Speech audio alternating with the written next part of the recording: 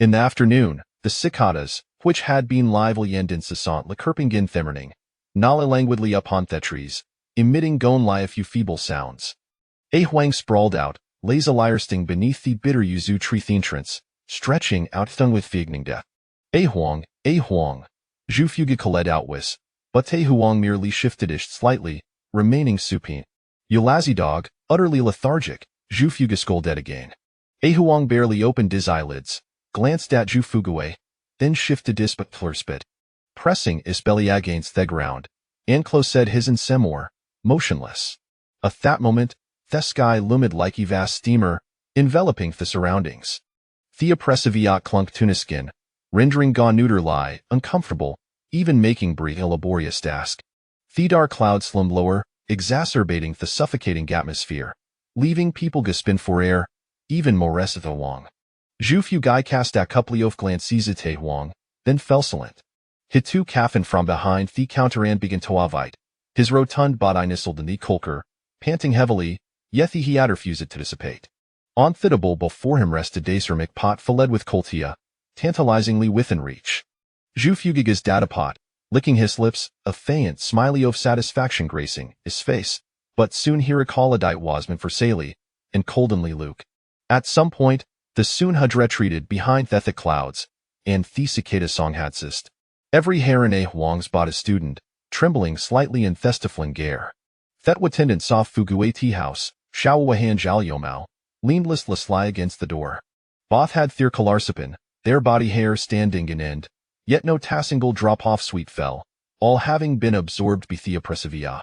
Xiao Yuva was merely 15 or 16, while Zhao Limo was already in his 30s. By seniority, Xiao Washul Dravidris Zhao Lameo as Uncle Lu, yet the often called him Old Lu brother, Tohid Zhao Lameo paidnament. Zhao Limo had originally 5 yielders istersathome, and his father Wei sediment about having gassen. Unabledo supports him in Zhao Lima's father's sin, Thissakando 5th daughter Soebo 4 he was born, leaving only Thieldis daughter Haku Dasis with household caress and a chivalry pregnant wife. Coincidentally, Zhao Lameo's father was named Lao Tai, and Iverionise Zhao Lao Tu was resolute solidi terminento Haviasen. Sure enough, in October, Zhao Lao Tai's wife gave birth Tosin. Overjoyed, Zhao Lao Tai celebrated with drum gongs, boasting toll. However, happiness was short-lived 6 months later, a famine struck. Zhao Lao Tai's wife, Freylandweek, did not survive. Looking at this swaddled Ledson, Zhao Lao Tai heartless lie sold Dizzle Des daughter to Will Thyman in neighboring county as a concubine, in exchange for a bito for Cian money. That wealthy man, nearing 60, took advantage to stirred a profit from his land. Himeria de un made in for just a few measures off course, and naturally, he was quite pleased. After Thieldis daughter married and taught the family, Shanatan lihid tondurathrothof t first febidol empty the camber pots, washcloths, and cook for the entire household doft Huel Thyman. Thielderly and ailing well Thyman was naturally in up tinth regard. Coincidentally, Thurial Thyman stirred son to calf inside of her beauty secret lipossessed her. Thieldis daughter, knowing she could not fight against such power, dared not speak out insolently endured. Over time, she became pregnant. The first wife, furious, accused her of infidelity. Thurial Thyman stirred son thin claimed to have seen her with the laborer. Unable to bear it, Thieldis daughter sought out Su and Wei from the village of Tosikjustis.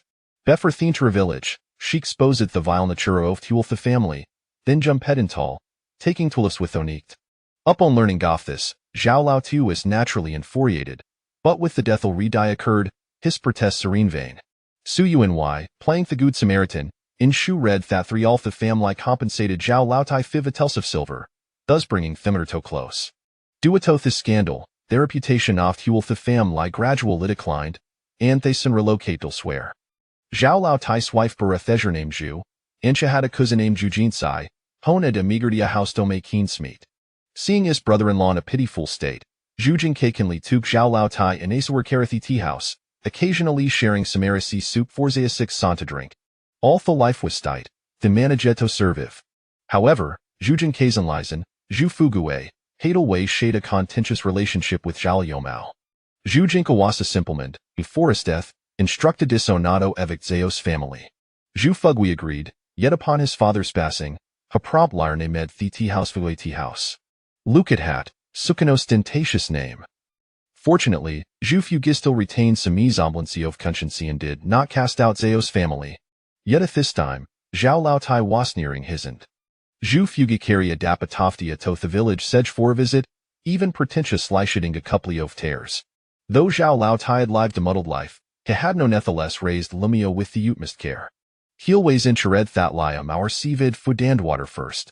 Fortunately, Zhao Liam recognized his father's goodness. The Zhao family, already impoverished, had barely enough to bury his father. Hathan took over his father's duties and began her congat Fugue tea house. Each day, before dawn, Zhao Liam all opened the tea house, clean, boil water, and welcome guests. Hera turned to his dilapidated homian lie at midnight, collapsing into sleep.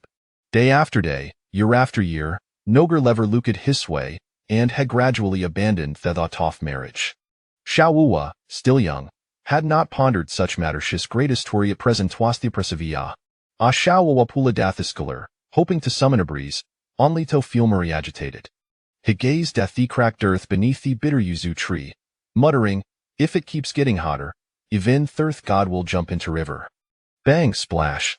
The sound of water being drawn from Thulin the Bakurchard off Fugue tea house filled Xiao Yuva's ears like heavenly music. Unable to contain himself, Hesignal Zhao Liam out of the back courtyard, yet Zhao Lum remained unmoved, feigning ignorance. Xiao Wu spat softly, inwardly cursing, useless fellow, no wonder you can find a wife. Zhu Fugasimed to heave hard Xiao Wa's mutterings, casting aside a long glance at them.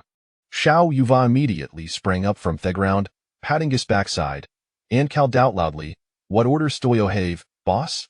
Make sure to iPad hittables clean hair will be customers shortly, Zhu Fugi instructed.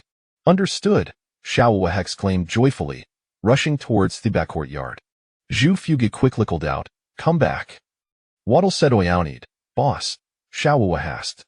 Just give a thema key quipe if they were clean a day. Nani ed todra water today, Zhu Fugi replied, lifting his chin.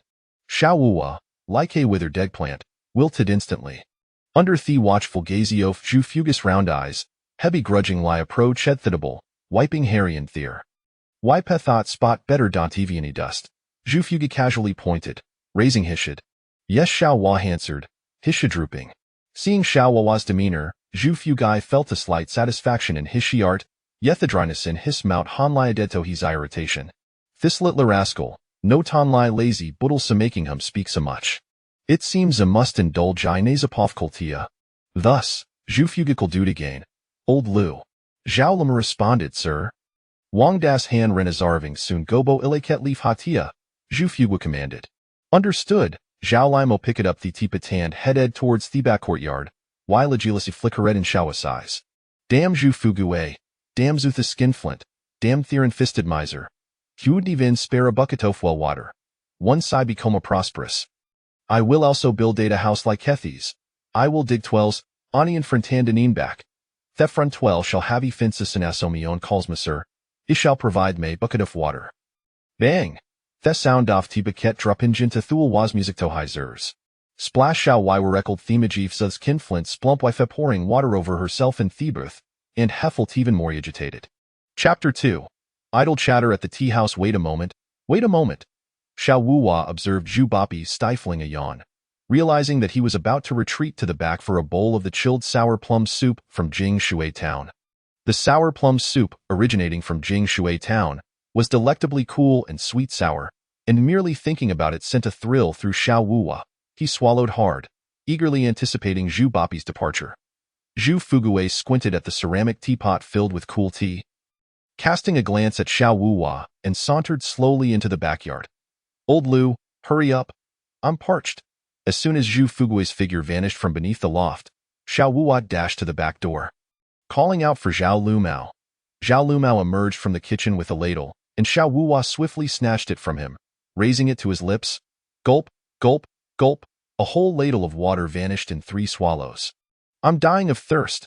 Xiao Wuwa handed the ladle back to Zhao Lumao with a grin, exclaiming, Old Lu, you have saved my life. Another ladle, please. The water is cold. Take it easy. Not a chance. I'm burning up. Zhao Lumao shook his head and returned to fetch another ladle of well water for Xiao Wuwa. Gulp, this time, Xiao Wuwa drank more slowly, remarking between sips that Wang Dashan is truly peculiar. Even on such a hot day, he opts for hot tea. Why not enjoy it elsewhere instead of coming to this shabby tea house?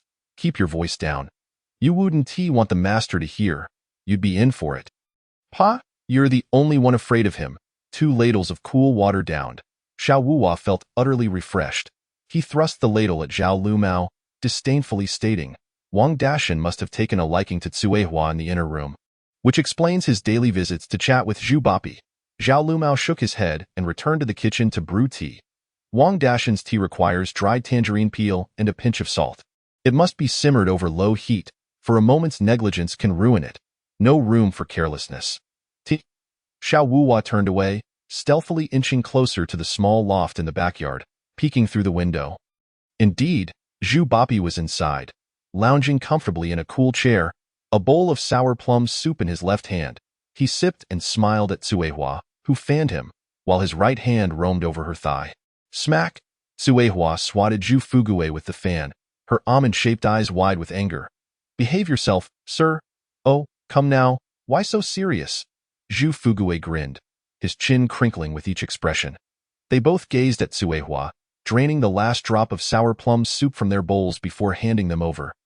Seizing the moment to caress Cuehua as she reached for the bowls, Xiao Wuhua watched Zhu Bapi's plump hand, kneading Cuehua's ample bosom. The heat that had just been doused by cool water flared back to life. Unlike Zhao Lumao, who was merely diligent, Xiao Wuhua had long suspected the illicit affair between Zhu Bapi and Cuehua. If it weren't for Zhu Bapi's fierce wife, he would have taken Cuehua into his home long ago. As fortune would have it, Zhu Bapi's wife had gone to her maternal home with their child, leaving only Cuehua behind. The mere thought of Zhu Bapi's corpulent frame atop Cuehua's fair body filled Xiao Wuhua with discontent. Water gurgled once more from the kitchen, signaling Zhao Liumao's activity with the kettle. Xiao Wuhua recognized that Wang Dashan's tea was nearly ready and that he would soon arrive. Reluctantly, he stole another glance into the room before hastily retreating to the front, feigning to wipe the tables and clean the benches. Just then, the familiar figure appeared in the courtyard of Fugui Tea House. Wang Dashan, you've arrived. The tea has just finished brewing. Please, have a seat. I'll fetch the manager right away. Xiao Wuhua warmly welcomed Wang Dashan into the tea house, then called out to the loft, Manager, Wang Dashan is here. Understood. Zhu Fugui replied from inside, shortly emerging, impeccably dressed. Cuehua followed behind him, carrying bowls and dishes. Seizing the opportunity as Zhu Bapi turned, Xiao Wuhua flashed a flirtatious smile at Cuehua. She frowned, turning her face away in disgust. You wretched woman, one day I'll have you beneath me, calling out. A fierce glint sparkled in Xiao Wuhua's eyes, and Cuehua seemed to sense it. She placed the bowl that Zhu Fugui had used for the sour plum soup into a wooden basin by the well, bending slightly to retrieve a bucket from the well. Her collar slightly open, Xiao Wuhua instinctively bent down, fixated on Cuehua's bosom. Whoosh! Suddenly, a bucket of water was doused over him. Fortunately, Xiao Wuhua reacted quickly and jumped aside. Otherwise, he would have been drenched to the bone. Well, Cuehua, how dare you ambush me? Xiao Wuhua exclaimed, furious. Get back to the tea house and mind your manners, or the master will break your legs. Cuehua shot back, arching her brows. You're something else. Remember this. Xiao Wuhua stomped in frustration and hurried forward. Thankfully, Zhao Lumao had already attended to Wang Dashan. Zhu Fugui glared at Xiao Wuhua, suppressing his fury. Xiao Wuhua swiftly snatched the teapot and tea cloth from Zhao Lumao, bowing to serve tea to Wang Dashan. Noticing the cheerful expression on Wang Dashan's face, Xiao Wuhua surmised that there must be good news. The tea is freshly brewed. Please enjoy it at your leisure, mm. Wang Dashan regarded Xiao Wuhua with appreciation and remarked to Zhu Fugui. In our Wutong village, this lad's tongue is the smoothest of all. Realizing Zhu Bapi's mood had brightened, Xiao Wuhua understood that as long as he kept Wang Dashan pleased, the incident with Cuehua would be forgotten. Thus, he immediately donned a bright smile and said, If I were to guess, it must be that young Master Yaoding is excelling in his studies and is likely to participate in the county examination next year.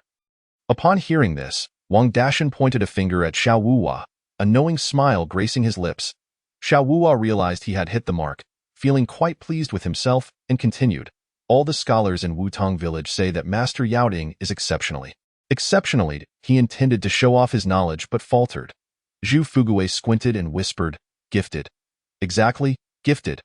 Xiao Wuhua promptly picked up the thread. The manager is truly impressive. Those enormous characters are completely beyond my comprehension. Yet I hear the scholars in the private academy say so. All right, enough of that to go and prepare. It seems a storm is brewing, Zhu Fugui admonished, his tone turning serious.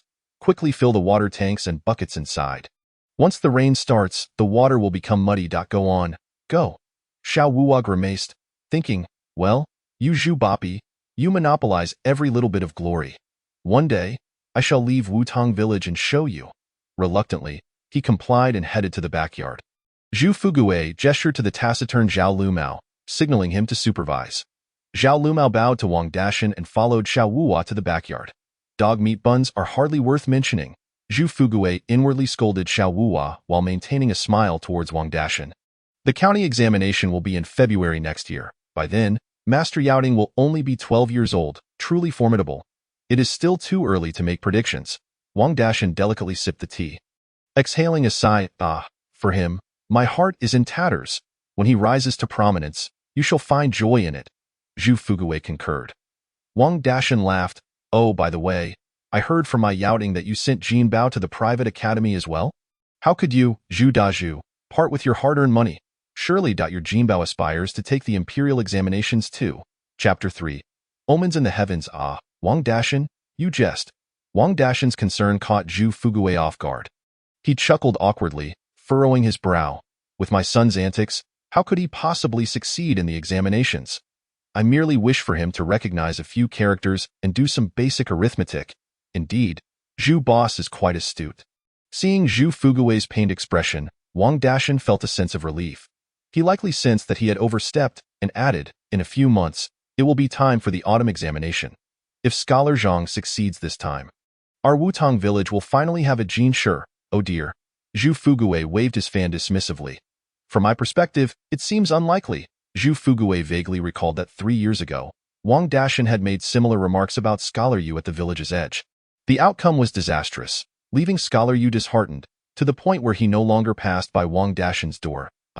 Back then, Wang Dashan wasn't known as Shanren, but rather as Wang Yuchun. With a house, a yard, and several acres of land, he rebuilt the village's Guanyin temple, earning the admiration of the naive locals, who began to call him Shanren in the years that followed. Wang Dashan's benevolence flourished. He generously donated incense during temple festivals and even provided gruel during years of calamity, leading everyone to refer to him as Wang Dashan, while few remembered his actual name.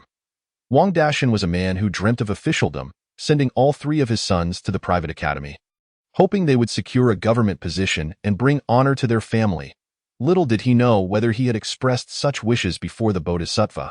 Indeed, had it not been for his feigned benevolence, Scholar Zhang would have likely starved at the village's edge. Truly, the most useless are often the scholars. Were it not for his wife insisting that their son learn a few characters, Zhu Fugui would never have squandered his money on such frivolities. He well understood how much effort it took to extract it from Wang Dashan. Wang Dashan, of course, was none too pleased with Zhu Fugui's words. To him, Zhu Fugui saw only money. He would gladly break a copper coin into 10 pieces. It was said that he had arranged with Scholar Zhang that his son Jin Bao would only learn arithmetic, counting 10 numbers for a single coin. Remarkably, he was capable of such a thing. It was a true insult to scholars. Suehua had finished tidying up the clothes in the backyard and peeked into the tea house ahead. Immediately, the eyes of Wang Dashan followed her. Zhu Fugui shifted his position slightly, unobtrusively blocking the door with his backside. Suddenly, a thunderous clap echoed from the heavens, startling both Zhu Fugui and Wang Dashan.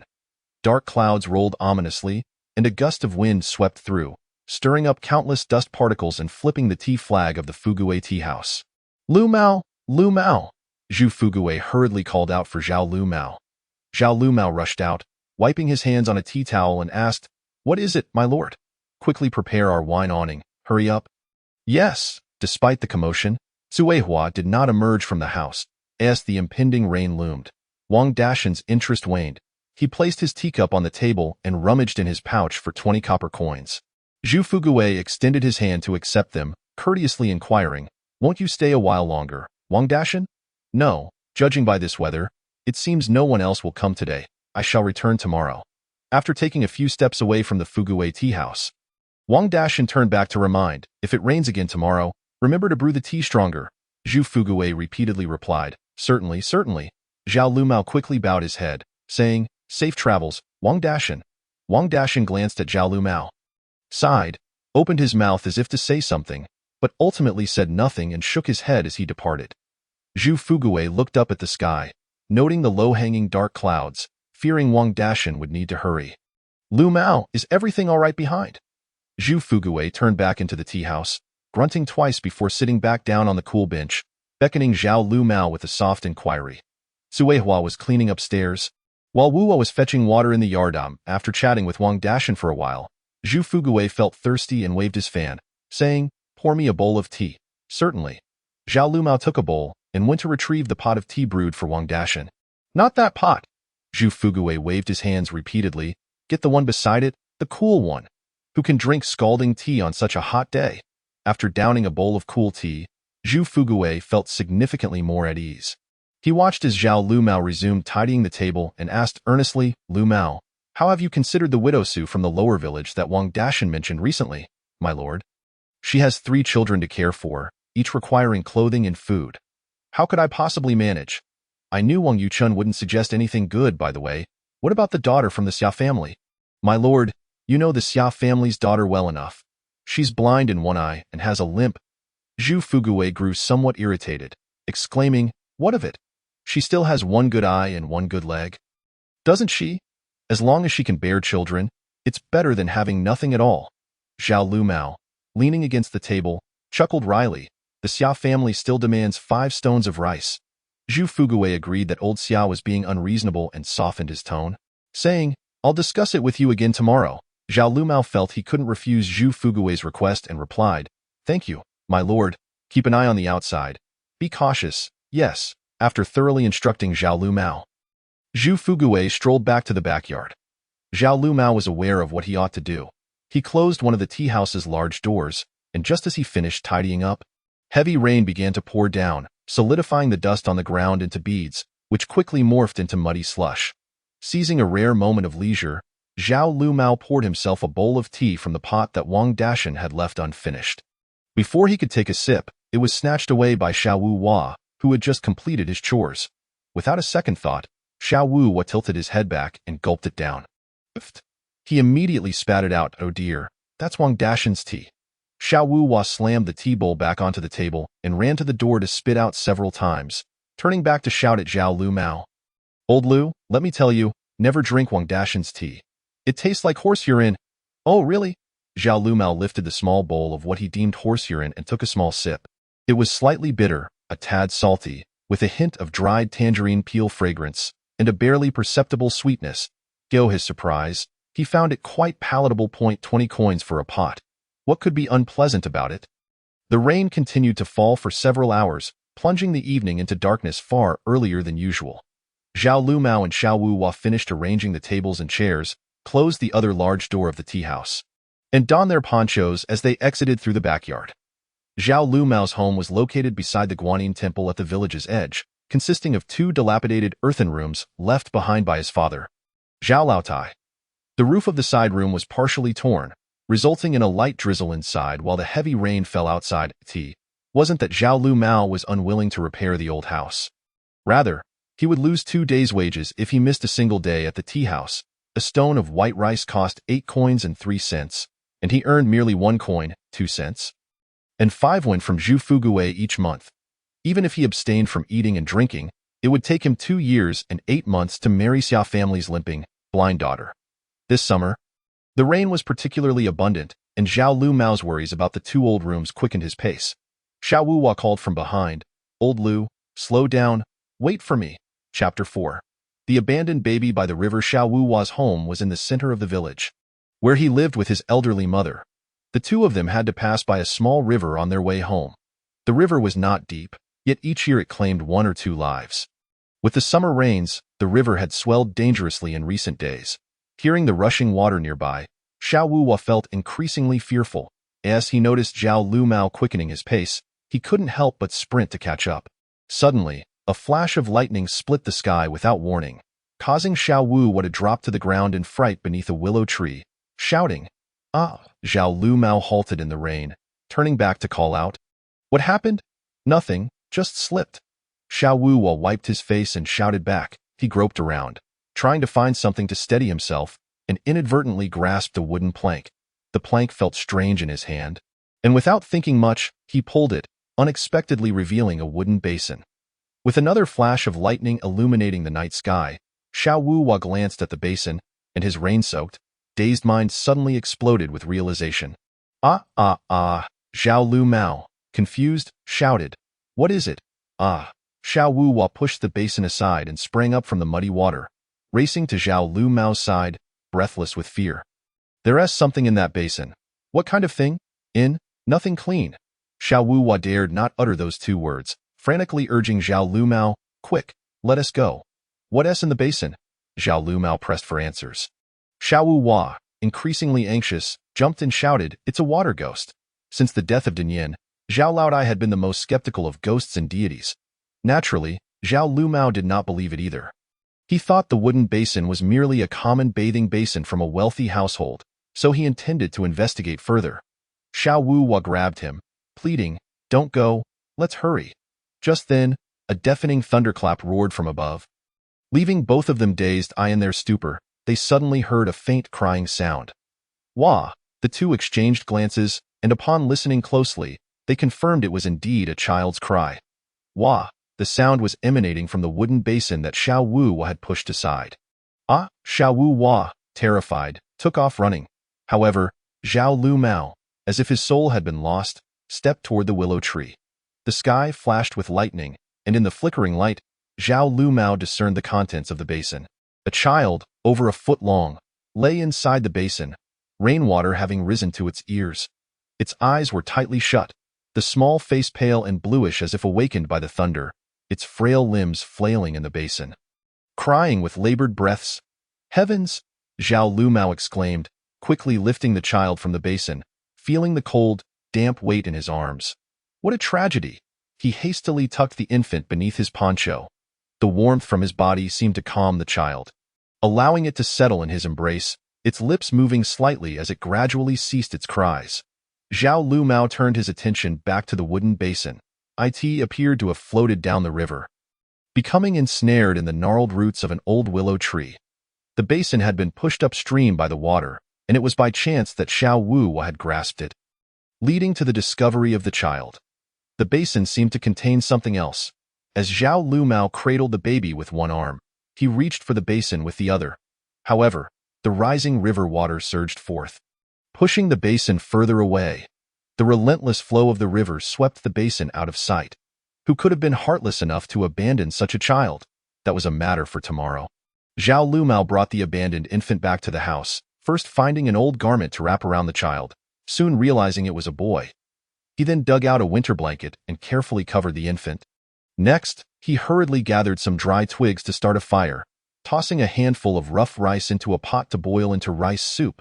It was fortunate that this man, who had never cared for a child before, knew so much. The abandoned infant was healthy, and the small clothes he had been wearing were made of fine cotton, with neatly stitched seams, unlike those of an ordinary family. Why would such a fine child be discarded? As if sensing something, the abandoned infant suddenly began to tremble. Zhao Lumao hurriedly lifted the quilt and cradled the child in his arms, soothing him gently. The tiny being, resembling a kitten, let out a couple of feeble cries, his brows furrowing and his nose scrunching up, clearly in discomfort. Believing the child was hungry, Zhao Lumao blew on the rice soup until it was lukewarm, using a ladle to feed the abandoned infant bit by bit. The little one seemed to understand that this was a life-saving nourishment. He would eat a bit and then spit it out, but eventually managed to swallow nearly half a bowl of the rice soup before drifting off into a drowsy slumber. After a long day of toil and a restless half of the night, Zhao Lumao finally lay down, feeling anxious about the next day's quest to inquire along the river in hopes of finding the child's biological parents. However, his sleep was far from peaceful. At some point, a woman entered the room, and although he could see her clearly, he found himself unable to move. She bowed to him 3 times and spoke a few words, implying that Zhao Lumao was a good man and that she would be grateful to him in her next life. Confused and wanting to ask who she was, he opened his mouth, but she vanished before he could utter a sound. Struggling against the paralysis, he suddenly realized he could move again, and he quickly got up to pursue her. Yet, a sharp pain shot through his arm, and he woke up with a start. Gasping for breath, Zhao Lumao noticed that he was drenched in sweat, and there was a bruise on his right elbow, evidently from hitting the bed frame. It was merely a dream. To calm his nerves, he drank a bowl of cold tea and then turned his attention back to the abandoned infant, only to find his small face flushed and his body burning with fever. Oh no, the child is ill. It was still dark outside, and although the rain had ceased, everything was still damp. The thought of taking him out to find a doctor filled Zhao Lumao with dread. Fearing it might worsen the child's condition, in a flurry of anxiety, he suddenly recalled how his father had once treated his own fever as a child, using a damp cloth on his forehead to cool him down. He hurriedly set about doing the same for the infant. To his relief, the little one was remarkably well behaved, neither crying nor fussing, but merely reaching his tiny hands toward the door in his frantic state.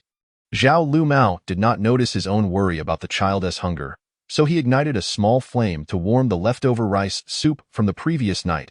As he busied himself, he eventually dozed off beside the stove. Suddenly, a rooster's crow pierced the silence, jolting Zhao Lumao awake. He quickly rushed to check on the infant. The boy's forehead felt slightly cooler, but he appeared even weaker. Resembling a newborn mouse, frail and listless in a panic, Zhao Lumao didn't even take the time to wash his face, hastily cradling the child and making his way to the village's esteemed doctor. Dr. Huang. Dr. Huang. Dr. Huang. Zhao Lumao pounded on the door vigorously. The elderly physician, well past 70, peeked through the crack of the door, squinting and inquiring, "So early? Who is it?" "It's me, Zhao Lumao. Dr. Huang, please, you must take a look at this child." "Oh, come in," Dr. Huang replied. After examining the infant's pulse, he rose to rummage through his herbal medicine cabinet, asking, "Lumao, where did this child come from?" "I found him under the old willow tree by the river. I discovered him in a wooden basin when I returned from work yesterday. I couldn't bear to leave him there, so I brought him home. What a fine child. Why would anyone abandon him?" "Alas, such is the world," Dr. Huang lamented. He retrieved some gardenia and reed roots, instructing, "If you had come any later, this child would have burned up from fever. Take this herbal medicine, brew it into a soup. Mix half with the rice soup to feed him, and use the other half to sponge his body 3 times a day. The rest, well, it's up to fate." Chapter 5. Contentions aplenty. Zhao Lumao instinctively searched his chest for coins to offer Dr. Huang. Take it, take it." Dr. Huang waved his hand dismissively, sighing, "Thank you, Dr. Huang." After expressing his gratitude, Zhao Lumao noticed dawn had broken, and he needed to hurry to the tea house to clean and open for business. However, with the infant in his arms and nowhere to place him, he could not simply abandon the child again. After much thought, he decided to brave the wrath of Zhu Fugui and bring the baby to the tea house.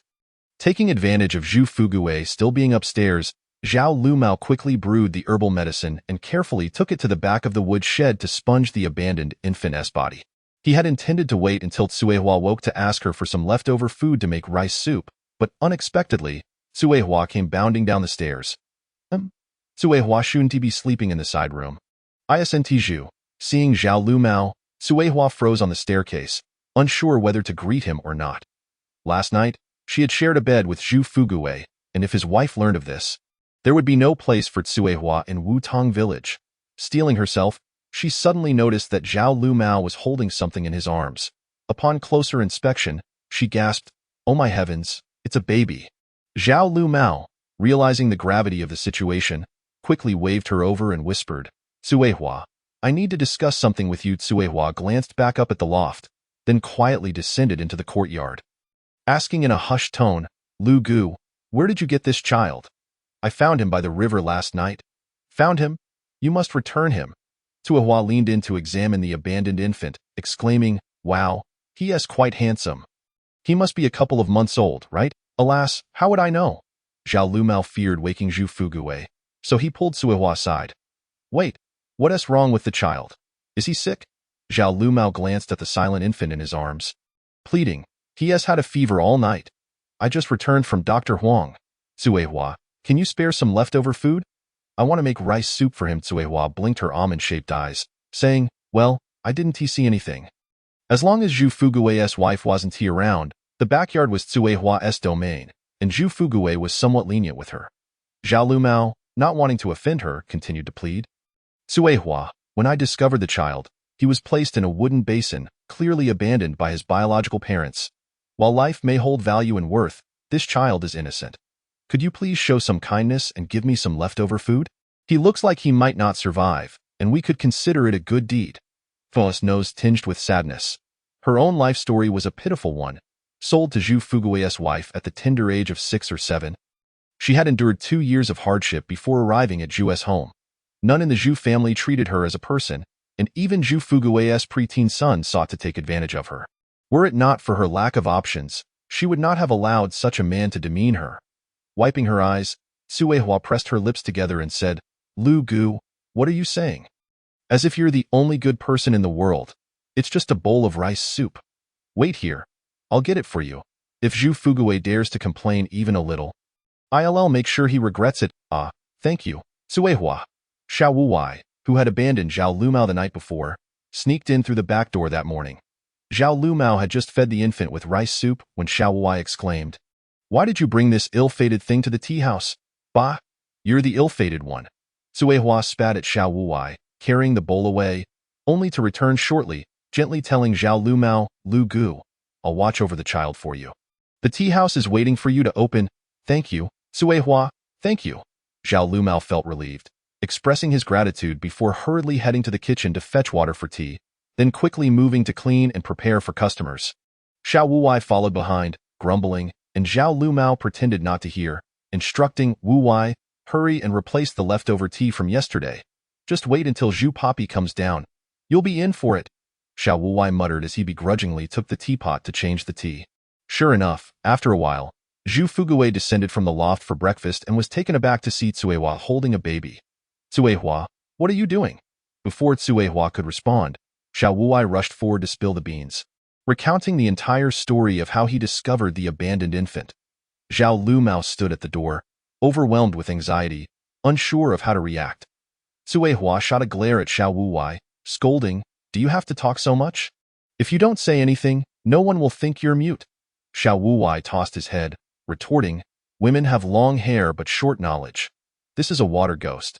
It must be thrown back into the water immediately, or its ghostly parents will come looking for you at midnight. Cuihua shot back, What nonsense. You don't care if the master can do business? Zhu Fugui, not fond of Cuihua's meddling, but equally annoyed by Xiao Wuwai's chatter, frowned and demanded they both quiet down. Yet, Xiao Wuwai persisted. They say ghosts that die in water have a specific odor. Can't you smell it? Go away. Cuihua waved Xiao Wuwai off, irritated. You reek of dust yourself. Enough with the bickering. It's early morning. Can't you say something auspicious? Zhu Fugui's temper flared, and he scolded them both. If we can't conduct business today, I'll deduct your wages. He huffed. Now get back to work. Having failed to get his point across, Xiao Wuwai sulked away, while Zhu Fugui shot Zhao Lumao a couple of disdainful glances. Zhao Lumao hung his head, looking pitifully at him. Cuihua, however, broke the tension with a smile, cradling the infant and saying to Zhu Fugui, Master, look how handsome this child is. Fine, fine, whatever. Zhu Fugui snapped irritably, frowning. Whatever you do, get rid of him. I don't want to see him again. Master, this is still a life. Besides, he is sick, and throwing him out would certainly lead to his demise. We cannot do that. Zhu Fugui, irate, puffed his cheeks and glared. Are you trying to turn your elbow outward? Master, can't we decide whether to discard it or keep it in a few days?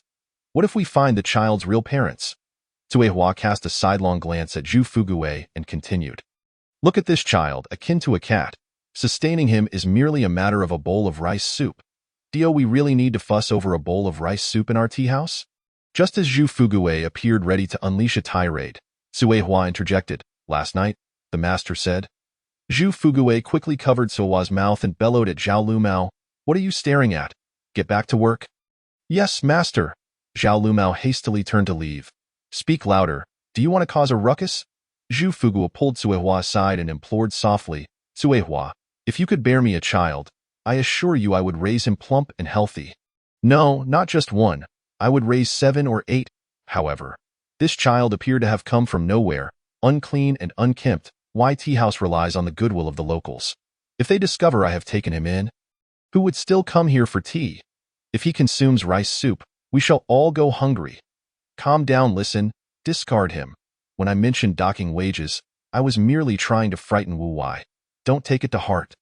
Seeing Cuehua's anger, Zhu Fugui quickly sought to placate her.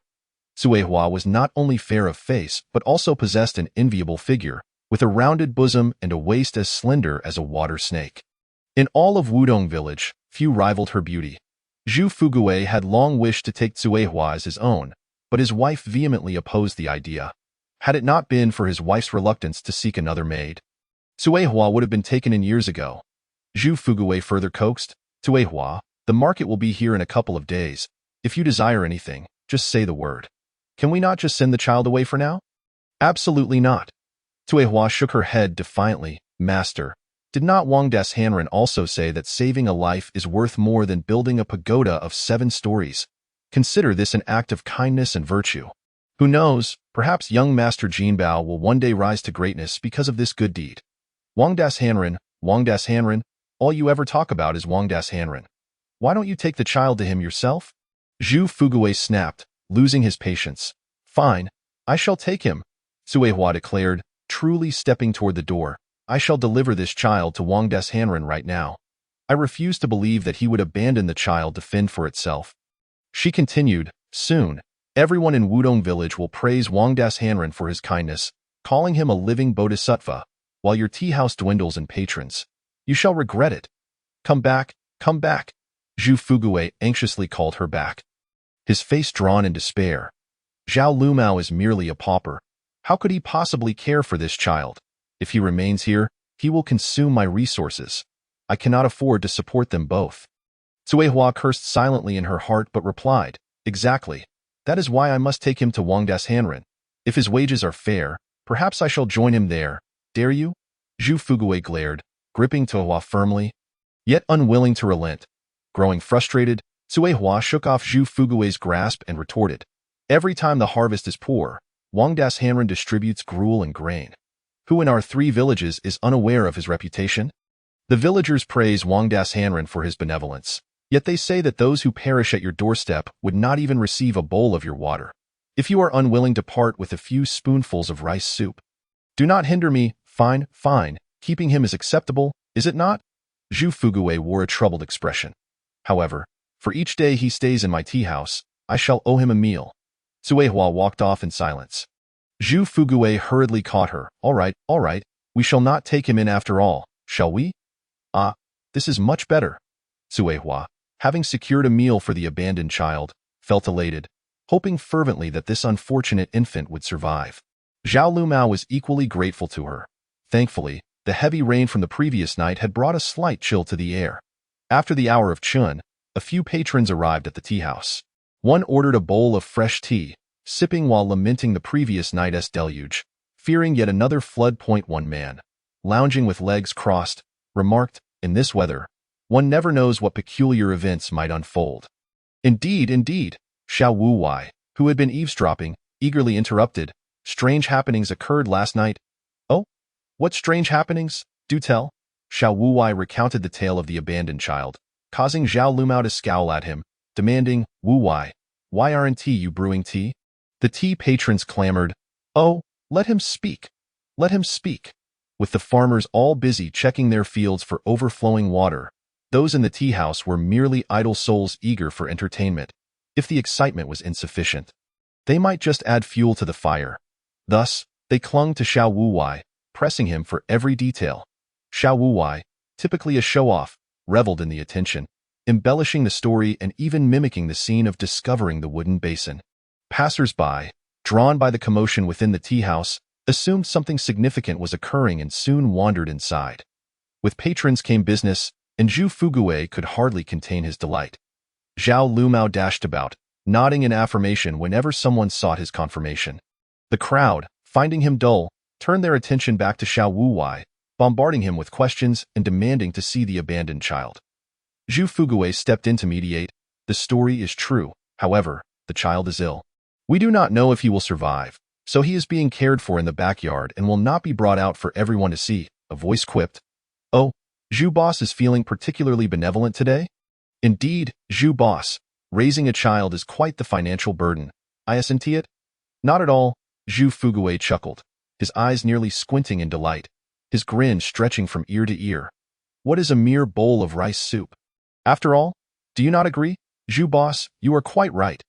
In light of Zhu Fugui's rare kindness, Zhao Lumao called for another bowl of tea. Before nightfall, Zhu Fugui's wife returned from her maternal home, accompanied by their son, Zhu Jinbao. She had heard about the abandoned child on the way home and assumed Zhu Fugui had meddled by bringing the infant in. Upon entering, she immediately expressed her displeasure. Fugui? Zhao Lumao, polishing the tables, replied, the master is in the backyard. Humph. He is surely up to no good again. Zhu's wife shot Zhao Lumao a glare, storming toward the backyard in search of Zhu Fugui. Meanwhile, Zhu Fugui was preoccupied watching Cuehua feed the abandoned child rice soup. Upon spotting his wife's return, he quickly rose to greet her. Keep your voice down. You'll frighten the child. I have yet to ask you what on earth is going on. Speak from the beginning. Do not create a ruckus here. Just hear me out. Noticing the child's brow furrowing, Zhu Fugui quickly pulled his wife outside, urgently whispering, keep your voice down. This is our fortune-bringing child. Everything we earn today is enough to sustain us for the next 10 days. 10 days? Zhu's wife found it hard to believe, though her tone softened. She instinctively took a few steps back and inquired, what exactly transpired? Hurry and tell me. Zhu Fugui recounted the tale of the abandoned child yet again. Zhu's wife exclaimed, so this was all orchestrated by Lu Mao. That filthy thing ought to be discarded. Absolutely not. Wang Das Hanren even came by today and remarked that this child is blessed. Zhu Fugui argued, just look at how much we earned on the very first day. How can we simply throw him away? Zhu's wife pondered, glancing through the window at Cuehua cradling the infant. She whispered, but we can't allow him to live off us for free. Why don't we negotiate a fee with Lu Mao? You greedy woman! Zhu Fugui scolded softly, then leaned closer to whisper. The old nun at Guanyin Temple also came by and said we share a deep karmic bond with this child. Moreover, he is destined to face this challenge. If he can endure, he will achieve great things. If we quibble over a little rice soup now, our bond will weaken. Is it really that significant? Have you forgotten how Wang Das Hanren's father died? Zhu Fugui shot his wife a disdainful look, retorting, the old nun said Wang Laote Wuden Ti survived past the 12th month. Did she not? He perished on the 20th day of the 12th month. Have you forgotten? Zhu's wife slapped her forehead, exclaiming, oh, I completely forgot about that. In the midst of this, Zhao Lumao recounted how the abandoned child's mother had visited him in a dream the previous night. Initially, it was Cuehua earnestly persuading Zhu Fugui. Now, it was Zhu Fugui desperately trying to convince his wife. I suspect the child's real parents are no longer alive. Otherwise, how could they have abandoned him? From now on, be courteous to Lu Mao. I rely on that child to bring us fortune. At last, the day's clamor subsided. The moon hung dimly in the sky. Zhao Lumao carried the abandoned child ahead, with Xiao Wuwai trailing behind, chattering incessantly. Zhao Lumao, however, offered no reply. He even returned to the willow tree where he had found the child, only to discover that the riverbank bore no traces of the incident.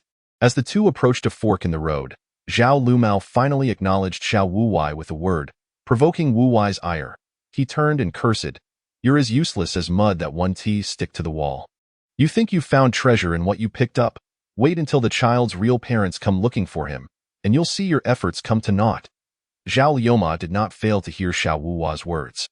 Rather, he was simply unwilling to engage in a dispute with such a scoundrel. He cradled the abandoned infant and returned to his two dilapidated rooms, hastily kindling a fire to brew some soup.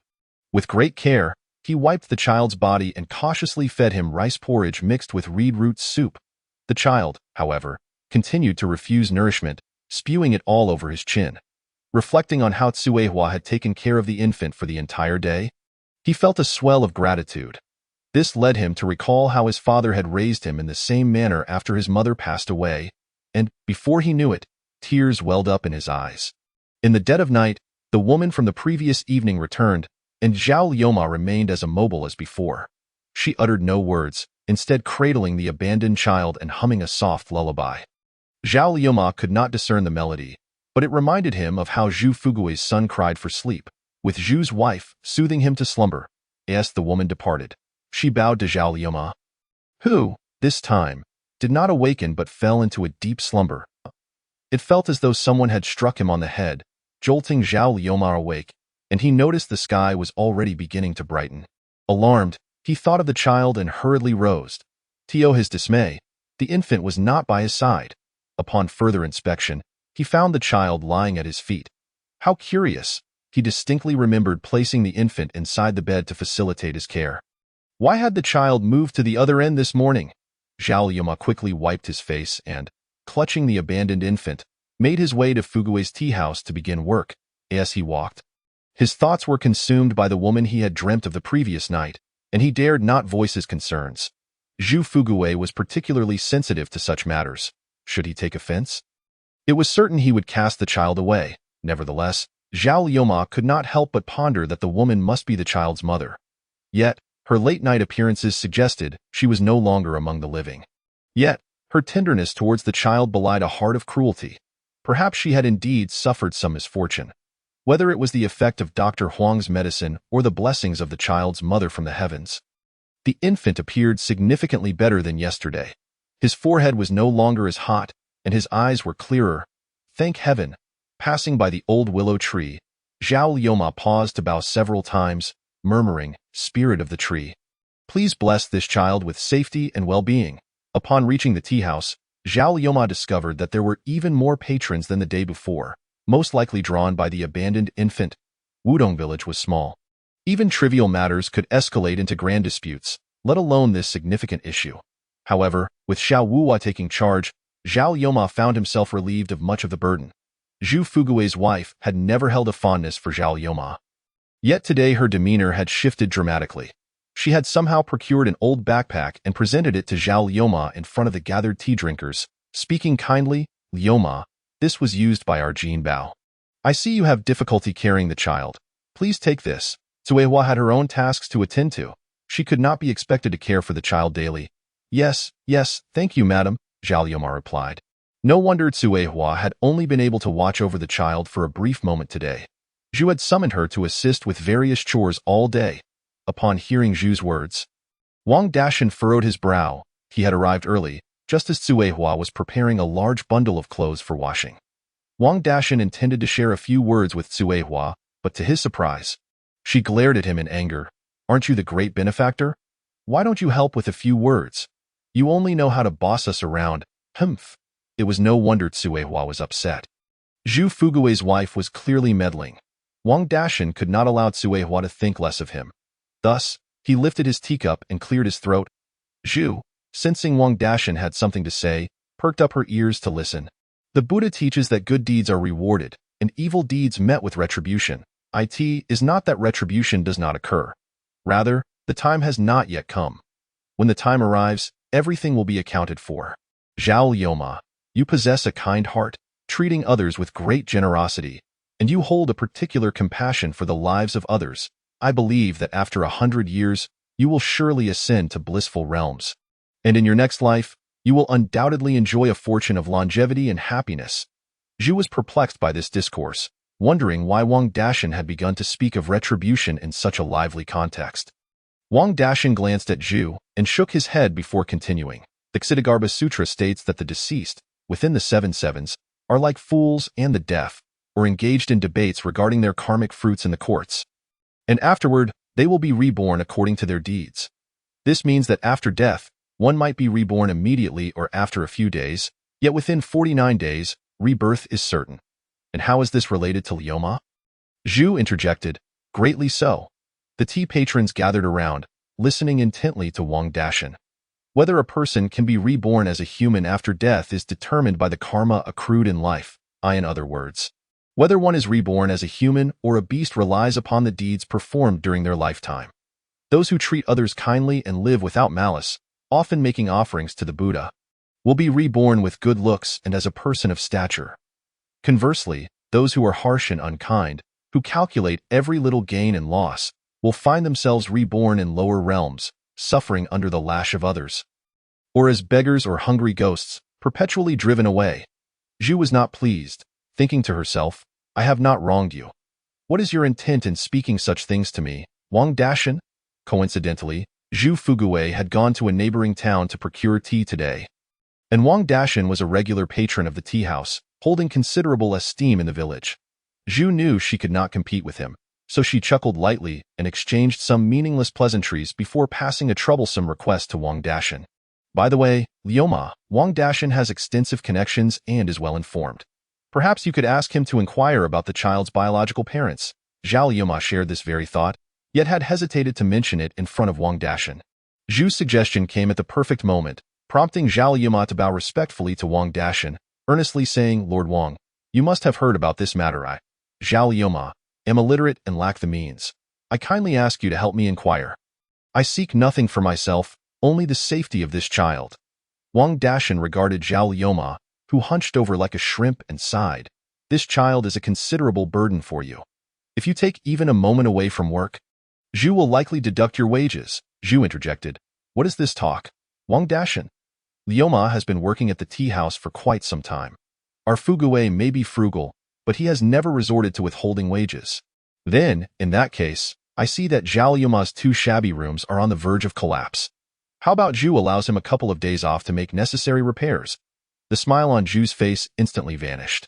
The patrons turned their gazes toward her, and Zhu fanned herself, her face trembling with indignation, yet a smile slowly returned. Wang Dashan, are you jesting? The affairs of this tea house are not for me, a mere woman. To decide, Fugui is out today. Otherwise, I would not have come forward. Wang Dashan, resolved to play the benefactor today, called Zhao Lioma over and handed him a few copper coins. Take this small sum, consider it medicine money for the child. Zhao Lioma counted the coins in his hand, surprised to see 10 in total, and he hesitated to accept them. Please, take it. Wang Dashan insisted. As for the child's parents, who knows if they can be found? If they can be found, it would be delightful. If not, there will be more work for you. Since his birth, Zhao Lioma had received precious little in terms of rewards, usually just a couple of coins tossed his way by the village's gentry. If Zhu Fugui were to see it, he would surely demand it back. This was the first time Zhao Lioma had encountered such generosity from Wang Dashan, especially in front of Zhu. He wondered how Zhu and her husband would react. Rest assured and accept it. Zhu has always been understanding. If she were here today, she would surely empathize with your situation. Indeed, indeed. Zhu quickly added, Lioma, please accept it. Do not disappoint Wang Dashan's goodwill. Thank you, Lord Wang. Thank you, madam. Zhao Lioma expressed his gratitude to both Wang Dashan and Zhu. After some idle chatter with the other villagers, Wang Dashan settled his tea bill and took his leave. Since Zhu had spoken on his behalf, she had no choice but to endure the pain of allowing Zhao Lioma to keep the 10 coins. Xiao Wuhua, feeling envious, trailed behind Zhao Lioma, grumbling about how he had received such a reward without treating him to a bowl of tofu pudding. He too had worked all day. Why didn't Wang Dashan notice him? As the tea house buzzed with activity, Zhao Lioma grew increasingly concerned for the child in his arms and quickened his pace. Xiao Wuhua called out from behind, Old Six, do slow down. Zhao Lioma turned to glance at Xiao Wuhua, annoyance flickering in his voice. If you want to walk with me, quicken your pace. I must hurry back to prepare medicine for this child. And I cannot wait for you. Xiao Wuhua thought to himself. So what if Wang Dashan gave you 10 coins? You act so superior. He resolved that tomorrow he would not assist Zhao Lioma, eager to see how he would handle Wang Dashan. Just then, Xiao Wuhua stumbled over something and nearly fell flat on his face. Ouch! Who tripped me? As he lay on the ground, he looked around to find nothing amiss, his head spinning in confusion. Wait a moment. There was definitely someone who... Xiao Wuhua stiffly raised his head to survey the surroundings, finding himself beneath the old willow tree, where it seemed as though a pair of eyes were watching him from behind the dark trunk. Good heavens! Xiao Wuhua sprang from the ground and hurriedly ran to chase after Zhao Lumao, who was walking farther and farther away, shouting incessantly, Old Lu, wait for me, wait for me. The rhizomes given by Dr. Huang still remained, and Zhao Lumao sat by the stove, brewing soup while contemplating matters he had never considered before, the flickering flames casting a mysterious glow on his face. He had intended to seek Dr. Huang again to have the child examined, but alas, it was too late, and he could only set out early the next day. That night, Zhao Lumao kept a thought in his mind. He wished to ask the female ghost for further details when she returned, yet he found himself slipping into a deep slumber. Sure enough, the female ghost appeared again, cradling the child and nursing it. Zhao Liumao's mind was clear, yet his body felt as though it were bound by some unseen force. Heavy as lead, utterly immobile, the female ghost seemed to sense Zhao Liumao's thoughts, gracefully greeting him, saying, "There is no need to seek me out, benefactor. I am no longer in the realm of the living. It is only out of pity that the King of Hell has permitted me to come and reunite with my unfortunate child. The time has come for me to be reborn, and I shall no longer disturb you, benefactor." With great effort, Zhao Lumao struggled, suddenly feeling a lightness wash over him, and he awoke from his dream. The room was enveloped in darkness, and he broke into a cold sweat. Feeling a chill envelop him, he fumbled for the cloth draped over the headboard to wipe himself down, carefully got out of bed, and lit a lamp to check on the abandoned infant. The child was sleeping soundly, breathing steadily, and the forehead was no longer hot to the touch. However, 2 tears lingered at the corners of its eyes. How curious! This child hasn't opened its eyes for 2 days. So why is it crying now? Zhao Lumao was momentarily taken aback, and suddenly realizing, he promptly picked up the abandoned infant and rushed outside. There was no one around, not even the chirping of insects. Zhao Lumao bowed 3 times in each direction with the child in his arms. After completing his bows, the moon emerged from behind the clouds, illuminating the world. A refreshing breeze swept through, and the abandoned infant stirred its hands and feet. As if bidding farewell, Zhao Lumao stood quietly outside the door, feeling all the weariness of the day dissipate. He glanced at the jade rabbit in the sky and, cradling the child, returned inside. Extinguishing the lamp, Zhao Lumao fell into a deep and restful sleep. As dawn broke, Zhao Lumao awoke. He first looked at the child beside him, whose tiny mouth opened and closed, quite lively and amusing. Reluctantly, he watched for a moment. But as he heard the distant crowing of a rooster, he hurriedly brought out the rice soup he had soaked in cold water the night before and warmed it over the fire. After washing his face and tidying himself up, he had a couple of cold sweet potatoes with some salted radish before rushing to feed the abandoned infant. Although the old backpack given by Zhu Shi was worn, it was quite useful. Zhao Lumao intuitively placed the infant in the backpack and secured it to his back. Looking quite the part, Dr. Huang seemed to be expecting Zhao Liumao's arrival, as the room was filled with the fragrant aroma of incense burning vigorously. Dr. Huang checked the infant's pulse, carefully examined its eyelids, and said to Zhao Lumao, "The fever has subsided.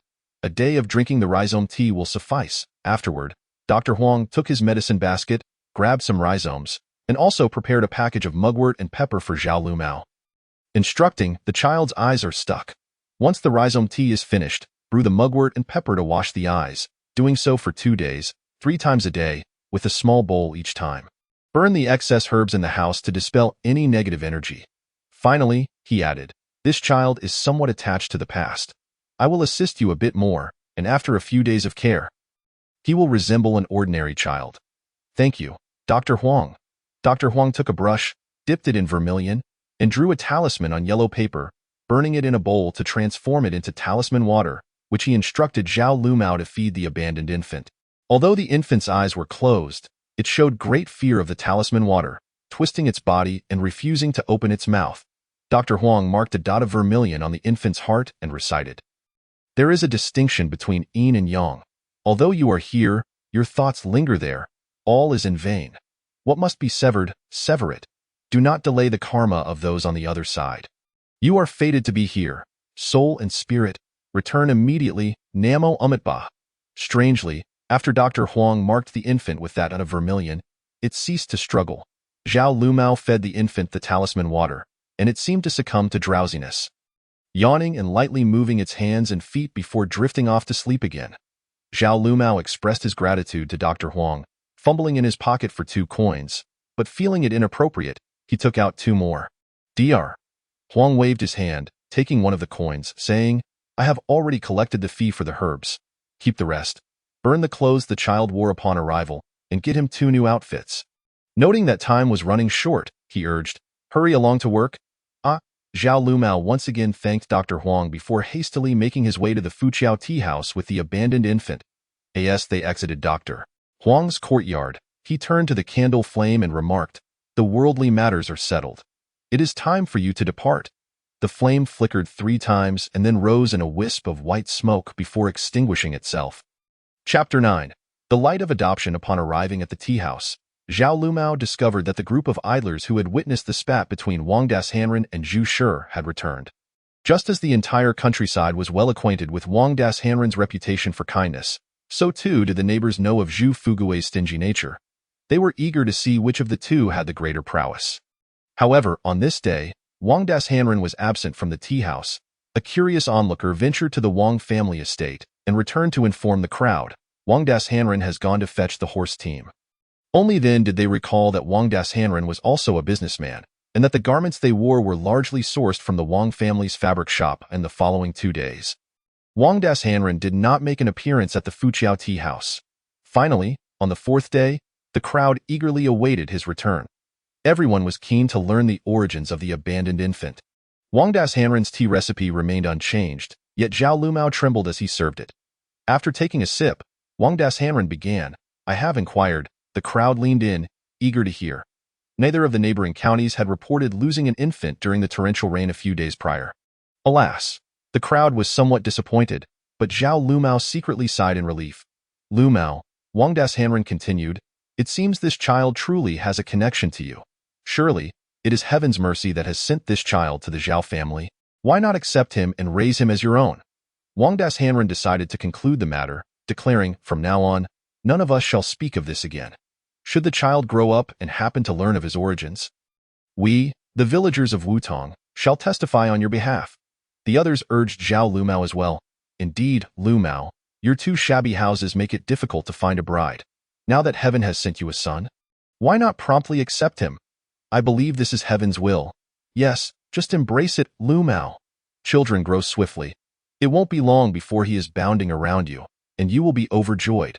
Although life may not be easy, we are all neighbors. If anyone has food, we can share it. That's right, Lumao. Just accept him. Lumao, I have a few old clothes that my son has outgrown. I will bring them to you tomorrow," the crowd chimed in.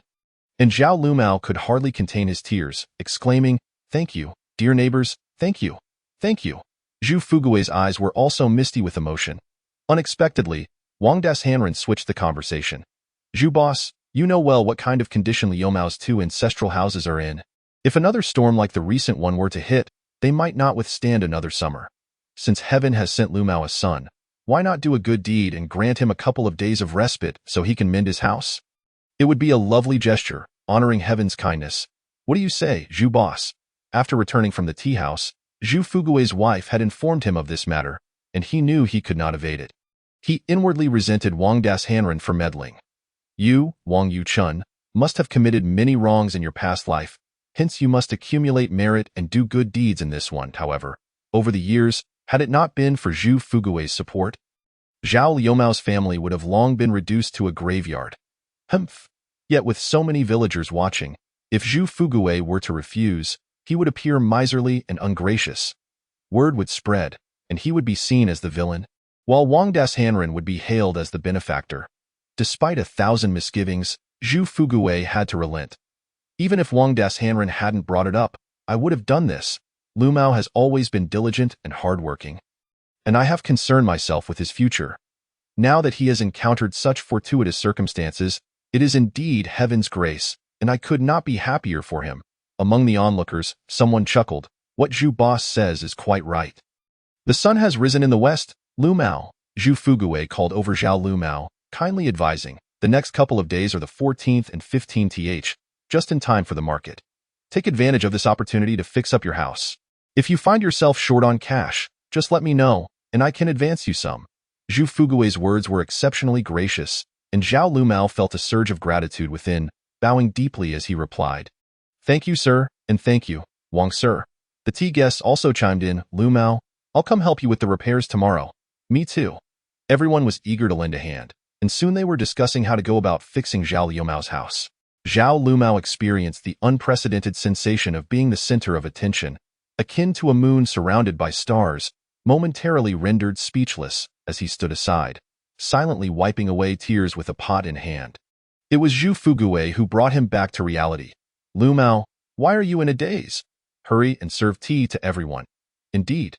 This time, Zhu Fugui kept his word, granting Zhao Lumao 2 days of leave without any deduction from his wages, as Wang Dashan had already compensated him. Such fortuitous blessings falling from the heavens left Zhao Lumao in no position to complain, and he expressed his profound gratitude to Zhu Fugui and the Zhu family. Fortunately, the tea house's business had been quite prosperous compared to previous days, and in a burst of generosity, the Zhu family allowed Sui Hua to pack some leftovers for Zhao Lumao to take home. Seizing a moment when Zhu was distracted, Sui Hua swapped the leftovers for white rice, discreetly hiding a few eggs within, and also quietly wrapped a piece of pickled vegetable to give to Zhao Lumao. Having been granted a special reprieve, Zhao Lumao pondered who would handle the work in his absence. Naturally, it would fall to Xiao Wuwai. Sitting at the stove, Xiao Wuwai's eyes were clouded with sweat, and his dissatisfaction burned within him like the flames in the hearth, wishing to scorch the very roof above. He cursed Zhu Fugui for his false benevolence, letting Zhao Lumao leave while forcing him to remain and brew tea. Then he berated Zhao Lumao, who so easily reaped benefits without a single thought for him. It was indeed uncomfortable to sit at the stove and brew tea during this sweltering heat. Yet, Xiao Wuwai conveniently forgot that brewing tea was, in fact, a duty that rotated among them monthly. Zhao Lumao had brewed tea for 3 consecutive months, all because Xiao Wuwai deemed the stoveroom too hot. However, in the winter, Xiao Wuwai was eager to take over brewing tea, leaving all the washing and water-fetching tasks for Zhao Lumao. Heaven's wrath can still be pitted, but self-inflicted woes are inexcusable. As Xiao Wuwai continued to curse the patrons of Fugui Tea House, he stepped outside to catch a breath, brandishing a piece of firewood as he poked at the woodpile with reckless abandon. Suddenly, the woodpile collapsed, narrowly landing on Xiao Wuwai's foot, causing him to leap about in pain like a monkey with its tail on fire. Ouch, ouch, that hurts like hell, Xiao Wuwai shouted several times, drawing a glance from Sui Hua, who appeared. Just as he was about to call out again to elicit her sympathy, Sui Hua interjected with a scoff. You had it coming. You? Xiao Wuwai glared back. How heartless can you be? But Sui Hua merely chuckled lightly. Dazed, Xiao Wuwai thought perhaps Sui Hua had changed her mind, only to hear her say, No one will accompany you on your night walk today. Be cautious when passing under the willow tree by the river. Someone once hanged themselves. This was precisely the sort of thing that could ignite his temper. Furious, Xiao Wuwai sprang up, pointing at Sui Hua, and yelled, If you weren't a woman, I'd have struck you. I've done nothing wrong. He huffed. Get back to brewing tea quickly. If the master sees you slacking, you'll be in for it.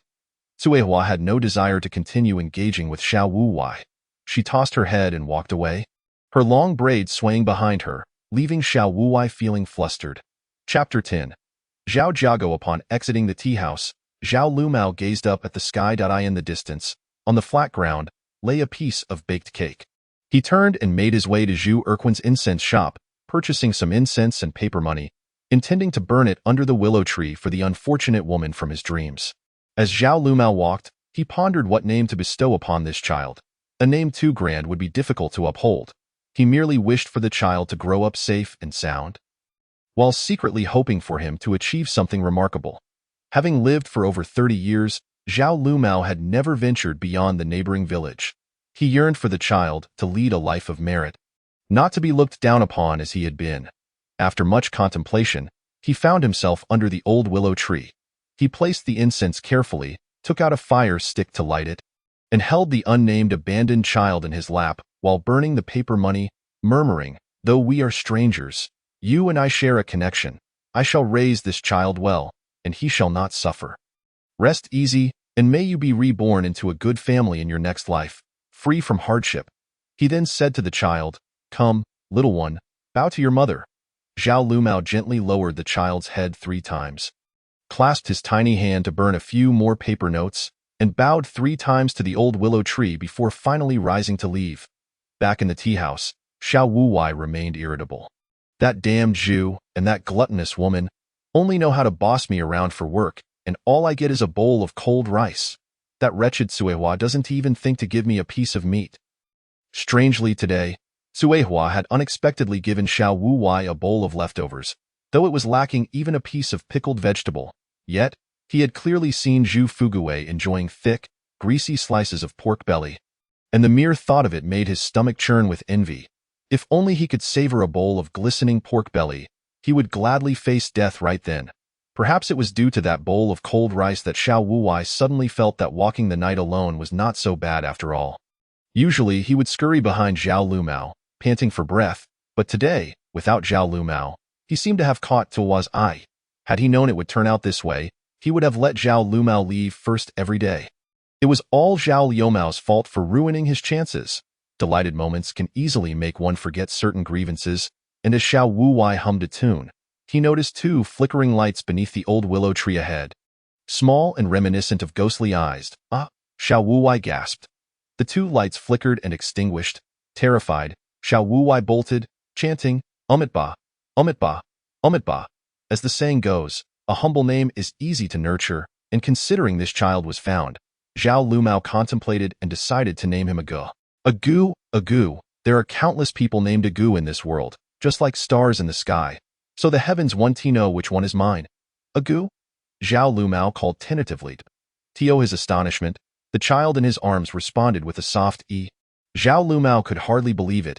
Standing at the door in disbelief, he called again, Agu? The child smacked his lips and opened his eyes to gaze at Zhao Lumao, his eyes bright and shiny. Letting out another "e," Zhao Lumao was overjoyed, holding Agu aloft in tears of joy. I have a son. I have a son. Upon entering the house, Zhao Lumao first placed the food Tuo had given him on a three-legged table by the wall. Then hurriedly laid Agu down on the bed, selected some herbs given by Dr. Huang, hung the rest up, and quickly boiled water to prepare a medicinal soup. Agu had become much more lively these past few days, occasionally making cooing sounds, his eyes fluttering open and closed, and when open, his little hands and feet flailed in the air. The more Zhao Lumao looked at him, the happier he felt. While the medicine simmered, Zhao Lumao fetched a bamboo basket, lined it with an old garment, and placed Agu inside, which fit perfectly. He moved an old chair beside the stove, setting the basket atop it, busying himself while conversing with Agu. It seemed as though Agu understood Zhao Liumao's words, occasionally responding with little sounds. Zhao Lumao was so delighted that his face flushed, and even the smoke curling from the stove became gentler. Once the medicinal soup and rice porridge were ready, Zhao Lumao bathed Agu, fed him the rice porridge, and only realized he was famished after coaxing Agu to sleep. Remembering the bowl of rice and pickled vegetable on the table, he sat down to eat, only to discover it was a bowl of plain rice. Zhao Lumao felt a warm glow in his heart. Carefully, he poured the rice into a jar, and to his surprise, he found a few hidden eggs inside, causing tears to well up in his eyes once more. Sui Hua truly was a wonderful girl. Zhao Lumao thought to himself, hiding the eggs in a basket under the bed, planning to cook them for Agu once he was stronger, while he himself ate 2 pieces of pickled vegetable and drank the leftover rice porridge, then retired to bed. That night, the woman did not return, and Zhao Lumao slept soundly, waking with a smile still on his lips. He propped himself up and instinctively checked on Agu in the bed. Agu was sound asleep, his little mouth opening and closing, drool at the corners, his little face looking smaller than when Zhao Lumao first found him. What a hardship the little one had endured today. Agu wouldn't need to drink the rhubarb soup. Zhao Lumao prepared rice porridge instead, and Agu surprisingly drank a couple of extra sips. Following Dr. Huang's instructions, Zhao Lumao brewed a wash of mugwort and wormwood for Agu's eyes, thinking he should gather some mugwort to dry in the coming days. For many years, this house had been home to Zhao Lumao alone. Now, however, it was filled with the presence of father and son, and he was determined not to let anyone mock him. Zhao Lumao washed his face and hair, tidied both himself and Agu, then set off to visit Zhao Laotai with Agu on his back and incense in hand. Zhao Lumao cleared the weeds from his father's grave, gathered a handful of soil to mound before it, and knelt to light the incense. And caring for Agu these past few days, Zhao Lumao had come to understand the hardships his father faced, realizing why he had so callously sent his daughter away. With an additional mouth to feed, the meager 2 acres of land at home could hardly sustain so many. Father, the Zhao family has descendants now, Zhao Lumao cried bitterly before Zhao Laoti's grave, while Agu reached out with his tiny hand to touch Zhao Liumao's face, cooing softly, as if saying, "Don't cry, Daddy. Look, Agu is understanding now. Come, bow to grandfather." After visiting Zhao Laotai, Zhao Lumao returned to repair the house. The people who had offered to help him yesterday indeed showed up today, carrying hoes, shovels, and ladders, with some even bringing thatch from their own homes. Zhao Lumao still had 2 bundles of straw left from last year behind his house, which barely sufficed to patch the broken corner of the shed. The crowd busily dug and mixed mud, all the while exchanging playful banter and laughter. The clamor startled the elderly nun residing next to the Guanyin temple. She emerged to investigate, and the crowd promptly fell silent, hastening their tasks. The nun, known in the secular world as Bagu, had fled to Wutong village during her youth in search of refuge. Her origins and family name remained a mystery. As she settled beside the dilapidated temple at the village's edge and never left, Wang Das Hanren's father, the old Wang, took pity on her plight and gifted her a piece of barren land behind the temple that no villager desired, which, to everyone's surprise, she cultivated into a flourishing plot within 2 years. That time, the Guanyin temple consisted of only a crumbling structure, a simple altar, and a clay statue of the Bodhisattva. Bagu spent her days reciting sutras within the temple, seldom engaging with others, and somehow developed the uncanny ability to perceive the life and death of individuals. The villagers of Wutong regarded her with a mixture of reverence and fear, hence they affectionately referred to her as Gu. With the Wang family's support, the temple's incense offerings remained modestly sufficient. Observing the once lively crowd suddenly grow quiet and engrossed in their work upon seeing her, Bagu turned and re-entered the temple. Chapter 11. Lu Mao's homestead in impoverished households. Constructing a dwelling necessitated the use of mud bricks. However, when exposed to water, mud becomes pliable, thus straw and reeds were shredded and mixed in before being firmly tamped down to create sturdy walls. Despite the robustness of such a home, it paled in comparison to the grand residences of Wang Das Hanren, requiring frequent repairs and maintenance. Old Jiu from the neighboring village met his demise one stormy night when a crumbling wall collapsed upon him. As Zhao Lumao descended from the Zhao Laotai grave with a go on his back, he gathered 2 bundles of thorns and uprooted some thorny vines to enclose the area behind his home. He also intended to fence the front, but finding himself short on thorns, he resolved to gather more the following day. Among the villagers assisting was a young lad, yet to sprout facial hair, who happened to be the nephew of the village's tofu maker. Having only witnessed thorns being used to encircle vegetable gardens, he was curious and asked, "Uncle Lumao, are these truly effective?" "Pa, pa, pa," out of the mouths of babes. "May it bring good fortune." Xiao Wua's uncle, Xiao Laosan, swiftly intervened, striking the lad on the head and scolding, "What do you know? These are used to ward off evil spirits. Refrain from speaking foolishly in the future." "I understand, Uncle Laosan, but could you not be so harsh?" the lad retorted. "Just a reminder." After laboring for half the day, the group's stomachs began to grumble. Zhao Lumao wiped the sweat from his brow and looked up at the sun, which had already passed noon. With nothing substantial to offer his guests, he hurriedly kindled a fire to steam a pot of sweet potatoes. Aware of Zhao Lumao's impoverished circumstances, the villagers intended merely to fill their stomachs before returning home. However, the lively atmosphere led them to consume the entire pot of sweet potatoes while engaging in idle chatter. Meanwhile, the Gu from the Guanyin temple approached Zhao Lumao's home, leaning on her staff. The villagers couldn't help but wonder, is she here to beg for alms again? To their surprise, she said, "Lu Mao, I noticed you all toiling for half the day, and I imagine you must be hungry now. I've prepared some porridge at the temple. Let me bring you some to enjoy." "Ah, thank you, Gu," Zhao Lumao responded gratefully. The others rose in unison to express their gratitude. "Thank you, Gu." As the sun began its descent, the house was finally completed, the ground leveled, and all necessary tasks accomplished, leaving Zhao Lumao's 2 dilapidated rooms looking remarkably spruced up. Thank you. Zhao Lumao carried a go to see off his guests, escorting them half a mile before returning home. The table, which had been missing a leg, was also repaired, and the interior appeared orderly, no longer resembling a home devoid of a woman's touch. Zhao Lumao gazed at the restored roof, reflecting we shall not fear the heavy rains any longer. While the day still lingered, Zhao Lumao ventured up the mountain to gather 2 more bundles of thorns, returning to construct a fence at the front of the house. Reminded that had not enjoyed a proper meal in days, Zhao Lumao felt a pang of guilt. He retrieved the few eggs that Suehua had given him from beneath the bed. Contemplating it was time to raise some chicks, he cracked an egg into a bowl, diligently whisked it, added half a bowl of water, and steamed it alongside some yam. Then he fed Ago spoonful by spoonful. Ago opened wide. Ago obediently opened its mouth to take in the egg custard, sensing it was different from the usual fare. With a little nibble, it savored the taste, prompting Zhao Lu Mao to burst into laughter. Good Ago, eat up. Remarkably, Ago, who typically had a poor appetite, devoured nearly half a bowl of the custard, filling Zhao Lu Mao with joy. He set aside the remaining custard in cool water to prevent spoilage and treated himself to 2 yam pieces. The father and son lay on the bed, exchanging idle talk until sleep overtook them. The following day, before dawn, Zhao Lu Mao rose early. He cautiously crawled beneath the bed and gently dug out a small hole with a hoe. As if something lay hidden within, kneeling on the ground, he reverently retrieved a jar from within. Sitting beside the bed's leg, he weighed the jar in his hands, then shook it gently near his ear.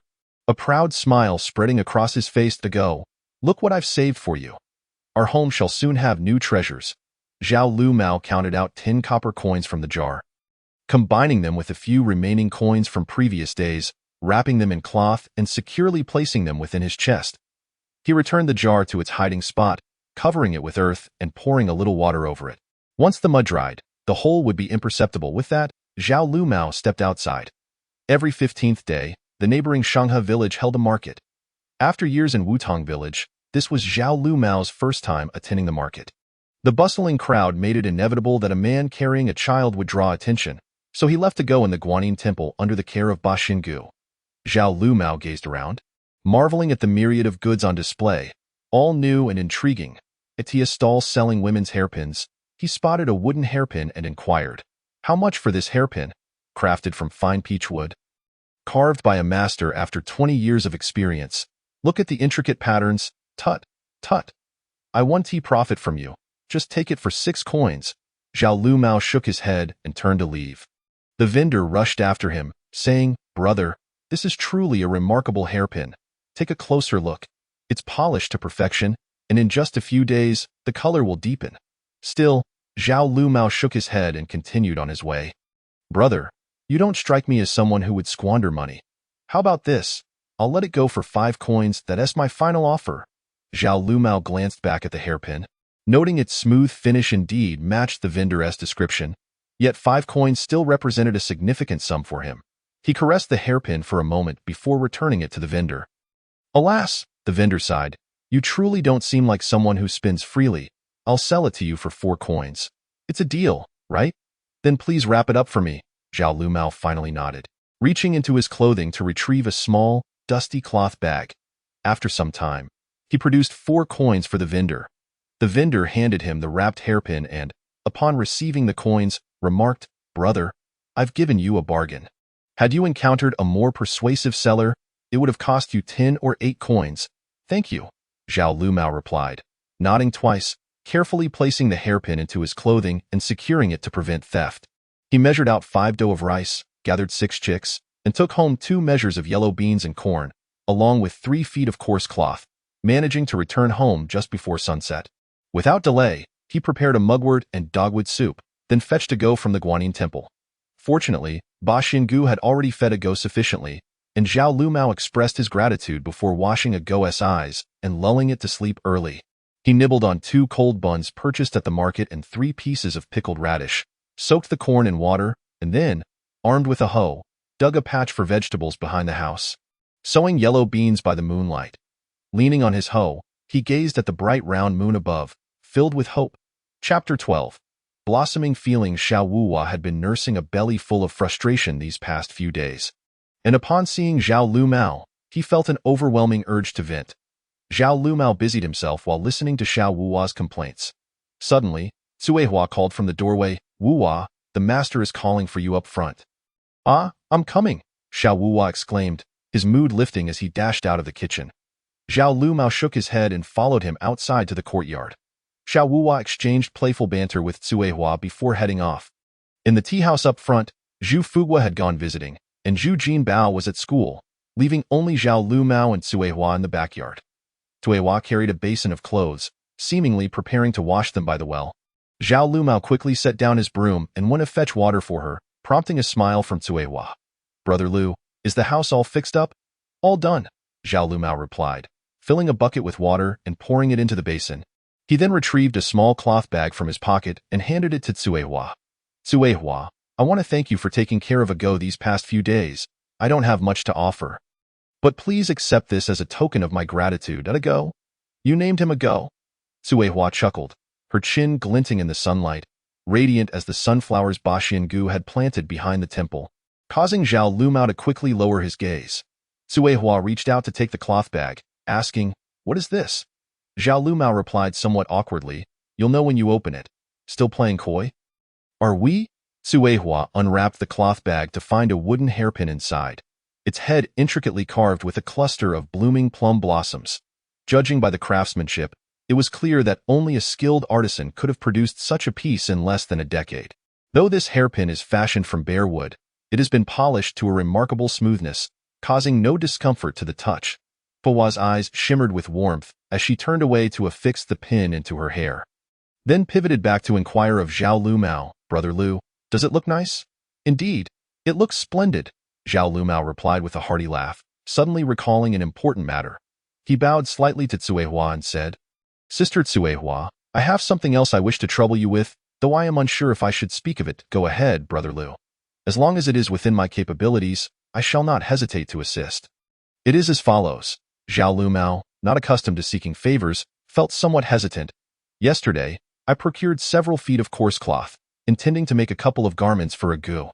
However, as you can see, my hands are rough and clumsy. I can manage a few stitches here and there, but sewing clothes is beyond my skill. I was hoping you might lend me a hand."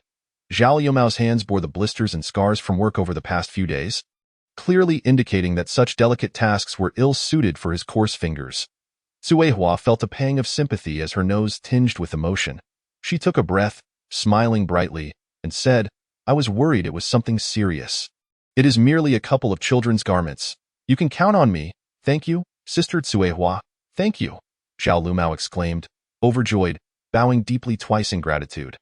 Cuehua, feeling a touch embarrassed, waved her hand dismissively. "Brother Lu, you are too courteous.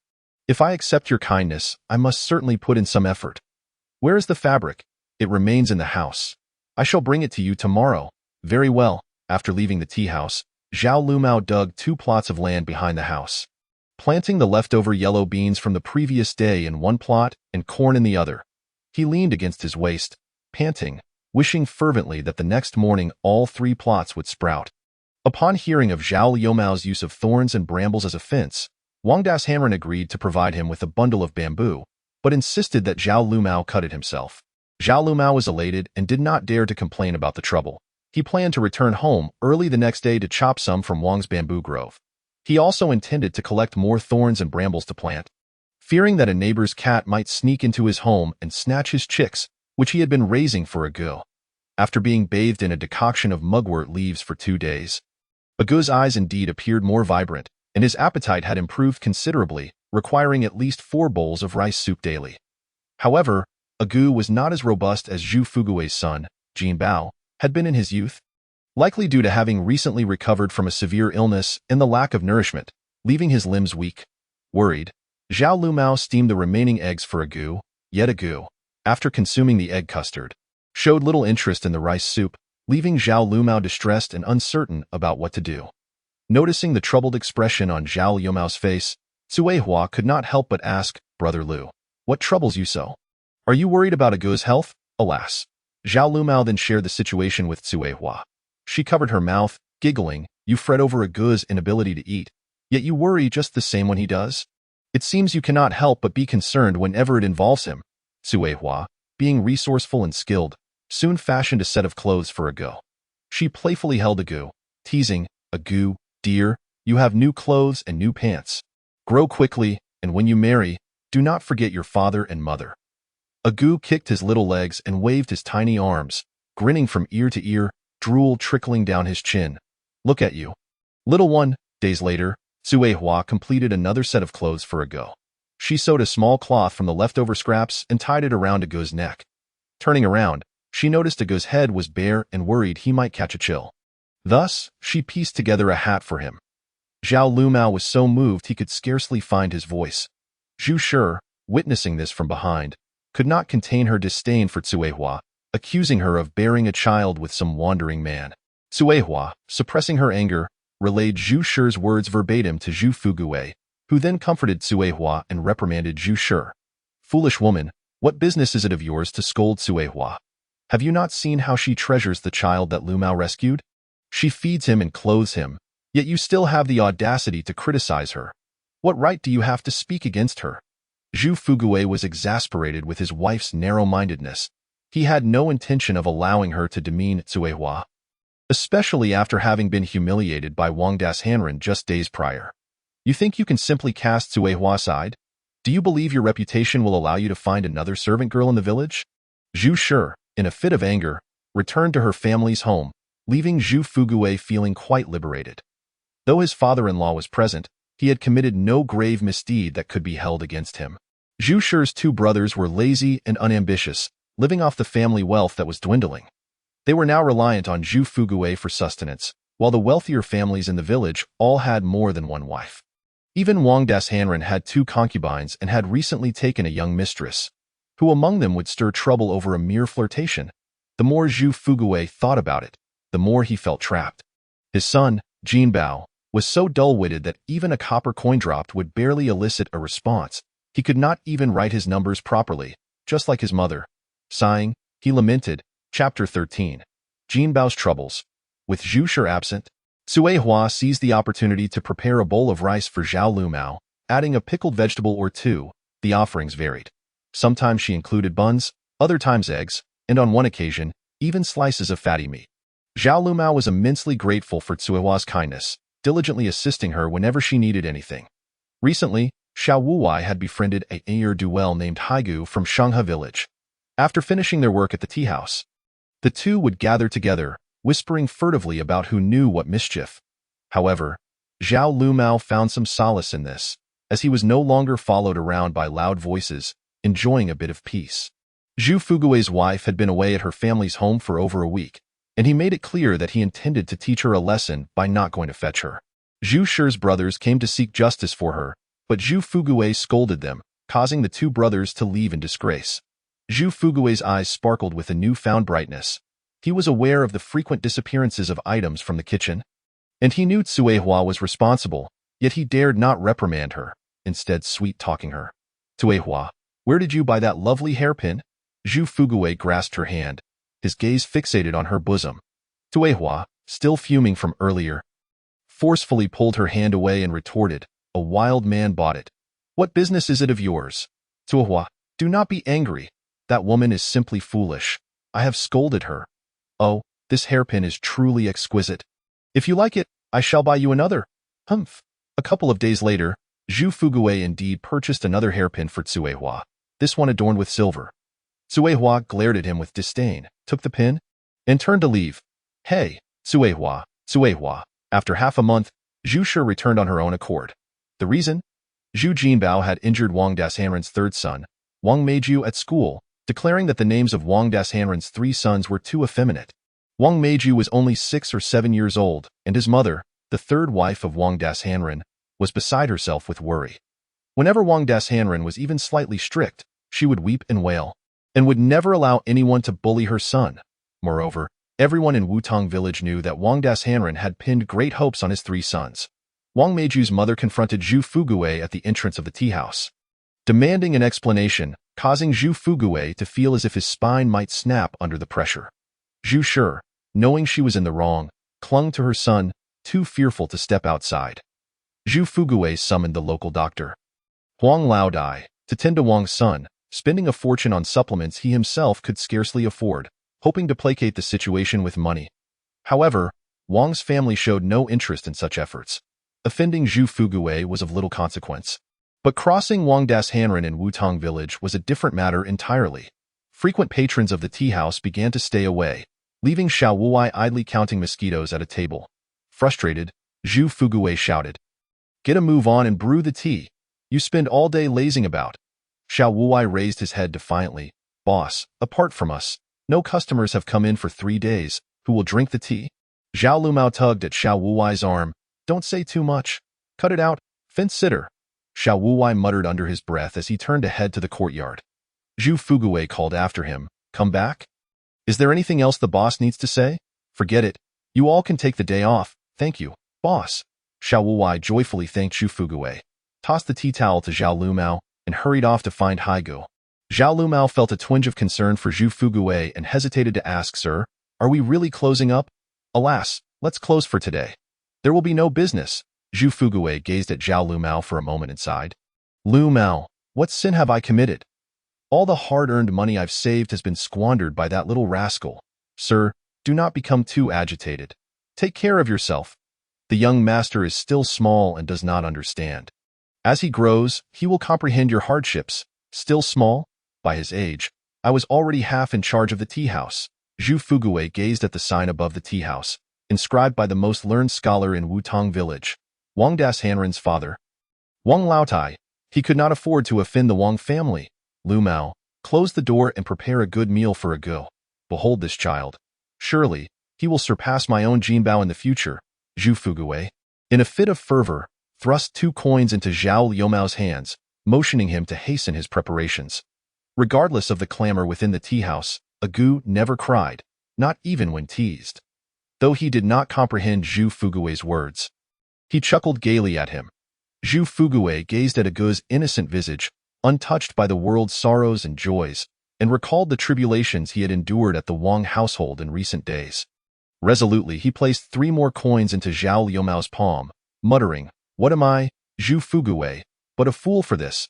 Lumao, sensing Zhu Fugui's discontent, a sight he had seldom witnessed over the years, remained silent as he tidied up the tea house and the kitchen, casting a glance at Cuehua before stepping out. On the following day, as Zhao Lumao arrived at the tea house, he heard Jinbao howling from the attic. He quietly inquired of Cuehua, Sister Cuehua, what has befallen the young master? Shoo, Lumao, come here, do not let Wu Wai hear. Cuehua pulled Zhao Lumao aside and whispered, After you left yesterday, the master took the young master to apologize to Wang Das Hanren, and right before him, he gave the young master a sound beating. Wang Das Hanren could not intervene. Dr. Huang is upstairs tending to the young master's injuries. It was a true thrashing, and the young master's behind is bruised. Zhu Fugui's harsh measures would surely be misunderstood by the Wang family. And in the eyes of the village, it would be the Wangs in the wrong, given their shared community ties. In front of Zhu Fugui, Wang Das Hanren reproached Mistress San and her son, and the next day, he took the initiative to visit Fugui tea house to make amends. Zhu boss, children quarreling is a common occurrence. It will pass in due time. Do not take it too much to heart. Here are some pastries made by my wife for your Jinbao to enjoy. Zhu Fugui huffed internally, cursing under his breath. Why did you not speak thus when I was chastising my Jinbao yesterday? Now you play the benevolent one. Yet, he feigned agreement, saying, Indeed, children will be children, since Wang Das Hanren means well. I shall not refuse. Lumao, take it inside. Zhao Lumao promptly replied, Yes. Zhu Fugui then turned to Wang Das Hanren. By the way, I have just received some Biluakun, this year's new tea. Would you care to sample it? How much for a bowl? Not expensive, just 5 copper coins. Wang Das Hanren chuckled, eyes narrowed. Zhu boss, you certainly know how to make money. Not at all. This is high-grade tea from the eastern rain town. I exhausted much effort to acquire even this little bit. Just enough for you, Wang Das Hanren, to enjoy a few bowls. Others need not apply. Thus, Jinbao, having faced his father's wrath, was met with Zhu's cold shoulder for several days. Zhu Fugui, in frustration, withdrew Jinbao from school, intending to teach him how to manage the family business himself. However, Jinbao proved to be rather uncooperative, inexplicably associating with Xiao Wuwei and Haigu, which led to yet another reprimand from Zhu Fugui. It was only then that Jinbao began to show some restraint. Following Zhu Fugui around the tea house to learn the subtleties of tea appreciation, Zhu Fugui was indeed adept in this area. He could even discern the age of tea merely by scent, and it was utterly futile to attempt to deceive him with old tea when he sought new. Chapter 14. Wu Wai's mishap. Since Agu's arrival, Zhao Lumao had become increasingly industrious. Unable to farm, he tended to bits and pieces around the house, planting soybeans, corn, eggplants, and scallions wherever he could. Anything that could grow was nurtured, while the unyielding patches were replanted. Though chaotic, it was vibrant. As autumn approached, Zhang Xiuzai fell gravely ill. Unable to leave his home, relying on others for his every need, and thus missed the county examination, having to wait another 3 years. In February of the following year, Wang Das Hanren's eldest son, Wang Yaoting, lived up to expectations by passing both the county and provincial examinations, becoming the youngest scholar in Wutong village. In celebration, Wang Das Hanren distributed 2 victory cakes to every household in the village. While Jinbao could still only distinguish between yesterday's tea and freshly brewed tea, Gu, like sprouting rice, grew taller by the day. Zhao Lumao prepared various meals of rice porridge and egg mixtures for him, while he himself nibbled on salted radishes and drank sweet potato congee. Over the years, Cuehua had endured her share of toil in the Zhu household. Zhu Fuguwei had explicitly expressed his desire to take Cuehua as a concubine. But Zhu Shi refused. "Look at your son. In his state, he will squander this meager fortune in no time. It is you who have spoiled him." Zhu Fuguwei indeed wished for another son. He too would age one day, and he did not want the family's hard-earned legacy to fall into the hands of this ungrateful child. Yet, Zhu Shi's belly remained silent. Half a year later, with no signs of change, Zhu Fuguwei broached the subject again. Zhu Shi, reluctant at first, ultimately acquiesced, but Cuehua remained steadfast in her refusal. One day, Zhao Lumao was preparing tea for Wang Das Hanren in the kitchen when Cuehua entered and glanced over. Lu Gao quickly put a go down. "Let me watch him," she exclaimed. "Look at him. He can scarcely breathe. You need to change his carrying basket."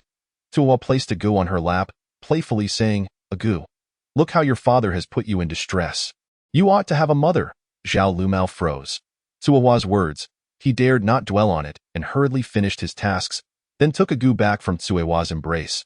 With tear-filled eyes, Cuehua cast several glances at Zhao Lumao before turning and fleeing. That night, Zhao Lumao sat on the threshold, holding Agu. Lost in thought, he sought to quiet his mind. Yet his thoughts were consumed by Cuehua's words, her laughter, her voice, her braided hair, and her scolding Xiao Wuwai, who scurried away in fear. Zhao Lumao glanced around the room. One rickety bed, one rickety table, a broken chair, 2 dilapidated benches, and 2 tattered quilts, one on the bed and the other crammed into a 5-foot-tall shabby cabinet. In the corner hung a few ears of corn, along with a string of peppers given by Cuehua. Woe is me! Zhao Lumao bit his lip. Weeping bitterly, he too yearned for a wife to warm his bed, for a family gathered in joyful harmony, for someone waiting at the door for his return each day. He wished for so much.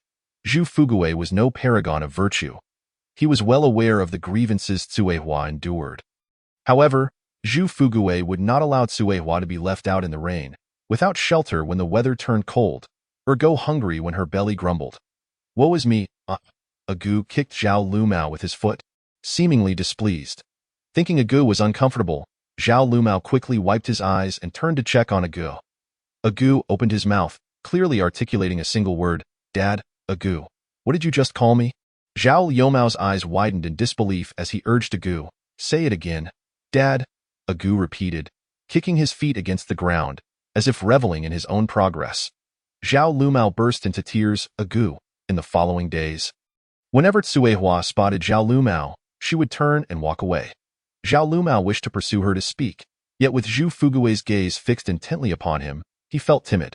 Zhu Shi, having heard some gossip, instructed Cuehua to gather numerous egg flowers and boil them with red flowers to prepare eggs, consuming one each day at noon, believing that after 30 days, she would bear a son. Every day at this time, Xiao Wuwai would claim a stomach ache and rush to the latrine. Zhao Lumao, accustomed to this, let him go. Zhu Fuguwei, irritated by the odors from the backyard, could not be bothered. "Cuehua, I have done good and evil alike. Why is my body so uncooperative?" Zhu Shi lamented to Cuehua, her only confidant. After all, she was a woman, and some sentiments could only be shared with those nearby. Cuehua filled a basin with water and wiped her sweat, replying, "Mistress, you have already given birth to a son. How can this be called uncooperative? Besides, the mistress has only been using this remedy for half a month. The red flowers have run out. I will fetch some more from Dr. Huang." Zhu Shi considered this, realizing that while Wang Das Hanren had 3 wives and 1 concubine, he had only fathered 3 sons. She had merely begun this regimen. Surely, its effects had yet to manifest. With this thought, Zhu Shi felt somewhat reassured. She secured the door, shed her clothing, and entered the basin, pouring water over herself, hoping to conceive another son and no longer endure Zhu Fugui's ire. Cuihua ventured to the tea house to fetch medicine from Zhu Fugui. The more he pondered, the more vexed he became, unable to restrain himself from confronting his wife. However, as he approached the bathhouse, he spotted a pair of legs protruding from behind it, legs that were certainly not his wife's. Seizing a nearby pole, Zhu Fugui stealthily circled around to the back of the bathhouse, discovering Xiao Wuwei on tiptoe, peering through the window, drool spilling onto his clothes. Xiao Wuwei, Zhu Fugui swung the pole. Cursing, "You wretched beast! Ouch, ouch!" Realizing the danger, Xiao Wuwei fled.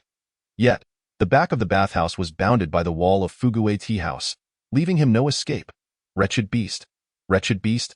Please, shopkeeper, do not strike me, do not strike. Xiao Wuwei, dodging and weaving in a moment of desperation, dove beneath the bathhouse, hoping to evade Zhu Fugui. Though his dismay, Zhu Fugui proved unexpectedly agile, swiftly circling around to block his path. "I will beat you to a pulp. You wretched beast!" Hearing the commotion outside, Zhu sure felt a mix of shame and anger, quickly drying herself and dressing. Meanwhile, Zhao Lumao, busy with his tasks, heard the ruckus from the backyard and, uncertain of what was transpiring, set down his work and hurried to the rear. The patrons of the tea house, upon hearing Zhu Fugui's furious roar, curiously leaned their heads towards the door. Xiao Wuwa, having endured 2 strikes from Zhu Fugui's shoulder pole, felt pain so intense it drained the color from his face. Only then did he realize that Zhu Fugui was indeed serious about wanting to harm him. In a fit of desperation, he boldly exclaimed, "Is it such a grave offense to simply witness your wife taking a bath that you wish to kill me? Damn Zhu Boppy, I've never had a proper meal while working for you. You think I'm unaware of your sordid affair with Cuihua? Humph." Mentioning Cuihua ignited Zhao Youmao's ire. He bellowed, "Xiao Wuwa, are you even human? You wretched creature, born but never nurtured, consorting with black dogs and engaging in unspeakable deeds. Corrupting my precious Jin Bao. Today, I shall rid Wutong village of your vile presence." Enraged, Zhu Fugui raised his shoulder pole to strike again.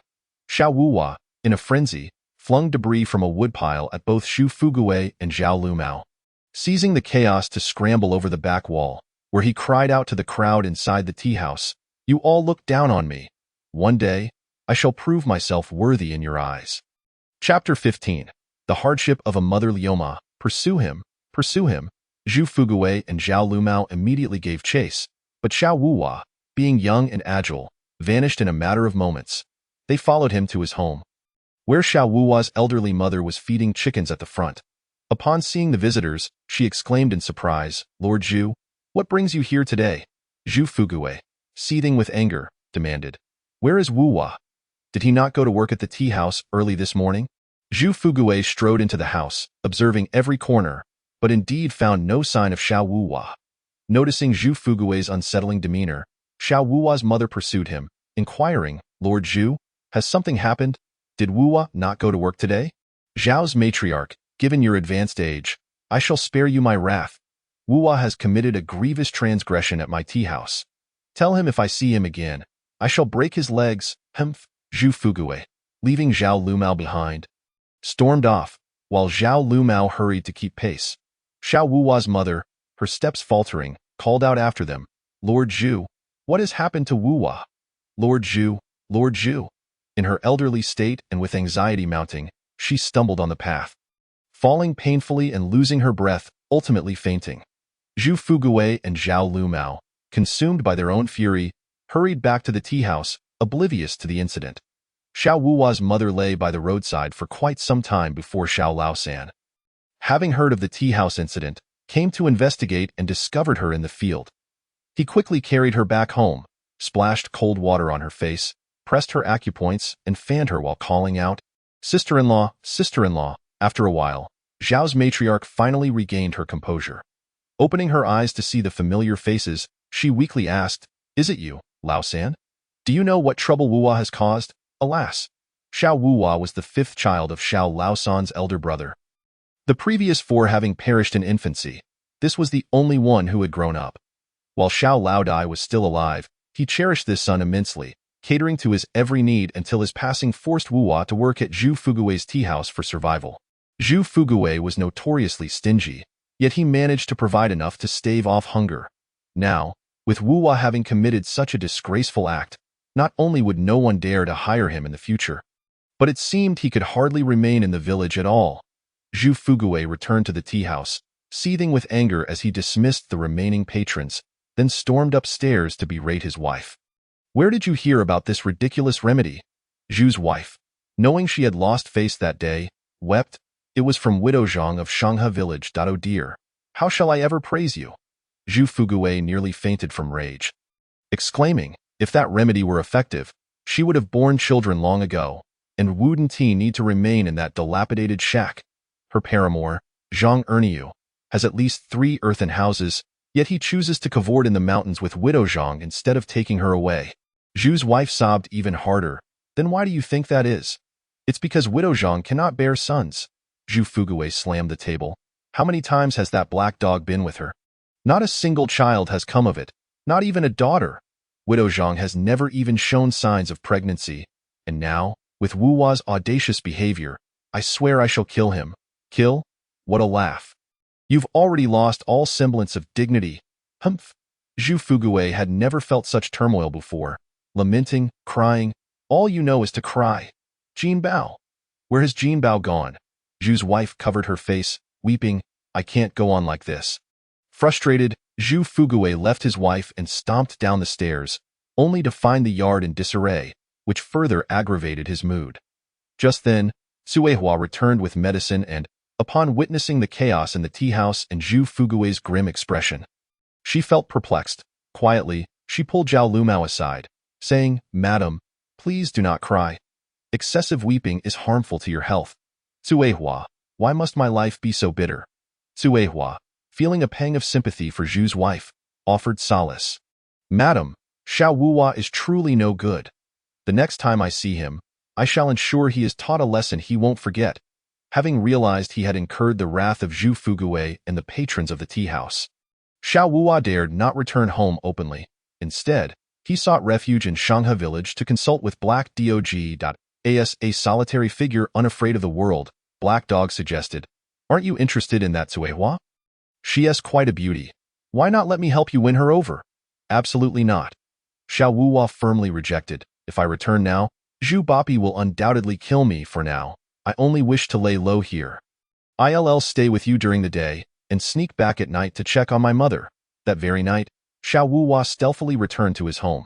His mother, hearing the commotion outside, recognized her wayward son had returned. Wuhua, initially intending to simply peek at his mother before departing, he was taken aback to find her waiting for him, compelling him to respond softly, "Mother, it's me. What have you been up to? Why do you return later each day?" "Today, we finished late at the tea house. Old Lu had to take the children home, and I did all the work." "Then why are you so quiet as you enter your own house?" "I feared waking you. Come here and light the lamp." "Mother, why light a lamp at this hour? I fell and twisted my ankle while waiting for you for so long, and it was your third uncle who brought me back." "Ah?" Xiao Wuhua quickly obeyed his mother's request, lighting the lamp. When he turned to see her sitting on the edge of the bed, her eyes were red and she looked weak. He hurriedly knelt to examine her foot, which was indeed swollen and poorly treated despite the application of some herbal remedy. Xiao Wuhua couldn't help but scold. "Third uncle should have taken you to see a doctor." Slap! Xiao Wuhua's mother struck him across the face. Stunned, he fell back, covering his stinging cheek, unable to comprehend. "Mother, did you just hit me?" "I did indeed." His mother seized the bamboo staff by the bed and struck again. "I hit you, you ungrateful child. How could you commit such shameless acts? How are we to face others in the future? How can we continue living in this village? How can you hold your head high in front of your deceased father?" "Mother, it was Zhu Bapi who instigated this. He only knows how to make me toil, and Zhao Lumao is no better, always slacking off while I do his share of the work. I, Xiao Wuhua, may be poor, but I've wronged no one.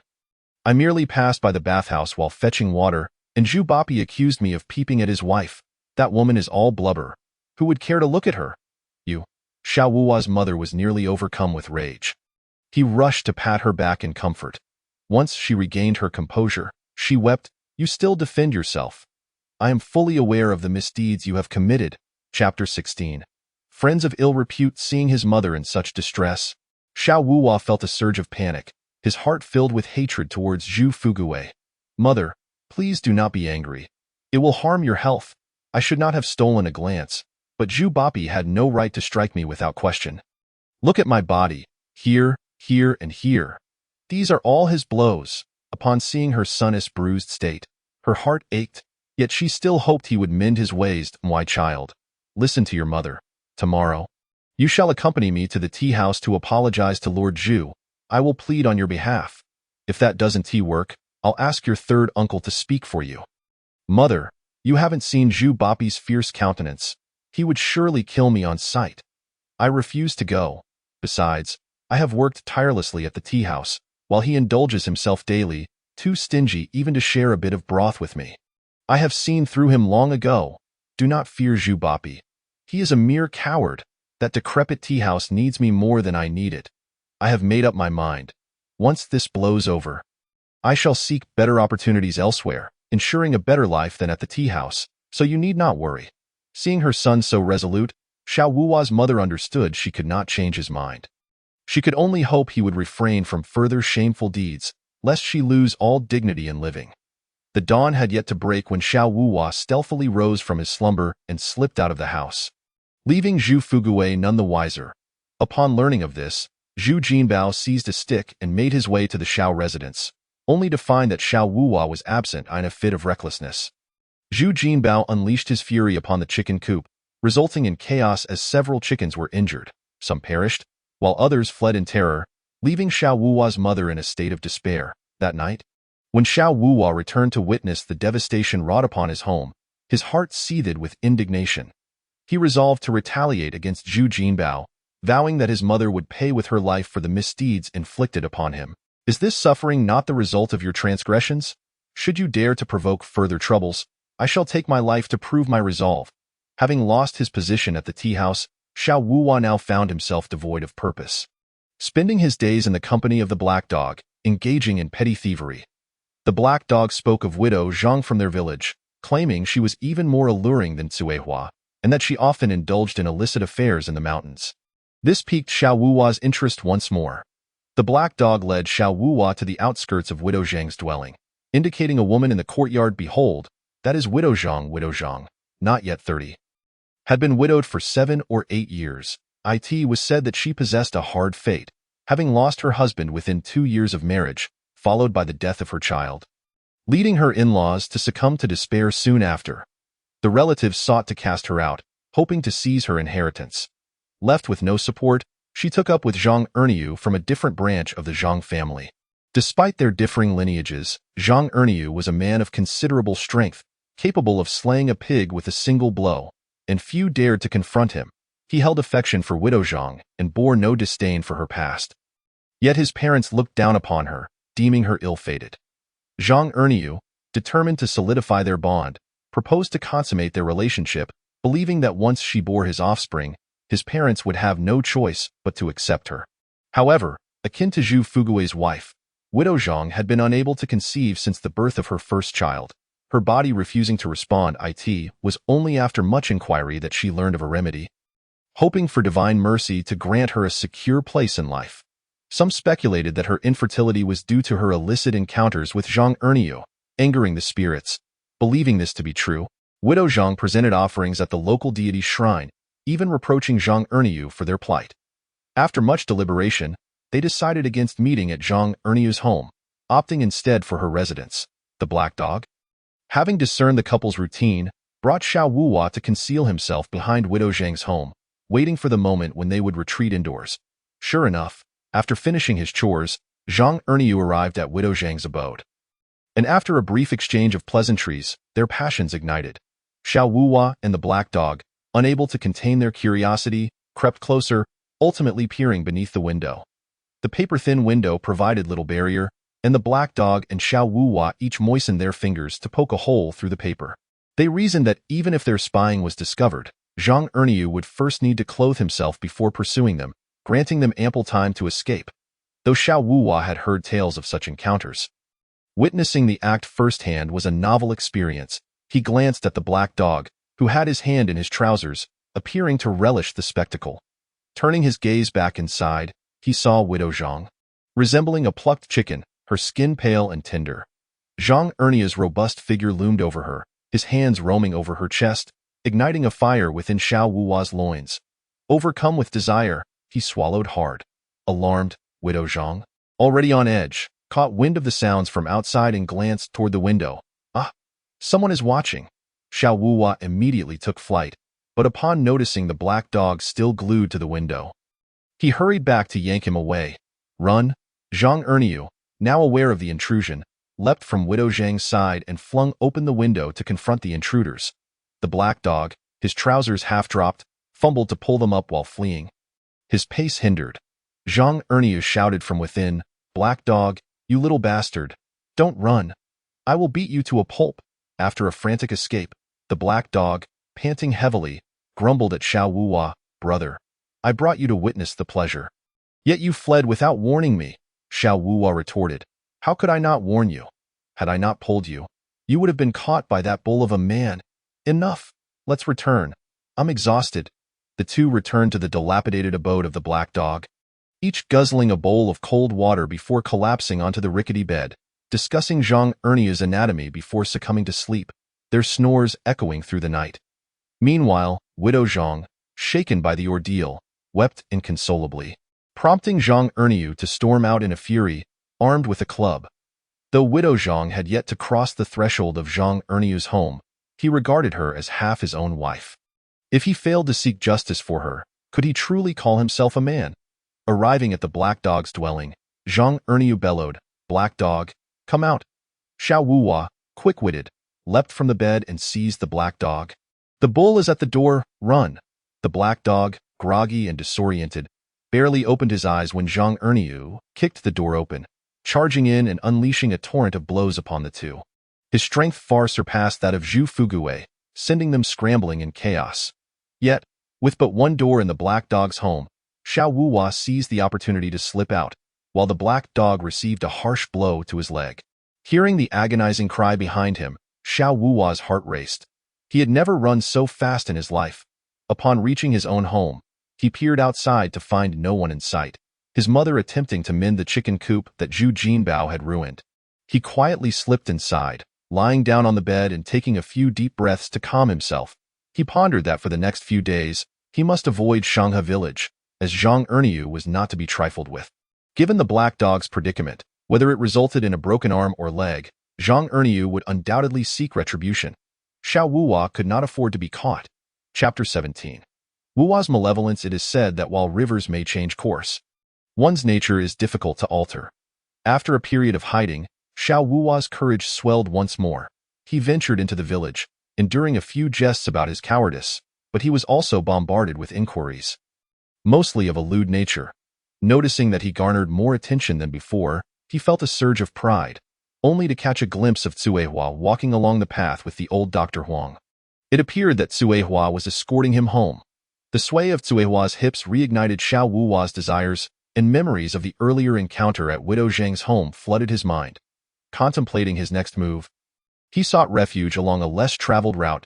Zhu's health had deteriorated, leaving her listless and waning day by day. With only Zhao Lumao as help in the tea house, Zhu Fuguwei dispatched Cuehua to summon Dr. Huang for his wife, instructing her to return with medicine after seeing him off. After collecting the medicine, Cuehua, eager to return home, chose a seldom-used shortcut. As she neared a haystack, a figure suddenly emerged, tackling her to the ground and shrouding her head with a dark garment before dragging her toward the haystack. Cuehua cried out, "Help! Help!" But Xiao Wuwa would not allow her to raise the alarm, lest it jeopardize his sinister intentions. He stuffed her mouth with fabric and, overpowering her, began to tear at her clothing. Unfortunately, having never unfastened a woman's garments before, he struggled momentarily, giving Cuehua a chance to free her head. "Xiao Wuwa, you beast!" Cuehua struggled and cursed, "Release me, yell all you want. No one will heed you." Xiao Wuwa attempted to silence her further, but Cuehua, fierce in spirit, clawed at his face, leaving bloody scratches. Enraged, Xiao Wuwa retaliated with 2 sharp slaps. "You filthy wench, do not provoke me, beast! Xiao Wuwa, you wretched creature!" Suehua's protests grew weaker as Xiao Wuhua, undeterred, forcibly tore at her clothing, insisting, "You've been with others before. Why pretend now?" Despite her continued resistance, Xiao Wuhua struck her again. "Help! Help!" Suehua's cries faded as tears blurred her vision, her feeble attempts to fend off the primal urges of Xiao Wuhua proving futile. In the meantime, business at the Fugue tea house had dwindled, and Zhao Lumao decided to close early, hastening home. The black dog had been sniffling that day, so Zhao Lumao left him at the Guanyin temple under the care of the 8 immortals. Now, he hurried to retrieve the black dog, opting for an infrequent path. Hearing cries in the distance, Zhao Lumao pondered, this route is rarely traveled. Who could be in distress? Straining his ears, he discerned the voice resembling Suehua's. Calling for help, he raced towards the source of the sound. Upon witnessing the scene, Zhao Lumao's fury ignited. He dashed forward, shoving Xiao Wuhua aside. "Xiao Wuhua, what on earth are you doing? Have you lost your mind?" Xiao Wuhua, having just undone his trousers, tumbled to the ground as he scrambled to his feet. Pulling up his trousers, he shouted, "I am not mad. It was her who lacked shame. She provoked me first." Suehua, disheveled and enraged, retorted, "Xiao Wuhua, you are lower than a pig or dog. You shall be struck by lightning. Zhu Fugue can ride you. Why can't I? Is it not just a couple of coins? I will give them to you." Xiao Wuhua, in a moment of absurdity, produced 2 coins from his waist and tossed them at Tuohua's feet. Suehua, infuriated, seized a stone and hurled it, prompting Xiao Wuhua to flee in terror. Zhao Yoma shouted, "Xiao Wuhua, come back, humph. I'm not the only one who desires her. You, an old bachelor, feigning to be a good person. Xiao Wuhua, you may escape the monk, but you cannot evade the temple. The sins you have committed will be returned to you by Suehua." All of it, after pursuing for a while without success, Suehua, in a fit of hysteria, began to berate Xiao Wuhua. Then, she adjusted her clothing, disregarding Zhao Yoma, and wandered away in a daze. "Suehua, wait." Zhao Yoma hastily followed her. "Please don't do anything foolish. Is it because I'm dirty that you refuse me?" Suehua turned to Zhao Yoma and asked. Seeing her bruised face, he felt an intense urge to hang Xiao Wuhua. He replied tenderly, "Suehua, you are mistaken. You possess a kind heart and beauty beyond compare. It is I who am unworthy of you. I implore you, do not act rashly. Is that so?" Suehua chuckled softly and left Zhao Yoma behind. He glanced at the shadow of the Guanyin temple, then at Suehua's departing figure, trailing her at a distance until she entered the Fugue tea house, where he followed her inside. Zhu Fugue, noticing Tuo's distress, exclaimed, "Suehua, what has happened? Who has wronged you?" Suehua ignored Zhu Fugue, proceeding to the well to draw a bucket of water. Dousing herself from head to toe. 1 bucket proved insufficient, so she filled another, vigorously scrubbing her face. Tears falling drop by drop into the bucket, a sight that was heart-wrenching. Zhu Fugue rushed forward, seizing the bucket, anxiously asking, "Suehua, what is the matter? Please, do not act this way. Tell me what grievance you have endured, and I will ensure justice is served." Old Master Zhao Yoma tugged at Zhu Fugue's arm, who was about to inquire why he had returned, but Zhao Yoma whispered a few words in his ear. Enraged, Zhu Fugue shouted, "That scoundrel Xiao Wuhua has the audacity? Let us capture him." He called over several individuals, and they marched in a throng towards Xiao Wuhua's residence. However, Xiao Wuhua had long since hidden away. They then turned to the home of the black dog in Shanghe village, but found no trace of him. Upon hearing her son had committed such a despicable and heinous act, Xiao Wuhua's mother collapsed in fury. This time, no one came to console her, and she went directly to meet the king of hell. Zhu Fugue did not turn back this time. He instructed Zhao Yoma to remain with another young man at Xiao Wu's home. Xiao Wuhua stealthily returned in the dead of night, only to be caught by Zhao Yoma. The clever young man from Zhu's family immediately ran to summon Zhu Fugue. "Xiao Wuhua, how dare you return?" Zhao Yoma unleashed a torrent of scorn upon him. "Your mother must be furious." "What do you mean?" Xiao Wuhua, taken aback. "Your mother has died from your actions, you wretched beast." Xiao Wuhua rushed to his mother's bedside, only to find her body cold and rigid, her breath extinguished. "Mother," he cried out, "you have brought ruin upon my mother. I will not let this go unpunished. Who has harmed your mother?" Zhao Yoma kicked Xiao Wuhua to the ground, scolding him, "Look closely. It is your own actions that have driven her to her grave." Mother. In the darkness outside, flames approached, and as Xiao Wuhua attempted to flee, Zhao Jiu seized him. Where do you think you are going? Oldly, let me go. Otherwise, Zhu Bapi will kill me, Neil. As the firelight drew nearer, it rapidly reached their doorstep. Zhu Fugui had arrived, and to his surprise, Cuehua was also present, holding a torch, calling from outside the window. Xiao Wuhua, come out. Unable to escape Zhao Jiu's grip, Xiao Wuhua realized there was no way out, and began to weep. Cuehua, today's events are a misunderstanding. My mother has passed. For her sake, spare me. Chapter 18. The Death of Cuehua Ba. You cowardly wretch, bold in deeds yet lacking in courage to admit. Cuehua shouted from outside.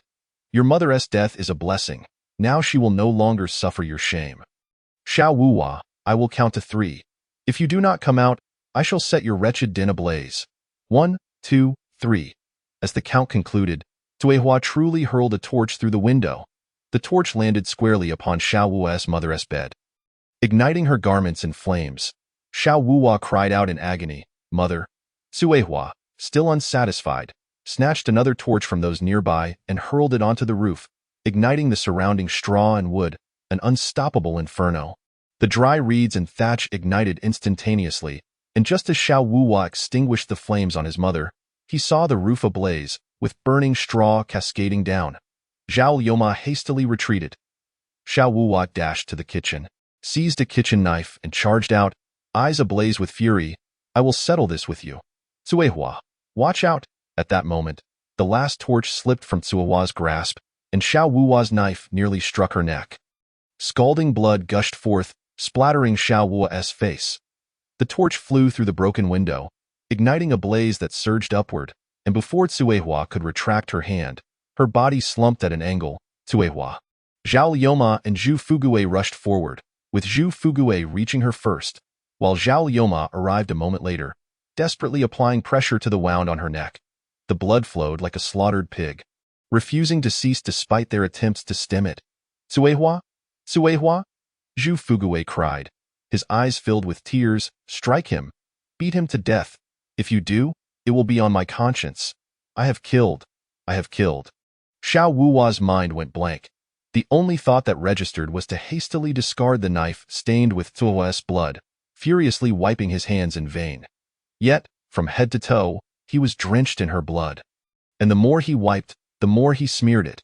Several young men from Zhu's family, armed with clubs, began to close in. Those without weapons scrambled to find something, while others silently swung at Xiao Wuhua. After taking a couple of blows, Xiao Wuhua suddenly came to his senses. He had committed murder and could not afford to be captured. Ah, he yelled, lunging for the knife he had thrown aside. Charging wildly, the crowd, taken aback, created a path for him. Xiao Wuhua, in a frenzy, waved the knife and ran, not knowing how long he had been running.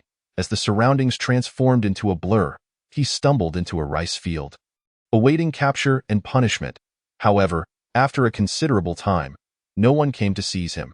Sitting up, he noticed the sky was darkening, signaling dawn, and the desolate fields were devoid of any presence. He had escaped Wutong village and was nearly out of Shanghe village. Rising from the rice field, Xiao Wuhua felt a searing pain in his foot. Looking down, he discovered his shoes were missing, his feet bloodied and raw. He removed his clothing, washing his hands and face in the rice field water, then used his garments to wrap his wounded feet, staggering out of Shanghe village. The fields were shrouded in mist, and he strained to discern the main road from the smaller paths, desperate to avoid populated areas. He had never ventured this far. Where could he possibly go? Zhu Fugui cradled Cuehua in his arms, stumbling back, indifferent to the burning house behind him. Upon seeing Zhu Fugui's expression, Zhu's family gasped in shock. Fugui, what happened to Cuehua? She is dead. Zhu Fugui, his face devoid of emotion, laid Cuehua upon a small bed in the side room, only to notice 2 hairpins resting on a low cabinet beneath the window. One silver, the other made of peach wood. Zhu Fugui wept loudly, reminiscent of the times his son Jinbao had lost a fight as a child, his cries heart-wrenching. Wang Das Hanren, drawn by the commotion, stood stunned at the door. Lioma, what on earth transpired? Zhao Lioma remained silent, fetching a bucket of water from the well to pour over himself. He covered his mouth, crouching by the well, weeping bitterly. Zhu Fugui found an elderly woman to help clean Cuihua, carefully wrapping her wound in white cloth, leaving no trace of horror behind.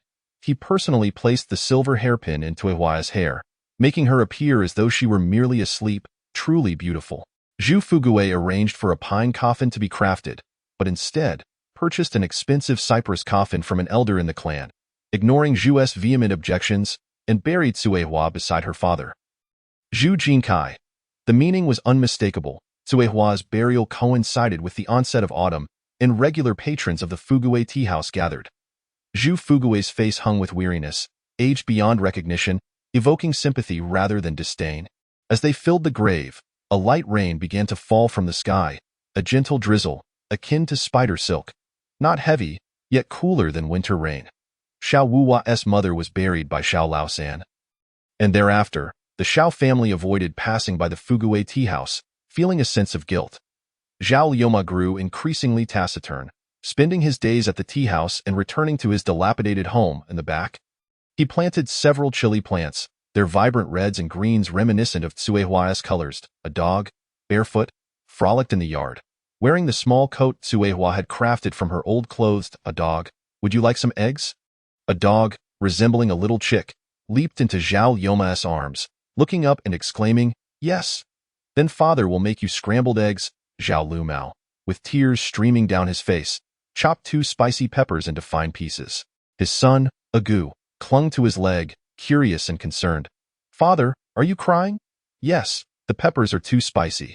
Unlike Zhao Lumao, Agu was like a cheerful little colt, bouncing about as soon as his feet hit the ground. When he grew tired from playing, he would climb into bed and fall asleep soundly. He understood the hardships his father faced, and before climbing into bed, he would wash his feet to avoid bringing mud onto the covers. Ensuring his father wouldn't be angry as long as he behaved and was obedient, his father would reward him with delicious steamed eggs. Zhao Liumao's egg custard was so delightful that Agu could always finish a bowl. Yet his father never partook, expressing no fondness for it himself. As winter descended, a heavy snowfall blanketed the ground. Agu stuck his tongue out to catch the falling snowflakes, delighting in their coolness and giggling uncontrollably. "Agu, is it fun?" "Very fun. Do you want some steamed buns?" "Yes." Agu elongated his voice, frolicking at the door, eagerly bringing 2 sticks of firewood to his father, gazing up at Zhao Lumao with pleading eyes. "Agu wants to eat buns." Zhao Lumao set to steaming the buns, his face obscured by mist. On another Qingming festival, Zhao Lumao took Agu to pay respects at the grave of Zhao Laodai. Agu's trousers were pulled up to his ankles. He dutifully knelt before the grave, bowing 3 times and saying, "Grandfather, Agu has come to see you. Agu can help father now. Please bless Agu." After paying respects to Zhao Laotai, Zhao Lumao took Agu to visit Cuihua. From a distance, they spotted Zhu Fugui and quickly sought refuge in a corner, only approaching once Zhu Fugui had departed. Zhao Lumao lit incense from his basket and instructed Agu, "Agu, bow to Aunt Cuihua." "Okay." Agu placed the wildflowers he had picked at the grave of Cuihua, kneeling obediently to pay his respects. "Aunt Cuihua, Agu has come to see you. These are flowers picked by Agu. Do you like them?" Chapter 19. Liu Mao's injury. Fresh earth had been added to Cuihua's grave, presumably by Zhu Fugui. Zhao Lumao added a handful of soil, listening as Agu spoke to Cuihua. "Aunt Cuihua, Agu misses you. Agu has no new clothes to wear." In that instant, tears gushed forth from Zhao Liumao's eyes. He quickly turned away, biting his lip to stifle his sobs. "Aunt Cuihua, Agu will be working in the tea house to help father. Agu cannot visit you often. Please do not blame Agu." The wildflowers atop the grave swayed gently in the breeze, and Zhao Lumao wiped his eyes, leading Agu back slowly. Wang Yaoting, the eldest son of the Wang family, failed the provincial examination and, upon returning to the village, shut himself away. Wang Das Hanren could not find joy in this, visiting the tea house less frequently. It was only when the second son, Wang Canhui, reached the age for the county examination that Wang Das Hanren began to feel a glimmer of hope again. Agu grew day by day, absorbing the atmosphere of the Fugui tea house, and by the age of 4, he was able to sell tea himself. The common cold tea brewed overnight in a single pot cost a penny a bowl, mostly consumed by passing merchants. Fresh tea was 2 pennies a bowl, a favorite among the thirsty patrons. Wang Das Hanren had a peculiar taste, preferring the pan-fried tea that cost 20 pennies a pot, a flavor only he enjoyed in the tea house. The more expensive teas, like Longjing at 40 pennies a pot and Biluakun at 30 pennies a bowl, were beyond the means of anyone else in the village. Jin Bao, the young master, never lingered in the tea house. He would grab his money and leave as soon as Lord Fuguwei turned his back, earning the latter's scolding. Zhu Fuguwei had complex feelings about Agu. From a young age, Agu had been sensible, rarely causing trouble in the tea house, his obedient demeanor endearing him to the patrons. Yet, every time Zhu Fuguwei saw Agu, he felt an unsettling tightness in his chest. 3 more years passed, and once again, Wang Yaoting attempted the provincial examination. Zhu Jinbao accompanied him to broaden his horizons and returned, boasting to Zhu Fuguwei about the bustling world outside, suggesting they convert their tea house into a tavern. Zhu Fuguwei pondered this, realizing that since Zuehua's passing, the tea house's business had dwindled year by year. After enduring for so long, he feared that continuing might deplete their savings, and the thought of change began to take root in his mind. This time, Wang Yaoting failed the provincial examination again, as did his teacher, Scholar Zhang.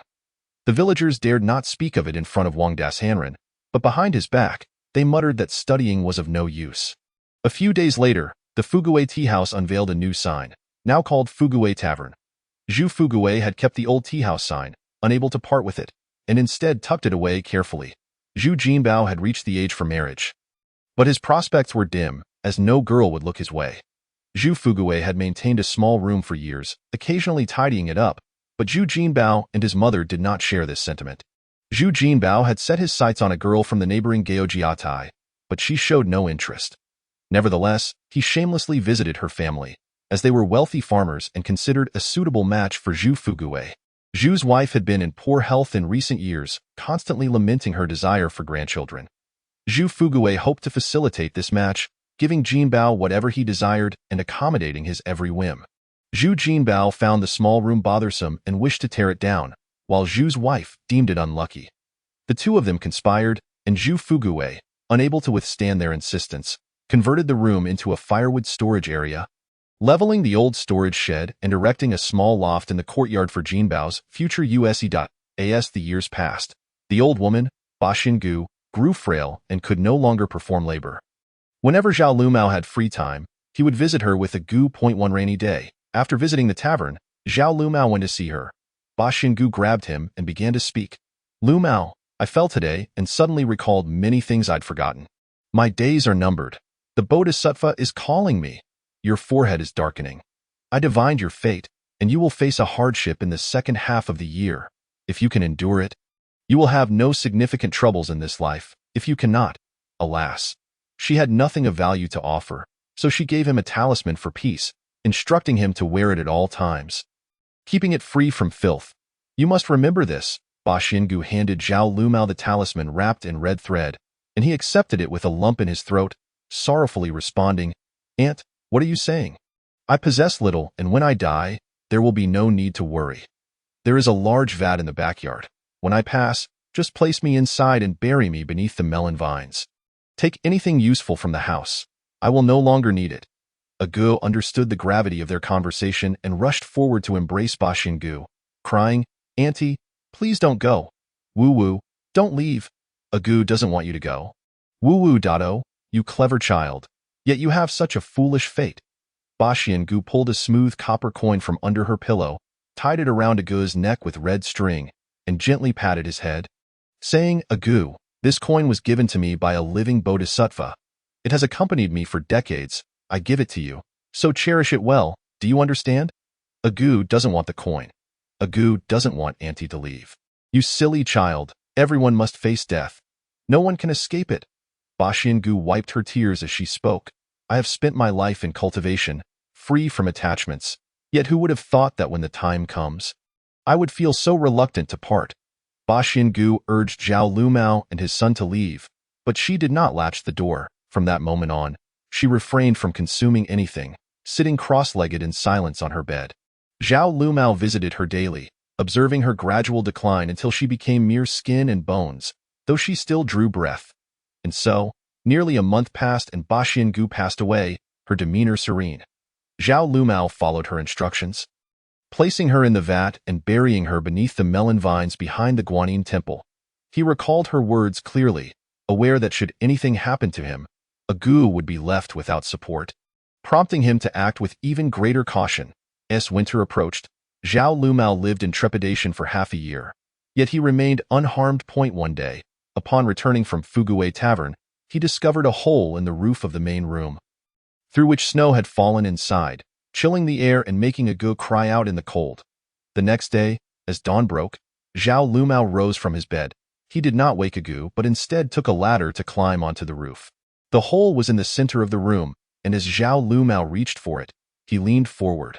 Suddenly, the ladder slipped, leaving him with nothing to grasp, causing him to tumble onto the roof.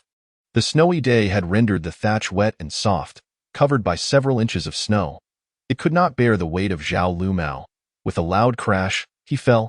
Agu awoke with a start, rubbing his eyes and looking around the room, only to see an even larger hole in the roof than the day before, with a figure sprawled on the ground below. "Father!" Agu leapt from his bed and threw himself onto his father. Weeping, Zhao Lumao stirred, struggling to raise himself slightly, murmuring, "Agu, don't cry. Help me to the bed." Agu, with a tear-streaked face, clumsily helped Zhao Lumao to the bed, sobbing, "Father, how are you? Where are you hurt?"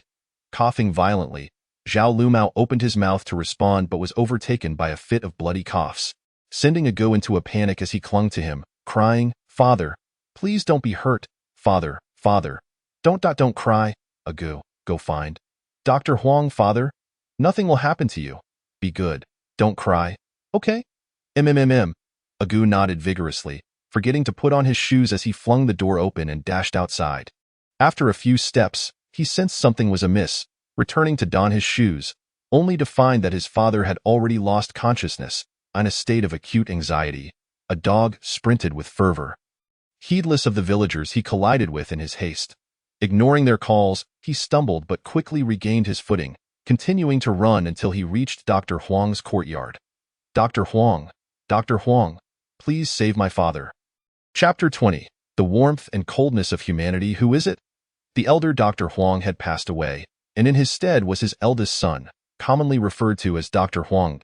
As he opened the door, a biting gust of wind laden with snowflakes rushed in, causing him to take a step back and squint his eyes involuntarily.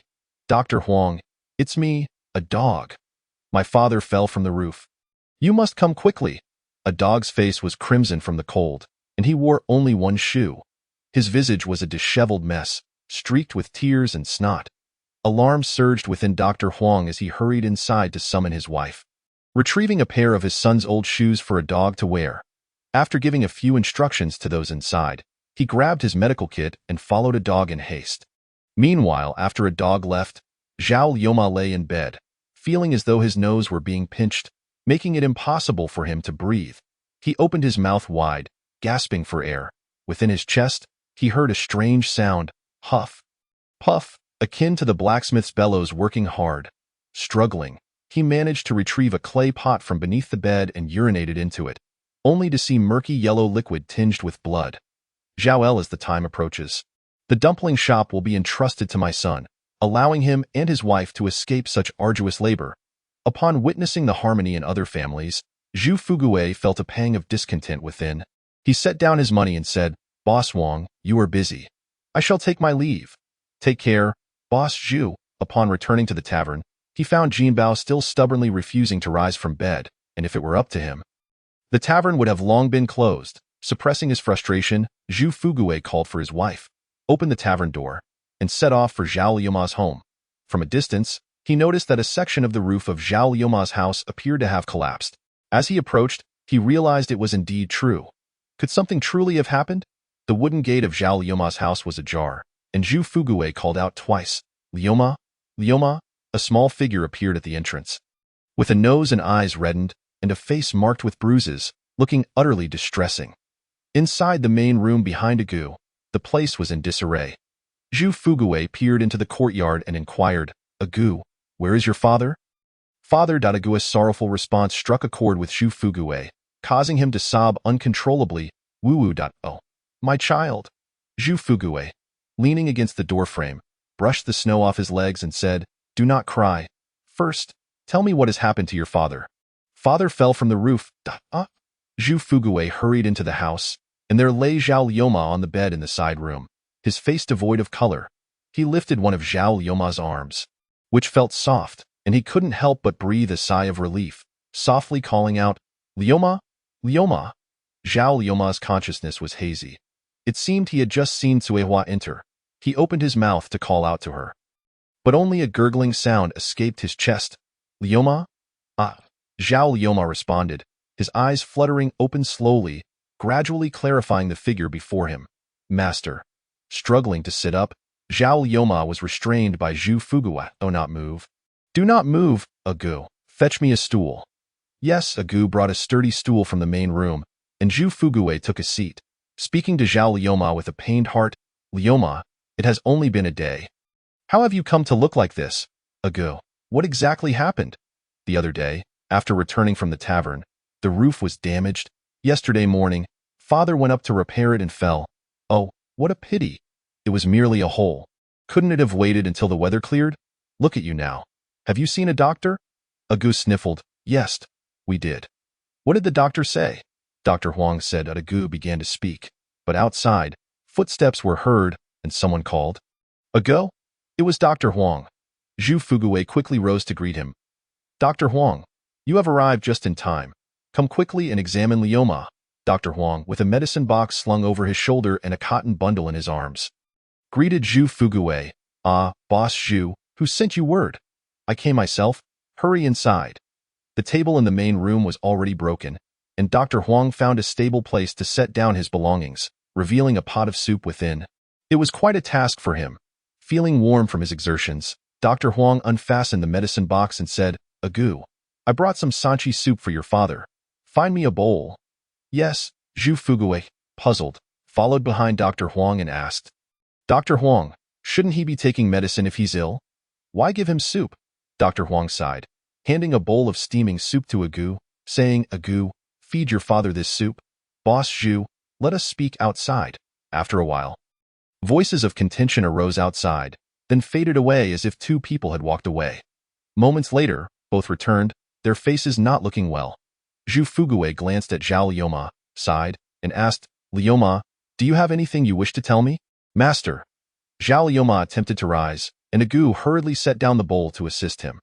Dr. Huang stepped forward to restrain Zhao Lioma. Take it slow, do not rush. Zhu Fugui extended his hand but, seeing he couldn't help, retracted it and sat quietly on the stool, his gaze fixed on Zhao Lioma, shedding a few tears as he lamented, what a good man. How could this happen so suddenly? Master. With Dr. Huang's assistance, Zhao Lioma managed to sit up, leaning against the headboard, weakly stating, the 8 Immortals' mistress foretold I would face calamity this year. She did not elaborate on the aftermath, but now I fear she knew I could not escape. Master, you know I, Zhao Lioma, have never sought favors from anyone in my life.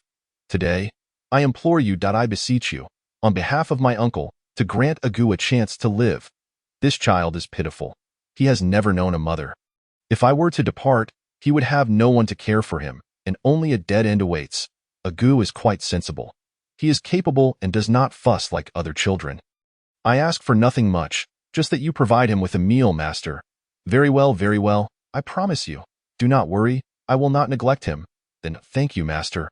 I, Zhao Lioma, shall repay your kindness in my next life. Zhao Lioma called for Agu, and before Zhu Fugui and Dr. Huang, he instructed Agu, while I am gone, you must listen to master. Do you understand? I don't understand, Agu sobbed. Chapter 22. Agu loses his father. Zhao Lioma lay in bed for 2 days. And on the 3rd day, he suddenly felt a bit better. He asked Agu to open the window and help him sit up to see outside. The snow had not yet melted. Piles were scattered here and there, pristine white, promising a bountiful harvest in the coming year. Did Agu, come here, father. Zhao Lioma vividly remembered the night Agu had been found. He scrutinized Agu closely. Though not his biological son, Agu bore a striking resemblance to him. It was fate indeed. Zhao Lioma adjusted Agu's clothing, wiped his little face and hands clean, and instructed Agu, I fear I shall not last much longer. You will have to rely on yourself from now on. Agu had already grasped the concepts of life and death. He clung to Zhao Lioma, crying in terror, Father, do not leave. Father, do not go. Father, do not go. Agu, do not cry. Listen carefully to what I say. All right. Agu could hardly contain himself, his back heaving with every sob, each one seemingly draining all his strength, a truly pitiable sight. Zhao Liuma's heart ached painfully. He had never given this child a single good day, and now he was forced to leave him. With teary eyes, Zhao Liuma gently patted Agu's back, whispering, Agu, be good. Agu, listen well. Agu, do not cry. Agu sniffled in response. Master Zhu does not like people to cry. After I am gone, you must obey Master Zhu and work hard. Do not be lazy. Agu understands. If anyone gives you money, and Master Zhu sees it, you must hand it to him. If he does not see it, hide it away. Do not let anyone else see it, and do not speak of it to anyone. Do you understand? I don't understand. If the madam and young master scold you, do not respond. Eat whatever they give you. There is still some grain stored in the house, and you can manage for a while on your own. Agu, I will quietly tell you, beneath this bed, I have hidden some money, right where I am lying. If you dig it up, you will find it, but you must not tell anyone, not a soul. You must remember. Agu remembers. And, unless absolutely necessary, do not take that money out. It is for you to marry a wife. For I have been saving it all along. Zhao Liuma carefully explained how to access the money, repeatedly checking that Agu understood his instructions. Agu did not misremember a single detail, which eased Zhao Liuma's heart. Agu, you must be strong. Do not cry. Do not become like your father, a failure. Do you understand? That night, Zhao Liuma passed away. Agu clung to his father's gradually cooling body, at a loss, until the next morning when Dr. Huang arrived and pulled him away from Zhao Liuma's side. Alas, poor child, in his youth, Zhao Laotai had overexerted himself and left Zhao Liuma without siblings. Now that Zhao Liuma had died, Agu was left without family. Zhu Fugui used the wages Zhao Liuma had not yet claimed to purchase a simple coffin, thereby fulfilling his promise to Zhao Liuma to never cast out the Zhao father and son. Zhao Liuma had been a good man in life, never having quarreled or held grudges against anyone, and his industrious nature made him well liked by patrons in both the tea house and the tavern. Many from the village came to pay their respects on the day of Zhao Liuma's burial, whispering among themselves about his virtues, lamenting the unfairness of fate that had taken such a good man away so abruptly. Alas, that child is truly unfortunate. Agu could not hear what others were saying. He only understood that with each shovel of dirt that fell, he would never see his father again, and no one would ever cherish him as a precious treasure again. He remembered his father's words. Master Zhu did not like people to cry. He would not cry. He promised his father he would be obedient. A man must keep his word. Agu knelt there motionless, watching as his father's coffin was lowered bit by bit, silent and unmoving, as if in a daze, causing great concern among the onlookers. Zhu Fugui approached and slapped Agu's cheeks twice. Agu felt a stinging pain on his face, his heart feeling hollow. He gritted his teeth, suppressing his tears, yet he would not cry. Zhu Fugui barked, cry. Agu could no longer contain himself and cried out, Father. After Zhao Lumao's 7th day of mourning, Zhu Fugui came to take Agu back to the Fugui tavern. The room was in such disrepair that, as a mere child, Agu would be subjected to Zhu Fugui's harsh treatment. There were no suitable accommodations for him in the tavern's backyard. Zhu Fugui simply tossed 2 tattered quilts into the firewood room and said to Agu, You can sleep here. Thank you, sir. Agu had no objections. However, Zhu sure held strong opinions on the matter. The old nun had long since passed away, and if she had been as capable as she was reputed, why had she not found a suitable family for the boy earlier? Zhu sure permitted Agu to stay at the tavern only until spring, after which he was to return to his dilapidated old house.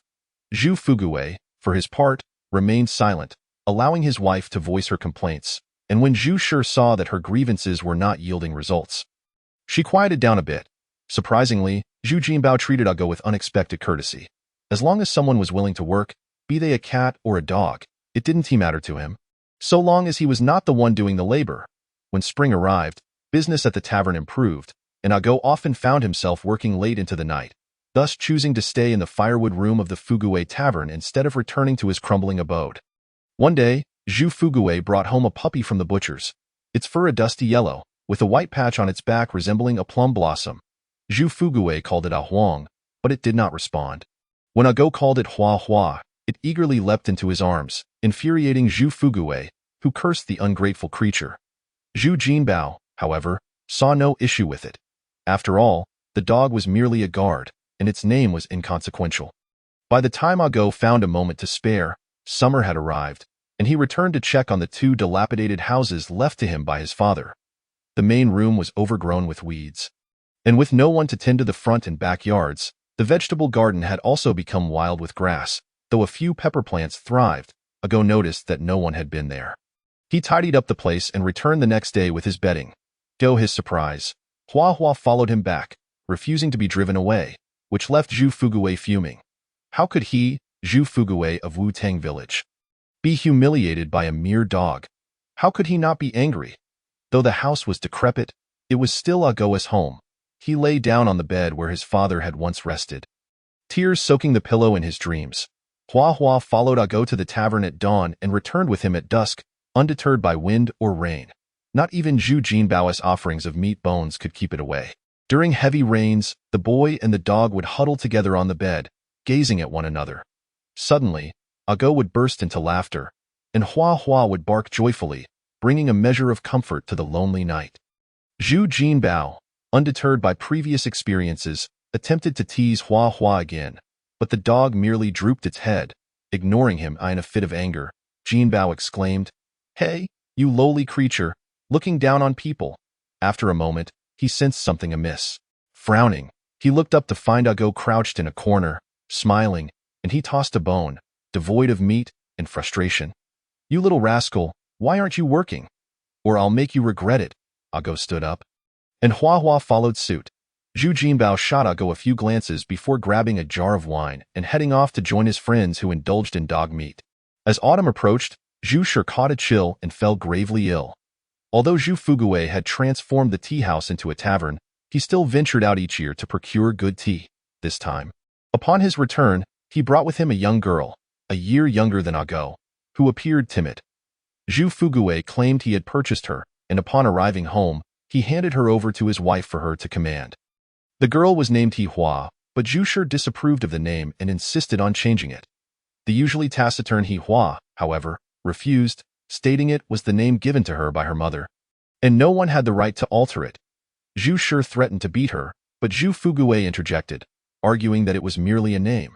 Since the girl was now under his wife's authority, why bother with a trivial title? Chapter 23. The storyteller, the girl from Gaojiatai, still held Zhu Jinbao in disdain, finding him bothersome and not even wanting to see him. Initially, Zhu Jinbao felt disheartened, but then he reflected on his status as the young master of the Fugui Tavern. Why should he demean himself to curry favor with others? Coincidentally, the eldest and second sons of the Wang family were preparing for the provincial examination, prompting Zhu Jinbao to request some travel funds from his father, Zhu Fugui, intending to venture out once again. Business at the tavern had improved significantly compared to when it was merely a tea house. And with the Wang brothers struggling at the examinations, Zhu Fugui thought perhaps his son possessed some talent for business, thus he consented. However, when the Wang brothers returned, Zhu Jinbao did not accompany them. The eldest son, Wang Yaoting, sent word to Zhu Fugui that Jinbao had gone off to make his fortune, vowing not to return until he had achieved something noteworthy. Zhu Shi wept, but no one paid her any mind. For the Wang family had welcomed an intriguing figure into their home, drawing people to visit them. Zhu Fugui, curious, learned that the eldest Wang's son had brought back a storyteller. This storyteller possessed a silver tongue, regaling listeners with an endless stream of bizarre and captivating tales, much to the delight of the crowd, leading to a decline in patrons at the tavern. Zhu Fugui deemed this unacceptable. After all, the Wang family operated a cloth shop. Why should they encroach upon his tavern's business? Therefore, he personally approached the Wang family to negotiate, seeking to invite the storyteller to perform at his tavern for a few days. The storyteller, who was merely a guest at the Wang residence and lacked a permanent place to stay, was amenable to the proposition. He had heard of an abandoned Guanyin temple at the village's end, which had been unguarded since the old nun's passing, and thus he volunteered to reside there. As this storyteller's surname was Qin, he was referred to as Mr. Qin. Meanwhile, Zhang Baohan, having received 2 taels of silver from Li Hua, set off to seek his aunt in Xiazhou. As he journeyed, He often heard people speak of Li Hua's gallant spirit and noble character. He could not help but admire Li Hua for his generosity in providing him with funds and a fine steed during his time of need. Truly living up to the reputation of a hero, Mr. Qin often came to the tavern to share stories, primarily revolving around chivalrous deeds and valiant heroes. However, he would only narrate once a day, leaving listeners eager for more. Patrons who enjoyed the tales would reward him with a few coins as a token of appreciation, and Zhu Fugui would also share some of the tavern's earnings with him. It was the first time Ago had witnessed someone earning a living solely through the power of words. Whenever Mr. Qin was present, the tavern was always bustling with customers. Ago hurriedly served drinks and fetched items. Fearful of missing even a single tale that might keep him awake at night, Mr. Qin would take a day off after telling stories for 3 consecutive days, and as time passed, this became a routine, leading to a quieter day at the tavern. Zhu Fugui was displeased, but Ago was quite content, for it allowed him to assist He Hua with her chores, though He Hua was not talkative. Her voice was melodious. One day, as Ago drew water from the well to rinse the wine pots and cups, mischievous Hua Hua leapt into the water, splashing him with droplets. The sun shone brightly, casting a rainbow above Hua Hua's head, a sight rare as a summer shower. At that moment, Ago heard a light laugh behind him, clear and delightful, akin to a lark perched on an old willow by the river. He turned to find it was He Hua. According to Zhu Fugui, He Hua's mother had passed away early, and her father, a gambling man, had sold her to settle debts. Yet, each time He Hua sought to return to him, her father would have to repay the money. Infuriated with her persistence, he sought to sell her far away, hoping she would never return. The person he approached knew some tea merchants, and by chance, Zhu Fugui learned of this and bought He Hua, bringing her to Wu Tang village. Ago found it difficult to articulate his feelings for He Hua in the village. He had scarcely any peers his age, and He Hua was the closest companion he could find. Each morning, He Hua would prepare breakfast and wash a mountain of clothes. Should she tarry even a moment, she would be scolded by her mistress. After enduring the reprimands, she would tend to her mistress's medicine, and when business was brisk, she would assist Ago with tavern duties. He Hua never complained. Whenever the tavern was empty, she would sit alone on the threshold of the firewood room. Eating leftover rice, Ago felt that He Hua, unlike the other village girls, was not prone to tears, and he found himself quite fond of her. Thus, whenever he had the chance, he would help her gather firewood, fetch water, and stoke the fire. The two spoke little until one day, while Zhu Fugui was enjoying meat, He Hua secretly stashed away a small piece while cooking. When the tavern was left with just the two of them, they hid in the firewood room and shared the morsel. From that moment on, they became good friends. With a resounding clap, Mr. Qin slammed a block of black wood, measuring 6 inches by 5 inches and 2 and 8 inches thick, onto the table, startling everyone in the tavern into a heightened state of alertness. Last time he spoke of the gallant hero, today he would tell a new tale titled The 3 Heroes and the Sword. We shall not mention the dynasty, but rather unfold the story. It is said that the emperor resided in the capital, uniting the realm in a time of peace. Suddenly, a storm brewed, heralding the emergence of tigers, leopards, and wild dragons. What are these tigers and leopards and wild dragons? Allow me to slowly elaborate. Each time Mr. Qin narrated a story, Ago became utterly engrossed. On one occasion, he even forgot to serve drinks, nearly earning himself a beating from Zhu Fugui. Fortunately, Mr. Qin intervened on his behalf. Nevertheless, Zhu Fugui still yanked Ago by the ear and scolded him soundly, hoping to instill some sense into the boy. Ago always took the opportunity to bring Mr. Qin tea when he paused for breath, and Mr. Qin would nod gently in gratitude each time. Mr. Qin spoke of the Kunlun hero wielding a fish-scale purple-gold sword, 3 golden darts pressing down on the green forest, and with a flick of his head, he would stabilize the universe, traveling 800 miles across the Yangtze River. Ago often thought how wonderful it would be if he could practice such martial arts. This way, he could uphold justice and assist the needy. Furthermore, once he has perfected his martial arts, he shall ensure that Ha Hua enjoys a warm meal every day. The regular patrons of the tavern often jest about Agu when there is nothing else to do. And when Agu finds himself unoccupied, he too will engage in some banter. Though small in stature, his navet often leaves him bewildered, provoking hearty laughter from the other drinkers. When the merriment of drinking reaches its peak, it is inevitable that they will indulge in another bowl. Zhu Fugui. amused by the raucous antics, allows these ruffians to find entertainment in the child's innocence. Mr. Qin, the three heroes of the sword, spoke of the 58th chapter, and upon hearing that Kunlun hero Sheng Ying was to duel on the Skyward Island, Agu was nearly beside himself with anxiety for Kunlun hero. The denizens of Skyward Island are not a virtuous character. May nothing ill befall Kunlun hero. As the saying goes, while it is easy to evade a blatant attack, it is far more difficult to guard against a hidden strike. It is also said that a general fears not 1,000 soldiers, but rather a mere inch of steel. And this truth cannot be disputed. Lin Shipai was within 30 paces of Sheng Ying, well within the range of attack, with no armor to protect him, clad only in a thin garment. A single arrow could spell his doom.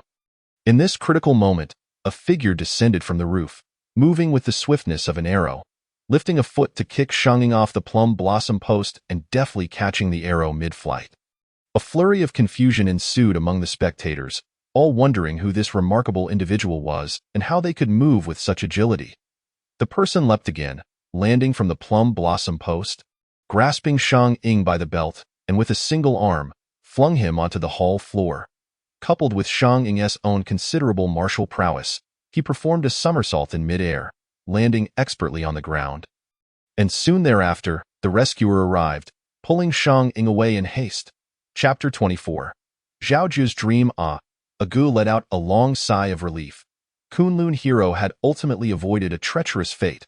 Agu harbored a fervent wish that good deeds would be rewarded and that evildoers would face retribution. A hope that was soon shattered when Kunlun hero fell gravely ill and was slain by Qin, leaving him heartbroken. Agu nearly abandoned his aspiration to master martial arts and uphold justice. But fortunately, Kunlun hero's disciple Huang Santai journeyed great distances to apprehend the wicked, rekindling Agu's hope. Illiterate and only capable of counting, Agu gradually forgot Kunlun hero's full name, while Huang Santai remembered it with clarity. Unexpectedly, Mr. Qin settled in Wutong village and recounted several stories thereafter. Though Agu could not recall the identity of the world's greatest sword, he remembered Yen Shi-san. He could not recall the head of the foremost family in the martial world, but remembered Xiao Shilang. He deemed them formidable, thus yearning to adopt a name as melodious as theirs. Yet, what name should he choose? Lying in bed, Agu tossed and turned, contemplating, and ultimately resolved to rename himself Zhao Jiu. Zhao, from his father Zhao Lumao. And Jiu, meaning 9 and counting, Zhao Jiu. The peasants of Wutong village paid no heed to the name Zhao Jiu, still calling him Agu and jesting about his ambitions to become a chivalrous hero. Whenever this occurred, Zhao Jiu would solemnly inform those who mocked him, "I am Zhao Jiu, and I shall become a hero." When he proclaimed this, his back would stand straight, provoking more laughter from the onlookers. "Who do you think you are, Yen Shi-san?" They would guffaw. Zhu Fuguwei, somewhat irritated, could not chastise the patrons, instead pointing at Zhao Jiu, exclaiming, "Why don't you hurry and serve the guests? If you slack off again, I shall break your legs." The drunken spectators erupted in laughter, with some calling out, "Zhu Bapi, that's your only trick." Agu fetched another jug of wine, standing his ground, daring them to act on their threats. Zhu Fuguwei chuckled, commanding Zhao Jiu to fetch more wine. He knew this rowdy crowd sought amusement, and they evidently enjoyed watching Zhao Jiu's futile attempts at mirth. "I am Zhao Jiu," he declared upon returning with the wine. Maintaining his composure, though his smile had faded. "Oh, he is angry. Look, he is truly angry." They laughed heartily. All right, you're Zhao Jiu, not a girl," they continued, their laughter ringing through the tavern. Zhao Jiu, with his bright eyes fixed earnestly upon them, affirmed, "Yes, I am Zhao Jiu." Their laughter only intensified. "Oh, you're taking it seriously." In Wutong village, no one regarded this youth with any seriousness, and naturally, no one took his dreams to heart. The tavern-goers would jest about him, and as time passed, the name Zhao Jiu indeed became well known. "Zhao Jiu, quickly fetch the wine. Hurry, or I'll hit you," they would call, playful mockery underscoring their camaraderie. "Oh, Zhao the hero arrives swiftly. Thank you, Zhao the hero," they would cackle. Ever since Agu changed his name to Zhao Jiu, he began to dream. He envisioned a day when he would carry a long sword, his garments billowing, dispensing justice wherever he may roam. He fantasized of riding forth with sword in hand and a beautiful companion by his side, traversing to the ends of the earth, greeted with reverence as Zhao the hero. Zhao Jiu diligently endeavored to memorize the martial code spoken of by Mr. Qin, hoping to apply it in his future adventures. Yet, he often awoke from his slumber, only to forget, which greatly vexed him. Nevertheless, Hua never mocked his foolish dreams and always listened with a gentle smile. Her crescent-shaped eyes resembling the moon, breathtakingly beautiful. When time permitted, Zhao Jiu would visit his father and Aunt Cuehua, always bringing wildflowers to place upon their graves. He recounted the happenings of the tavern to his father and Aunt Cuehua, imitating Mr. Qin's marvelous tales, complete with flair, sounding quite convincing. Zhao Jiu wished to learn to read, yet he could not afford the tuition. He contemplated seeking Mr. Qin, but the latter kept to himself after leaving the tavern. Rarely seen by others, on several occasions, Zhao Jiu found himself at the entrance of the Guanyin Temple, wishing to speak with Mr. Qin, but upon hearing a cough from within, he would turn and leave. Fearing to disturb Mr. Qin's rest, which might prevent him from regaling the crowd with stories the following day. Now aged 11 by the lunar calendar, Zhao Jiu calculated that 3 years had passed since his father Zhao Lumao had departed. The 2 dilapidated houses had fallen further into disrepair, and the Guanyin Temple had deteriorated significantly. Just before the Dragon Boat Festival, Wang Dashan inquired in the tavern whether Zhao Jiu had visited his father's grave during the Qiming festival. "Yes, I have," Zhao replied. "Your father toiled tirelessly, and you are his only son. You should visit him more often when you have the chance." 2 days later, Wang's household unexpectedly sent someone to repair Zhao Jiu's crumbling abode and to tidy up the Guanyin Temple. Zhao Jiu was utterly perplexed by this turn of events, overflowing with gratitude towards Wang Dashan, eagerly awaiting an opportunity to express his thanks. However, Wang Dashan did not return to the tavern for several days. When Zhao Jiu next encountered him, 2 months had passed since the Dragon Boat Festival. The villagers no longer referred to him as Wang Dashan, but as Wang Yuanwai. "Wang Yuanwai, what wind brings you here?" Zhu Fuguwei greeted him with a beaming smile, warmly ushering him into the tavern, eager to serve him tea or wine. "Same as always. Hey, Zhao Jiu, quickly prepare tea for Wang Yuanwai." After Wang Yuanwai departed, Zhao Jiu curiously asked Zhu Fuguwei, "Sir, what does Yuanwai mean?" "Yuanwai is neither a high official nor a lowly one," Zhu Fuguwei explained. "The Wang family is filled with scholars, yet they have failed to produce a single successful candidate. Wang Yuchun has nearly gone mad attempting to secure an official position, so he donated money to purchase the title of Yuanwai. I reckon he spent quite a bit. Your dilapidated houses and the temple must have contributed to his merit." "Alas, people say I, Zhu Fuguwei, am shrewd, but I cannot compare to that Wang Yuanwai." After a few lively days, a traveling physician resembling a wandering doctor appeared in the village, performing miraculous cures. Zhao Jiu thought that had such a doctor existed in the past, perhaps his father would not have perished. This wandering physician listened to Mr. Qin's tales of wonder in the tavern, and they found common ground in their conversation, leading Mr. Qin to invite him to stay at the Guanyin Temple. For some reason, Zhao Jiu sensed that today Mr. Qin was not his usual self. He suspected Mr. Qin might be unwell and in need of the physician's attention, and planned to brew some loquat leaf tea to bring to him after leaving the tavern. In the evening, as Hua served medicine to Zhu Shi, she accidentally broke a bowl and received a scolding, even being denied supper. Zhao Jiu felt that Zhu Shi was being excessively harsh. The kitchen was distant from the loft, and the boiling hot medicine had burned Hua's hands. To add insult to injury, she was reprimanded for minor mishaps. If the dishes were oversalted or the soup too bland, could one still call the salted vegetables salted? Had it not been for the Wang family's laborer delivering a message that the young master had sent word back, Zhu Shi might have even struck Hua with a few coins to his name. Given to him by Mr. Qin as compensation for brewing tea, Zhao Jiu felt reluctant to accept the money. However, Mr. Qin insisted he take it, and so he did, with Zhu Fuguwei and Zhu Shi both at the Wang residence. Zhao Jiu quietly made his way to the dumpling shop diagonally across from the tavern to buy some wontons. Wang Jiao, seeing his plight, generously offered him extra wontons. Chapter 25. Each with their affection. Hua remained motionless beneath the loft, as Zhu Shi threatened to break her legs if she dared to move. Zhao Jiu secured the back door and presented the wontons to Hua, saying, "Hurry and eat. I'll keep watch for you." "What about you?" Hua recalled that Zhao Jiu had only eaten the remnants of 2 meals. "I've already eaten. You must hurry, or when the master and mistress return, you won't get any." "Where did you get the money?" "Mr. Qin rewarded me," don't worry. It has nothing to do with the Master's money. Just eat. Zhao Jiu squatted by the door, alert for any sounds from outside.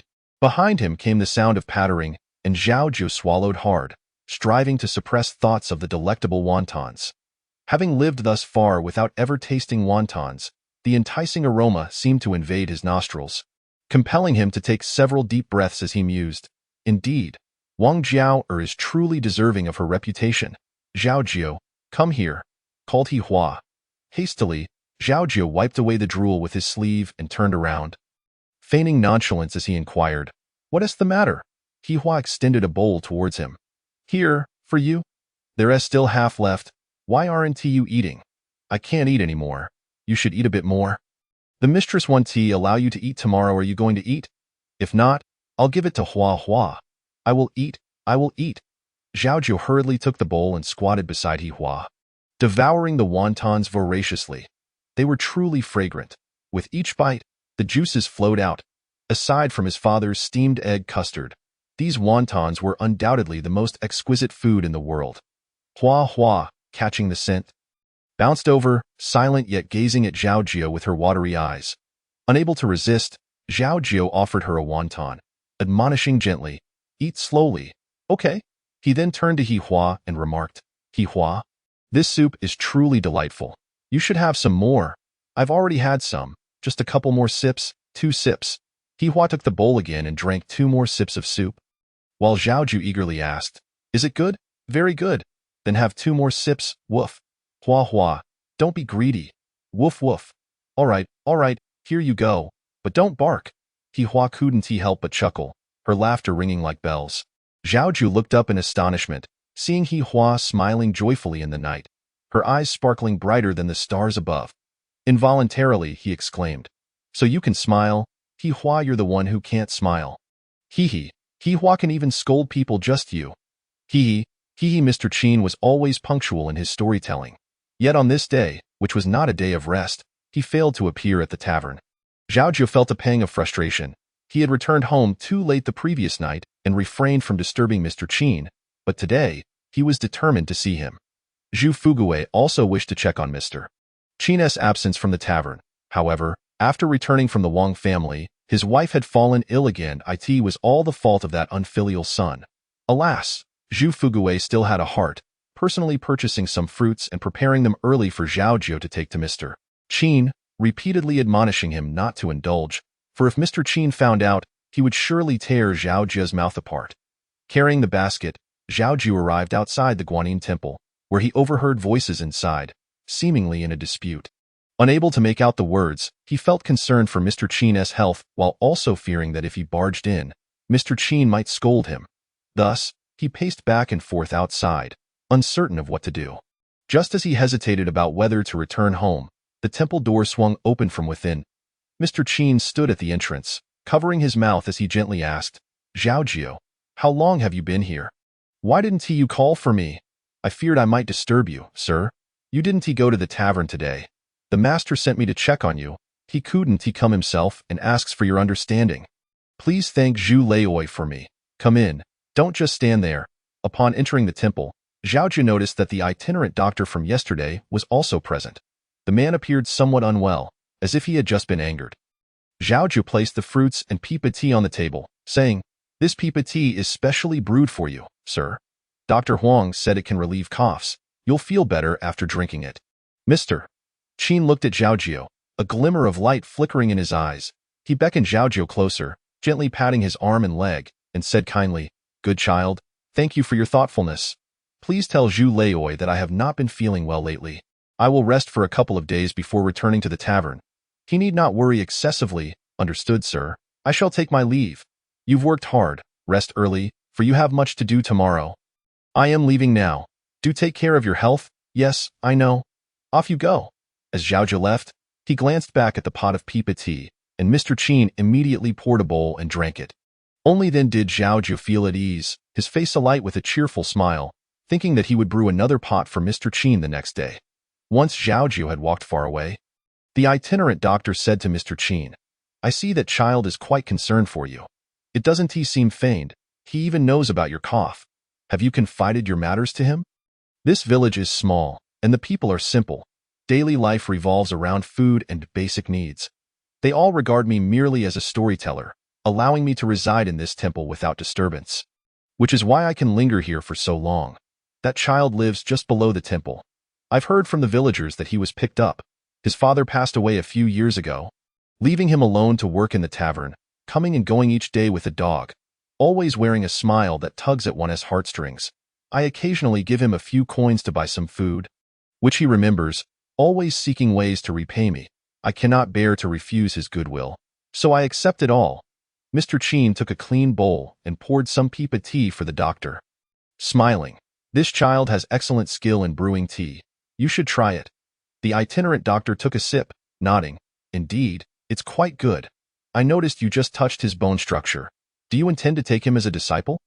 Mr. Chin shook his head, saying, "You know my condition. If it weren't for your efforts in helping me regain my meridians, I would be a useless person. I can scarcely ensure my own well-being. So why burden another?" However, the child possesses a kind heart and decent potential. Although he started martial arts late, he is not without hope. He has no relatives in this village, and your disciples are few. Why not take him with you? You remain as you always are, thinking of others first. The hardships endured by the Hua family over the centuries have been enough, and my grandmother, despite being a queen, could not avert the decline of the Hua family. What can I do? Even you cannot fathom Brahma. If I could, why would I hide in such a small village? Mr. Chin smiled bitterly. In the past, my grandmother sought to comprehend Brahma. Though she did not enter the 6 realms, she suffered greatly from them. The Bailey family is well aware of that. Aside from the matriarch, no one possesses the same steadfast resolve as my grandmother. A standard that we, the younger generation, can only aspire to. Since my grandmother, no one in the Hua family has been able to grasp Brahma. If you are willing, take that child with you. If you are uninterested, I will not press you. Everyone has their own destiny. However, since you have found me, they will surely follow soon. You should leave. I have already entangled you enough. Upon hearing this lengthy discourse, the itinerant doctor felt even more agitated. As long as you are willing to come with me, I would risk my life to protect you. Chapter 26. The enemy at the door. Mr. Chin divided the last bit of peepa tea into 2 bowls, handing one to the itinerant doctor, regardless of the latter's attitude, continuing to speak. My father changed our surname to Chin to evade calamity, seeking refuge in Bailey Valley, where the Valley Lord took care of us, allowing my sibling and me to survive. Yuer carries half of the Hua family's blood. Thus, the Hua family is not without successors. I understand your intentions, but the Hua family has been cursed for over 100 years. Since the anomalous bloodline of the Hua family has manifested in me after a century, it is my duty to bring an end to it. For the past 2 years, I have lived like an ordinary person. Rising with the sun and resting with the dusk, I do not think of the Hua family, nor of the martial world, nor of the blood-soaked grievances and vendettas. Since gaining consciousness, I have never experienced such tranquility. One morning, I opened my eyes to find myself sitting cross-legged above a lake, the water a deep azure. Perfectly still, I seemed to hear my grandmother speaking to me, looking as she did in her youth. A vision that can only be described as peerless elegance, the itinerant doctor exclaimed in surprise. "Ah, you've attained enlightenment?" Mr. Chin shook his head and continued. "You know I have never seen my grandmother. You have seen the painting my father treasured, and she resembles the figure in it exactly." I awoke to find myself sitting cross-legged on my bed, though I distinctly remember lying there the night before. My grandmother once said that within 3 generations, the Hua family would be freed from the curse of their bloodline. Ajahn, I entrust Qing Luan and the Hua family to you. The itinerant doctor finally understood. I know you will not come with me. After I finish this bowl of tea, I will leave here. Rest assured about Qing Luan. She is my wife, and I will not obstruct her teaching you or the Hua family's martial arts. If you survive, whether it is Brahma or burning heaven, whether you are a god or a demon, you will always be my brother Bailey Zhan, and the gates of Bailey Valley will forever be open to you. The 2 clinked their tea bowls and drank the tea to the last drop. After sharing a glance, the itinerant doctor, who called himself Bailey Zhan, rose and left the Guanyin temple, not looking back until he had exited Wu-Tang village. The next day, Mr. Chin indeed did not go to the tavern, and Zhao Jiu once again brewed a pot of peepa tea to take to the Guanyin temple. Mr. Chin's cough seemed to have improved somewhat.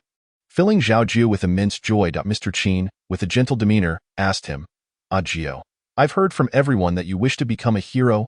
Yes, yes. Zhao Jiu nodded vigorously. Why do you wish to become a hero?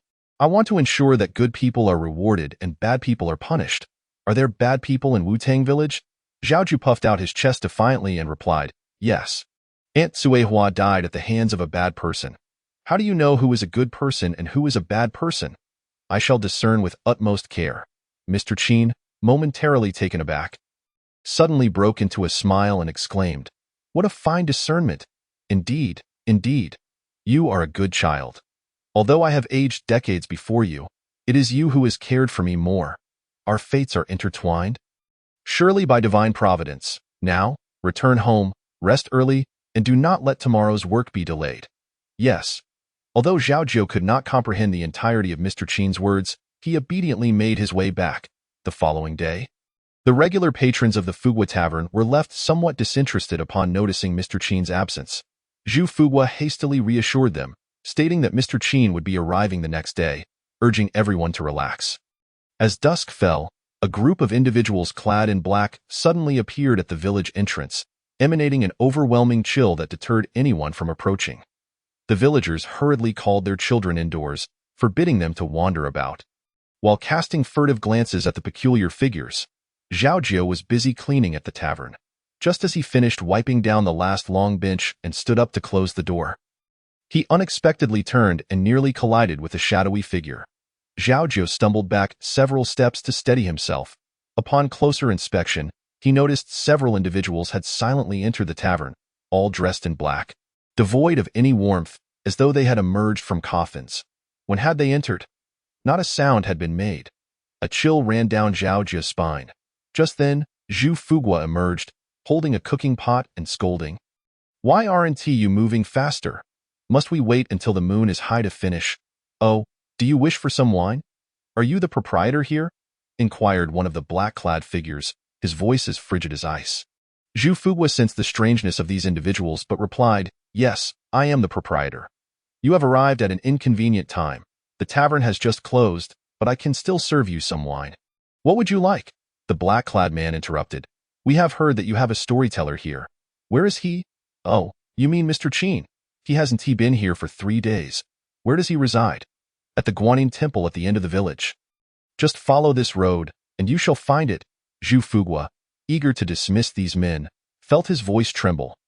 The black-clad figure tossed something onto the table and turned to drift out of the Fugua Tavern. Zhu Fugua, startled, sank onto a stool, exclaiming, "Ah go! Ah go!" Did those men walk without touching the ground? Zhao Jiu replied, My lord, I did not see clearly. Quickly, close the door. Close the door.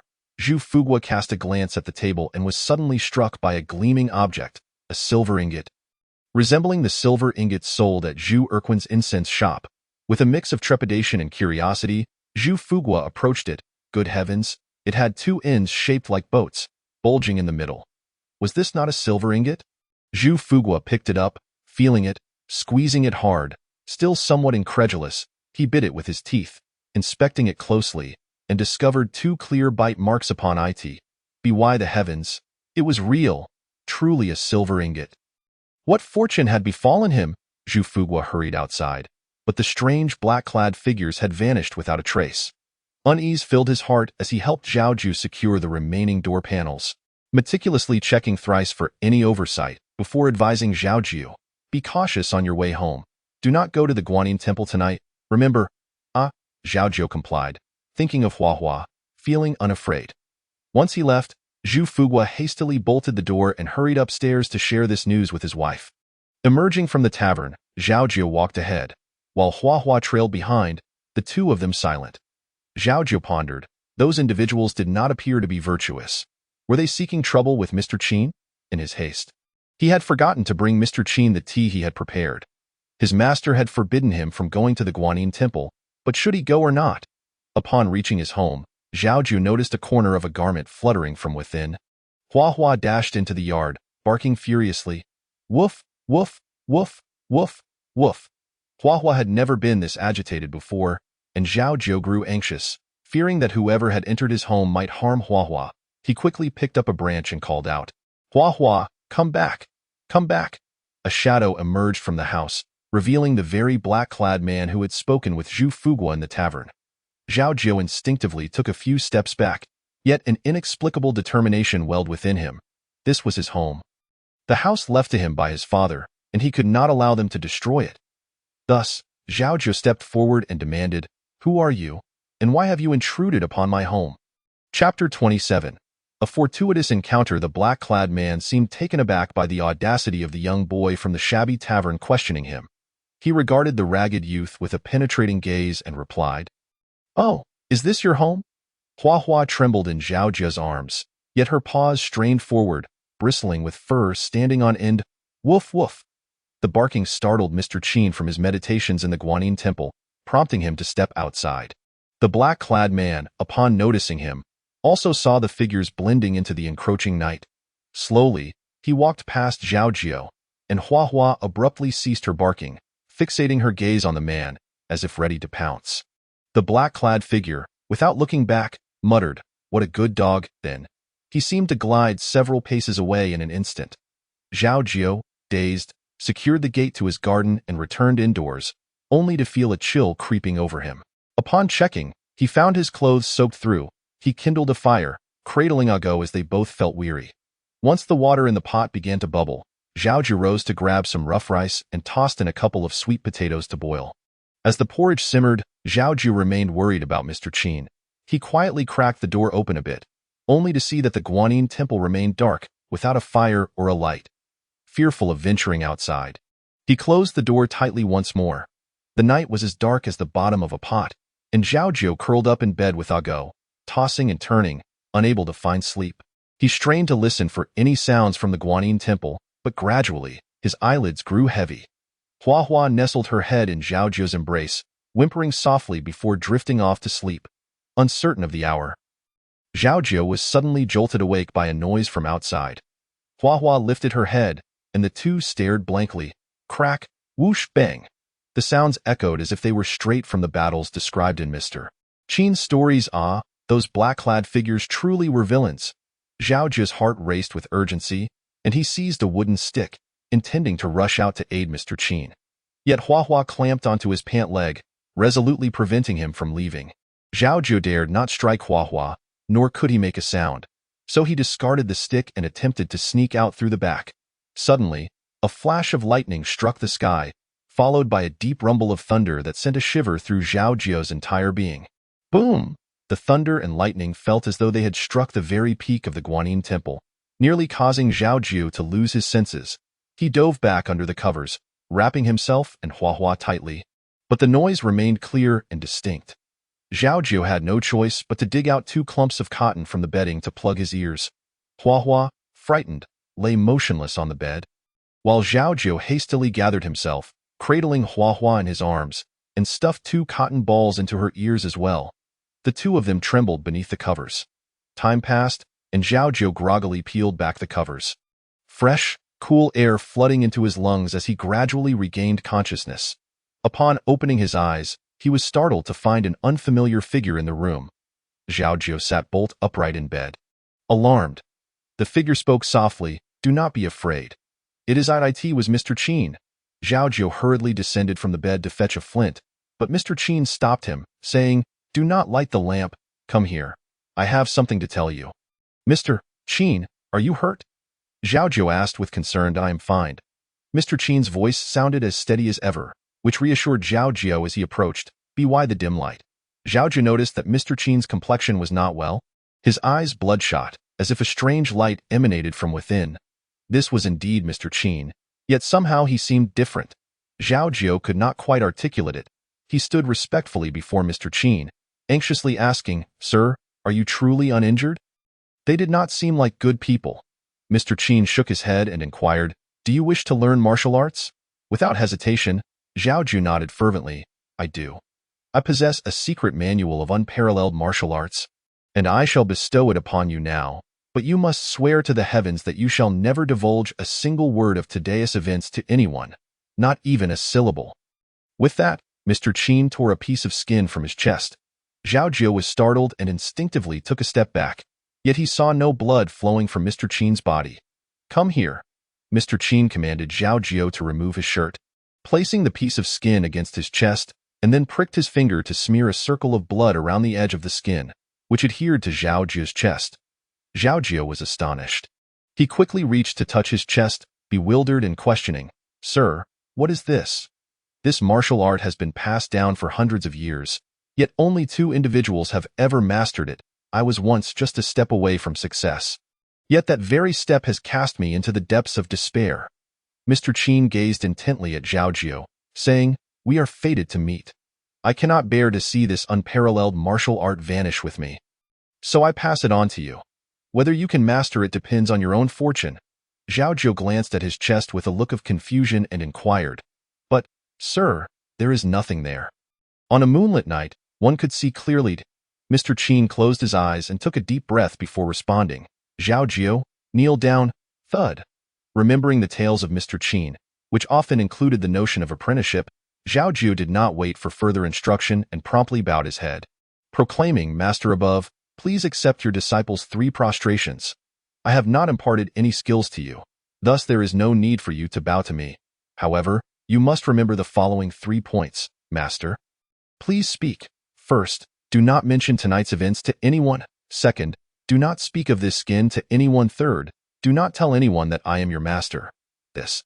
Zhao Jiu pondered for a moment and then bowed to Mr. Qin 3 more times, respectfully stating, "As you often say, once a master, always a father." I, Zhao Jiu, vow that I shall never reveal a single word about tonight's events to anyone. Should I go against this, may the heavens strike me with 5 thunders, leaving me with no place to rest. Zhao Jiu, come here and let me have a good look at you." "Yes, sir." Zhao Jiu approached Mr. Qin, but suddenly everything went dark, and he lost consciousness in an instant. Time passed, and in a haze, Zhao Jiu heard someone calling for him. "Ago, ago. Wake up, wake up." It seemed to be his father. "Father." Zhao Jiu jolted awake, only to realize he was surrounded by a crowd. He looked around and thought, "How did I end up on the ground?" Woof, woof. Hua Hua, upon seeing Zhao Jiu awake, joyfully leaped onto his lap, licking his face. "Hua Hua." Zhao Jiu scooped up Hua Hua, preventing it from bouncing around. He then heard someone nearby say, "You child, the house caught fire. How could you not know?" "Yes, even the Guanyin temple is burned down. You, who are usually so clever, how could you have fallen asleep by the roadside?" "What are you saying?" Zhao Jiu was startled, pushing through the crowd to see the scene before him. A vast expanse of blackened ruins lay in front of him. The 2 rooms left to him by his father, Zhao Lioma, had turned to ashes. Zhao Jiu fell to the ground, instinctively glancing at the Guanyin temple, now reduced to a pile of broken bricks and tiles. He subconsciously touched his chest, which felt slightly thicker than the rest of his body. Could it be that what happened last night was real? That Mr. Qin was gone? The temple was left with nothing but a skeleton. Everything else lost. Chapter 28. A skill without a master. Mr. Qin had no relatives in Wutong village. A few drunken men who enjoyed listening to his stories pooled together some coins to buy a simple coffin that could be easily dismantled, and they buried him in the mountains. Fulfilling their moral obligation, the 3 young masters of the Wang family all failed to pass the imperial examination, and Mr. Wang had no desire to rebuild the Guanyin temple. With nowhere else to go, Zhao Jiu could only return to the Fugui Tavern, living in the firewood shed with Hua Hua. Inevitably, some curious souls inquired about what had transpired that night, but Zhao Jiu remained clueless, and they had no choice but to give up. The Fugui Tavern grew quieter without Mr. Qin, but gradually, patrons began to return, laughing and chatting about various matters. Within 3 months, no one remembered Mr. Qin. Zhao Jiu kept Mr. Qin's words close to his heart, never mentioning that night to anyone.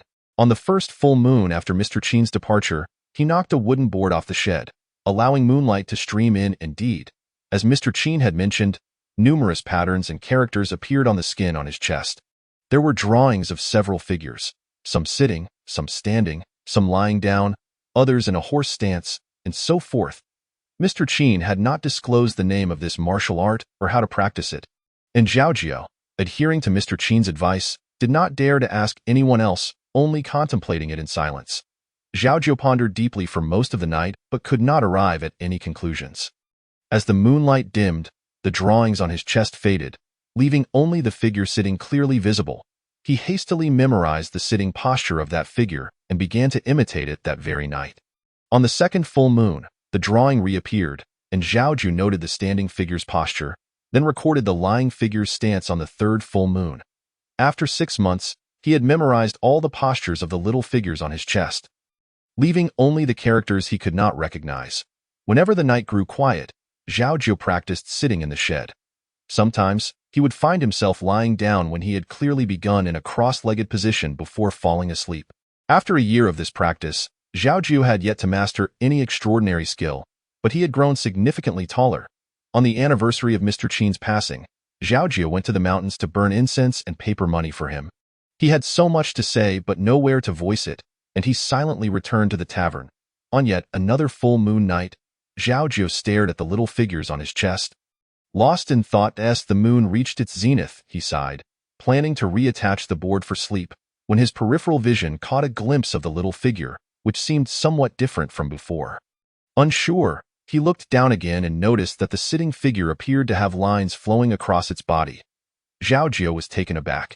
His body involuntarily shifted, and the lines vanished. Undeterred, he rotated his body under the moonlight. And when he turned sideways to the moon, the lines reappeared on the little figure. Could it be the meridians that Mr. Qin mentioned? Drawing upon years of accumulated knowledge from stories, Zhao Jiu was inspired and quickly imitated the little figure sitting cross-legged. Counting each flowing line on its body and memorizing their directions, he was unaware of what constituted internal strength or true qi, but recalling Mr. Qin's words about energy sinking to the dantian. He pretended there was a ball of energy in his abdomen, imagining that it flowed through his body's meridians.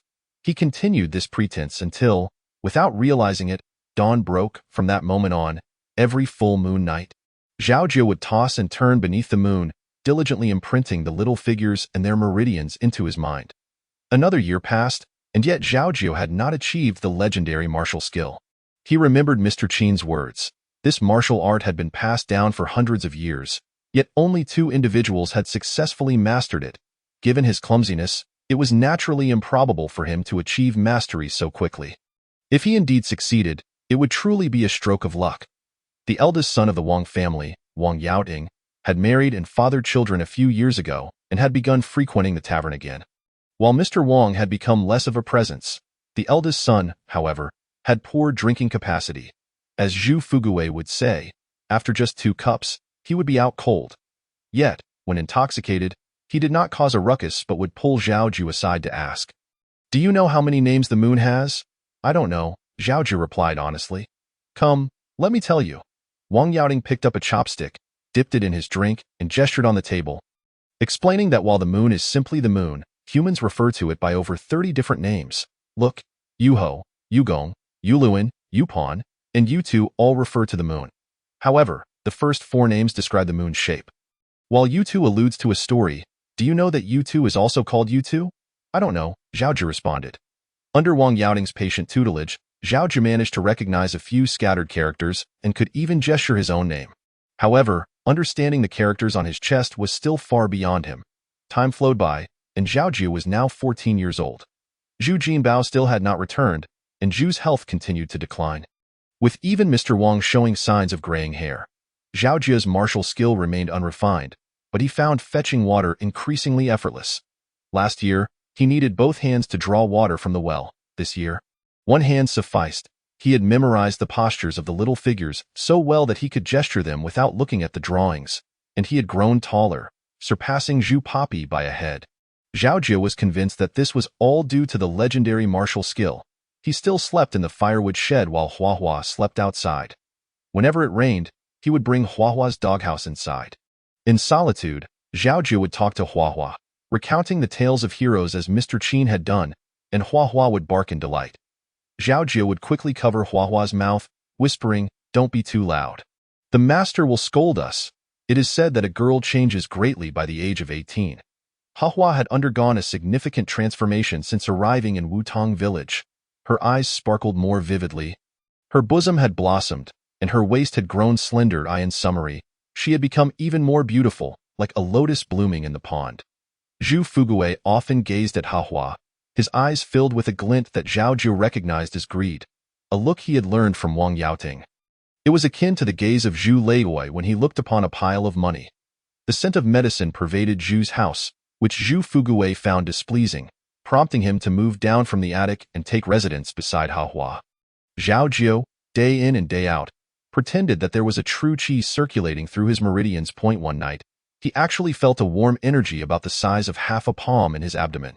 However, as soon as he startled awake, the warmth dissipated, and no matter how hard he tried afterward, he could not gather it again. Zhao Jiu felt utterly frustrated. That night, as Zhao Jiu slept restlessly, he suddenly heard a commotion outside. As if someone were crying for help, he was jolted awake, hastily throwing on his clothes and rushing outside. Who? Zhao Jiu dashed into the yard, but the voice suddenly fell silent. Puzzled, he scratched his head, wondering if he had lost his mind. Zhao Jiu chuckled at himself, turning to head back to his shed to continue sleeping, when he heard a cry of pain from Hua's room. Help, yes. That voice came from Hua's room. Chapter 29. Zhao Jiu's escape. Lotus. Lotus? Zhao Jiu heard the cries clearly and immediately rushed to the front of Lotus's room, calling out for help. Lotus, what has happened to you? In a state of panic, Zhao Jiu kicked open the door to Lotus's room, only to find something writhing on her bed. With a moment's clarity, he steadied himself and looked closer, only to see a corpulent figure pressing down on Lotus, who was desperately struggling against the hand that covered her mouth. Who are you? Fury ignited within Zhao Jiu as he stepped forward, seizing the man's shoulder and forcefully dragging him off Lotus, tossing him aside without a glance. The man collided with the door, letting out a pained yelp as he fell and rolled out of Lotus's room, lying motionless in the courtyard. Lotus, are you all right? Zhao Jiu inquired. Lotus, in terror, jumped off the bed and rushed to the door, glancing outside. It's the master, she exclaimed urgently. Zhao Jiu was taken aback. What? Meanwhile, Zhu Shi, from the attic, had also heard the commotion and emerged. Chastising, what is all this noise in the dead of night? It's a blessing that the master has taken a liking to you, and yet you shout. Zhao Jiu and Lotus held their breath. But Zhu Shi sensed something amiss after a couple of calls. Squinting into the courtyard, she faintly discerned a figure lying on the ground, her heart racing as she called out, Fu Gue? Fu Gue? Receiving no answer, she called for Lotus again, growing frantic. Lotus, you little wretch, what have you done to the master? At that moment, Hua, who usually held little affection for Zhu Shi, emerged from somewhere and began barking furiously at her. Caught off guard, Zhu Shi was startled, her legs giving way as she tumbled down the stairs, causing Zhao Jiu and Lotus to cower in the room, too terrified to move. Woof! Hua wagged her tail and dashed into Lotus's room, tugging at Zhao Jiu's pant leg to pull him outside. Zhao Jiu shielded Lotus behind him, and together they slowly followed Hua out. Upon seeing the scene in the courtyard, both of them were left in shock. Heavens, this is a grave situation. Hua sniffed around Zhu Shi before moving to Zhu Fu Gue, shaking her head and barking twice. Woof woof! Zhao Jiu was bewildered. Seizing Lotus's hand, he urged, Lotus, we caused a great disaster. We must leave together. We must escape from Wu-Tang village. No. Lotus shook off Zhao Jiu's hand. If we flee, we will be framed for the master and mistress's misfortunes. Lotus rushed into the room, rummaging through her belongings and stuffing a few items into Zhao Jiu's arms. You go, I will not. No. If you do not go, neither shall I, fool. Master Zhu is forcing me. It's only natural that I resist. What do you expect me to say? That you pushed Master Zhu and he simply did not move? Hurry and leave. With all her strength, Lotus shoved Zhao Jiu toward the back door of the courtyard, weeping, Zhao Jiu, please, go. I beg you. They will not spare you. Leave, go far away, and never return. Zhao Jiu choked back his emotions. Lotus, I have long been without family. It makes no difference where I end up.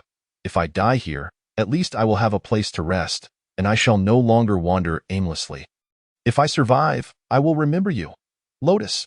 Lotus pushed Zhao Jiu out of the tavern, turned back to close the door, and squatted down, covering her face as she wept quietly. Zhao Jiu clung to the door, whispering, Lotus, you must live well. I will also live well. I will return for you. Hua, still unaware of the unfolding drama, barked from the other side of the door. Lotus grasped Hua tightly, covering her mouth as she cried. Be quiet, do not call out, please. The dog from Wang Jiao's house was startled awake, barking in agreement with Hua. Zhao Jiu dared not linger any longer and took off running. His mind was a chaotic blur, solely focused on running and ensuring Lotus would not be implicated. He ran and walked and ran, not daring to pause until he had traversed the entire Chenglu town and reached Taiping town. Seeking refuge in a dilapidated temple, after fleeing all night, it was only now that he felt exhausted, famished, and drowsy in his haste. He suddenly remembered the dowry money his father had left him beneath the old residence. However, he dared not return for it, instead patting his belly to comfort himself. Suddenly, Zhao Jiu felt something in his left hand. Bringing it to his eyes, he realized it was the item Lotus had forcibly stuffed into his possession the previous night. He had not lost it. Zhao Jiu quickly rose, bowing several times to the crumbling statue in the temple. May the Bodhisattva bless me. It was a small pouch sewn from coarse cloth, its stitches crooked and unsightly, yet neatly crafted. Opening the pouch revealed several copper coins and an old bracelet, still warm from Zhao Jiu's touch. He felt the bracelet repeatedly and counted the coins, when suddenly the enticing aroma of food wafted into his nostrils. He inhaled deeply, shut his eyes, carefully returned the items to the pouch, securely tied it to his waistband, and covered it with his clothing. After inspecting it a few times to ensure it was not visible from the outside, he stealthily slipped out from behind the temple. Following a small path down to the foot of the mountain, Zhao Jiu unexpectedly discovered a brook. He drank some refreshing water from the stream, foraged for wild fruits to stave off hunger, and soaked his feet in the cool water to relieve the swelling and pain. The fierce sun filtered through the leaves, casting dappled shadows on the ground, while birds flitted about the branches, chirping energetically before returning to their nests. A school of tiny fish swam around Zhao Jiu's feet, remaining still when he did, but darting away the moment he moved. Zhao Jiu dozed off by the brook, feeling a bit lighter upon waking, and continued his descent. Walk a bit, rest a bit. Zhao Jiu was uncertain of his destination. He had never known he could walk so far, nor did he know how much further he could go. When thirsty, he drank from streams or ponds. When hungry, he picked wild fruits from the hills and fields. When tired, he rested under trees or by walls. When drowsy, he would sleep in a dilapidated temple or curl up in a corner of someone else's wall if he couldn't find a temple. Zhao Jiu was fortunate, encountering a few households willing to offer him a bowl of porridge and a couple of buns, and even an old man selling straw sandals who gifted him a pair. Zhao Jiu had never realized how long the road could be, with no end in sight regardless of how far he walked. Indeed, the world was vast, which explained why the young master had never returned. After wandering for about 10 days, Zhao Jiu discerned from the accents of those he overheard that he had ventured far beyond Wu Tang village. The initial fear had transformed into novelty, childhood wonder into curiosity, and eventually into fatigue. As the surroundings grew livelier, Zhao Jiu inquired around, only to learn he had arrived in a place called Nanshan County. Nanshan County was a far cry from Wu Tang village. The streets were exceedingly spacious, wide enough for 5 or 6 horse-drawn carriages to run alongside one another. The street bustled with people, and the shops on either side were numerous: restaurants, taverns, and tea houses, all significantly larger than those in Wu Tang village. Moreover, there were inns mentioned by the scholars, which did not exist in Wu Tang village. Zhao Jiu understood that entering these establishments required money, and lacking any, he could not go in. He wandered aimlessly until he sat in a corner of a rouge shop, resting against the wall. 2 lovely young ladies emerged from the shop. One exclaimed in surprise, "Oh, there's a little beggar here." The other, upon examining Zhao Jiu, noted his weary visage but found his features quite handsome and clean compared to other beggars. Wondering where this unfortunate soul had come from, she sighed, "Alas, how pitiful." Approaching Zhao Jiu, she called out, "Hey." Chapter 30. A first step into the Jianghu. Zhao Jiu opened his eyes to find a charming young woman standing before him, her face adorned with a warm smile, dressed in a splendidly bright red dress he had never seen before, radiant as flames from a stove, far surpassing the beauty of any girl or lady in Wu Tang village. Zhao Jiu felt a wave of dizziness wash over him.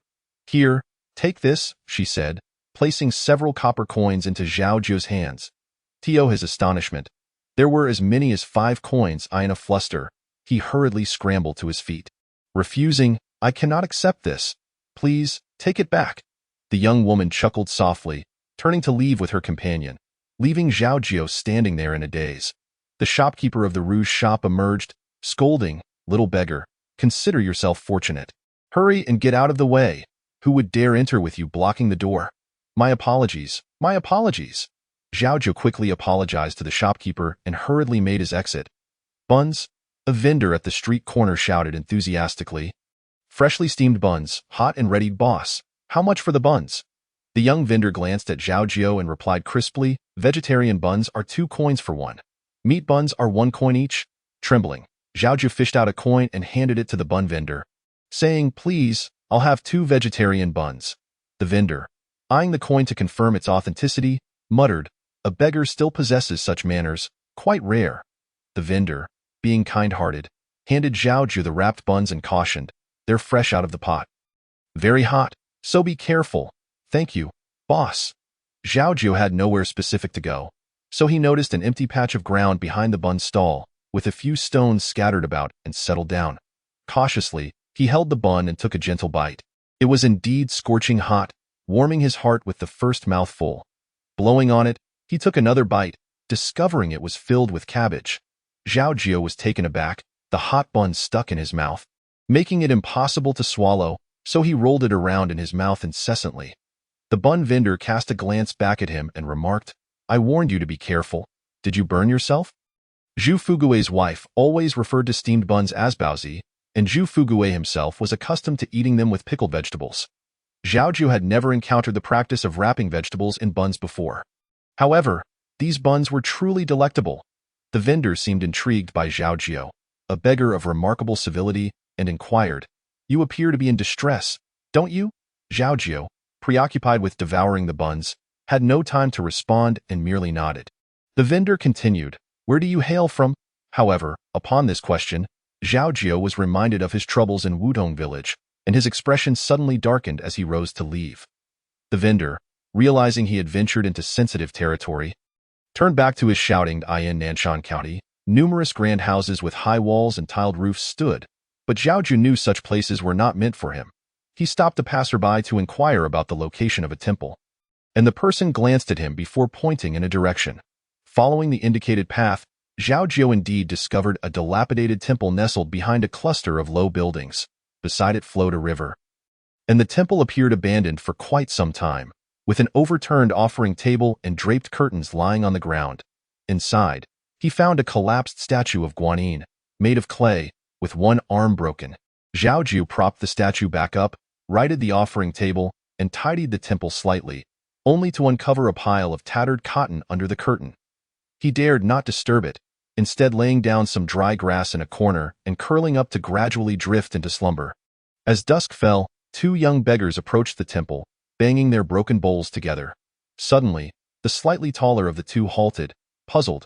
"Hey, 7th brother, has someone been here?" "Shu?" Little 7 shoved his broken bowl into his companion's hands, gripping a bamboo staff as he quietly crept closer. Peering into the temple, he noticed the statue sitting upright and the offering table arranged correctly. Could it be that someone had come to worship? Yet, there were no offerings on the table. Nanshan County was not lacking for dilapidated temples. Who would come here? Little 8, come here. Little 7 pointed to a corner behind the temple door, saying, "Look, they must have come after we left." Little 8 rolled up his sleeves and demanded, "You little rascal, daring to encroach on our territory? I'll show you." "Wait," Little 7 called out, stopping Little 8 as he first checked behind the curtain to see if his own spot was still there. Then stepped out to scrutinize Zhao Jiu. He saw that the newcomer was not much older than them, with a handsome face, wearing a pair of straw sandals that had 2 holes at the big toe, and soles that were worn out, as if he had traveled a long distance. Curled up on the grass, he appeared calm, unlike the other ruffians and beggars in the city. Little 7 felt a twinge of sympathy and said to Little 8, "Don't be quick to attack. Let's wake him up and ask some questions." "Hey, wake up, wake up!" Little 8 poked Zhao Jiu with his bamboo staff. Zhao Jiu winced in pain, furrowing his brow, feeling the surrounding noise. As he groggily opened his eyes, he saw 2 figures, one taller and one shorter, both beggars. Little 7 clapped his bone in hand, singing, with a clatter and a bang, "May I ask where the noble residence lies?" "Brother, you're too polite." Little 8 shouted at Zhao Jiu, "You're sleeping soundly in our home. Get up, my brother wants to ask you something." Zhao Jiu sat up abruptly, puzzled. Who are you? You're new here, aren't you? Don't know the rules? Little 8 said, leaning on his bamboo staff with an air of authority. Let me explain the rules of our beggar gang. What beggar gang?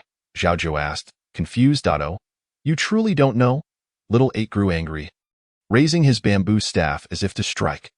Little 7 quickly intervened, saying, I believe he genuinely doesn't understand. Let me ask. Little 7, slightly older and appearing more amiable, squatted down in front of Zhao Jiu and patiently explained. I am Little 7, and this is my younger brother, Little 8. Although this temple is dilapidated, it is our home, our territory. Those of us in the beggar gang understand the rules. If you step onto someone else's territory without permission, that's considered encroachment. I can tell from your accent that you're from outside, which is why I'm explaining the rules to you. Otherwise, we would have kicked you out already. Upon hearing this, Zhao Jiu suddenly felt enlightened. So, he had already entered the world of the wandering. However, it was still wrong to occupy someone else's space. Zhao Jiu hurriedly stood and apologized to the brothers. I am truly sorry. I am new to this world and unfamiliar with the rules. I hope you will show me some kindness. Zhao Jiu spoke in a manner reminiscent of the stories of Master Qin, surprising Little 8. Oh, brother, this fellow is quite astute. Yet, we've introduced ourselves, so you should at least share your name. Oh, I am Zhao Jiu, Zhao Jiu replied. You? Little 8 hesitated, but seeing Zhao Jiu's sincere demeanor, he questioned with skepticism, your name is truly Zhao Jiu. Zhao Jiu nodded, indeed, I am Zhao Jiu. Chapter 31. Brotherhood in the Dilapidated Temple. How fortuitous. Our names align so nicely, Little 8 exclaimed, pulling Zhao Jiu closer.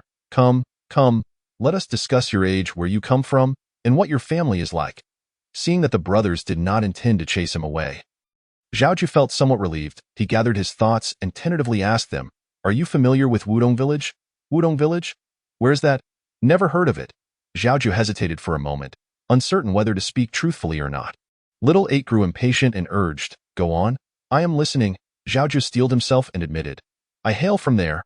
Little 7 and Little 8 exchanged glances, simultaneously asking, and then what? The brothers appeared younger than Zhao Jiu but were evidently more experienced. Not knowing what to share, Zhao Jiu decided, you may ask whatever you wish. I will answer truthfully. You came here alone? Yes. How did you arrive? I walked. For how long? Today is the 12th day. Your family knows you traveled so far? My mother passed away at my birth, and my father died young. There has been no one at home for a long time. As Zhao Jiu spoke, his gaze darkened as he looked at Little 7 and Little 8. I have no brothers or sisters. I am the only one left. My father's old house burned down 2 years ago, and I am without a home. Little 7 and Little 8 were taken aback. Sensing the weight of his sorrow, Little 8 inquired, so how have you been living, and why did you leave? After fleeing Wudong Village, Zhao Jiu had never shared so much with anyone. Seeing that Little 7 and Little 8 did not seem particularly fierce, he recounted Zhu Fugui's mistreatment of Heiyue. To his surprise, Little 8's eyes welled with tears. He clapped Zhao Jiu on the shoulder, saying, you have integrity. You are a true man. I recognize you as my brother. As night deepened, Little 7 prepared a pot of thin porridge from the rice they had collected. The three gathered around the pot, drinking heartily without disdain for one another. Zhao Jiu had no bedding, so Little 7 and Little 8 gathered the dry grass to create a shared sleeping area. They huddled together, each sharing their pasts. Little 7 and Little 8 were indeed siblings, with Little 7 being the elder by 1 year and the gentler of the two, while Little 8 was more spirited. Approximately 8 years prior, a plague had ravaged their hometown, claiming many lives, including that of their parents. The brothers had since wandered with the tide of refugees. Watching the siblings playfully bicker as they drifted off to sleep, Zhao Jiu thought of Hua Hua, wondering how Hua Hua fared. The following day, Zhao Jiu awoke early, restless, and began to clean the dilapidated temple. Little 8 opened his eyes, momentarily bewildered, then suddenly realized and hurriedly stopped Zhao Jiu. Don't tidy up, keeping it clean isn't the custom of our beggar gang. Zhao Jiu, seeking clarity, asked, Little 8, what is this beggar gang you speak of? Ah, you don't even know about the beggar gang. How will you survive in this world? Little 8 beckoned Zhao Jiu over, saying, come, let me explain. According to Little 8, the beggar gang was the association of all beggars in the land. If that was the case, then the beggar gang was indeed the largest organization in the world. However, Zhao Jiu pondered why Master Qin had never shared their stories. Despite his confusion, He felt grateful for little Eight's sincere demeanor. Since the brothers had inquired about Zhao Jiu's destination and he was uncertain where to go next, Little Seven and Little Eight invited him to join their beggar gang. Joining the beggar gang meant becoming a beggar, a life that was looked down upon. Zhao Jiu hesitated, but with nothing to his name and no immediate alternative. He eventually agreed. Being a beggar and joining the gang was akin to having a protective charm. As long as one did not interfere with others' livelihoods, no one dared to drive or assault them. Little Eight was almost 12 and a half, while Zhao Jiu was nearing 15, with Little Seven in between. Little Eight's suggestion, the three vowed brotherhood, akin to heroic figures. All three were destitute, but Zhao Jiu used the money given by a kind lady the previous day to purchase 6 plain buns. While Little Seven and Little Eight somehow procured a few fruits, they placed their offerings before the statue of Guanyin on the offering table and burned 3 twigs in lieu of incense. With the blessings of the Bodhisattva, I, Zhao Jiu, my younger brother Qi, my younger brother Ba, though we bear 2 surnames, from this day forth, let us forge a bond of brotherhood. Brothers shall share in fortune and face adversity together. We do not seek to be born on the same day of the same month in the same year, but rather, we desire to depart this world on the same day of the same month in the same year. The 3 of them recited these words of camaraderie they had heard, bowing thrice before the Bodhisattva, and one of them divided 2 steamed buns among them, settling down to feast. Brother Jiu, these buns are truly delightful. Do you not agree, brother? Young Qi affectionately handed half a bun to young Ba, saying, make sure to eat well. Young Ba accepted the half bun from his brother and, in turn, offered half of his own bun back to him. Mumbling, brother, do taste this one. It is different from yours. Aren't they all buns? How can they be different? They are indeed different. Just eat it, and you will understand. After a lively breakfast, young Ba gleefully rolled on the ground. Young Qi called out, get up quickly. We still have our monthly dues to pay. Zhao Jiu, unfamiliar with the rules of the beggars' sect, inquired, what dues? Aren't beggars reliant on the charity of others? Young Qi replied, Brother Jiu, the dues are mandatory for every member. Once paid, if any trouble arises, the sect will protect us. You see, the burlap sack we wear signifies our rank. The more sacks, the longer the tenure and higher the status. Young Ba and I are but novice disciples, hence we possess only 1 sack each. Worried that Zhao Jiu might cause trouble, young Qi cautioned, Brother Jiu, the sect has many rules. Should you be uncertain about anything, please consult me or young Ba. Never pretend to understand. Young Ba casually picked up a fruit, chewing as he said, Brother Jiu, our sect is divided by factions. This territory falls under the jurisdiction of the Daong branch. However, the branch is not nearby. It is in Pingyang City, quite a distance away, approximately 10 days to half a month of travel. I overheard the head of the branch mention his impending visit, and I plan to request him to take us along upon his return. Zhao Jiu felt perplexed. Isn't this place good? Why venture so far away? What nonsense! Young Ba spat out a fruit pit, wiping his mouth in frustration. The consul and the head of the sect do little work while we bear the burden, especially that head of the sect. He has fertile land, grand houses, and numerous servants and laborers at his beck and call. He is a veritable landlord. How many families in this city can compare to his? Young Qi disapproved of his brother's reckless words and admonished him. Young Ba, refrain from speaking carelessly. The sect is filled with people. Be cautious not to attract trouble, brother. Your kindness is why they take advantage of you. Young Ba retorted, then turned to Zhao Jiu, asking, by the way, Brother Jiu, what did the girl who gave you money look like yesterday? Zhao Jiu pondered and described her carefully. Young Ba, excited, exclaimed, Brother Jiu, you are new here and yet know little of the circumstances in Nanshan County. While there are many wealthy individuals in this county, few are generous enough to give to beggars. Good girls from respectable families seldom show themselves in public. Those who do are either from impoverished backgrounds or of ill repute. The kind young lady you mentioned is likely the renowned courtesan Hong Ying from the Yihong courtyard. Chapter 32. Joining the beggars' sect. Young Ba, what sort of place is the Yihong courtyard, and what does head courtesan mean? Zhao Jiu inquired. Brother Jiu, do not rush. I will explain everything to you. Young Ba proudly patted Zhao Jiu's shoulder, exclaiming, after all, we are brothers. Zhao Jiu could not help but think. How could there be so many rules in being a beggar? He had assumed that one merely needed to carry a broken bowl and beg from door to door. By the way, Brother Jiu, do not refer to everyone as a beggar. We are members of the beggars' sect, and it is not so simple to join. Even with the introductions from us brothers, Your acceptance depends on the consul's approval, young Ba declared, but I am well acquainted with the consul, so rest assured, Brother Jiu. I will ensure your admission into the sect. The three of them wound their way to a temple's rear, where a small lake lay beside a row of low houses. In front of the houses was a spacious open area, where several beggars lounged about. Oh no, rather, numerous beggars. Some were scratching themselves, others were dozing, and many pairs of eyes, a mix of white and black, were fixed on Zhao Jiu. Having never encountered so many beggars, Zhao Jiu felt a shiver run down his spine and turned to flee. Young Ba grasped his arm, saying, "Do not be afraid. They are all our people. They will not harm you." Young Ba led Zhao Jiu through a small door, revealing several large rooms inside. Outside stood a few beggars, as Young Qi and Young Ba were, leaning on bamboo staffs, but they appeared cleaner than those outside. Young Ba exchanged a few words with a beggar standing at the door of the eastern room, who smiled and glanced at Zhao Jiu before disappearing inside. Shortly after, he returned and said to the three of them, "You may enter. Thank you, Brother Yao." Young Qi and Young Ba bowed to the beggar and ushered Zhao Jiu inside.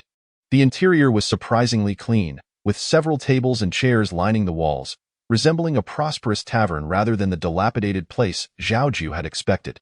As they passed through the main room to the left, they found several beggars gathered, conversing. Upon noticing the three newcomers, they all turned their attention to them. Young Qi and Young Ba greeted one particular beggar respectfully, exclaiming, "Master Zhang, Young Ba, I have already settled the matter with the 100 sticks last month. What brings you here today?" Master Zhang inquired, his expression serious. Young Ba's demeanor shifted. He spoke with righteous indignation. The subordinates of Master Gun claim that while Gun is a master, Master Zhang is not. I, Young Ba, would rather fight them to a bloody end than allow such slander to go unchallenged. This young lad has quite the sense of justice. A middle-aged beggar beside Master Zhang chuckled. In this world, the essence of survival lies in righteousness. Young Ba thumped his chest, stating, "Though I am small, I understand that one must uphold righteousness." Turning to Master Zhang, he added, "This is my newly sworn brother, Zhao Jiu, who would share a bowl of porridge among us three. I brought him to introduce to Master Zhang and request your permission for him to join our beggars' sect, as per custom." Master Zhang inquired about Zhao Jiu's origins and background. Upon hearing that Zhao Jiu hailed from Wutong village, the beggar who had previously teased Young Ba's demeanor shifted subtly. Master Zhang exchanged a glance with the other beggar and declared, "Since it is Young Ba who has introduced you, how could I possibly refuse?"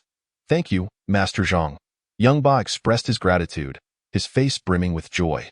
Zhao Jiu, not lacking in awareness, stepped forward to express his thanks as well, saying, "I am grateful for your kindness, Master Zhang. Young Qi and Young Ba, take your sworn brother to familiarize him with the territory in the county. Return in a couple of days to receive further orders." "Yes, Master Zhang." The three exited the room, and Young Ba engaged in playful banter with Brother Yao before they made their way back along the same path.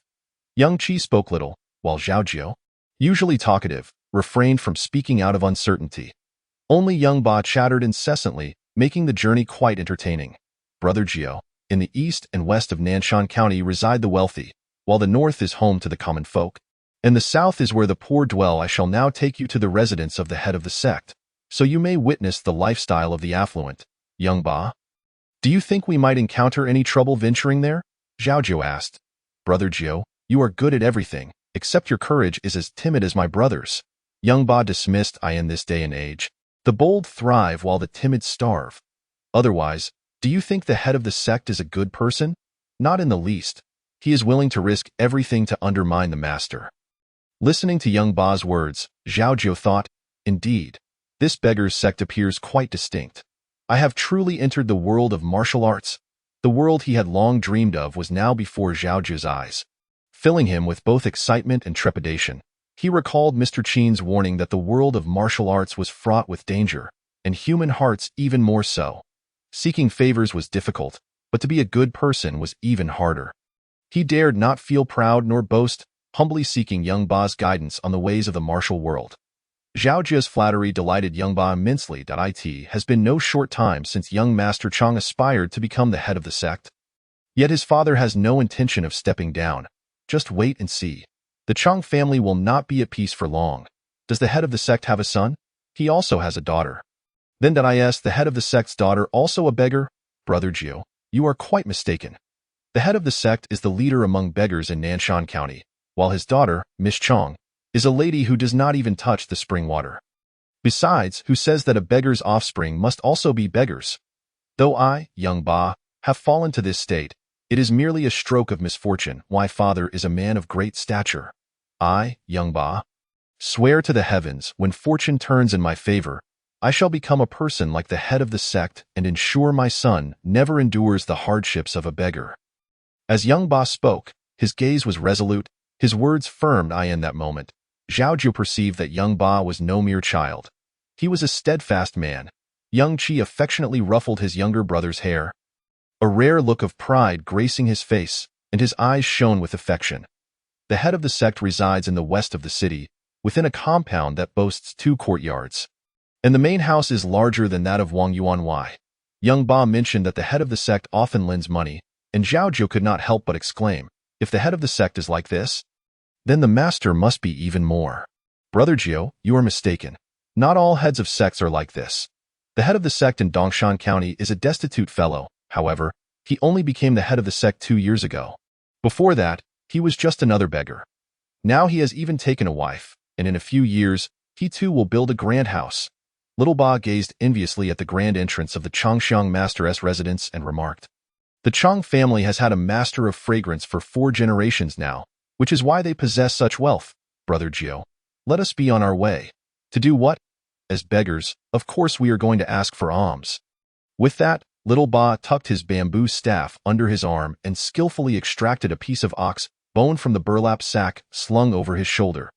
He knocked on a door with a steady rhythm, singing nonchalantly, planting beans, sowing sorghum, busy from spring to winter through all 4 seasons. Little Qi joined in, echoing his brother's tune. The ox toils, grazing on grass, while the officials feast on rice. I make do with husks. The door was opened by a servant, who, upon seeing the 3 beggars, grimaced in disgust and shooed them away. Out, out! You come by several times a day, be gone. Unfazed, Little Qi and Little Ba continued their song, standing resolutely on the threshold. Spread on the ground, covered by the sky, the beggar seeks alms, the road is wide.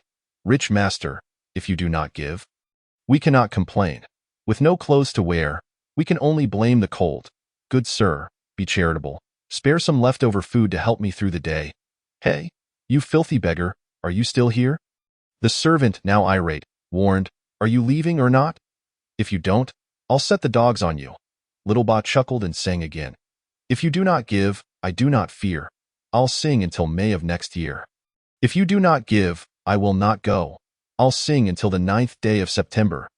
The servant cursed, you beggars are truly tiresome, endlessly pestering. From within the house, someone called out, what is happening outside? Back to the old lady, there are 3 beggars.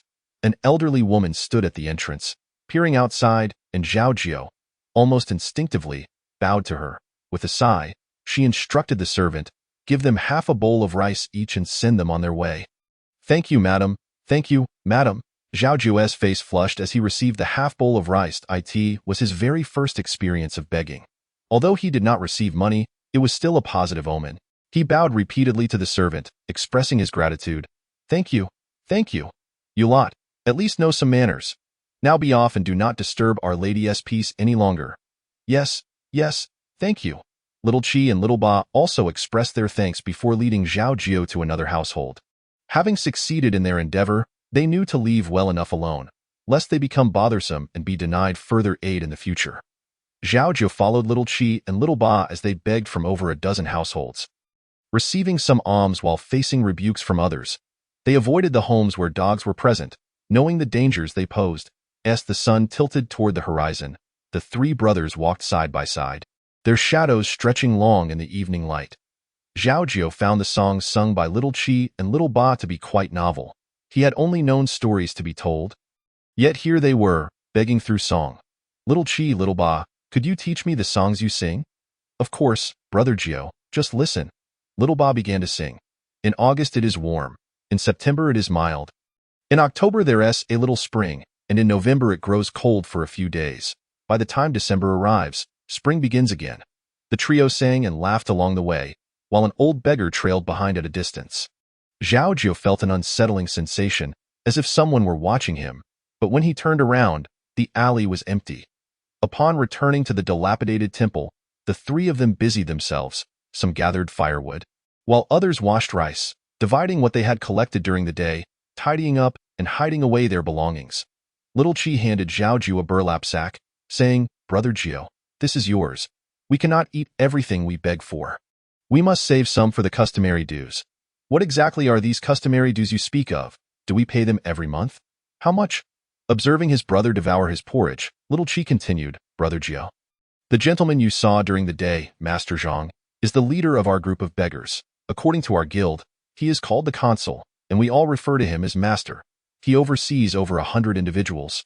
And the dues are what we beggars contribute to Master Zhang. Every month, a pound of rice or flour, or 8 coins, without fail. Goodness, that's a lot." Zhao Jiu exclaimed, incredulous. If one calculates that, Master Zhang would receive 800 coins monthly without ever leaving his home. How much rice could that buy? Master Zhang must also pay dues to the Changxiang Master. Under one Master of Fragrance, there are 72 such consuls as Master Zhang. Can you calculate that? Zhao Jiu was at a loss, unable to fathom the numbers. He couldn't help but exclaim, "So, the Master of Fragrance holds such a lucrative position. No wonder everyone is eager to take it." "Not at all," Little Ba, having finished his porridge, shook his empty bowl. He reclined on the ground, resting his arms behind his head, and continued, "The ancestors of the Chang family benefited from the glory of the previous leadership. That leader belonged to the Clean Garment faction, while the current leader belongs to the Dirty Garment faction. In my opinion, the fortune of the Chang family's master will not last." Intrigued, Zhao Jiu inquired, "What is the Clean Garment faction, and what is the Dirty Garment faction?" "The Clean Garment faction consists of those who are neatly dressed and well-groomed, while the Dirty Garment faction is composed of the ragged and unkempt." Zhao Jiu glanced down at himself, pondering their situation. "Then what about us?" Little Ba turned over, facing away from Zhao Jiu, saying, "As long as we have clothes to wear, we are fortunate enough. Who cares if they are clean or dirty? Sleep now. We must venture out again tomorrow." Inside the ramshackle temple, there was a broken door, and Zhao Jiu instinctively approached to close it. Little Ba glanced at him and remarked, "Do not worry. No one wants to come to this wretched place. Even if they do, that broken door cannot keep anything out." Little Chi and Little Ba fell asleep shortly after, but Zhao Jiu found himself restless. He pondered the words of Little Chi and Little Ba, as well as Mr. Chin's remarks, realizing that the beggar gang was rife with complexities. He envied Little Ba, who thrived wherever he went, adeptly managing even the most intricate matters. Although he was older than Little Ba, he found himself relying on him instead, which filled Zhao Jiu with guilt. He thought of Hua and Hua. His heart weighed down with sorrow, longing for the day he could return home as a hero, bedecked in fine garments. Zhao Jiu tossed and turned, increasingly unable to sleep. He contemplated practicing his skills but recalled Mr. Chin's warning against being seen. After much deliberation, he decided to rise and sit for a while. Waiting until he felt drowsy enough to sleep, as he propped himself up, he suddenly caught sight of a head behind the only window of the temple, startling him into a terrified gasp. The head quickly vanished, leaving him shaken. Little Chi and Little Ba were roused by Zhao Jiu's fright. "What's the matter, Brother Jiu?" Little Chi asked, lifting high and his eyes flickered a bright gleam. His demeanor sharply contrasting with that of the previous day. He bore on his back an astonishing 8 burlap sacks. 1, 2, 3, 4, 5, 6, 7, 8. Flanking him were 2 beggars, each clutching a dark bamboo staff, their own burden totaling 7 sacks. 1, 2, 3, 4, 5, 6, 7. The room was filled with numerous onlookers, yet the esteemed Zhang Yi found himself unable to secure even a stool, standing awkwardly at the rear. Could it be that this individual was refusing to kneel before the leader? A booming voice erupted from somewhere, prompting 3 bewildered youths to drop to their knees. Fortunately, Zhao Jiu's training at the Fortune Tavern had honed his skills. He not only counted the sacks on the 3 individuals, but also recognized one of the 2 sack-bearers as the peeper from the night before. Perhaps this was a test for joining the gang, Zhao Jiu thought to himself, which surprisingly steadied his nerves. The beggar who resembled the leader inquired, "Who are the kneeling ones?" Little 8, pulling Little 7 and Zhao Jiu along, bowed deeply and spoke first. "I am Little 8. To my left is my elder brother Little 7, and to my right is my sworn brother Zhao Jiu. We three, with our limited sight, failed to recognize the leader. And we hope you will not take offense. Do you know to which subgang you belong? To the Daong subgang. What else do you know? My brother and I ended up here and were taken in by Zhang Yi. Or we would have starved. Zhang Yi taught us never to forget our roots. I only know that all in the gang are brothers, and returning to the gang is akin to returning home. The crowd erupted in laughter, especially Zhang Yi, whose face shone with pride. I am Zhao Jiu, the leader of the Daong subgang. Zhang Lingshi has spoken highly of you. Despite your tender age, you exhibit great understanding of rules. I would like to take you on as my disciple. Are you willing to accompany me to Pingyang City? The room fell into a frenzy of astonishment. What? This lad has caught the leader's eye. He is indeed fortunate. Zhang Yi has trained him well. Zhang Yi signaled Little Eight with a glance, urging him to nod in agreement. However, Little Eight looked at him, then at the two beside him. And with a resounding thud, he bowed again, saying, Little Eight is deeply grateful to the leader. But Zhang Yi has said that one must be loyal and steadfast. If I leave him, it would be ungrateful. These two are my elder brothers. If I abandon them, it would be unjust. Though I am but a small individual, I cannot forsake loyalty and righteousness. Look at him. Zhao Jiu pointed at Little Eight. And the crowd burst into hearty laughter. He then asked patiently, Little Eight, you must understand that Pingyang City is not Nanshan County. As my disciple, your status will be unlike that of ordinary individuals. I shall ask you once more. Are you willing to go with me? All eyes in the room were fixed upon Little Eight, and Zhang Yi appeared increasingly troubled. After a moment's contemplation, Little Eight bowed his head to the ground and declared, If the leader takes my two elder brothers with him, then I shall go. Zhang Yi was incensed, scolding, You ungrateful wretch. The leader's interest in you is a blessing you have earned over many lifetimes. Why do you not kneel and accept the leader's offer and then leave? You cannot afford to be so ungrateful in the leader's presence. All right, Zhang Lingshi, do not be upset. Since I have expressed my desire to take him, I shall naturally bring him along regardless of the circumstances, Zhao Jiu diplomatically interjected. Little Eight, for the sake of your loyalty, I shall allow your two elder brothers to accompany you. Really? Little Eight exclaimed, raising his head in delight, the red mark upon his forehead evident to all. This child truly put his heart into that BOW. Asked the leader, would my word not hold weight? Ah! The three hurriedly bowed to Zhao Jiu, exclaiming, Thank you, leader. Thank you, leader. Zhang Yi feigned a few more admonishments towards Little Eight, then wiped his eyes and advised, Behave well, and do not bring shame upon my name. Yes, Little Eight replied, raising his hand to dab at his eyes, trembling as he expressed, Thank you, Zhang Yi. Throughout this exchange, two individuals remained silent. One was the brightly dressed Chang Xiangzhu, who appeared out of place among the crowd, and the other was a beggar standing to the right of Zhao Jiu, whose expression was perpetually stern. Only when Zhang Yi had a moment to spare did he call the three aside and confidentially advise, You have seen the two individuals next to the leader. The one on the left is Elder Qin, the seven-bag staff elder of our Daong subgang, and the one on the right is Elder Tai, the law elder of the subgang. They are among the most significant figures in the subgang, second only to the leader. Once you three join the subgang, you must pay close attention, Little Eight. I am not worried about you. However, Little Seven and Zhao Jiu, you must learn from Little Eight and be more astute. Understood? Little Seven and Zhao Jiu replied in unison, Understood. It turned out that Zhao Jiu had come down to resolve a dispute between two other Xiangzhu and had taken the opportunity to visit Nanshan County. Though unspoken, there was an underlying warning regarding Chang Renqing. Chang Renqing understood the implications, internally cursing Zhang Dezong for his betrayal. Zhang Dezong, known as Zhang Yi, was associated with the Clean Garment sect, which, although financially more robust than the Dirty Garment sect, was far inferior in numbers.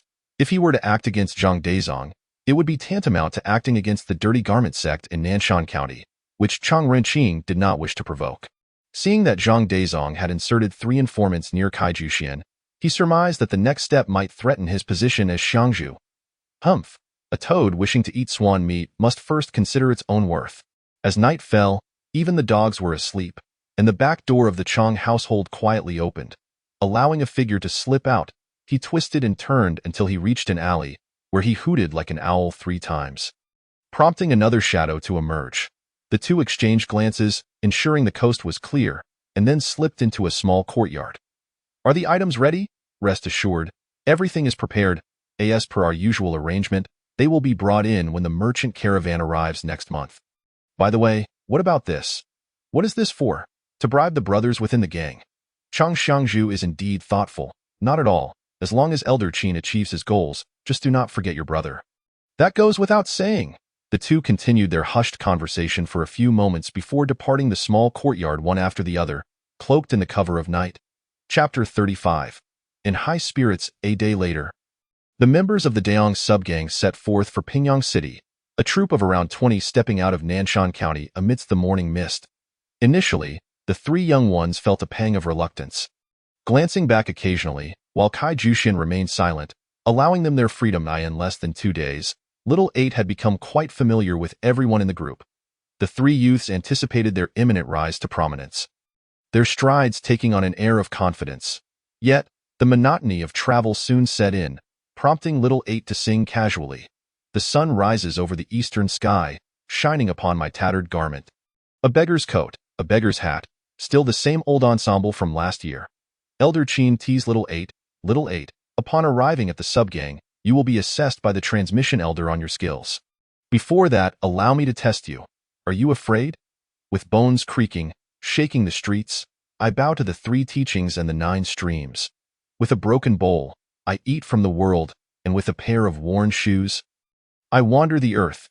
Elder Qin, you ask if I am afraid. To answer you.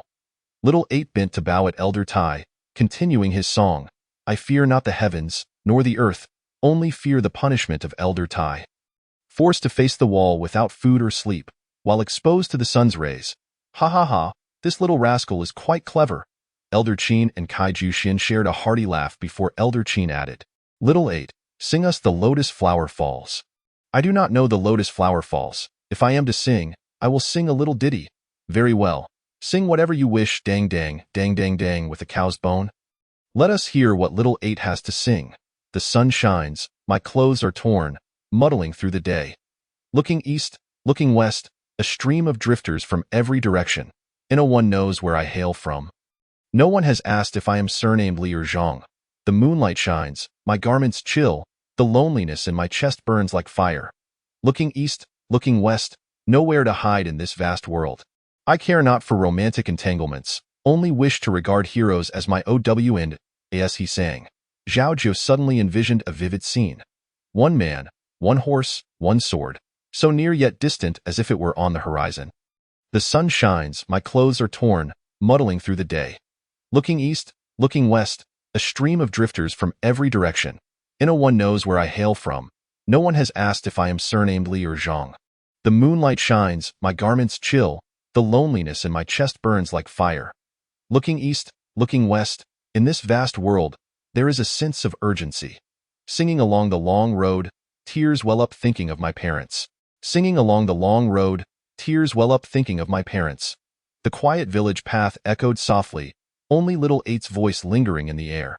Spring wind warms, winter wind chills, traversing every village and town. Human hearts are wicked, worldly sentiments are thin, yet you still seem like a youthful Elodie in the end. Suffering is but decline. Where in life can one find solace? Suffering endured, exhaustion faced, mistaking past grievances for the present. Looking back, my garments are thin, smiling as I reconcile grievances and enmities. Life is but a dream, with fleeting joys. One cup of clear wine intoxicates in the western wind, intoxicated by western wind. Upon their arrival at the subgang, the 3 youths received a round of admonitions, finally realizing that apart from Elder Qin and Elder Tai, there were 2 other elders and 2 protectors within the sub-gang. In summary, these individuals are all remarkable figures within the branch, with the disciples eager to curry favor with them. After several days of assessment by Elder Jiu, the most promising among the 3 juniors was Xiao Ba, followed by Xiao Qi, with Zhao Jiu coming in last. As Xiao Ba had been personally chosen by the leader, he was accepted as the leader's personal disciple, magically gaining 2 additional bags, transforming him into a disciple with 3 bags. Xiao Qi, recognized for his diligence and hard work, was selected by Elder Tai to become his disciple, doubling his bags from 1 to 2. Zhao Jiu, however, did not measure up to either Xiao Qi or Xiao Ba in any regard. Yet both the elder of the clan and the guardians vied for him, leaving the three juniors perplexed. Ultimately, it was the leader who mediated, assigning Zhao Jiu to the left guardian, Zhou Kunlun. According to the clan's regulations, the three juniors had to follow their respective masters, thus parting ways to reside separately. The branch was not comparable to the ordinary residents of Qing, let alone Zhang Dasong's modest courtyard. Zhao Jiu could hardly count the number of houses and courtyards under the branch's name with his 10 fingers. And whenever the three found a moment to spare, they gathered together to chatter animatedly. If I were to live like this as a beggar, I wouldn't even accept an emperor's offer. Xiao Ba produced a lotus leaf pouch from his bosom. Revealing 2 steaming buns, he handed one to Xiao Qi, saying, "Brother, you too can share this." Xiao Qi took the bun, tore it in half, and exclaimed in surprise, "Meat?" Xiao Ba, having taken a large bite, nodded in response. Unable to speak, Xiao Qi, not taking a bite, curiously asked, "Where did you get the money to buy these?" Xiao Ba shook his head, swallowed, and replied, "I didn't buy them. They were a reward from the leader. I couldn't bear to eat them, so I hurried to find you two. Hurry, eat up before the meat buns go cold." "All right." Xiao Qi then shared the bun in his hands with Zhao Jiu, both of them devouring it ravenously. Xiao Ba, with a proud expression, asked, "Is it delicious?" Both nodded vigorously. "Delicious. Absolutely delightful." As Xiao Qi munched away, he asked, "Xiao Ba, does the leader treat you well?" "Very well, even if there's no rice.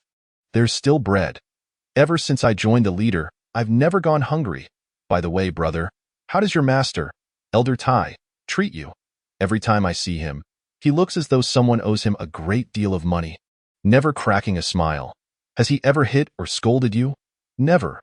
My master is quite strict. If I don't complete my tasks, there's no food for me. But who can blame me? I'm even worse than the lowest disciple of the law enforcement hall. If he dares to hit or scold you, you must tell me. I'll go to the leader and report him." "No way. We each have our own masters.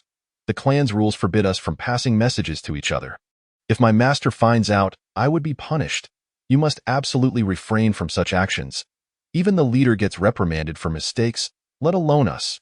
You must remember, do not speak carelessly." "Oh, I understand," Xiao Ba replied impatiently. Then turned to Zhao Jiu. "By the way, ninth brother, how does your master treat you? I heard that Guardian Zhou is exceptionally skilled. I haven't had the chance to meet him yet." Zhao Jiu finished the last bite of his bun and replied slowly, "I haven't met him yet either. The left guardian hasn't agreed to take me as a disciple. I haven't formally apprenticed yet, so I can only address him as guardian like others in the clan." "Isn't he eager to have you?" "I don't know the reason. Perhaps I'm just too foolish, or maybe Xiao Ba is the most promising." Zhao Jiu scratched his head, feeling embarrassed, while secretly wishing he could afford to buy buns for Xiao Qi and Xiao Ba someday. Unaware of Zhao Jiu's thoughts, Xiao Ba assumed his ninth brother was simply too slow-witted. He chided, "If you had been sharper, you wouldn't be in this predicament. If you encounter any trouble in the future, come find me. Don't let anyone bully you." Hey. Chapter 36. Zhao Jiu gets injured. Neither Xiao Qi nor Xiao Ba could make sense of the situation, nor could Zhao Jiu himself.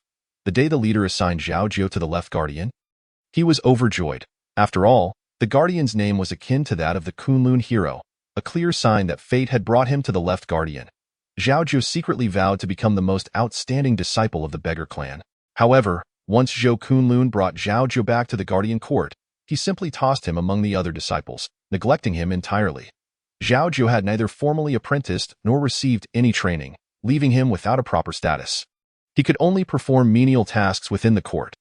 Fortunately, although the others did not welcome him, they also did not let him go hungry, though they did not allow him to observe when they practiced either. On this day, the disciples of the guardian court were training in the courtyard. Zhao Jiu was initially outside performing chores when Zhou Kunlun suddenly called for him, directing him to prepare some tea to quench everyone's thirst. Zhao Jiu was overjoyed and quickly set about boiling the tea. Having done this countless times, he was exceptionally skilled.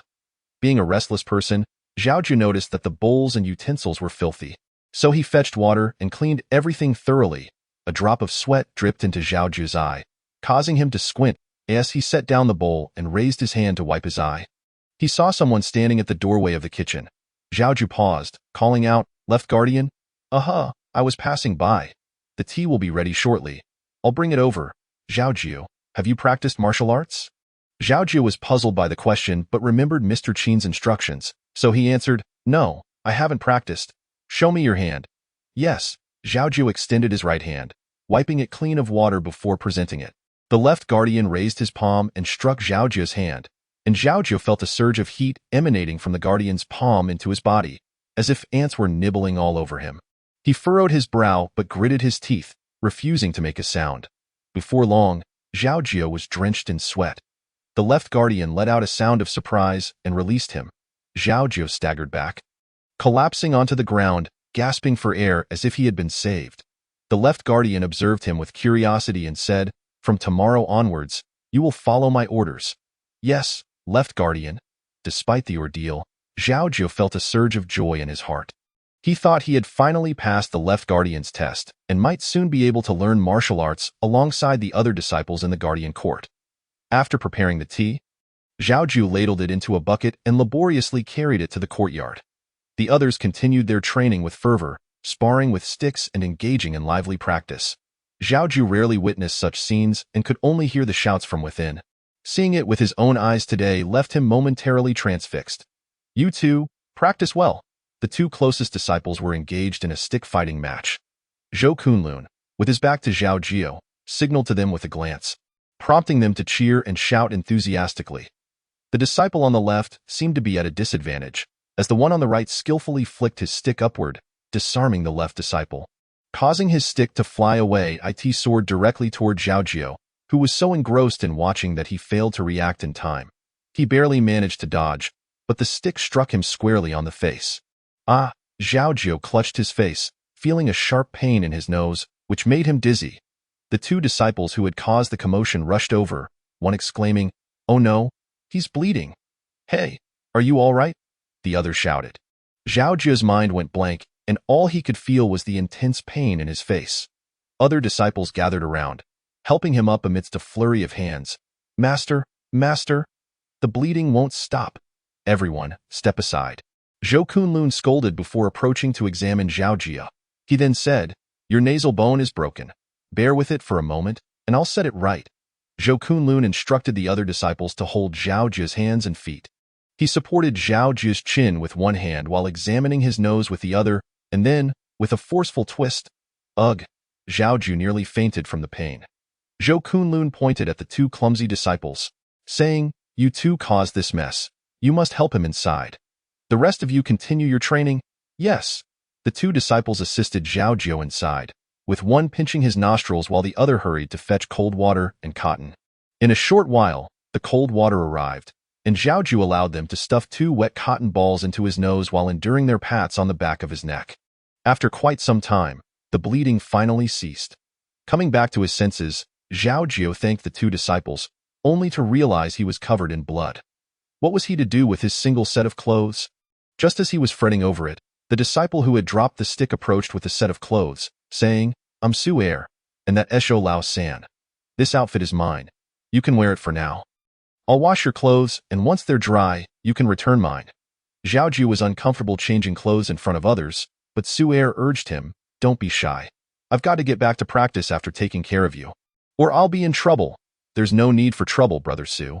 I can wash them myself and return your clothes later," Zhao Jiu replied. "Come on, hurry. We disciples of the Guardian Court can't even dodge a stick. Just imagine how embarrassing that would be." In a swift motion, Su Er stripped Zhao Jiu of his clothes while Zhao Jiu awkwardly tried to cover himself, only to feel warmth rising in his nose again. "We're all grown men. What are you afraid of?" Su Er and Zhou Lao San teased Zhao Jiu, seeing his bashful demeanor.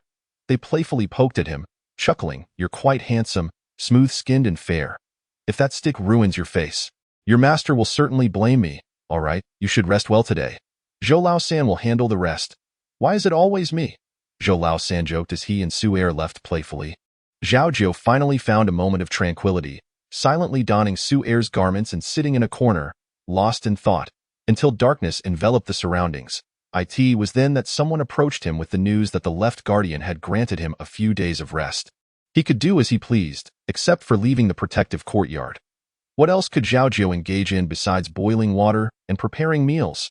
He leaned against the water tank to fetch some water, only to behold a bruised visage reflected on the calm surface.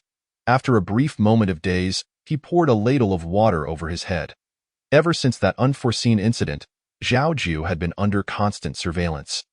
Even facing inquiries when he merely stepped out to relieve himself, he assumed their concern stemmed from a fear that he might inform Xiao Ba. Indeed, Xiao Ba had sought out Zhao Jiu twice, but each time he was turned away by the disciples of the protective courtyard. Xiao Ba, who shadowed Captain Kai daily, had to maintain impeccable conduct lest Elder Zhu seize upon any misstep. Naturally astute, Xiao Ba had quickly distinguished himself among the new disciples, disseminating numerous commands from Captain Kai, which incited envy and eagerness to curry favor among his peers. Although the beggar clan adhered to a strict hierarchy, its members could still form allegiances. In just a few months, Xiao Ba, a mere third-bag disciple, had amassed his own following, even gaining the support of those with higher bag numbers, which filled him with pride. Chapter 37. Xiao Ba's fury. Xiao Qi treated others with impartiality, and Elder Tai was equally attentive towards him. Though his progress was not as swift as Xiao Ba's, it was steady and reliable. Among the three brothers, only Zhao Jiu remained silent, prompting Xiao Ba to leverage his status as a voice disciple to seek him out. The disciples of the protective courtyard informed him that Zhao Jiu was sequestered in solitary training. Unless his martial arts improved, he could not step beyond the courtyard's confines. A claim Xiao Ba accepted. In his view, the most comfortable individual in the clan was none other than Captain Kai. Not only did Captain Kai enjoy unearned gains, but he also had first dibs on the clan's treasures, indulging in hearty meals and abundant drink. Additionally, he had two wives. The second wife, a mere 18 years of age, was strikingly beautiful, standing beside Captain Kai like a fresh flower amidst dung, inciting Xiao Ba's inner discontent. Despite being the captain's voice disciple, Captain Kai never imparted even a modicum of martial arts to Xiao Ba, summoning him only during favorable moods to reward him with leftover scraps. Nevertheless, such treatment was still better than that of an ordinary disciple, as Xiao Ba no longer had to beg for food daily. However, this bliss was fleeting. A dispute arose between the two wives over a jeweled hairpin. The first wife accused Captain Kai of favoritism towards the second, while the second claimed harassment by the first. Both women tugged at Xiao Ba to serve as a witness. Poor Xiao Ba, having experienced his first encounter with a woman beyond his mother, felt dizzy and, caught off guard, received several slaps. Who said women's quarrels were merely noisy? In the blink of an eye, the two wives were grappling fiercely, and Xiao Ba, unable to intervene, could only retreat in dismay. When Captain Kai arrived, one wife's hair was disheveled, and the other's clothing was torn.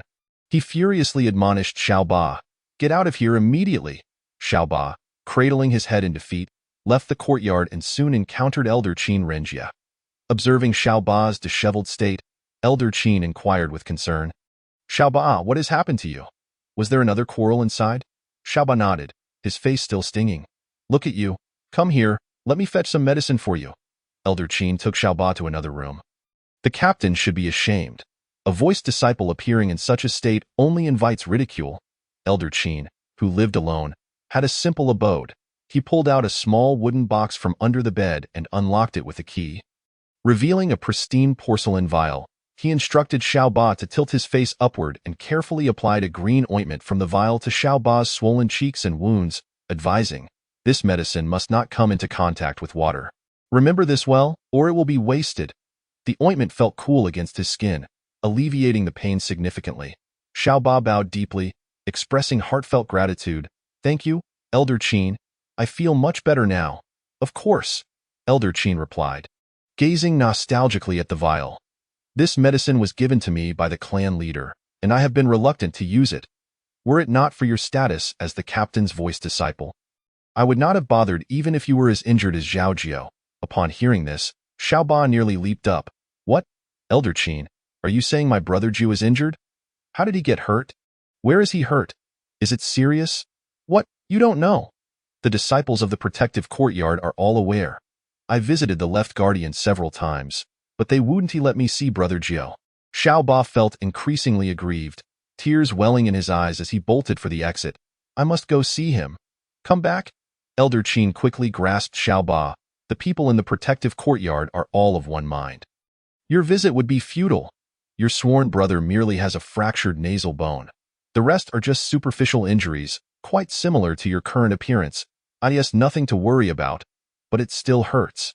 Xiao Ba wiped his tears, indignantly retorting, No wonder they wouldn't to let me see Brother Jiu. They must fear I would report to the captain. Elder Qin sighed, observing Xiao Ba's pitiable state. Since you appear so distressed, I'll be frank with you. The Left Guardian and Captain Kai are actually allies. Years ago, Kai Jushin was just a 7-bag elder while Zhou Kunlun was merely a 5-bag disciple of the protective courtyard. They conspired together, seizing the opportunity during the selection of the new captain to rise to power. Kai Jushin became the captain, and Zhou Kunlun took the position of Left Guardian. These are old tales. Few new disciples are privy to them. Elder Tai was promoted under Kai Jushin's leadership. Although he is generally fair-minded, he is still subject to the captain's influence. Xiao Ba grew anxious, hastily asking, Elder Qin, will my brother be all right? Rest assured, Elder Tai may be a bit rigid, but he has a good heart.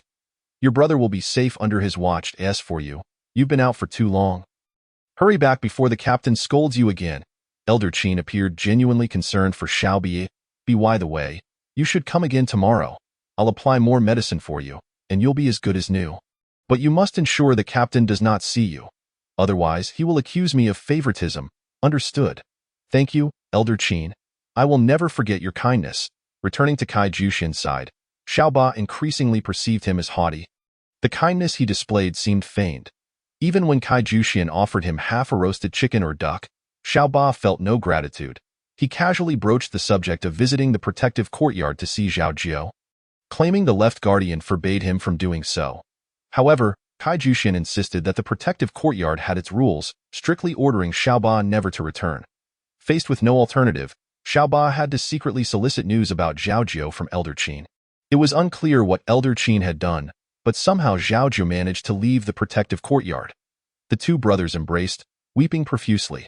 Xiao Ba tore off a piece of the half-roasted chicken he had saved and fed it to Zhao Jiu, exclaiming, Brother Jiu, that Zhou Kunlun is truly despicable, treating you this way. Zhao Jiu comforted Xiao Ba. I'm all right, don't worry. I've heard that becoming a 3-bag disciple is not something just anyone can achieve. If it weren't for your youth, you could easily attain a 5-bag status with Captain Kai's backing. Xiao Ba, you are the most promising among us 3. Strive to succeed and become someone of significance.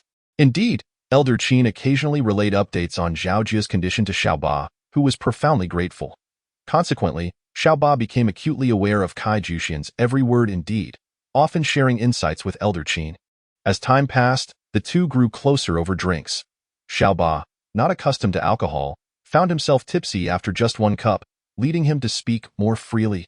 Elder Qin, the brothers in the clan believe I have benefited from the captain's influence. On paper, he is my master, yet in reality, he has not imparted a single lesson of martial arts to me. Xiao Ba could not contain his grievances. Every day I am sent back and forth between him and his 2 wives. I am not a voice disciple, I'm just a servant. What gives Kai Jushin the right to be the captain? He pales in comparison to you, Elder Qin. Chapter 38. Where are the secrets? Kai Jushin poured another cup of wine for Xiao Ba, urging, Xiao Ba, I believe you must have misunderstood Captain Kai. Misunderstood? Nonsense. He summoned the right guardian for half the night, not allowing me to listen. Who knows what schemes he is conjuring? He speaks of sharing meals and drinks, but it's all empty rhetoric. While his 2 wives squabble over trivial matters, the beggars below are still struggling in the rain to fill their bellies. Yet Captain Kai's table is laden with excess. Xiao Ba had come to a stark realization. In the beggar clan, the rich thrived while the poor languished. To enjoy what others had, one had to step over individuals like Kai Jushin. Born of the same parents, why should he not possess what Kai Jushin has? Xiao Ba made several inquiries with Xiao Qi about Elder Tai's situation, and sensing his brother's change, Xiao Qi cautioned him against playing with fire. However, Xiao Ba retorted that Xiao Qi lacked ambition, leading to a bitter parting. As August approached, the clan suddenly became bustling with activity. As preparations were underway for the selection of the new captain on the 15th of the following month, even the air grew tense. After careful consideration, Xiao Ba assessed the 4 elders. Elder Tai, much like his brother, was a blockhead. Elder Wu was a well-meaning individual, neither opposing Captain Kai nor Elder Qin. The transmitting elder, Elder Zhu, was firmly in Captain Kai's camp. Elder Qin appears to be fighting a solitary battle. Yet this is a mere fade. Moreover, Elder Qin secretly maintains a connection with the leader. Left Protector Zhou Kunlun is nothing more than a sycophant to Kai Jushin. and the reason ninth brother has fallen into his hands is likely at Cai Jiuxian's behest. Although Right Protector Yang Xiong adopts a neutral stance, most of his disciples are inept, lacking the cunning possessed by Zhou Kunlun's followers. Consequently, Zhou Kunlun holds sway within the protectorate court. With such calculations, Xiaoba has begun to weigh the significance of each factor in his mind. During this time, Cai Jiuxian has not been idle. He has occupied the position of chief of the Daong branch for a decade, and he is undoubtedly aware of Xiaoba's intentions. Some matters are merely for show, and Xiaoba, indeed, takes them to heart. Reflecting honestly, Cai Jiuxian has not treated Qin Renjia poorly. When there were doubts regarding Qin Renjia's promotion to elder despite his mediocre achievements, it was Cai Jiuxian who staunchly advocated for him. Yet, Qin Renjia has failed to fulfill his duties as an elder and instead covets the position of chief. Humph, such an ungrateful wretch deserves no mercy. Meanwhile, Zhou Kunlun has grown impatient. He summons Zhao Jiu and commands, "Kneel." Zhao Jiu complies. Zhou Kunlun personally secures the door, darkening his expression as he stands before Zhao Jiu and demands, "I have questions for you. Answer truthfully, lest I discover your deceit, and you shall pay the price." Zhao Jiu, being a few years younger than Xiaoba, has become more astute after his encounter with him. After sustaining several injuries in the protectorate court, he has come to realize that Zhou Kunlun seeks to ascertain whether he possesses any martial prowess. Mr. Qin has described such skills in a manner so extraordinary that he cannot be an ordinary individual. Perhaps he has merely fallen on hard times and found himself in Wutong village. If Mr. Qin is renowned in the martial world, it would not be surprising for Zhou Kunlun to be aware of his reputation. According to Zhou Kunlun, the disciples of the beggar sect are ubiquitous, and Wutong village is hardly a stagnant backwater. It is entirely normal for news to circulate. Zhao Jiu wishes to caution Xiaoba to be wary of Master Cai and Left Protector, yet he finds himself unable to escape. Elder Qin is no better. Xiaoba is still young, and Zhao Jiu worries for his safety, troubled beyond measure, when Zhou Kunlun approaches him. Having learned his lesson, Zhao Jiu understands that Zhou Kunlun must be obeyed, so he responds, "Ask whatever you wish of Left Protector. I shall divulge all that I know." "You are perceptive." Zhou Kunlun grunts and inquires, "What is your relationship with Hua Wuyo? Has he provided you with a manual of martial arts?" Hua Wuyo, replying to Left Protector, "I have never heard of such a person." "Ah, I forgot. After arriving in your Wutong village, Hua Wuyo changed his name. And you refer to him as Mr. Qin." Zhao Jiu remains perplexed regarding the connection between the two. Furrowing his brow, he asks, "Left Protector, what relation do these two have?" "Humph, the relation is quite significant. Has that surname Qin ever given you a manual of martial arts?" "Indeed, it pertains to the martial arts." In response, Left Protector, "Mr. Qin only recounts stories daily and seldom engages in conversation. He hardly appears to possess any martial skills." Regardless of Zhou Kunlun's persistent questioning, Zhao Jiu steadfastly maintains that Mr. Qin is merely an ordinary storyteller, one who possesses a knack for relating amusing tales. Zhao Jiu speaks no falsehood. Apart from that one night, Mr. Qin has always been perceived as just a storyteller in his eyes. Zhou Kunlun, increasingly irritated, has tested Zhao Jiu multiple times, and it is evident that Zhao Jiu lacks any martial ability, having only pilfered a few techniques from other disciples in the protectorate court.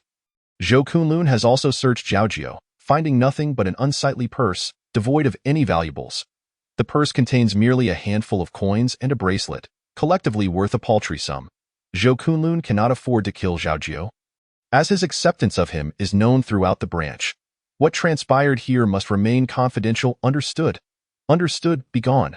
Despite enduring a terrifying reprimand, Zhao Jiu has retained a name in his memory, Hua Wuyo. From Left Protector's tone, it seems Hua Wuyo is indeed Mr. Qin. Who exactly is Hua Wuyo, and why does Left Protector place such importance on him? Regardless, this probing has solidified Zhao Jiu's conviction regarding one matter. The manual in his possession must hold the most formidable martial arts in the world. One day, he shall uncover the full story behind it. On this day, for reasons unknown, Zhao Jiu is suddenly afflicted with stomach pain, making several trips to the latrine in quick succession. Su Er and Zhou Laosan take turns shadowing Zhao Jiu, both expressing their discontent with this task. After a restless night, the three cannot find peace. Finally managing to lie down, Zhao Jiu finds himself rising once more. It is now Zhou Laosan's turn, who grumbles. "Lazy people have more bodily needs. Hurry up once you're done. Return promptly." If I find your nest empty, you shall pay for it. Do not even think of escaping. Our beggar's sect is vast. If you are clever. Abandon such thoughts. Zhao Jiu clutches his stomach and hastens outside. Relieved after expelling the unpleasantness, he breathes a sigh of relief, feeling as if he has been cleansed by the rain, lighter than ever before.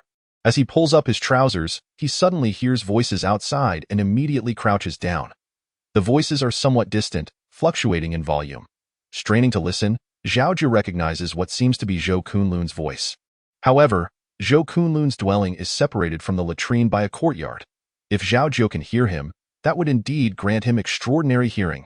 A hint of self-deprecation crosses Zhao Jiu's mind as he stands up, only to catch a familiar name woven into the conversation. Xiao Ba. What has happened to Xiao Ba that he is being mentioned in the dead of night? Zhao Jiu quickly fastens his trousers and stealthily slips out of the latrine. Crouching against the back wall to peer outside, where he sees light emanating from the house in the courtyard, it is indeed Zhou Kunlun. Another voice, equally familiar, prompts Zhao Jiu to furrow his brow in contemplation. It is Elder Qin. What could these two be discussing at such an hour? Chapter 39. A shocking conspiracy. Elder Qin declares, if Chang Renqing encounters trouble, Kai Juxian will undoubtedly head to Nanshan County. Iron Elder, you, and Protector Yang must accompany me. He is unaware that this is a trap. At that time, you and I. The voices within the room grow quieter, and Zhao Jiu can no longer discern their words. Concerned about Xiao Qi and Xiao Ba, he boldly climbs the wall. Brilliant. Elder Qin's plan is exceptionally clever. Even if the sect investigates, it could be deemed an act of nature, beyond reproach. Ingenious, however. What doubts does left Protector harbor? How do you know that Kai Juxian will take that route? With such a significant incident in Nanshan County, Kai Juxian will surely take a shortcut. His companion Xiao Ba and Iron Elder's disciple Xiao Qi both hail from Nanshan County. And that route is the most direct from Pingyang City to Nanshan County. It cannot be mistaken. All we need to do is offer Xiao Ba a small favor. Elder Qin's tactics are indeed commendable, ensuring that the young lad is thoroughly compliant. Money can move mountains, and all it costs is a golden hairpin. A golden hairpin? Elder Qin is quite generous. Alas, left Protector, you are mistaken.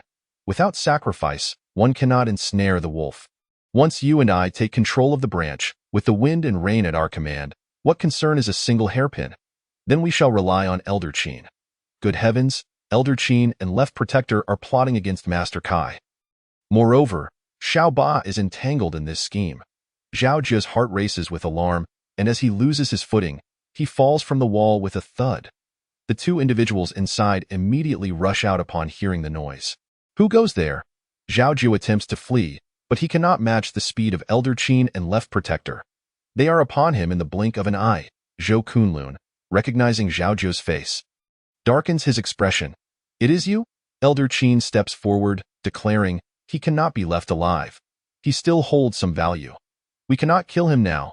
Zhou Kunlun raises his hand to seize Zhao Jiu, who suddenly finds himself enveloped in darkness, losing consciousness. When Zhao Jiu awakens once more, he feels utterly limp, with his right cheek icy cold. He slowly opens his eyes, discovering that he is sprawled on the ground. No wonder his face feels so peculiar. He sits up, relieved to find that his limbs are intact. Looking around the room, he sees it cluttered with firewood and debris. This is the storage room of the Protectorate Court, isn't it? It's all your fault for being lazy, causing me to share your punishment. How was I to know that this cunning lad would eavesdrop on the conversation between Master and Elder Qin? Outside, a quarrel ensues, and Zhao Jiu recognizes it to be Su Er and Zhou Laosan. It seems this feud has been ignited, gurgling. His stomach growls at an inopportune moment, prompting Zhao Jiu to hastily cover it. He must devise a plan to inform Xiao Qi and Xiao Ba. However, Su Er and Zhou Laosan are keeping a close watch on Zhao Jiu, even confining his excretions to a pot, leaving him no opportunity to breathe freely. Were it not for the 2 meals and water provided daily, Zhao Jiu might have lost track of time altogether. At this critical juncture, the branch is bustling, while Nanshan County has suddenly encountered a major crisis. Zhang Dasong has reported to Master Kai regarding Chang Renqing, accusing him of corruption, favoritism, and lawlessness, with a staggering 20 counts listed, each substantiated by irrefutable evidence. According to the sect's regulations, any transgressions by the chief must be investigated by the branch chief and the supervising elder. Elder Qin, as the chief elder, should naturally remain to address the sect's affairs. However, Kaijuxian has instead appointed Elder Zhu as the acting chief, with Elder Tai assisting him, while he himself takes Elder Qin, Elder Wu, and the left and right protectors to Nanshan County under the cover of night. Zhao Jiu only learns of this 2 days later through Su Laosan's complaints, and he thinks to himself, this is bad. Xiao Ba must have already set out. With Elder Qin and left protector harboring ulterior motives, Xiao Ba is likely in grave danger. Xiao Qi should still be within the sect. He must escape quickly to find Xiao Qi, so that Elder Tai can rescue Xiao Ba. Zhao Jiu's mind was in turmoil, his head nearly bursting with thoughts, yet the door to the woodshed was locked tight, and Su Er along with Zhou Lao San would come to check on him frequently. The thought of dismantling the house or jumping out of the window was beyond him, and he felt a growing sense of desperation. After noon, thunder suddenly rumbled in the sky, and before long, a torrential downpour ensued. Zhao Jiu sat on a pile of firewood in a daze when he suddenly felt a chill at the soles of his feet. Looking down, he was astonished to find his shoes soaked. However, the roof was intact, so where could the water have come from? After searching the room, he discovered that the water was spilling out from behind the woodpile. He moved the wood aside, only to uncover a gaping hole that resembled a dog's entrance. The disciples of the guard court had been too lazy to repair it, simply blocking it with a couple of wooden boards. Outside the woodshed lay a narrow alleyway, overgrown with weeds, a place Zhao Jiu had never thought to explore. Had it not been for the sudden storm, he might never have discovered this secret within the woodshed. Zhao Jiu swiftly rearranged the woodpile, for dinner had yet to arrive, and he could not afford to reveal his intentions. With Su Er on duty that day, he waited a long time past the usual mealtime before Su Er finally appeared. Ever since his father passed away, it was the first time Zhao Jiu felt such anticipation for another's arrival. Su Er, holding a tattered paper umbrella, trudged through the mud and water, handing Zhao Jiu a bowl of leftover rice while scolding, "You ungrateful wretch, you expect me to cater to your every whim. It's truly a stroke of bad luck to have you around. If it weren't for the master's insistence on keeping you, we wouldn't have to deal with all this mess." Su Er impatiently peered into the room, noting the dim lighting, which seemed no different from before. After reprimanding Zhao Jiu a few more times, he turned to leave. It seemed likely that Su Er would not return that night. Zhao Jiu quickly finished the cold rice, then moved the woodpile to the back door and smashed the bowl in two, using it as a makeshift tool to dig at the edges of the dog hole. Fortunately, as it was merely a woodshed, Zhao Jiu managed to enlarge the hole significantly after some time. He cautiously peered outside, only to find that night had already fallen. A flash of lightning illuminated the sky, followed by a rumbling thunder, and the rain began to pour down once more. Zhao Jiu quickly withdrew his head back inside. No, he had to venture out. Resolutely, Zhao Jiu crouched and squeezed through the woodshed's opening. The rain pelted his head painfully, but he paid it no heed. He glanced around and climbed up onto the wall. On either side were the territories of the guard court, and Zhao Jiu dared not descend, instead crawling along the top. It was as if the heavens were conspiring to aid him, for amidst the thunder, the disciples of the guard court were holed up inside, some sleeping, others idly chatting. Zhao Jiu held his breath as he crawled past their windows. Gathering his strength to reach the end of the guard court's premises, he jumped down, ignoring his trembling legs and the sharp pain in his abdomen, gritting his teeth as he sprinted towards the elder's hall. Alas, Zhao Jiu could only take the more secluded paths, but suddenly, a shadow clad in a straw raincoat and conical hat appeared before him. He had not anticipated someone would be outside at this hour, and before he could react, he nearly collided with the figure. The person, wielding a bamboo staff, sidestepped just in time. However, upon noticing Zhao Jiu's garb resembling that of a disciple, he quickly extended a helping hand. Zhao Jiu caught a whiff of the muddy water's scent and thought to himself, he was doomed. Perhaps fate had other plans for Zhao Jiu, for the stranger lifted him effortlessly and set him down on the ground, inquiring, "Which court do you belong to, and what brings you out at such a late hour?" The voice seemed to descend from the heavens, causing Zhao Jiu's eyes to well with tears as he fell to his knees, exclaiming, "Elder Tai, please save Xiao Ba. You are. I am Zhao Jiu, Xiao Ba's sworn brother. Get up quickly, this is not a place for conversation. Follow me." Elder Tai removed his raincoat and draped it over Zhao Jiu, guiding him through a side door where other disciples awaited. It was none other than Xiao Qi. "Quickly fetch some hot water and ginger. Now?" "Yes." Zhao Ji glanced at the stranger beside his master, preparing to leave when suddenly a flash of realization struck him. Brother Jiu, what has happened to you? Elder Tai softly admonished. Do not raise a fuss. Hurry. Yes. Zhao Ji turned and dashed away. Elder Tai found dry clothes for Zhao Jiu to change into and checked his pulse, noting the erratic rhythm that surged like a torrent yet felt weighted, as if he had sustained injuries. Zhao Jiu shivered as he removed his wet garments, prompting Elder Tai to notice the numerous bloodstains on his chest, belly, and arms. Have you crawled here? Elder Tai exclaimed in astonishment. Achoo! Zhao Jiu sneezed heavily and nodded. Elder Tai promptly fetched a jar of old wine, pouring a generous bowl for Zhao Jiu, then covered him with a cotton blanket, hastily drying Zhao Jiu's damp hair while asking, Weren't you at the guard court? What transpired? Left Guardian.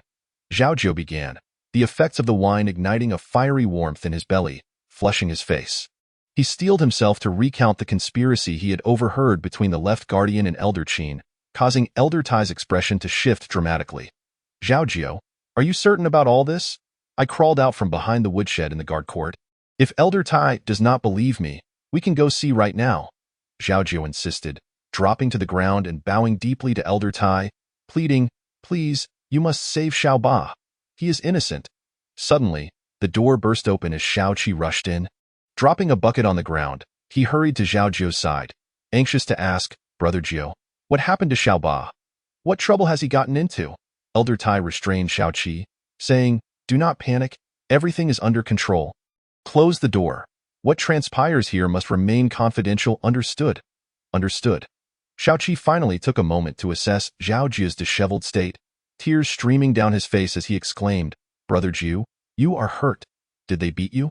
I should have trusted Xiao Ba. I should have asked Master to save you. Though not cry. There are still others in the guard court. Do you wish to bring them here? Elder Tai reprimanded Zhao Qi before instructing. Zhao Qi, gather AE. The two of you go summon Elder Jiu. Quickly. Yes, Master. Zhao Qi shoved Ginger into Zhao Jiu's hands and dashed out. Zhao Jiu quickly inquired, Elder Tai, what about me? What can I do? Just focus on recuperating, Elder Tai replied, casting a glance at Zhao Jiu. I always thought you were strong, but I had no idea you possessed such resilience to crawl out from the guard court. Zhao Qi and Xiao Ba have not chosen their sworn brother in vain. Given the Left Guardian's nature, he must have kept you around for a reason, perhaps something you possess that he desires. Though you may not even know what that is. A chill ran down Zhao Jiu's spine. Could it be that he had narrowly escaped one trap only to fall into another? Rest assured. Regardless of the secrets you carry, I have no interest in prying. Though Zhao Qi entered the fold late, he is my most valued disciple. Given your bond as his master, I will not make things difficult for you as long as I can help. Elder Tai declared. Barring any unforeseen events, we shall set out to pursue the leader by dawn at the latest. Rest well. Even if they possess immense audacity, they would not dare to intrude upon this place. Thank you, Elder Tai. Though Elder Tai appeared stern, he held a deep affection for Zhao Qi, a fact Zhao Jiu could clearly see. Warmth spread through his heart as he thought that at least one of the three brothers had found a good person. He chewed on the ginger, wiped himself down with warm water, applied the ointment Elder Tai had given him, and, under the influence of the wine, drifted into a drowsy slumber. Had he not yet awakened? Perhaps it was due to yesterday's exhaustion and his injuries. Fortunate for him that his constitution was robust. Most individuals would have succumbed to illness after such an ordeal. You heard Su Er and Zhou Laosan's confessions? And who would have imagined that the Left Guardian harbored malice for so long without our noticing? I have ordered strict surveillance of the guard court, forbidding anyone from entering or leaving. We shall address other matters upon Elder Tai's return. The branch will be entrusted to Elder Jiu, indeed. Elder Jiu clasped his fists together in respect to Elder Tai, then asked, Do you intend to take him along? He risked everything to come and report to me, pleading for me to save Xiao Ba. If I were to abandon him now, would it not be a mockery of our gang's supposed righteousness? Very well, brother. I shall await your return. Oh, he has awakened. Elder Tai turned to see Zhao Jiu slowly opening his eyes. He immediately approached and asked, Zhao Jiu, how do you feel? Zhao Jiu shook his head, realizing he had taken over Elder Tai's bed, and was startled awake. Elder Tai, all is well, all is well. Seeing you like this brings me relief. Zhao Qi awaits you outside. We are preparing to depart. And you? Before Elder Tai could finish, Zhao Jiu interjected, I want to go too. Very well. We shall leave at once. Thanks to the rains that had poured incessantly for several days, Elder Tai hastened their journey, finally discovering traces left behind by the leader, indicating that the two parties had yet to clash. The footprints ahead appeared increasingly fresh, and with half a day's journey, they would be able to catch up with them. Hoping to prevent a bloodbath and minimize unnecessary casualties. However, the path grew ever more rugged, with mountains stretching endlessly on either side, obscuring their view of both ends. Elder Tai's heart grew heavier with each passing moment, and he called for a brief respite to consume some provisions before urging everyone to press on, determined to reach the leader before sunset. Suddenly, Elder Tai spotted a decaying straw sandal in a muddy pit ahead and exclaimed with joy. They are just up ahead, quickly. Indeed, from behind the hillock ahead, a cacophony of voices and shouts emerged, accompanied by a faint whistling sound. Elder Tai sensed something amiss and swiftly distanced himself from his disciples with several quick strides. Upon witnessing this, the others hastily followed suit, with Zhao Jiu and Shao Qi leading the charge to the forefront. There lay an open space at the foot of the hill, resembling a natural arena for combat, where a throng of individuals was engaged in a fierce struggle.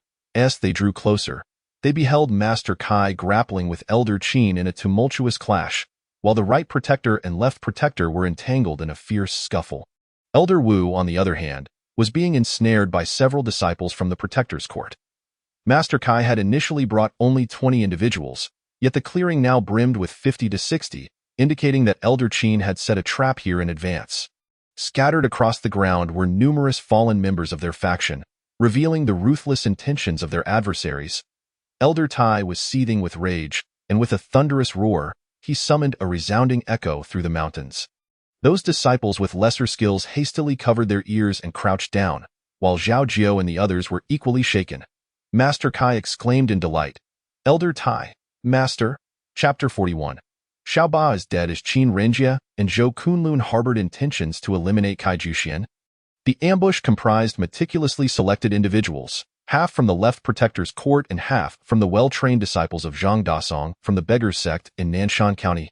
Chang Renqing had ingratiated himself with Elder Qin, presenting numerous valuable offerings under the guise of a merchant caravan, which Qin Renjie used to bribe the left protector and key disciples within the sect. However, unbeknownst to Chang Renqing, he had miscalculated a crucial detail. He was unaware that Qin Renjie and Zhang Dasong were cousins. Elder Tai had sensed something amiss, but lacking concrete evidence, he refrained from confronting Elder Qin openly. Zhang Dasong, having restrained Chang Renqing, believed that the position of master was within his grasp, and thus generously dispatched his secretly trained disciples to assist his cousin in seizing the leadership. Had Zhao Jiu delayed his escape from the protector's court by even a day or two, this scheme would have been solidified, and they could have concocted a pretext of a landslide burying the individuals involved, rendering Elder Zhu powerless against them. Even if Elder Tai arrived, he would either collude with Elder Qin and his faction or choose to follow Master Kai into peril, leaving no other options. The elite disciples that Elder Tai had brought along felt a sense of relief when he joined them, and he promptly set off to aid Master Kai. Among the 4 esteemed elders of the Daong branch, Elder Qin stood as the most formidable, followed by Elder Tai, with Elders Zhu and Wu being of equal prowess. Of the 2 protectors, the left protector possessed slightly greater martial skills than the right protector. Thus, it was evident that Qin Renjie and Zhou Kunlun were not mere figureheads in their roles as elder and protector. With circumstances having reached this point, there was no turning back. Qin Renjie and Zhou Kunlun would risk their lives to drag Kai Juxian down. Elder Tai had initially hoped for a semblance of camaraderie, yearning for the two to reconsider their course, but after several exchanges, it was clear that today would conclude with either his demise or theirs. Shao Qi and Zhao Jiu, one lacking martial prowess and the other devoid of any, were frantically searching for the 2 young ones amidst the chaos as Elder Tai fended off attacks from all directions. The 2 boys maneuvered through the crowd, calling out for Xiao Ba, Xiao Ba. Zhao Jiu, sharp-eyed, discerned that Xiao Ba was not among the throng of combatants, and his heart sank. Together with Shao Qi, they began to sift through the fallen bodies, desperately calling out for Xiao Ba, yet received no reply. Shao Qi's voice trembled with suppressed tears. Xiao Ba, perhaps the heavens heard Shao Qi's cries, for suddenly, one of the fallen stirred. Shao Qi rushed over. Xiao Ba? The figure struggled to raise a hand, blood soaking through the front of his attire. Brother. Xiaoba, Zhao Jiu, spotting Xiaoba, dashed toward him, pushing aside a beggar sect disciple intent on ambushing Xiaoqi and Xiaoba. Shouting at them to flee, Xiaoqi quickly reacted, dragging Xiaoba away from the fray. However, the disciples who had defected to Elder Qin and the left protector were unwilling to let them escape and kicked Zhao Jiu aside in pursuit.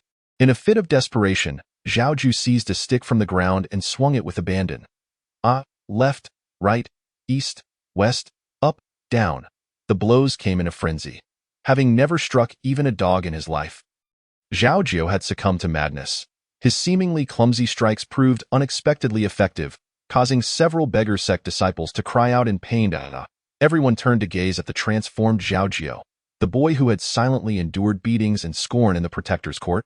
Now resembling a lion or a ferocious tiger, a vengeful spirit returned from the depths of hell. Zhao Jiu lost all awareness of heaven and earth, fixated solely on swinging the stick in his hand. In a haze, he thought he could see his father, the ant he had never met, and Mr. Qin. Mr. Qin glared at him with fury. You? Zhao Jiu suddenly froze, his arms raised, as if enchanted.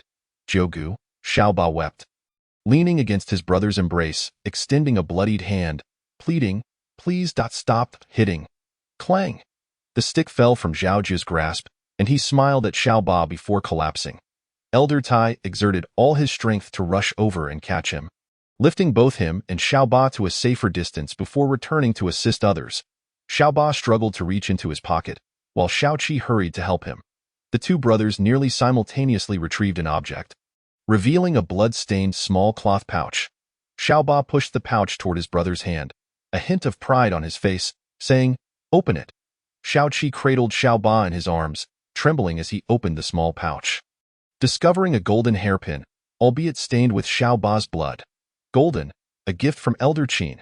Xiaoba glanced at Zhao Jiu and remarked, Jogu is a good person. The beggar sect is not the place for him. I will plead with Elder Tai to let him go. Xiaoqi buried his head in Xiaoba's neck, weeping, Xiaoba, please don't say that. Brother will buy you buns to eat, meat ones. If you want roast chicken, I'll get you that too. Whatever you want, brother will buy it for you. Just don't scare me, okay? Please. Xiaoba reached out to caress his brother's face, a joy he had never known lighting up his features. Brother, keep the golden hairpin safe and lived, well. Xiaoba, Xiaoba, Xiaoba. Amidst Xiaoqi's anguished cries, another group of beggars arrived, their legs and waists caked with mud, evidently having rushed to the scene. The leading figure hastily called out, Master, we apologize for arriving late. We beseech your forgiveness. Why did you take so long? The Dingfeng bridge collapsed. I took a longer route. This man was unfamiliar to Zhao Jiu, but Xiaoqi recognized him. Gong Er Yi, by gun.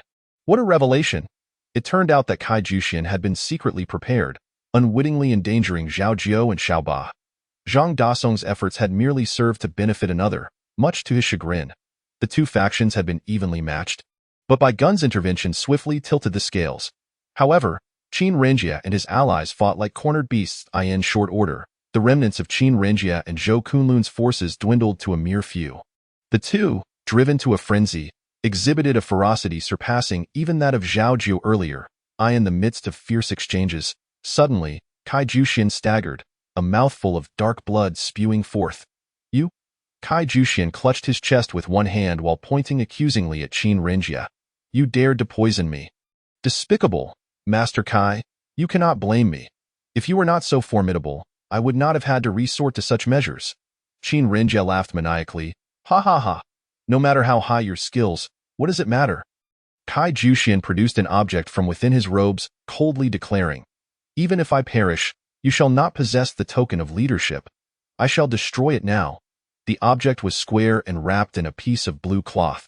Cai Juxian summoned his strength and hurled it into the air, prompting Qin Renjie and Zhou Kunlun to leap forward simultaneously in an attempt to seize it, only to be met with a thunderous explosion as the object detonated. Inside, several black objects were released, catching both Qin Renjie and Zhou Kunlun unawares, causing them to stumble and fall. Chapter 42. Brothers in Battle. Mother and Child Needles.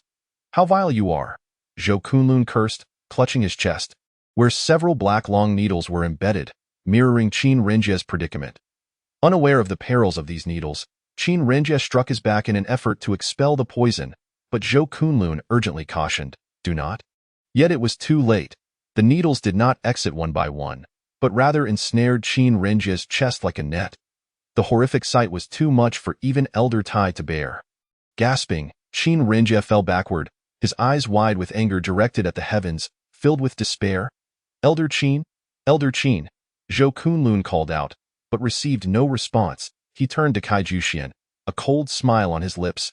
"You accuse us of being cruel. Yet you are the one who harbors such treachery, possessing the deadly mother and child needles. You are responsible for the death of Master Qin. Alas, it is regrettable that for so many years, no one believed you to be the true culprit. Ha ha ha, even as death approaches, you still cling to defiance," Kai Juxian retorted. Zhou Kunlun gazed at Elder Tai, chuckling softly, and said, "Elder Tai, are you not the law enforcer? How do you intend to deal with this murderer?" "Elder Wu, there is no need for you to glare at me. Had it not been for Elder Qin and myself shielding you from the mother and son needles, you would not be alive now." Just as he spoke, Kai Juxian swiftly hurled an object, but Zhou Kunlun unexpectedly caught it, revealing a gleaming black dagger. "Humph, who truly harbors more malice?" Zhou Kunlun laughed heartily at the corpse of Qin Renjie. His laughter piercingly sorrowful. "Elder Qin, we have both lost." As soon as he finished speaking, Zhou Kunlun suddenly lunged at Kai Juxian, and the two of them tumbled together, rolling several paces before coming to a halt. The onlookers dared not approach hastily. Elder Wu prodded the two with his staff, revealing that Kai Juxian had the black dagger lodged in his chest, while Zhou Kunlun was a bloody mess. Both men had breathed their last. "Xiao Ba." Xiao Qi held Xiao Ba tightly, muttering in disbelief, "Captain Kai is dead. Elder Qin is dead. The left protector is dead. They are all gone." Xiao Ba's previously wide-open eyes gradually closed, tears streaming down his cheeks. Zhao Jiu lay in the muddy ground beside them, eyes tightly shut and brows furrowed. Xiao Qi gaped, his eyes blankly staring at the heavens. After Elder Tai dealt with the remnants of Elder Qin and the left protector, he turned to seek out his disciple. Upon witnessing this scene, even the iron-willed man could not help but shed tears. The melodious voice of Xiao Ba still echoed in his ears. The sound of bones cracking resonated through the streets. Paying homage to the myriad of teachings and ways, a broken bowl sustains the world, and a pair of tattered shoes traverses the expanse. "Elder Qin, you ask if I fear? I say, I fear neither heaven nor earth. But I dread the punishment of Elder Tai, facing the wall without food or sleep, enduring the sun while drying the cotton quilt. Under the sun, my clothes in tatters, I muddle through the day. Looking east and west, I am but a drifter amidst the tides of life. No one knows whence I came. No one has inquired of my surname, whether it be Li or Zhang." Elder Tai and Elder Wu returned to Nanshan County, clearing out the remnants of Zhang Dasong and Chang Renqing. Bai Gun achieved merit and was promoted to the position of incense master, while the other consuls scrambled to curry favor. Zhao Jiu slept for 2 full days before awakening. Feeling as though his body had been dismantled and then reassembled, pain preventing him from even lifting chopsticks, Xiao Qi tended to him meticulously, bringing him water and feeding him daily, under the clear sky and the white clouds. Xiao Qi and Zhao Jiu sat silently on the threshold of the Chang family home. All the corpses had been cremated on site, except for the ashes of Kai Juxian and Xiao Ba, which were to be taken back for burial at the branch. After recuperating for several days in Nanshan County, Zhao Jiu could not quite grasp the reason, but his body healed remarkably swiftly. He and Xiao Qi returned to the dilapidated temple, now occupied by other beggars. Unexpectedly, after half a year of wandering, they found themselves back in this place, but the lively presence of Xiao Ba was no longer beside them. And Xiao Qi had grown even quieter. The two climbed a mountain, taking in the sight of the undulating ranges, some still lush and green, while others had turned gray. The seasons changed, mirroring the cycles of life and death. After a moment of silence, Xiao Qi suddenly spoke, "Brother Jiu, I cannot walk with you any longer." Xiao Qi's words had long been anticipated by Zhao Jiu, yet upon hearing them, he felt an undeniable emptiness in his heart. Zhao Jiu replied, "Mm." Xiao Qi had taken Elder Tai as his master, becoming a genuine disciple of the beggar clan. Regardless of the chaos they had faced, he had achieved merit and would undoubtedly be promoted. As for himself, he had neither a master nor a pole to lean on, and he had followed a traitor. Aside from Elder Tai and Zhao Jiu, there seemed to be few in the clan who could tolerate him. The beggar clan was not his home. His true home lay in the distance. Unbeknownst to him, Zhao Jiu wished to leave as well. "Master, I want to leave." The previous night, Zhao Jiu had kneeled before Elder Tai. Expressing his desire, Elder Tai sighed, slowly responding, "I understand your feelings. I am also saddened by Xiao Ba's fate. However, wherever there are people, there exists the Jianghu, and where there is Jianghu, there is conflict if you wish to go. I will not stop you, but you must always remember that by leaving the beggar clan, the members will view you as a discarded disciple, and other sects will not dare to take you in. Whether you ascend to the heavens or descend to the earth, as long as you remain in the Jianghu, you will never escape the entanglement of the beggar clan." Zhao Jiu gazed at the solitary figure in the courtyard and asked, "What about Brother Jiu?" Elder Tai looked outside, the setting sun casting a warm glow upon the youth, stirring an indescribable melancholy within him. Having witnessed countless life and death scenarios, he found himself emotionally affected by such trivial matters. Truly, the longer one lives, the more one tends to reflect on the past. Should Zhao Jiu return to the beggar clan, even if I do not pursue the matter, the other elders will. He carries too many confounding burdens. From here on, it will depend on his own fortune." Elder Tai rose and added, "Think it over carefully." With that, he exited. Zhao Jiu knelt for a while before getting up to look outside. Zhao Jiu still sat alone in the courtyard. Ignored by everyone else, Zhao Jiu rubbed his knees and stepped out to sit beside Zhao Jiu, saying, "Brother Jiu, let us go see the places of our past tomorrow." Zhao Jiu turned to him, offering a gentle smile, and replied, "All right." In the high-walled courtyard, the sun began to set. The sunset on the mountain differed from yesterday's view in the courtyard. The slanting rays were as red as blood. The mountains appeared like a vast ocean, and the earth undulated like the tides, exuding a majestic grandeur. Suddenly, Zhao Jiu felt an overwhelming sense of ambition.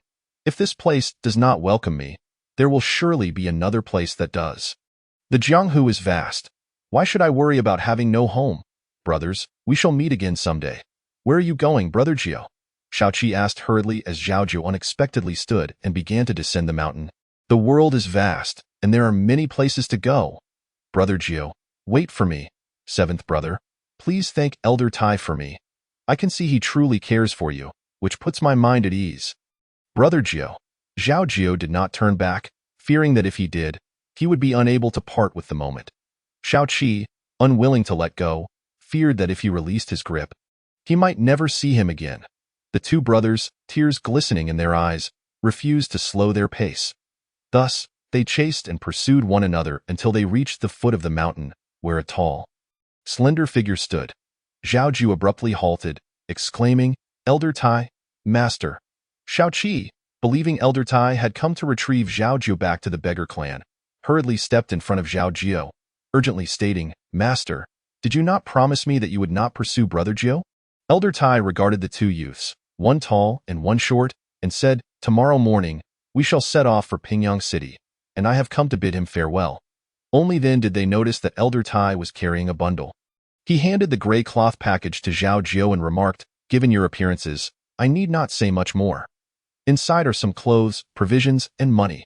Take good care of them. As the saying goes, the Jianghu ages a person swiftly, and the human heart is ever fickle. I hope you find favorable winds and rain on your journey, settle down somewhere, and engage in small trade, avoiding the tempests of the Jianghu.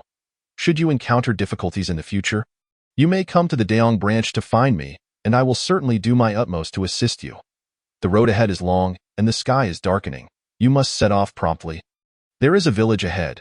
Go find a family to stay with for the night, and from there, head north, and you will not encounter us again. Thank you, Elder Tai. Zhao Jiu bowed to Elder Tai and patted Zhao Jiu on the shoulder. Striding ahead, Zhao Jiu lifted his leg to pursue, but Elder Tai grasped him, and the two watched as Zhao Jiu vanished into the shadows of the earth. Upon returning to the Chong family home, Elder Wu awaited them at the entrance. He cast a glance at Elder Tai and Zhao Jiu before silently turning to enter.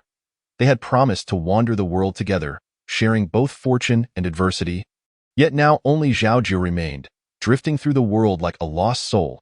A chirping bird circled above Zhao Jiu's head before landing nearby. He paused to bend down and attempt to pick it up.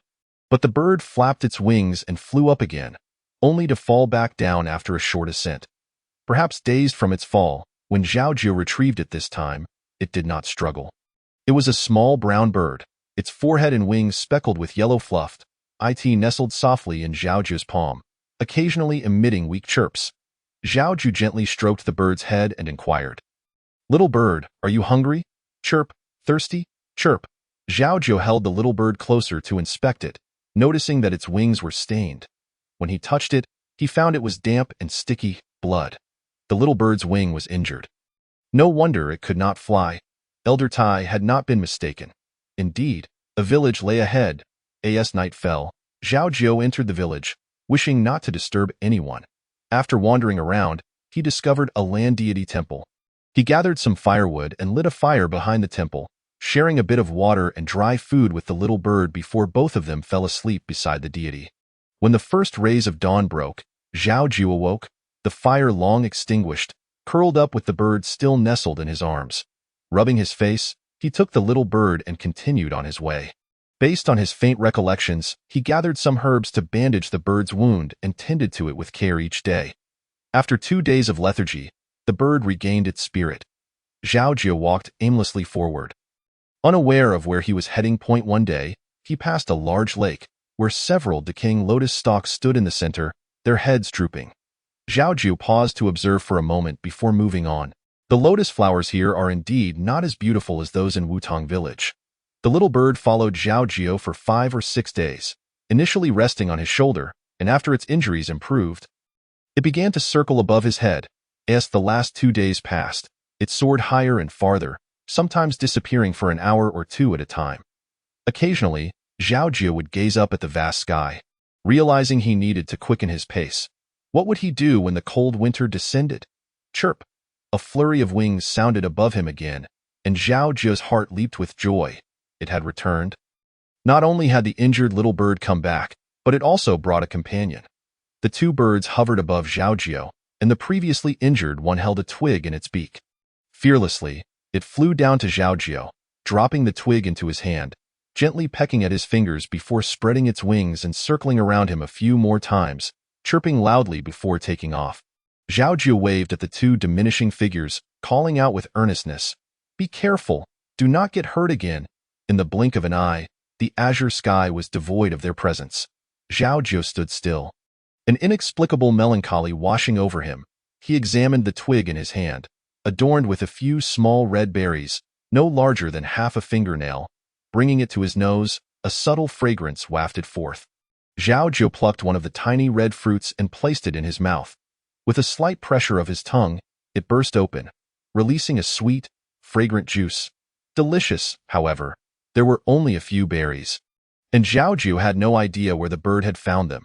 He dared not consume them all at once, savoring one until the flavor faded before indulging in another, making the long journey ahead feel less tedious. 2 days later, Zhao Jiu arrived at a place where he had learned to inquire about the name of the town. It was called Xiao Town. True to its name, Xiao Town boasted 5 bridges spanning a small river.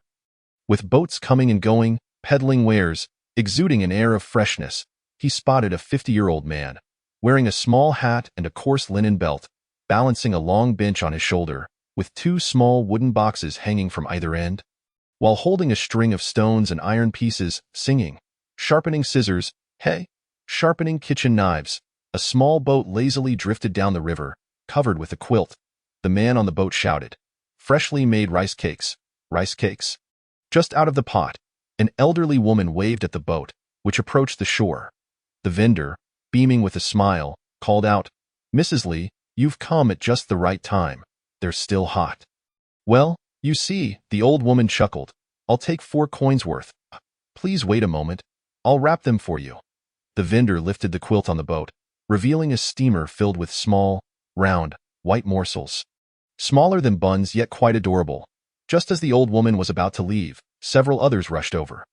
Zhao Jiu discerned that the treats were 2 for 1 coin, 5 for 2 coins.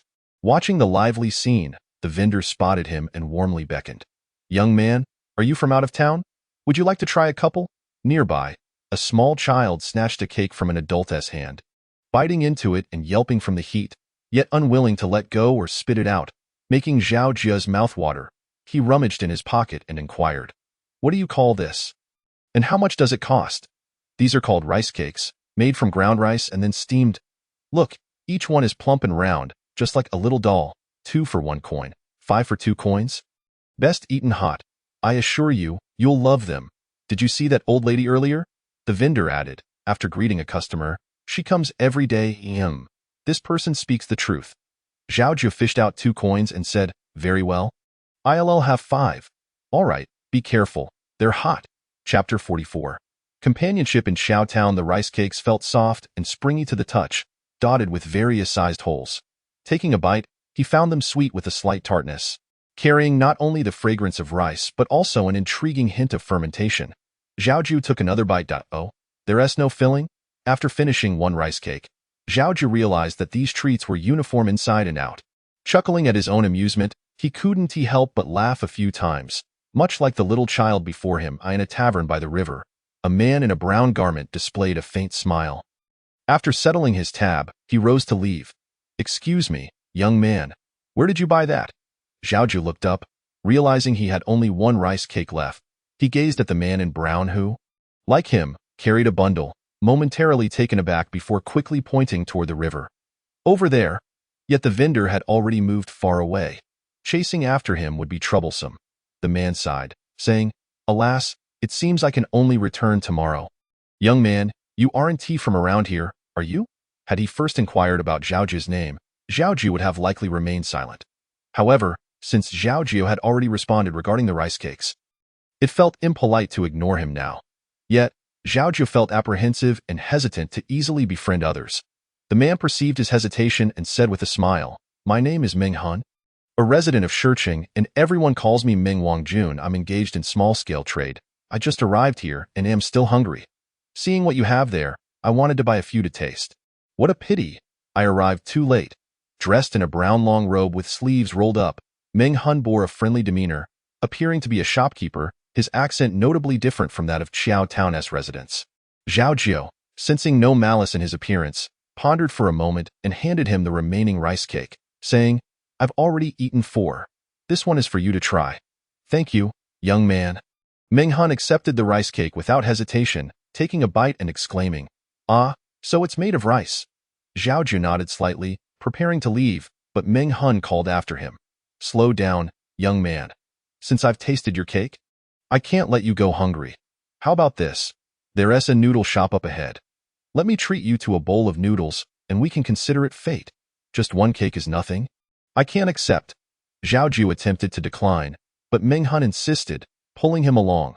Just agree, or my friends will tease me for taking advantage of you. Look, it's just ahead.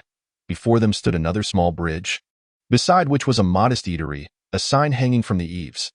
Zhao Jiu didn't recognize the characters, but he understood it was a place to eat and drink. As Ming Han guided Zhao Jiu to the entrance. The waiter greeted them with great enthusiasm. Welcome, esteemed guests. We have wine, meat, and noodles. What would you like to order? 2 bowls of noodles, hot soup, and 2 tails of beef. Certainly, esteemed guests, please take a seat. It will be ready shortly. At this point, Zhao Jiu felt it would be inappropriate to leave. The 4 rice cakes he had eaten were hardly enough to satiate him, and with the enticing aroma wafting from the kitchen, his stomach growled audibly. Ming Han, perceptive to his needs, said, young man, we are all friends when we are away from home. The more friends you have, the easier the journey. Just enjoy this meal today. Then. Thank you, Brother Ming. Zhao Jiu clasped his hands in gratitude. Having accepted someone's generosity, Zhao Jiu felt a bit embarrassed. When Ming Han asked where he was from, Zhao Jiu replied that his surname was Zhao and his name was Jiu, that he came from Nanshan County and was on his way to visit relatives. When asked what his relatives did for a living, Zhao Jiu concocted a story about an uncle, claiming his father had been gravely ill and hadn't made it clear whether they were in Xuanyang City or Shenyang City before he passed. Xuanyang City is to the west. You're heading north. The north leads to Shenyang City. Ming Han finished his bowl of soup and remarked, I happen to be going to Shenyang City as well. I will rest here tonight and depart tomorrow. It seems you have no companions. Would you like to travel with me? Hearing that Shenyang City was larger than Pingyang City, Zhao Jiu felt a flicker of hope. Perhaps he could learn something about Mr. Qin there. Not knowing the way, having a companion seemed preferable, so he nodded in agreement. Ming Han smiled, settled his bill with the innkeeper, and then asked Zhao Jiu if he wished to share a lodging. Zhao Jiu politely declined, stating he had a place to stay, and after agreeing on a meeting place and time for the following day, they parted ways. Having received a substantial sum from Elder Tai, Zhao Jiu had never seen so much money before and felt anxious throughout his journey. He avoided crowded places and was hesitant to stay at an inn, fearing he might be robbed or tricked. Fortunately, Xiao Town had a dilapidated temple where Zhao Jiu followed the beggar's rules to find a place to rest. Steering clear of the crowds, he dreamt of lotus flowers and of Hua Hua, who had grown quite a bit. Upon seeing him, she barked excitedly, but Zhao Jiu found it hard to make out her face. Awaking from the dream, he noticed his eyes were damp. Reaching into his pocket, he confirmed his belongings were still there. Zhao Jiu wiped his eyes and looked up. Dawn was breaking, and with nothing to occupy his time, he sat cross-legged to practice his skills as the sun rose. He got up, found some water to wash his face, and bought some food by the river, waiting in front of the noodle shop for Meng Hun. True to his word, Meng Hun arrived on time, still dressed in the same attire as the previous day, unhurriedly making his way towards Zhao Jiu. Fortunately, he had also purchased 2 buns for Zhao Jiu, which made him feel even more embarrassed. Unfamiliar with the path, Meng Hun elaborated. To reach Xinyang City, we first need to cross to the ferry at Guanxi Town, then take a boat north to Jingyang City, and from there, another boat to Xinyang City. Brother Ming, can't we take a boat directly from Guanxi Town to Xinyang City? We must pass through Jingyang City on our way to Xinyang City. It's quite a large place. All boats on the river and the riverine ones must stop there to trade, and also to pay tribute to King Zhulong. At first glance, Zhao Jiu mistakenly believed that it was the Pig Cage King. However, upon reflection, he realized that Mr. Qin often spoke of the myriad paths within the world, each governed by its own leader. It was likely that the king mentioned by Brother Ming was a person of significance. Indeed, Meng Huan, perhaps fearing Zhao Jiu's lack of understanding, continued. The Zhulong Wang is the sovereign of the waters of Sanjiang. Any vessel that fails to pay him tribute is bound to suffer both loss of life and wealth. Jingyang City is firmly under the dominion of Zhulong Wang, beyond even the emperor's control. With Meng Huan's explanation, Zhao Jiu began to grasp the situation. He mused to himself that the Zhulong Wang was a far cry from the heroes depicted in Mr. Qin's tales. The heroes in those stories were figures who robbed the rich to aid the poor, whereas Zhulong Wang ruled over his territory with an iron fist and could hardly be considered a good person. He recalled that Kai Juxian was the leader of the gang of beggars and also a formidable presence, yet he met with an unfortunate end. Truly, fate can be cruel. Zhao Jiu wondered how Zhulong Wang's might compare to that of Captain Kai. Brother Ming, you possess such vast knowledge. Well, one learns much from traversing the roads, Meng Huan replied modestly. Chapter 45. Into the tiger's den. As the two conversed while walking, their journey was far from dull. Meng Huan displayed no airs. He answered every question posed by Zhao Jiu with ease, deepening Zhao Jiu's admiration for him. After 2 days of travel, all expenses for food and lodging were borne by Meng Huan. Zhao Jiu, feeling guilty, insisted on sharing the costs, but Meng Huan refused, saying he would repay him in the future. After several insistences, Zhao Jiu relented. That evening, they hurried to the ferry at Guanxi Town, only to find that a passenger boat had just departed, and no amount of shouting could summon it back. As darkness descended, Zhao Jiu grew increasingly anxious. Meng Huan lit a cigarette, took a couple of puffs and said, "Do not worry. Where there is light, there will be boats on the river, even if the large ones have departed." After a while, the sound of oars breaking the water reached them. Zhao Jiu craned his neck to see a medium-sized boat approaching. Meng Huan waved and called out, "Boatman, give us a ride." A sturdy man at the bow glanced at the shore and shouted back, "Where to?" "To Jingyang City, to pay respects to the Dragon King." The man nodded, signaling for the crew to bring the boat alongside. "The night is dark. It's going to cost you. Can you afford it? The fare is negotiable, but this brother of mine has never traveled by boat. Could you kindly provide a plank for him?" The crew lowered a plank like a ladder, and Meng Huan stepped aboard first. Halfway across, he turned and shouted to Zhao Jiu, "What are you dawdling for? Hurry up, or we'll have to sleep by the riverside." Zhao Jiu quickly followed, but just as his foot landed on the boat, the plank was pulled away, and the vessel began to sway gently as it set off. Having never been on a boat before, he felt dizzy and unsteady, nearly losing his balance, when suddenly someone steadied him. Looking up, he saw it was Meng Huan. "Your first boat ride will feel like this, but you'll get used to it soon enough." Meng Huan assisted Zhao Jiu toward the cabin and pointed to a set of dark, shabby tables and chairs. "Sit down. I'll go find something to eat." As the food was being prepared, Meng Huan sought out the burly man he had spoken with earlier. They exchanged a few words and soon, someone brought 2 bowls of rice topped with a few greens and 2 pieces of tofu. Meng Huan received the bowls and remarked, "This is all the rough fare we have on the boat. Let's make do with it." Zhao Jiu glanced around and saw several others enjoying the same meal, realizing that Brother Meng must have used some influence to procure this. Meng Huan dug in heartily, and Zhao Jiu thanked him before also devouring his food. After a few bites, Meng Huan glanced at Zhao Jiu, who was wolfing down his meal with fervor, and cautioned, "Slow down. Be careful not to choke. I'll fetch some water." Meng Huan set down his bowl and went outside to bring back a pot of tea. Still steaming hot, he poured a bowl for Zhao Jiu, saying, "Here, have some tea, thank you." "Brother Meng."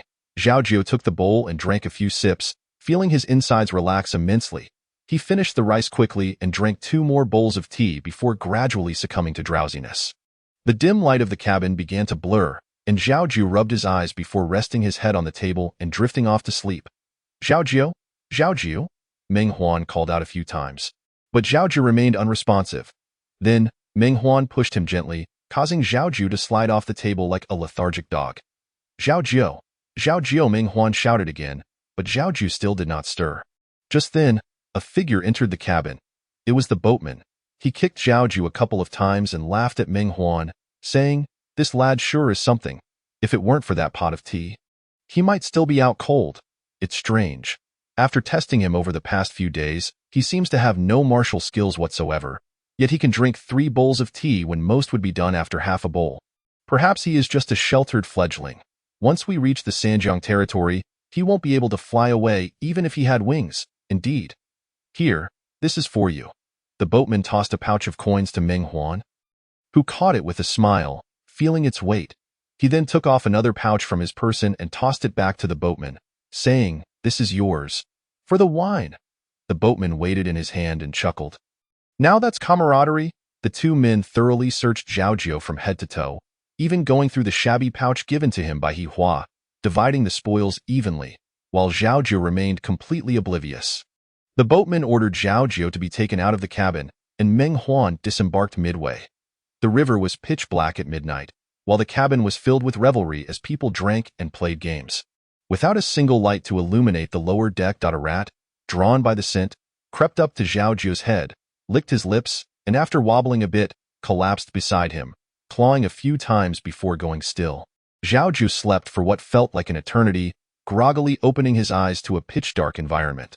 Assuming it was still night, he instinctively raised his hand to feel his chest, but his arm felt stiff as if made of wood. Startling him, he tried to sit up but found his body unresponsive. Suppressing his rising panic, he took several deep breaths and slowly maneuvered himself up. Fortunately, after lying down for so long, he was merely numb and had not lost any limbs. Rubbing his waist and legs, he gradually stood up. Unable to see his surroundings clearly, he sensed the floor still swaying beneath him, indicating he was still on the boat. He felt his body and discovered that all he had left were the clothes he wore. Everything given to him by Tai Chong Lao and He Hua was gone. Heavens! Zhao Jiu sank back down, his mind blank. He had lost He Hua. After an indeterminate amount of time, he raised his head in a daze and leaned against the cabin wall, burying his face in despair. His sobs were soft, like the north wind whistling through a dilapidated house. In the dark depths of the cabin, it was hard to tell whether it was day or night. After a long while, footsteps echoed outside, prompting Zhao Jiu to quickly compose himself. After a series of clinks and clanks, the door swung open, and a man entered, carrying a dim lamp. He glanced at Zhao Jiu and said, "Oh, you're awake." The man then called out to someone outside, "He's awake. Bring down a bowl of rice." Another scrawny, monkey-like figure entered, carrying cold rice, and placed it before Zhao Jiu, grumbling, "Look at you, sleeping for 2 days while making us labor to serve you." "Quit your whining," snapped the lamp-bearer, turning back to Zhao Jiu. "Hurry up and eat. Once you're done, get back to work." Though the circumstances were unclear, Zhao Jiu knew he had to eat. Without nourishment, how could he hope to escape? He was not foolish. He calculated that since there was no work to do below deck, he would need to go up to find an opportunity. Hearing the sounds of shouting and scolding from the adjacent cabin, he realized there were others aboard. The lamp-bearer scolded Zhao Jiu a few more times before exiting to the nearby cabin. Zhao Jiu tiptoed a few steps toward the door but quickly returned to his spot. Pretending to eat, the lamp-bearer cast a glance back at Zhao Jiu and muttered, "Smart lad. Those who cause trouble end up in dire straits. Get up and come with me." Zhao Jiu hurriedly stood up and asked, "May I inquire how to address you, good sir? Don't try to get chummy with me. Just do what you're told. Don't think the Wu family won't dare to strike you." Chapter 46. The collusion of officials and thieves following this man up onto the deck. Zhao Jiu realized that, unbeknownst to him, he had already been transferred to another boat, which was significantly larger than the one he had first boarded. The vessel sailed across the vast expanse of the river, and the sun hovered just above the water's surface, causing Zhao Jiu to squint against the glaring light. The waves crashed violently against the ship, and unable to hold it in, Zhao Jiu vomited what he had just eaten, eliciting hearty laughter from the crew. Among them was a man with a tobacco pipe, who looked at Zhao Jiu with a bemused expression, and the others referred to him as Su Yi. However, Su Yi was not the captain of this boat. That title belonged to a burly man with a face full of brutish features, a menacing presence who clearly was not one to be trifled with. Yet, Zhao Jiu felt thankful to this captain for one reason. When a ruffian aboard attempted to harass him due to his somewhat delicate appearance, the captain had dealt the man a severe beating, ensuring that no one dared to bother Zhao Jiu thereafter. However, others were not as fortunate. Though tasked with labor, Zhao Jiu was spared from the heavy work and instead assigned the lighter chores of cleaning and cooking, likely thanks to the influence of the Wu family. After a couple of days, Zhao Jiu noticed several other youths aboard the ship, some of whom appeared to be around his age. One in particular, who resembled a girl, was constantly weeping, and from the gossip among the crew, it seemed he was being sold to a brothel. Others, like Zhao Jiu, were deceived onto the ship, unaware of their fate. One strong-willed individual jumped into the river, thrashing about for a moment before vanishing without a trace. Zhao Jiu had intended to strike up a conversation with them, but the vigilant guards on either side deterred him. He dared not act recklessly or leap into the river. He could only patiently await an opportunity. That Meng Huan was truly a scoundrel. One night, the ship docked. Zhao Jiu and the others were ordered off, blindfolded, and walked for what felt like an eternity before arriving at a courtyard. Su Yi emerged to reprimand a few individuals, claiming that their next destination would offer ample food and clothing, a fortune not easily afforded by the ordinary. He advised them to be clever.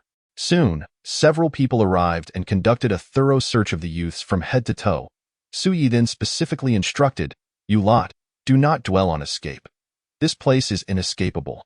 If caught, death is your only fate." As dawn broke, they were once again blindfolded and led away. Zhao Jiu felt the ground beneath his feet was smooth and paved with stones, leading him to believe they were not heading to some desolate location. He secretly breathed a sigh of relief.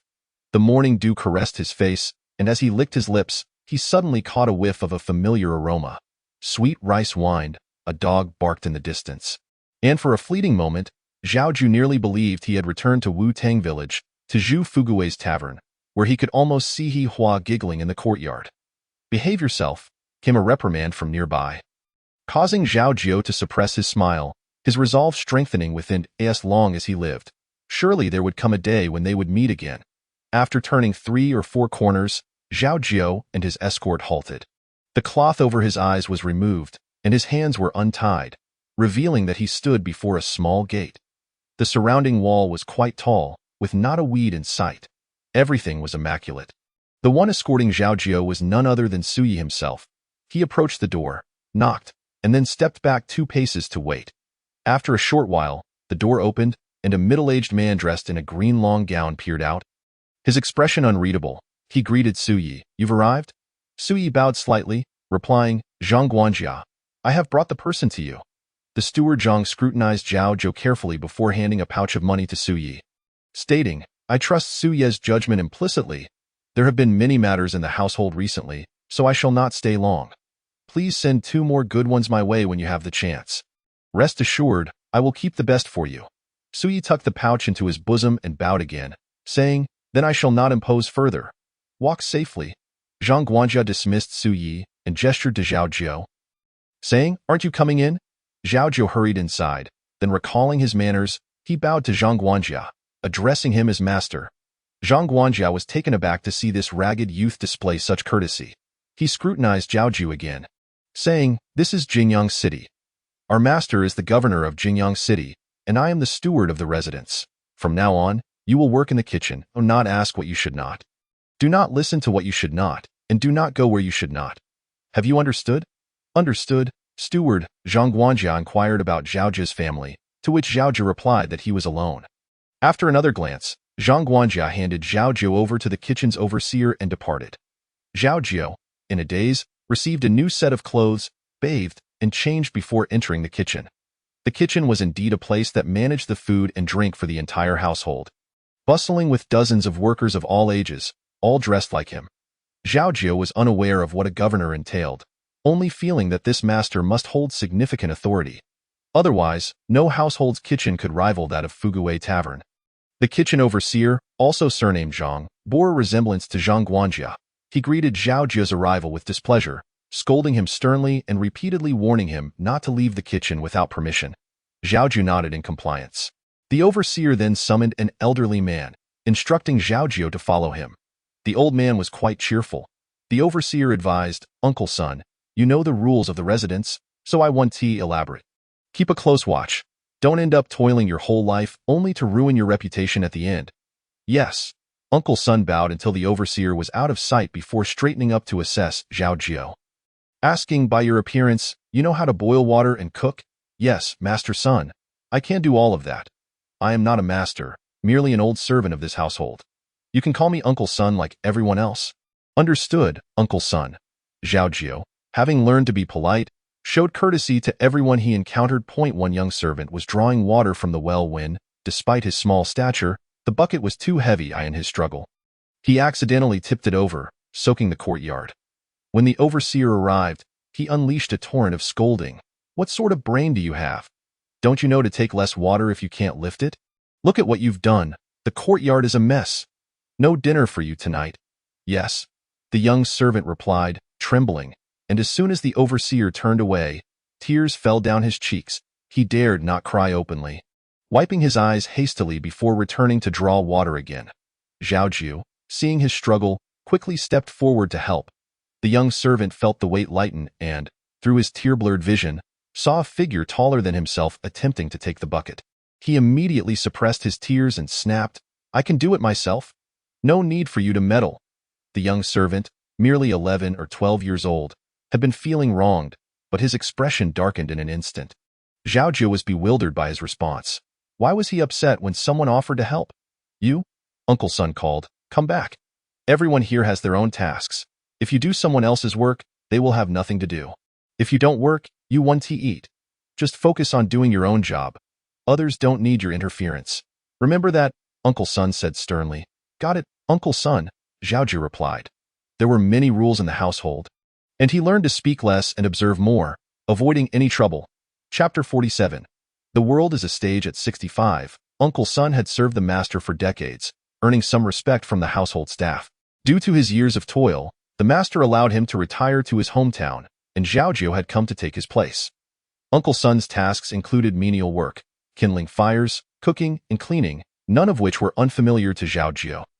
Zhao Jiu's cot was adjacent to Uncle Son's. Whenever Uncle Son rose, so did Zhao Jiu, and when Uncle Son slept, Zhao Jiu followed suit. The kitchen truly was as Uncle Son described, full of rules. Each person had their assigned duties, cooking, preparing ingredients, chopping wood, each proceeding in an orderly fashion. The head cook was no easy taskmaster. One moment the old lady desired a snack, the next the young master wanted soup. And shortly after that, the governor requested bird's nest soup. Each room had its own maidservants, and Uncle Son advised Zhao Jiu to recognize and respect these individuals. They were not to be trifled with. Zhao Jiu was diligent, eager to take on tasks as soon as Uncle Son mentioned them, and Uncle Son guided him as a mentor would a disciple. Noticing that Zhao Jiu was unlike the other ne'er-do-wells who had come before him, he was a hard-working lad, Uncle Son, aware of the pain endured by those who arrived, would converse with Zhao Jiu during breaks. It was then that Zhao Jiu learned that the governor's surname was Wu, with the given name Tianda, commonly referred to as Governor Wu, or simply Wu Duran. Governor Wu had 2 wives and several concubines, with 3 sons and 2 daughters. The eldest son shared his father's official duties, the third daughter was already married. The fourth daughter had just reached womanhood, and the youngest son was still in his early studies. Zhao Jiu was puzzled. Weren't there supposed to be 3 sons? Why did Uncle Sun not mention the second son? The sounds of delicate melodies and the rhythmic clang of gongs drifted from outside the kitchen, reminiscent of the troops that performed during festivals back in Wu-Tang village. Zhao Jiu recalled a garden with a stage, assuming the household had invited performers. Uncle Sun, however, shook his head, calling Zhao Jiu back to work. Every day or two, the soft, melodious singing would fill the air. Zhao Jiu thought to himself, indeed, being an official had its privileges. The tunes were sometimes as crisp as pearls dropping onto a plate, and at other times as distant and lingering as the mountains from Nanshan to Pingyang City. Suddenly, he remembered Xiaoba and felt a wave of nostalgia wash over him. He blinked back tears and buried himself in his tasks. At night, Zhao Jiu always waited for Uncle Sun to fall asleep before rising to meditate. He envisioned the flow of energy within his body. Tirelessly, efforts bore fruit. On the night of the full moon after arriving at the Wu residence, Zhao Jiu distinctly felt a warm sensation in his abdomen. The warmth, about the size of half a fist, lingered for a while before dissipating. Zhao Jiu was so excited he couldn't sleep the entire night. The following night, he repeated his actions, but this time there was no sensation at all in the days that followed. The warmth did not return. Zhao Jiu assumed it must only occur on the full moon, so he continued to practice diligently. However, on the third full moon night, the warmth was still absent. Zhao Jiu realized that perhaps his methods were flawed. Yet Mr. Qin had never instructed him on how to cultivate his skills, and neither had Qin Kunlun ever guided him in this courtyard. He felt too intimidated to speak out, so he could only console himself frequently. What was there to fear? Mr. Qin had said that true mastery could not be achieved in a day or two. Countless individuals had practiced for decades and only achieved minor progress. Zhao Jiu had only been training for a short time. He still had plenty of time ahead. Life in the kitchen was busy but routine. The young servant who had stepped on Zhao Jiu's foot was called Xiaoman, as he was born on the day of the Xiaoman festival. Because of this, he was often teased by others. Whenever this occurred, Xiaoman would glare back fiercely, retorting, "You're one to laugh at me with a name like Dog Shang." The other would grumble and walk away. For months have passed, yet Xiaoman still ignores Zhao Jiu, while others have become quite familiar with him. After 5 months, Uncle Sun is about to leave, and Zhao Jiu finally steps out of the kitchen courtyard to bid farewell to Uncle Sun alongside Steward Zhang. With the arrival of spring, the ancient trees in the Wu Manor sprout new buds, tender grass breaks through the ground, and the early spring red plum blossoms stand proudly on the branches. Commanding attention in the courtyard, Zhao Jiu takes a deep breath, and Steward Zhang glances back at him, saying, "Isn't it fragrant?" To which Zhao Jiu replies, "Indeed, it is delightful. Ha! I commend your discernment." These plum trees were transplanted from Fairy Mountain, each over 100 years old, and it took considerable effort to cultivate them to this state. Steward Zhang rarely smiles, but he chuckles a couple of times and continues, "Do not act as if you've never seen the world before. Our Wu Manor is vast, and there are plenty of treasures to behold. Uncle Sun mentioned that you endure hardship and are clever. If you are diligent and bring me some pride, you will have opportunities to explore beyond." Zhao Jiu bows respectfully to Steward Zhang and humbly responds, "Thank you, esteemed steward." Zhao Jiu understands that in this place and circumstance, he cannot afford to be arrogant. In the afternoon, someone enters the room. It's Ma Sanyuan from the firewood room, an old servant of the Wu Manor. He has given his previous quarters to someone else and has moved in to live with Zhao Jiu. After Uncle Sun's departure, the cleaning duties outside the kitchen courtyard fall to Zhao Jiu. Each day, he rises earlier than everyone else, tidies himself up, and with broom in hand, opens the courtyard gate, first cleaning the corridor outside before attending to the hall and courtyard within. Initially, Steward Sun worried that Zhao Jiu might cause trouble. After 3 days of observing no odd behavior, he relaxed. As time went on, Zhao Jiu recognized the various maids and young boys from the different rooms, occasionally overhearing matters not discussed in the kitchen, such as the master going out to inspect affairs, likely to be away for 5 or 6 days. Speaking of which, Zhao Jiu has yet to see Governor Wu. This is not surprising, as those in the lower courtyard are forbidden from entering the front courtyard. And Governor Wu would not personally come to the kitchen to collect items, so Zhao Jiu naturally does not encounter him. He has heard that Governor Wu is about 50, possessing a refined appearance, and has maintained a commendable reputation with the citizens of Jingyang City. This leaves Zhao Jiu perplexed. It is clear that Master Su is an associate of Lord Zhulong, who sold Zhao Jiu to Governor Wu's household. Steward Zhang is evidently aware of Master Su's background. However, he neither advocates for Zhao Jiu nor reprimands Master Su for his actions.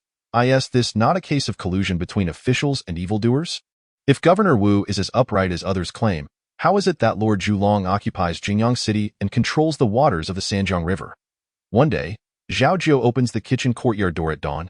The faint light revealing the plum trees standing silently in the mist. He glances at the stage and then lowers his head to sweep the ground. Suddenly, he feels that the stage appears somewhat different than usual. He raises his head again, only to see a lively figure on the stage. The flowing sleeves dance in the air, and even the moonlit Chang'e pales in comparison. The delicate garments flutter like a butterfly, making the celestial maiden feel envious. Zhao Jiu gazes at the stage, entranced and spellbound, as if caught in a dream. The performer slowly turns, and a saying from Mr. Qin flashes into Zhao Jiu's mind upon a sudden glance. I behold a pair of delicate brows, bright eyes and white teeth, causing the heavens to lose their color. Since parting from you, I have been consumed by longing. Day after day the person parts their crimson lips. Enunciating words with perfect clarity, a tone Zhao Jiu has heard many times before. Could it be that the songs he has heard previously were sung by this very person? To think that Governor Wu has raised a performer in his household. Even Master Wang, who adores operas, would not possess such audacity. Just as Zhao Jiu is lost in contemplation, someone steps out from the kitchen. It's Xiao Man. Xiao Man glances at the stage before silently retreating inside. A moment later, another person emerges, standing at the door, calling out to Zhao Jiu. Zhao Jiu, what are you daydreaming about, steward? Zhao Jiu hurriedly replies, I was just about to clean the corridor. Why aren't you moving faster? How long do you intend to dawdle? Yes. Zhao Jiu quickly gets to work, while Steward Zhang bows slightly to the stage and busies himself. Once Steward Zhang enters, Zhao Jiu discreetly lifts his head to sneak a glance at the stage. The performer has ceased singing and is instead gazing at Zhao Jiu with enchanting, sparkling eyes. Zhao Jiu is at a loss as to why he feels such clarity, his heart trembling with unease. He hastily cleans the corridor, bows to the stage, lowers his head, and returns to the kitchen, where Steward Zhang is waiting for him. Chapter 48. Young Master Wu Heir Zhao Jiu, it has barely been a few days since I praised you. And yet you seem to have lost your sense of propriety. Steward Zhang admonishes, the one on the stage is the second young master. The master is not in the manner these days. If you encounter the second young master again, pretend you know nothing. If he questions you, feign ignorance. Do you understand? Understood, Zhao Jiu replies. And do not address me as esteemed steward in front of others, is that clear? Understood, Steward Zhang. Now, get back to work. Yes, Zhao Jiu responds and goes about his duties, his mind filled with understanding and further questions. Oh, that is the second young master. But why does he disguise himself as a woman? Steward Zhang appears to hold both respect and fear for the second young master. What could be the reason for this? After finishing the morning chores, it is time for a meal, and Xiao Man is heating water at the stove. This task has always been Zhao Jiu's responsibility. He hurriedly sets down his bowl and rushes to take the ladle from Xiao Man, but unexpectedly, Xiao Man's hand trembles, and the ladle tilts, pouring a scalding ladleful of water downwards. Ma Sanyuan, who has just entered with a bowl of rice, witnesses the imminent danger and rushes to save Zhao Jiu, but it is too late. He turns pale and shouts, Xiao Man. Fortunately, Zhao Jiu's quick reflexes, honed during his time with Zhu Fugui, allow him to grasp Xiao Man's wrist just in time. Zhao Jiu locks eyes with Xiao Man, who glares at him fiercely, attempting to wrench her wrist free, while Ma Sanyuan scolds, have you lost your mind? Flatterer, Xiao Man retorts, pulling her wrist away from Zhao Jiu's grasp and storming off. Ignoring both men thereafter, Ma Sanyuan quickly sets down his bowl to check Zhao Jiu's hand. Despite his quick reaction, Zhao Jiu's hand bears a red mark and several spots. Come with me. Ma Sanyuan pulls Zhao Jiu to the cook, Old Zhang, to apply some cooking oil on his hand. Old Zhang asks, did you get burned? Ma Sanyuan answers for Zhao Jiu, it was that little rascal Xiao Man's fault. Old Zhang shakes his head, saying, I saw Steward Zhang reprimanding Xiao Man earlier. She probably felt discontent and sought revenge. That child is petty and holds grudges over trivial matters. Zhao Jiu, do not take it to heart. Thank you, Uncle Zhang. It's just a minor injury, nothing to worry about. Zhao Jiu expresses gratitude to Old Zhang and Ma Sanyuan before returning. The two then sit down to eat.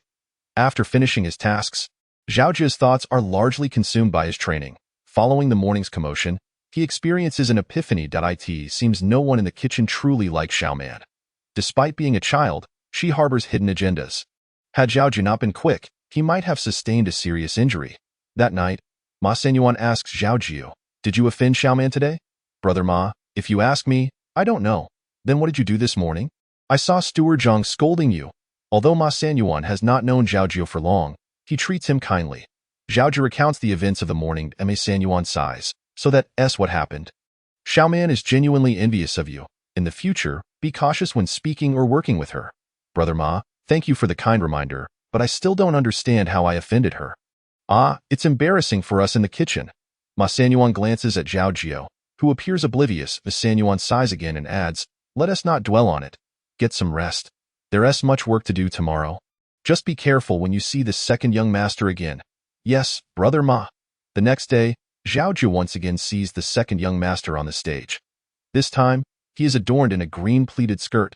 With darkened eyes and painted lips, a plum blossom affixed to his forehead, appearing especially breathtaking amidst the misty morning. Zhao Jiu cannot help but think, goodness, the second young master looks even more beautiful than a woman. On yet another morning, the garden is silent, and Zhao Jiu wonders if the second young master will not sing today. He shakes his head, reminding himself that whether the second young master sings or not is inconsequential to him. He is merely a servant sold to the Wu manor, his martial arts yet unmastered, with no idea when he might escape this household.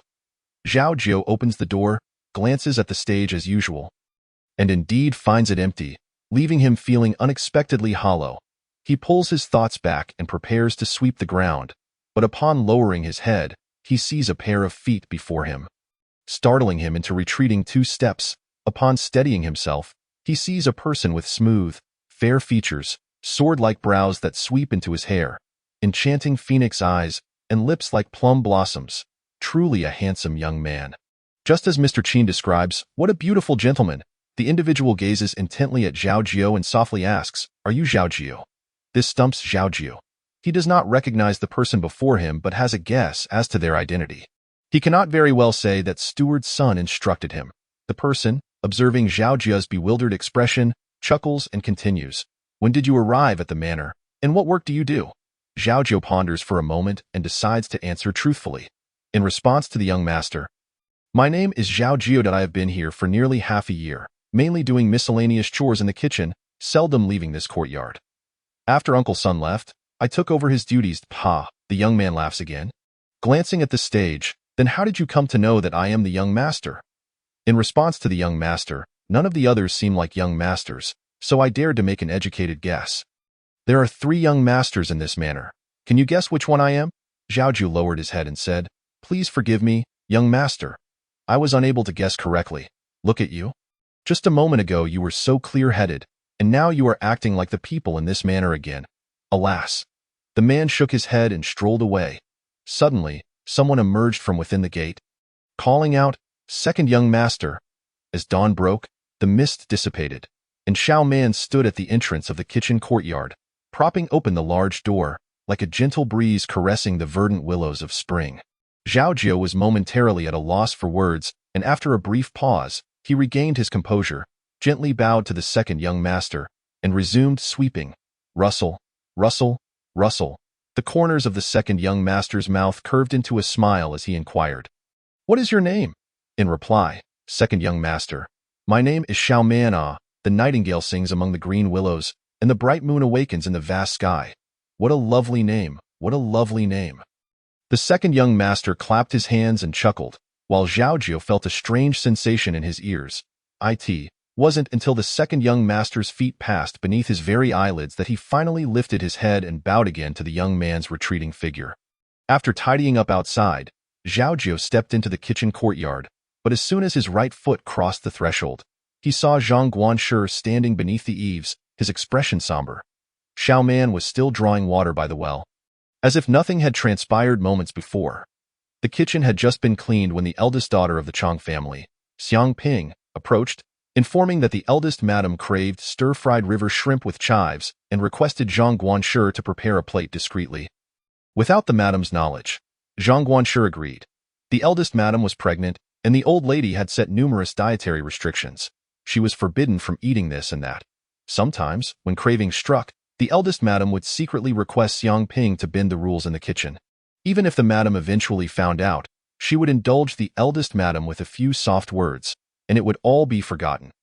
Having been in the Wu residence for 3 years, the eldest madam had already given birth to a pair of dragon and phoenix twins, and now she was expecting again.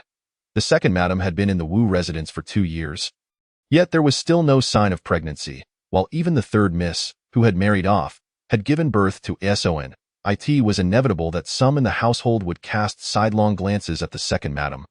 Yet neither the master nor the madam had ever blamed her. Instead, they expressed sympathy for her plight. Zhang Guanshi likely understood the reasons behind it all. Chapter 49. A thief caught on the streets after thanking Zhang Guanshi. Xiang Ping departed, having arranged a time to return. Xiaoman stood by the well, gazing at Zhang Guanshi, who ignored him, calling out, "Zhao Jiu, grab the basket and come with me." "Yes." Zhao Jiu quickly picked up the vegetable basket and followed closely behind Zhang Guanshi. The two of them passing by Xiaoman, Zhao Jiu felt a scorching gaze burning into the back of his head, wishing it could pierce right through him. For the past 6 months, Zhao Jiu had not ventured more than a step beyond the kitchen courtyard. He followed Zhang Guanshi out the back door of the Wu residence. The dew-laden bluestone path was somewhat slippery, and the crisp air filled Zhao Jiu's nostrils.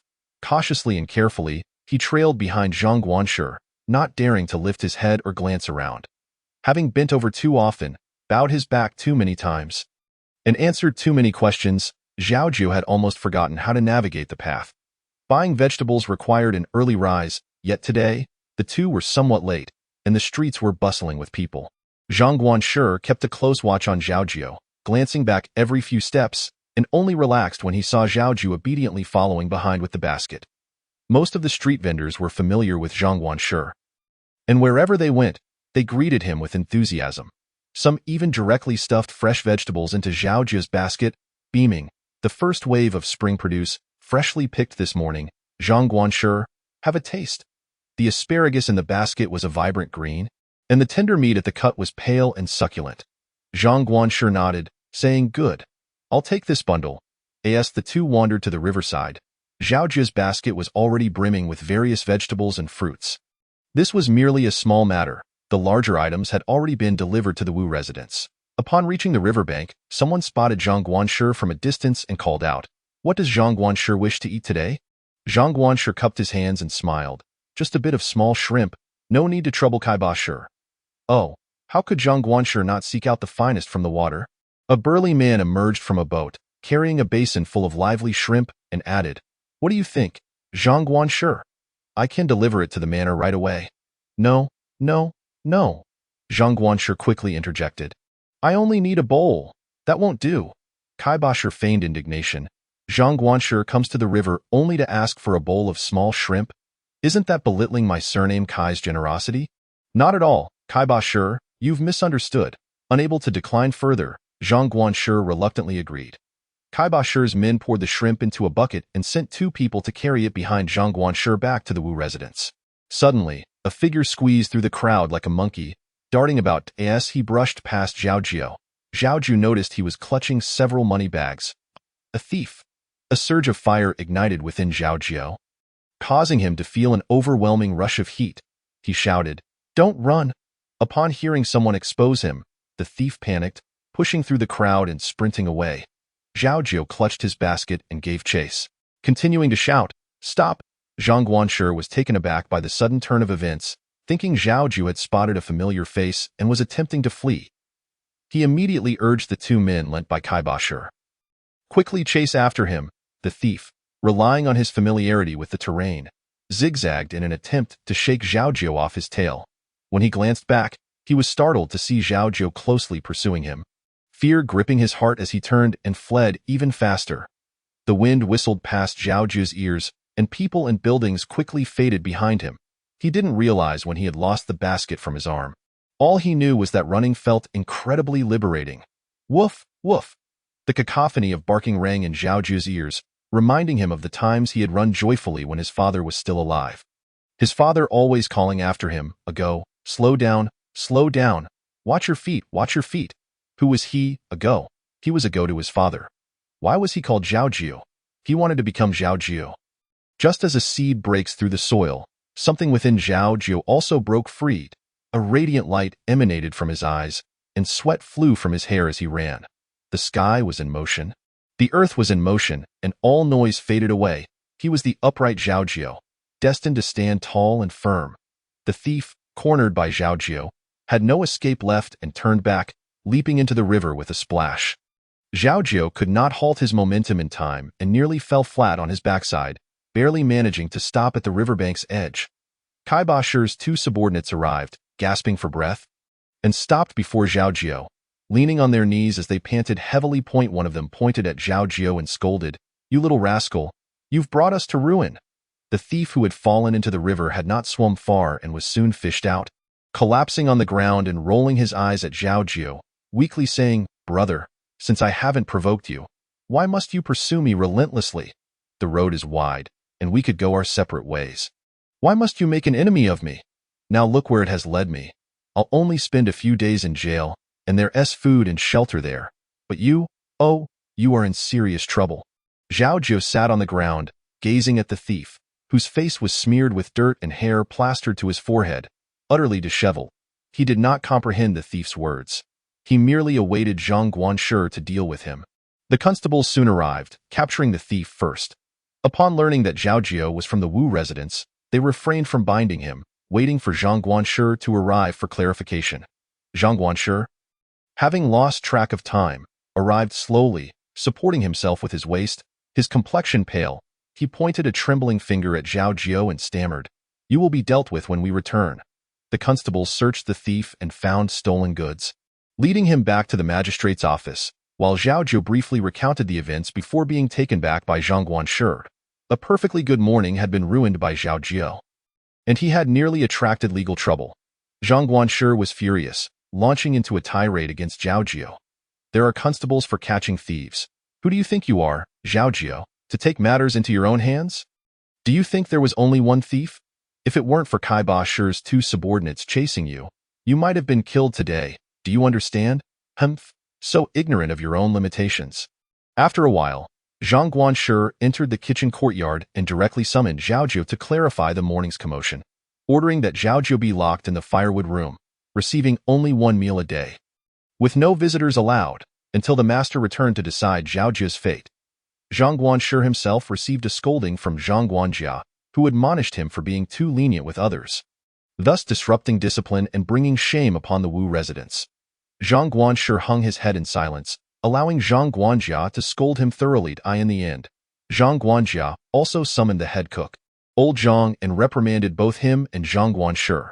"The current state of our Zhang family is thanks to the master's support. You too must never become complacent. Always keep the master's teachings in mind. Aside from diligently performing your duties, you must also consider how to alleviate the master's burdens and avoid indulging the servants in their mischief." Old Zhang replied, "Second brother, your teachings are well taken. From now on, I shall be particularly vigilant." Zhang Guanshi responded, "Second brother, your words are wise. Today was my oversight, and I will ensure strict discipline in the future." Zhang Guanjia sighed and added, "I know both of you have always been diligent. You are aware of the master's difficulties, and many eyes are watching our residence from the outside, so we must exercise caution and avoid drawing attention." Chapter 50. Fortune or misfortune. Rest assured, second brother, eating from the Wu residence means being loyal to the Wu residence. Although my studies with third brother have yielded no success, I understand this principle. Old Zhang continued, "Zhao Jiu is usually honest and docile. Even Xiaoman can bully him. He never shirks from dirty or laborious tasks. Today's incident may have deeper implications, second brother. Let us wait for the master to return before discussing further. Let us hope nothing serious arises." Zhang Guanshi interrupted Old Zhang's words, asking, "Where is Xiaoman?" Zhang Guanshi interjected, "He is busy working outside. Tell him to tidy up and come with me." A chill ran down Zhang Guanshi's spine as he hesitantly inquired, "Second brother, has something happened to Xiaoman? The second young master has taken a liking to him and wants him to serve," came the reply. Upon hearing this, Zhang Guanshi shuddered, his mouth opening as if to protest, but Old Zhang nudged him, prompting him to silence his objections and respond meekly, "I will go fetch him." Zhang Guanjia watched as his younger brother exited the room, momentarily lost in thought. before turning to pull a cloth bag from his pocket and handing it to old Zhang. Elder brother, with Mother's birthday approaching next month and given the multitude of matters we are entangled in, both my brother and I are unable to attend. Please return home and take care of Mother. We must not be too ostentatious, but neither should we let her feel neglected. Old Zhang accepted the bag, placing it carefully into his own pocket, nodding in agreement. Rest assured, I will handle these matters. It is no small task to manage such a grand estate, and given the complex relationships surrounding our master, you must take care of yourself. Your life is far more precious than silver. You must eat the nourishing food I prepare for you, understand? I understand, elder brother. Zhao Man, aware that he was to serve the second young master, left without even gathering a change of clothes, and no one dared to speak against him. Zhang Guanshi sighed, while old Zhang patted his shoulder, and they each returned to their tasks, with 2 fewer individuals in the kitchen. The remaining staff had to step up. It must be said, the firewood room was a fine retreat, shielding one from the wind and rain, well kept and tidy inside, where Zhao Jiu had no chores to attend to and was served meals daily. Ma Sanyuan was responsible for delivering meals to Zhao Jiu, and he bore no complaints, merely stating that Zhao Jiu was foolish, while suggesting that Zhang Guanshi actually held a fondness for him. He endeavored to speak well of Zhao Jiu to Zhang Guanjia, hoping to afford him a chance to apologize and return to work sooner. On the 4th day of Zhao Jiu's confinement in the firewood room, Lord Wu returned to the estate, burdened with numerous matters to address, thus temporarily neglecting Zhao Jiu. No one dared to release him without permission, and Zhao Jiu found himself in an unexpected state of freedom. Finding rare tranquility, Zhao Jiu decided to practice diligently, regardless of day or night. Whether seated or lying down, he meticulously studied the various stances of the practitioners he had observed, discovering a glimmer of insight. Zhao Jiu felt that after meditating in a cross-legged position, lying down to practice his internal skills rendered him somewhat powerless, as if all his prior efforts had been in vain. However, if he lay on his side after meditating, propping his head with one hand and closing his eyes to circulate his energy, he sensed a greater flow within. After completing his exercises in this order, lying down made his entire body feel at ease. After several attempts, he found his arms were no longer sore. Eating only 1 meal a day left him feeling more invigorated. Zhao Jiu was convinced that his method was indeed effective. The mystical arts taught by Mr. Qin were not something just anyone could master. After being confined in the firewood room for about 10 days, Lord Wu finally remembered Zhao Jiu and instructed Zhang Guanjia to summon him. Wu, a scholar by background, stood a half-head shorter than the second young master, with an elegant long beard, adorned in a blue robe and wearing a square cap, exuding an air of refinement. Observing Zhao Jiu kneeling before him, Lord Wu felt an unexpected nostalgia, recalling his own youthful aspirations to carve out a successful career. Yet, his path had been fraught with obstacles, only attaining a minor official position by his 30th year. After many arduous years of struggle to reach the post of governor, a few years prior, he had a chance to rise to the position of provincial governor, but due to his failure to effectively suppress Zhu Longwang, he faced impeachment, narrowly escaping due to his teacher's intervention. The previous 2 governors of Jingyang, both military men, could not handle Zhu Longwang. One suffered disgrace while the other resigned to return home. How could a mere scholar like Wu hope to subdue him? Moreover, Zhu Longwang had formidable backing, rendering the likes of Hanyang, Yeyang, and Ruijiang provinces too fearful to act. The complexities of this situation were far beyond simple explanation. Returning to the present, Zhao Jiu remained prostrate on the ground. Wu raised a hand to his forehead, saying, "I did not expect such courage from someone so young. Your intentions are commendable, but the world is not as simple as you perceive. I trust Zhang Guanjia has already reprimanded you. I shall not dwell further on this. The second young master has requested your service. You may follow Zhang Guanjia now." Zhao Jiu felt a twinge of reluctance at the thought of serving the second young master, especially since he had heard that Zhao Man would also be attending to him. Before he could voice his concerns, Wu added, "Once you arrive, be diligent in urging the second young master to study and practice his writing daily. Should he neglect his studies, come to me." "Yes, my lord, go on." "Thank you, my lord." Zhao Jiu rose, bowed respectfully, and withdrew. The kitchen staff sighed at the news of Zhao Jiu being summoned by the second young master, yet dared not voice their opinions. Miss Sanyuan pulled Zhao Jiu aside, repeatedly advising him to speak less and work harder, suggesting he should not be too lenient with Zhao Man, and to scold him when necessary. while also cautioning him to refrain from accepting undue favors from the second young master. Zhao Jiu nodded earnestly, expressing gratitude to Ma Sanyuan and the others for their care, before gathering his belongings and departing the kitchen.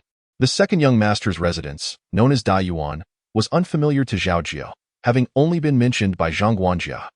Zhang Guanjia had also imparted another piece of advice: take care of yourself. As Zhao Jiu stepped into Dayuan, he was greeted by the fragrant blossoms of the garden. Following Zhang Guanjia, they traversed from the front hall to the back courtyard, where a riot of flowers bloomed. Butterflies danced and bees buzzed, far more lively than the garden below the theater. Zhang Guanjia cast a glance at Zhao Jiu and instructed, "The second young madam adores flowers and plants. Do not pluck anything from the garden without permission." "Is that understood?" "Yes, master." Within the garden stood a quaint bridge spanning a stream that flowed into a pond, teeming with colorful fish. East of the pond was a pavilion, where a lady dressed in purple and white was engrossed in a book. Upon hearing footsteps, she turned her head. With two delicate brows and a pair of soulful eyes, the moment Zhao Jiu met her gaze, he instinctively lowered his head. Yet, in that fleeting moment, he captured the hint of sorrow nestled between the second young madam's brows. Chapter 51. Unforeseen disturbances. Second young madam. This is the young servant the second young master requested. "I have brought him," Zhang Guanjia announced. The second young madam frowned slightly, replying, "The second young master left early this morning. He likely won't return until after dark. I appreciate your efforts, but in the future, please inform me so that Zhu can take care of it." Zhang Guanjia bowed in response. "It is no trouble at all. The lady has sent gifts for the spring festival, which will be delivered to you later. Then I am grateful to you, master." After Zhang Guanjia departed, Zhao Jiu remained in the pavilion, awaiting instructions, yet the second young madam returned to her reading. Not daring to move, Zhao Jiu stood idly, though the warm breeze made the weight less unbearable. Engrossed in her book, the second young madam was momentarily distracted by a buzzing bee, which Zhao Jiu gently shooed away. Birds chirped melodiously from the thickets, their songs clear and pleasant. With nothing to occupy his thoughts, Zhao Jiu found himself comparing the second young master and the second young madam in his eyes. The second young master was handsome, but in comparison to the second young madam, he felt lacking. The second young master possessed an alluring charm, while the second young madam radiated an innate grace and beauty. Her natural spirit and vivacity unmatched by the second young master's appearance. Suddenly, the sky darkened, and a young woman in green emerged from the inner room, carrying a lotus-colored garment. Upon seeing Zhao Jiu, her expression soured. She approached the second young madam, gently draping the garment over her shoulders, murmuring, "Miss, it is chilly in the garden. Shall we return indoors?" "Yes, I will go in after a little while," the second young madam replied with a smile. Then glanced at Zhao Jiu, instructing Zhu, "This is the young servant the second young master specifically requested. Please take him below and arrange for him." "Yes, miss." Zhu, displeased, led Zhao Jiu away, waiting for the second young master to return and assign him his duties. The other maids in Dayuan regarded Zhao Jiu with disdain, as if he were unworthy of their notice. One servant, Xiao Dong, displayed open resentment towards Zhao Jiu, leaving him perplexed. A maid named Chu Xia, who had visited the kitchen a few times, Zhao Jiu quietly approached her to inquire, "Sister Chu Xia, why does everyone seem to dislike me so much?" Chu Xia paused her work, casting a glance at Zhao Jiu. Her eyes filled with disdain. However, recalling the times Zhao Jiu had assisted her, she replied, "Do you not know why the second young master summoned you? I made a mistake recently and was confined in the firewood room for several days. Today, I was finally granted the Lord's favor and sent here. Sister Chu Xia, if you do not believe me, you may inquire in the kitchen. I assure you there is no falsehood. I am accustomed to rough work in the kitchen and know nothing of the delicate tasks required of a servant. I truly do not understand why the second young master wants me in Dayuan." Seeing Zhao Jiu's earnest expression, which did not suggest deceit, Chu Xia pondered before asking, "You genuinely do not know why the second young master requested you?" Zhao Jiu grimaced, "Sister Chu Xia, I truly do not know. I observe your demeanor. It is evident that you are unaware of the rules that govern our household. Servants are forbidden from speaking ill of their masters. I cannot divulge much regarding the affairs of the garden, but you must remember this. Individuals like Xiaoman seldom meet with a favorable end." Zhao Jiu was taken aback and immediately inquired, "Sister Chu Xia, has something happened to Xiaoman? He is flourishing, after all." Chuxia shot a disapproving glance towards the east room and continued with her tasks. Zhao Jiu, filled with perplexity, struggled to comprehend the situation. He presumed that Xiaoman's lack of decorum had ruffled the feathers of others. But it wasn't until nightfall that he learned the truth. As dusk descended, the second young master, Wu Jiqing, returned to Dai Garden, bathed in the glow of the setting sun, with Xiaoman trailing behind him.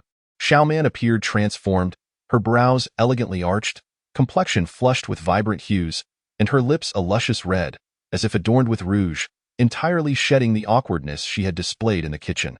Upon seeing Zhao Jiu, Xiaoman swiftly approached him, while Xiaodong hurriedly stepped forward to assist the second young master in changing his attire. Zhao Jiu stood there, utterly flustered, and Xiaoman reprimanded him.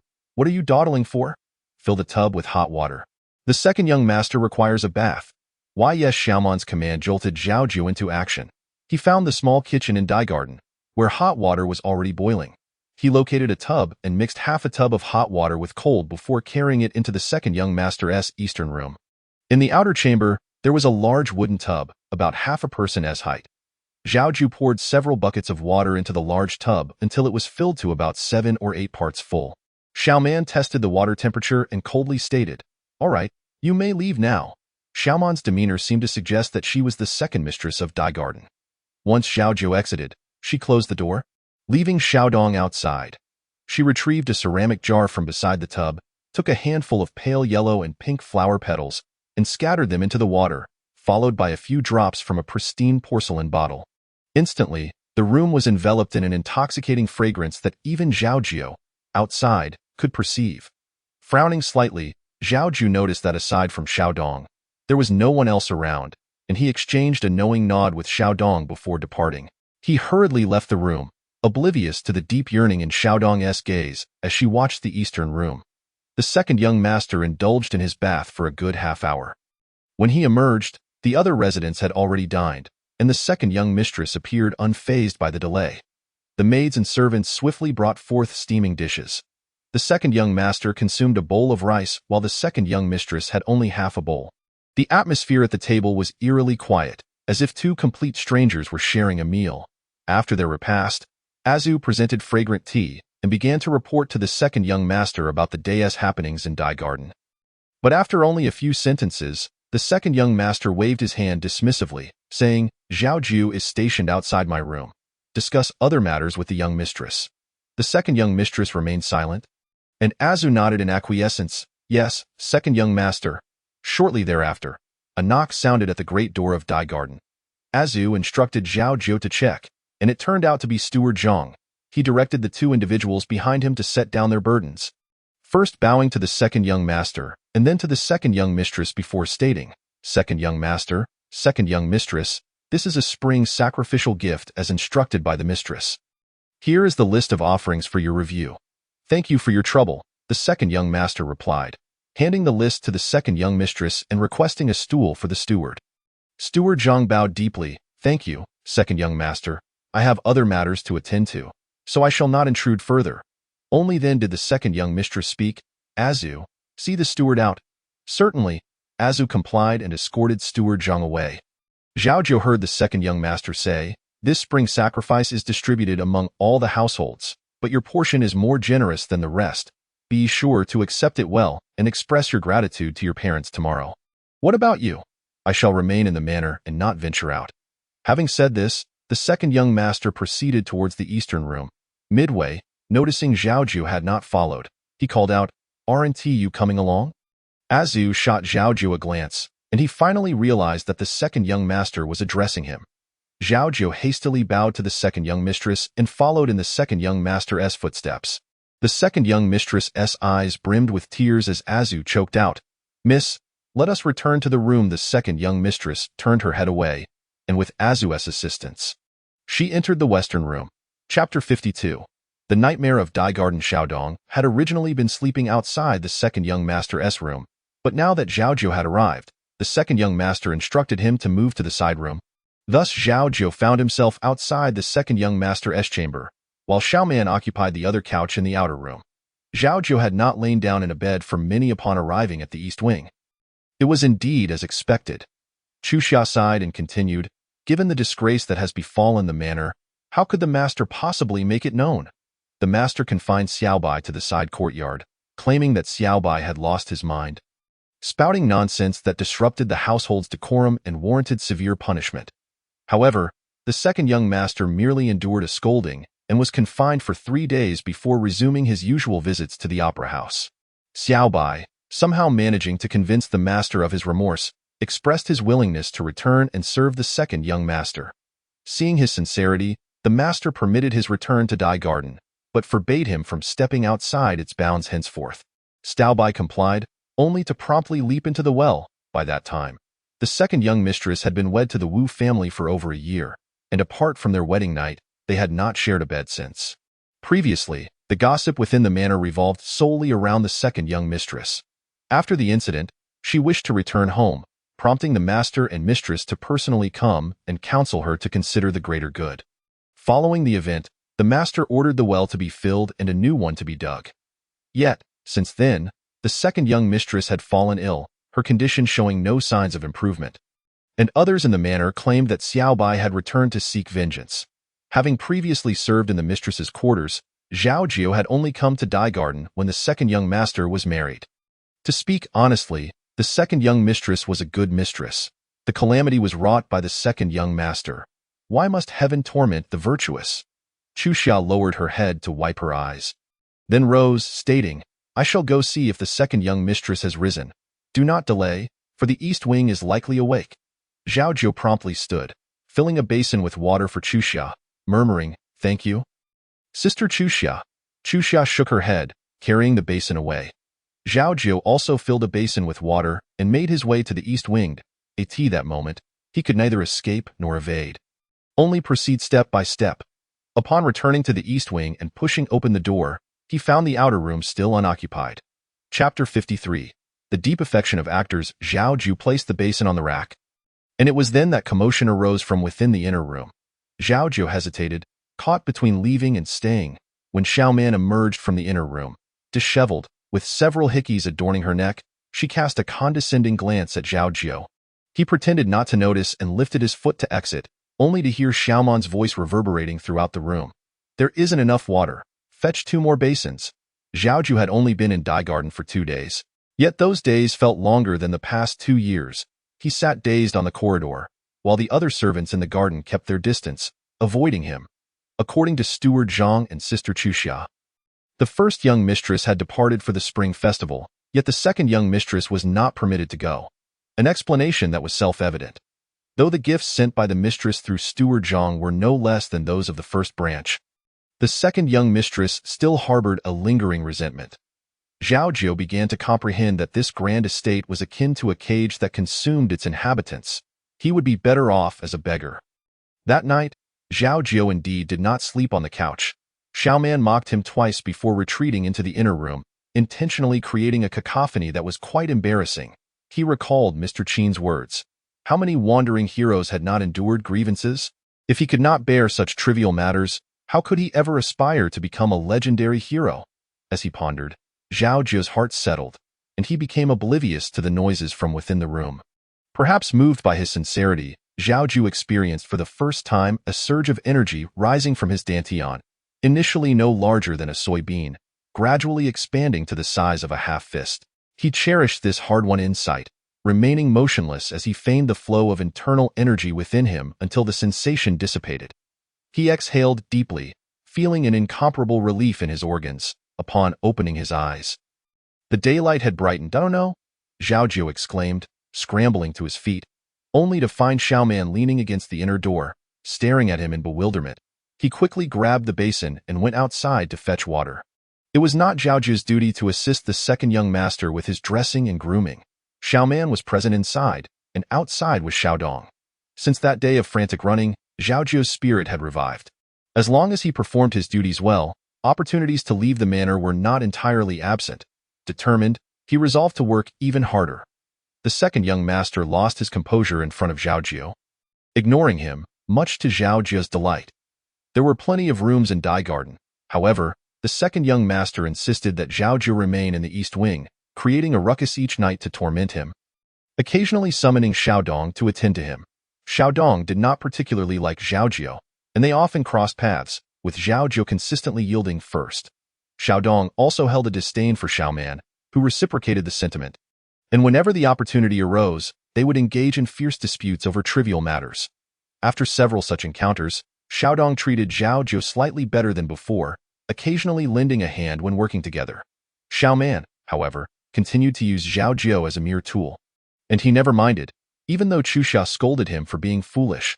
Chuxia had entered the Wu Manor at the age of 7 or 8, where she had to adhere to many rigid rules in the mistress's quarters. Now, in Dai Garden, although the second young mistress was generous to her subordinates, she was still a servant and could not frequently leave the garden, even when there was nothing to do. Chuxia empathized with Zhao Jiu's plight and, noticing his discretion, confided in him often. Azu, aware of their frequent companionship, observed for several days and found their conversations to be innocuous and devoid of impropriety. Furthermore, given the oppressive atmosphere in the garden, she chose to turn a blind eye. Half a month later, a guest arrived at Dai Garden. A man clad in resplendent attire, towering over 8 feet, with slanted brows and phoenix-like eyes, resembling a woman adorned with powder and rouge. Xiaodong beamed upon seeing him, yet none of the female residents of Dai Garden found favor with him. Unable to contain his curiosity, Zhao Jiu inquired about the newcomer, to which Chuxia replied curtly, "Who else could it be? It's the scourge who harmed Xiaobai, Song Xiaolu, the leading performer at Zhijianjiu Opera House, the little pet Xiaodong gifted to the second young master. Himph, neither man nor woman. What an abomination!" Upon encountering Song Xiaolu, the second young mistress's frown deepened. She covered her mouth, turned her head aside, and coughed a few times, then rose to greet Song Xiaolu, merely stating that her health was poor and she could not keep him company. Allowing Azu to assist her back inside, leaving a beautifully adorned garden to the second young master and Song Xiaolu. The two stood side by side in the pavilion, gazing over the pond and pointing at the fish, their expressions animated. Zhao Jiu had never witnessed the second young master regard the second young mistress in such a manner, and he felt a twinge of sympathy for those in the West Wing. It was said that Song Xiaolu's singing voice was unparalleled in Jingyang City. Zhao Jiu followed behind the two, and after hearing Song Xiaolu's melodious notes, he realized they were incomparable to the troops invited by Wang Yuanwei from Wutong Village. Xiaoman, Xiaodong, and Zhao Jiu kept a slight distance from the pair, but Song Xiaolu cast a disdainful glance in their direction, his expression tinged with irritation, while the second young master continued to smile apologetically. Song Xiaolu's gaze flitted between Xiaoman and Zhao Jiu. Xiaoman held her head high, openly inviting Song Xiaolu's scrutiny, while Zhao Jiu lowered his gaze to his toes, silently praying that heaven would spare him another farce. It was unclear what Song Xiaolu had said, but the second young master seemed unyielding. Song Xiaolu's brows knitted together, appearing even more beautiful than an 18-year-old girl, as their voices grew louder amidst their argument. Zhao Jiu initially found the sounds disordered, only to be startled into clarity as he focused. He could distinctly hear their words. Usually unable to catch such distant conversations, he surmised that his internal energy had indeed proven effective. Containing his elation, Zhao Jiu attentively listened to their exchange. Song Xiaolu complained, "Do you think it easy for me to come see you this time? Last time you returned to the manor, you immediately sought me after Lord Wu left. But after a day, 2 days, 3 days without a word, how I have suffered waiting. Xingyu, that day I endured punishment and went to the opera house. You had no idea what I was enduring." Song Xiaolu seemed to recall a heart-wrenching memory, his eyes misting over, and continued, "I merely wished to test you. I stood behind the brocade curtain, and had you lingered a little longer, I would have revealed myself." The second young master grew agitated. "Xingyu, you have deceived me grievously. Isn't it your own fault? Do you not consider that I have never genuinely been angry with you?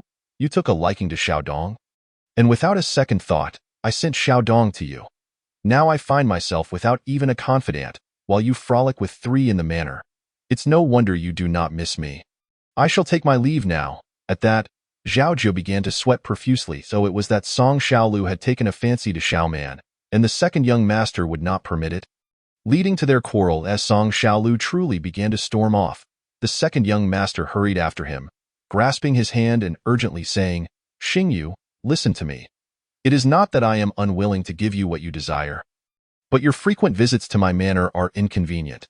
Even if you do not come today, I had planned to send someone to you tomorrow. Have you forgotten what day it is? Song Xiaolu daintily dabbed at the corner of his eye, a smile brightening his face. Tomorrow marks the 5th anniversary of our meeting. How could I forget?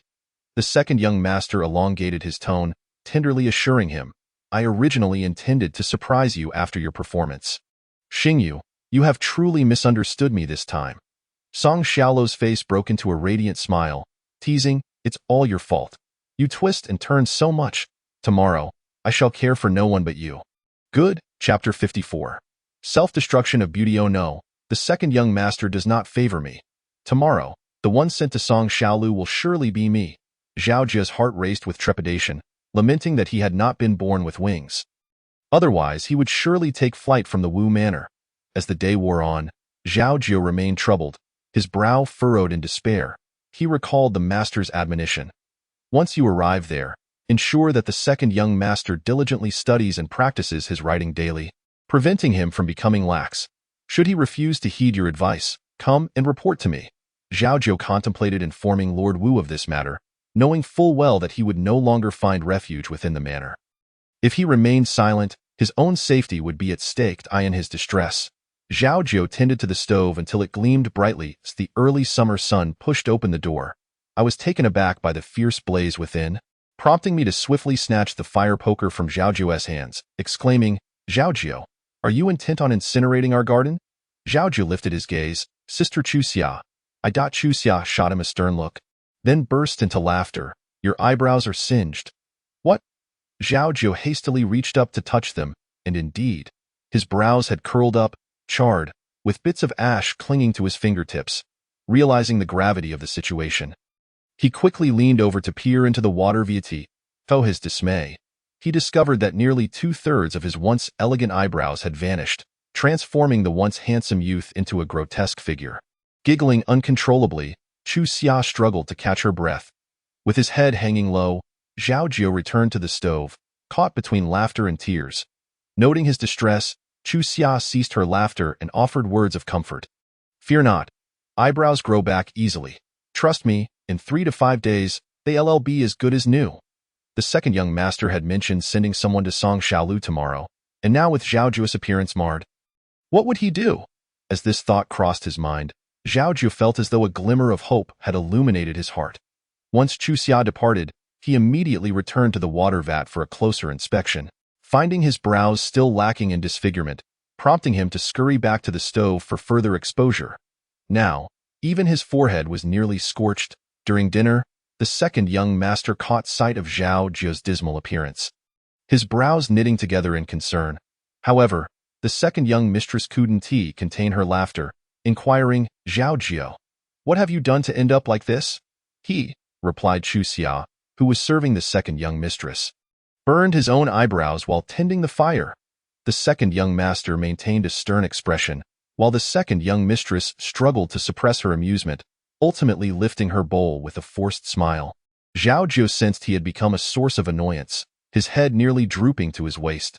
Indeed, the second young master soon declared a lack of appetite and retreated to his quarters, only to emerge later with Xiao Man, returning in the dead of night, reeking of alcohol, and summoning Zhao Jiu to assist with his bath and changing clothes.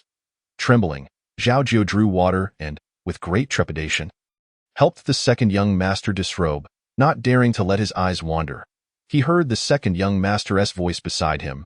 Why do you avoid looking at me? You are my master. I dare not. Do you find my body appealing? I cannot gaze upon you. And what of your own body? My body is unworthy of your attention. I summoned you here. Why do you shy away from me? I do not shy away. It is the second young master who is unsteady from drink. Do not move. Just then, a voice from outside pierced through. Second young mistress, the second young master has already retired. You cannot enter. The one speaking was a Zhu, while Xiao Man stubbornly retorted, the second young master instructed that he is asleep, and even I must not disturb him. If the second young mistress has matters to discuss, let them wait until tomorrow. A Zhu, aware of the unsavory activities occurring within, grew furious. Who are you to address the second young mistress in such a manner? Enough, the second young mistress interjected. A Zhu fell silent, Yet her glare remained fixed on Xiao Man. Xiao Dong said nothing, casting his eyes down. The second young mistress surveyed the room and instructed, "The second young master has had too much to drink today. You all must be attentive in your service." "Yes, second young mistress." Once silence enveloped the outside, the second young master stared vacantly at the closed door for a long moment before suddenly barking. "Get out!" "Yes, second young master." Zhao Jiu bowed as he exited the inner room, only to find the second young mistress still standing outside. "Second young mistress," Zhao Jiu greeted with a bow. She gently inquired, "Has the second young master retired?" "He stirred a bit, but has just fallen asleep." "Ah, that is good," she replied, slowly turning away, flanked by a Zhu and Chu Xia. Zhao Jiu felt an overwhelming sense of fragility emanating from her figure, wishing only that she would not be too disheartened. The following day, as dawn broke, the second young master departed with Xiao Man and Xiao Dong, leaving Zhao Jiu alone in the garden. The second young mistress summoned Zhao Jiu through a Zhu and spoke softly. "I hear from Chu Xia that you were originally in the kitchen?" "Yes, second young mistress. Both Xiao Man and I worked under the console in the kitchen." "And how did you come to be noticed by the second young master?" Realizing that the second young mistress was indeed well informed about the second young master, Zhao Jiu recounted the day he had encountered the second young master performing on stage while sweeping outside the kitchen, as well as the foolish incident of chasing a thief. The second young mistress scrutinized him from head to toe with her graceful eyes, sighing, "You were brought here by the second young master himself. I cannot change that, but I do apologize for the grievances you must endure here." No one had ever uttered the word grievance to Zhao Jiu throughout his life in the household of Zhu Fuguwei. He toiled endlessly without receiving a single copper coin, and even Zhou Kunlun had never spared him a glance. Not even the ever-aware Elder Tai had ever acknowledged his hardships. Thus, the second young mistress's words brought tears to Zhao Jiu's eyes. He raised an arm to hide his face, choking back, "With your words, I feel no grievance, second young mistress. I see that your temperament does not quite align with Xiao Dong and Xiao Man. They do not share your sentiments. I am but a woman, confined to the estate, and you must take extra care while serving the second young master in the future." "Yes, second young mistress. It seems the second young master does not favor me." The second young mistress cast a glance at Zhao Jiu. "You are mistaken. It is precisely your stubborn nature that the second young master cherishes, else you would have been sent away long ago. Reflect upon my words." "Yes, second young mistress." Upon returning to the east room, Zhao Jiu hesitated at the door before ultimately pausing. He turned to gaze at the sliver of azure sky above the garden. Contemplating, no wonder Mr. Qin remarked that the human heart is the most difficult to fathom. The sky, clear and bright, reveals everything. Yet the human heart remains shrouded, obscured from view, teeming with hidden complexities. That night, the second young master did not return, and the light in the second young mistress's chamber remained lit until dawn. In the evening, the second young master finally returned, accompanied only by Xiao Dong, with no sign of Xiao Man. The second young mistress asked no questions, and the couple exchanged nothing but silence, akin to strangers. Xiao Dong moved back to the east room, discarding all of Xiao Man's belongings, an action that spoke volumes. Zhao Jiu mused that Xiao Man, ever ambitious, likely harbored ulterior motives when Song Xiaolu visited. Strangely enough, Zhao Jiu found himself recalling Xiao Ba, feeling that Xiao Man paled in comparison. Since Xiao Man's departure from the Wu household, the second young master had frequently left early and returned late, sometimes not at all. Whispers circulated among the other gardens, claiming the second young master had spent nights at Shijiangyu and Qingguanyuan.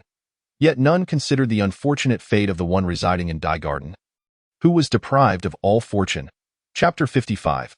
Stepping into the fire pit. Gossip infiltrated Dai Garden, prompting a Zhu to harshly reprimand the source of the rumors and tighten the garden's security against unwarranted intrusions. The second young mistress wept quietly by the window, and Zhao Jiu, inadvertently catching sight of her, quickly averted his gaze. Thus, a couple of months passed, and one day, Xiao Dong too vanished. Zhao Jiu wished to inquire but did not dare, as he was now the sole servant remaining in Dai Garden. Whether he liked it or not, Zhao Jiu had become the second young master's personal attendant, tirelessly attending to his every need without respite. However, this also afforded him the opportunity to venture beyond the Wu estate. Though he remained uncertain whether it was a blessing or a curse, Shijiangyu was the largest theater in Jingyang City. And indeed, Song Xiaolu was extraordinary. Once he took the stage, Whether as a captivating beauty or a valiant heroine, or even as a playful, enchanting figure, he captivated the audience effortlessly. The audience of gentlemen, ladies, and young masters could not help but applaud in admiration. Whenever Song Xiaolu performed, generous offerings poured in, and he had to graciously acknowledge each patron. During these moments, the second young master would step forward, and others would discreetly withdraw. Should the night grow late, the second young master would take up residence within Shijiangyu.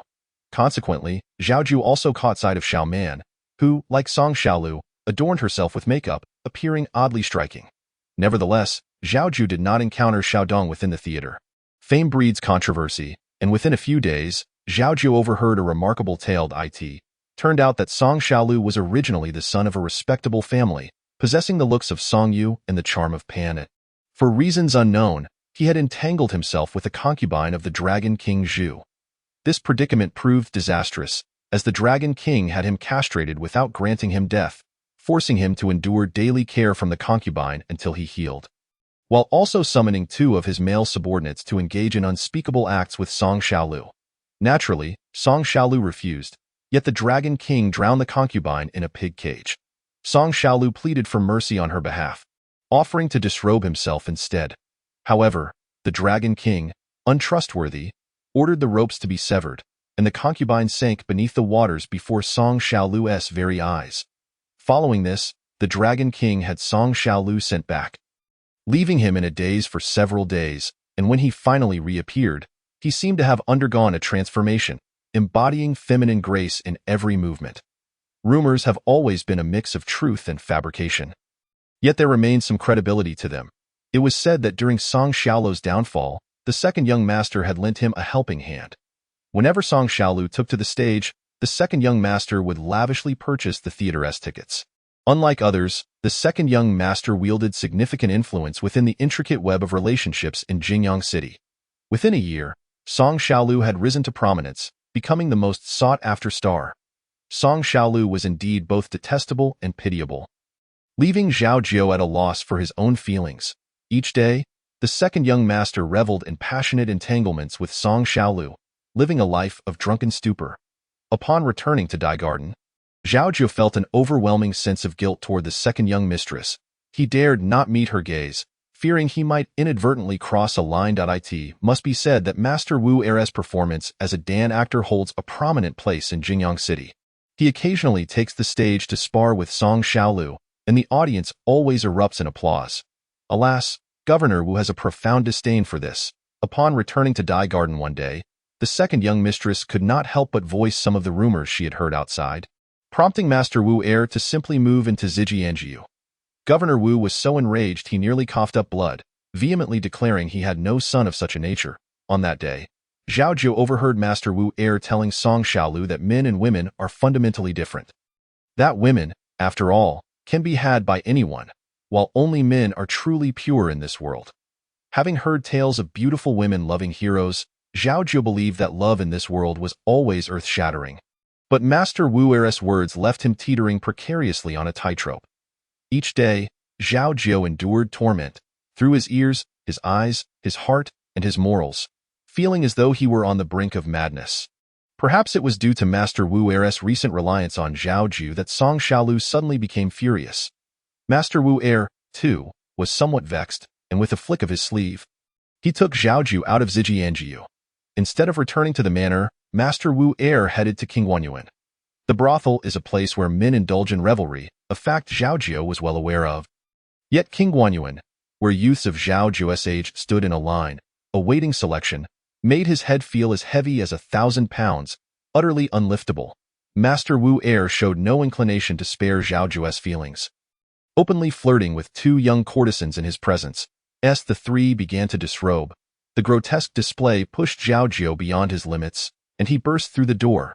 He ran to a corner of the backyard, retching until he had emptied his stomach, bending over to gaze at the filth he had expelled, tears brimming in his eyes.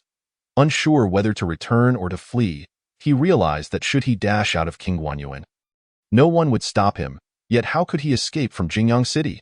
A fair hand reached under Zhao Jiu's eyelids, holding a gray handkerchief. Zhao Jiu lifted his head, recognizing the long-lost Xiao Dong. who looked at him with a face full of pity. "Take it, it's clean." Zhao Jiu initially hesitated to accept, but eventually did. The handkerchief bore a faint, fresh fragrance and the warmth of the sun. Indeed clean. Looking at the stains left on it, Zhao Jiu spoke with guilt. "Thank you, but I have nothing to return to you. A handkerchief doesn't require repayment." Xiao Dong's words were still laced with barbs. Yet Zhao Jiu found them less painful. Xiao Dong led Zhao Jiu to a side room near the backyard, where a well stood. Zhao Jiu drew some water to wash his face and rinsed the handkerchief. Hanging it on the nearby flowers, the two sat on the threshold of the side room, watching the butterflies flit about in a daze. After a moment, Zhao Jiu broke the silence. "What brings you here?" "Humph." Xiao Dong let out a cold laugh, saying, "The second young master grew tired of me and sold me here." "Ah? Why don't you plead with the master?" "Plead? Why would I plead with them? Do you think Governor Wu is any nobler than those who come here for pleasure?" Zhao Jiu was taken aback by Xiao Dong's response, momentarily at a loss for words. "This Governor Wu has been the longest-serving magistrate in Jingyang City. Do you think the Wu family stands firm on the territory of Lord Zhu Long due to his many virtuous deeds? Naturally not." Zhao Jiu refrained from voicing his thoughts, fearing that doing so would only deepen his confusion. Shouts erupted from ahead, prompting Xiao Dong to rise and turn back to Zhao Jiu, saying, "You know quite a bit. Governor Wu never allows anyone to stay beside the second young master for more than a year. Take care. Master Wu heir did not return to the Wu manor, nor did he go to Zijianjiu. Instead making residence in Qingguanyuan. A couple of days later, Song Xiaolu arrived at Qingguanyuan, bringing along Xiao Man. He had even sold Xiao Man to the brothel. All born of the same parents, regardless of their worth. A life is still a life. Zhao Jiu felt an overwhelming disappointment towards both Master Wu heir and Song Xiaolu. He recalled Xiao Dong's words, fearing that one day the flames would reach him as well. Xiao Man had always been at odds with both Xiao Dong and Zhao Jiu, and seeing them together only fueled her anger further. Compared to her previous days serving Master Wu heir, Xiao Man felt more like a man beside Song Xiaolu. She believed that the conflict between Song Xiaolu and Master Wu heir was merely a fleeting issue, and soon she would return to Song Xiaolu's side. Xiao Dong sensed that Xiao Man would inevitably bring trouble upon herself and advised Zhao Jiu to keep his distance from her. However, Zhao Jiu longed for tranquility, hoping that no further mishaps would occur. Chapter 56. The blood of youth. Unfaded Master Wu heir spent his days indulging in debauchery, provoking Governor Wu's ire, who consequently shut the doors, refusing to let Master Wu heir return home. The second young mistress pleaded with Governor Wu while also trying to comfort Master Wu heir, but neither side fared well, causing her own ailments to worsen, leaving her bedridden. Qingguanyuan, too, lay under the thumb of Lord Zhu Long. And within the establishment, one could find individuals from all walks of life. Xiao Man, trailing behind Song Xiaolu, still enjoyed some favor, but now at Qingguanyuan, he was merely a lowly pet, disliked even by his fellow courtesans. By chance, a few brash men, henchmen of Lord Zhu Long, arrived in the establishment and one, skilled in flattery, began to extol Xiao Man. To everyone's astonishment, Xiao Man held his head high and declared, "I only serve Song Yi." The brutish man erupted in laughter, as if he had heard the greatest joke. "Song Yi? You mean Song Xiaolu? Ha ha ha, that mere eunuch can be called Yi? Ha ha ha, this lad must have never seen what a real master looks like." The raucous laughter continued as they vowed to show him what it meant to be a man. These rough men, accustomed to the whims of the wind and rain, spoke without restraint, while Xiao Man was oblivious to the danger. Zhao Jiu recognized it immediately. He knew Xiao Man had stirred up trouble and quickly signaled him from behind a pillar, but Xiao Man turned his head away. Moments later, the door slammed shut, and the sounds of struggle echoed from within, mixed with Xiao Man's cries of pain. Should he call for help? The patrons in the brothel were more concerned about their own safety than intervening in such a mess. Master Wu heir? He had never even glanced at Xiao Man since the latter entered the establishment. But if this continued, Xiao Man would be in serious danger. After all, they had emerged from the same garden. No one could truly be blamed for their current predicaments. Zhao Jiu felt as though a drumstick were hammering against his heart, pounding incessantly. "Help me!" Xiao Man's cries resonated from within, and in a fit of fervor, Zhao Jiu surged forward, only to be seized by Xiao Dong, who urgently exclaimed, "They are Lord Zhu Long's men. You cannot defeat them. Even if I cannot win, I cannot just stand by and watch Xiao Man suffer. That is his fate." He brought this upon himself. Xiao Dong, let go of me. If I don't save Xiao Man, he will die. You know those men are no good, Zhao Jiu. Who do you think you are? A legendary hero? Have you forgotten how you ended up in such straits? Xiao Dong's words struck Zhao Jiu like a thunderclap. Indeed, he was not a hero, yet he could not bear to witness a life extinguished before his eyes. He had had enough of separations and deaths. Since heaven had placed him in this world, there must be a purpose for him. As long as he did not perish, one day he would stand tall. Living with dignity. Xiao Dong, let go. I must save Xiao Man. Perhaps one day, others would also call him Zhao the hero.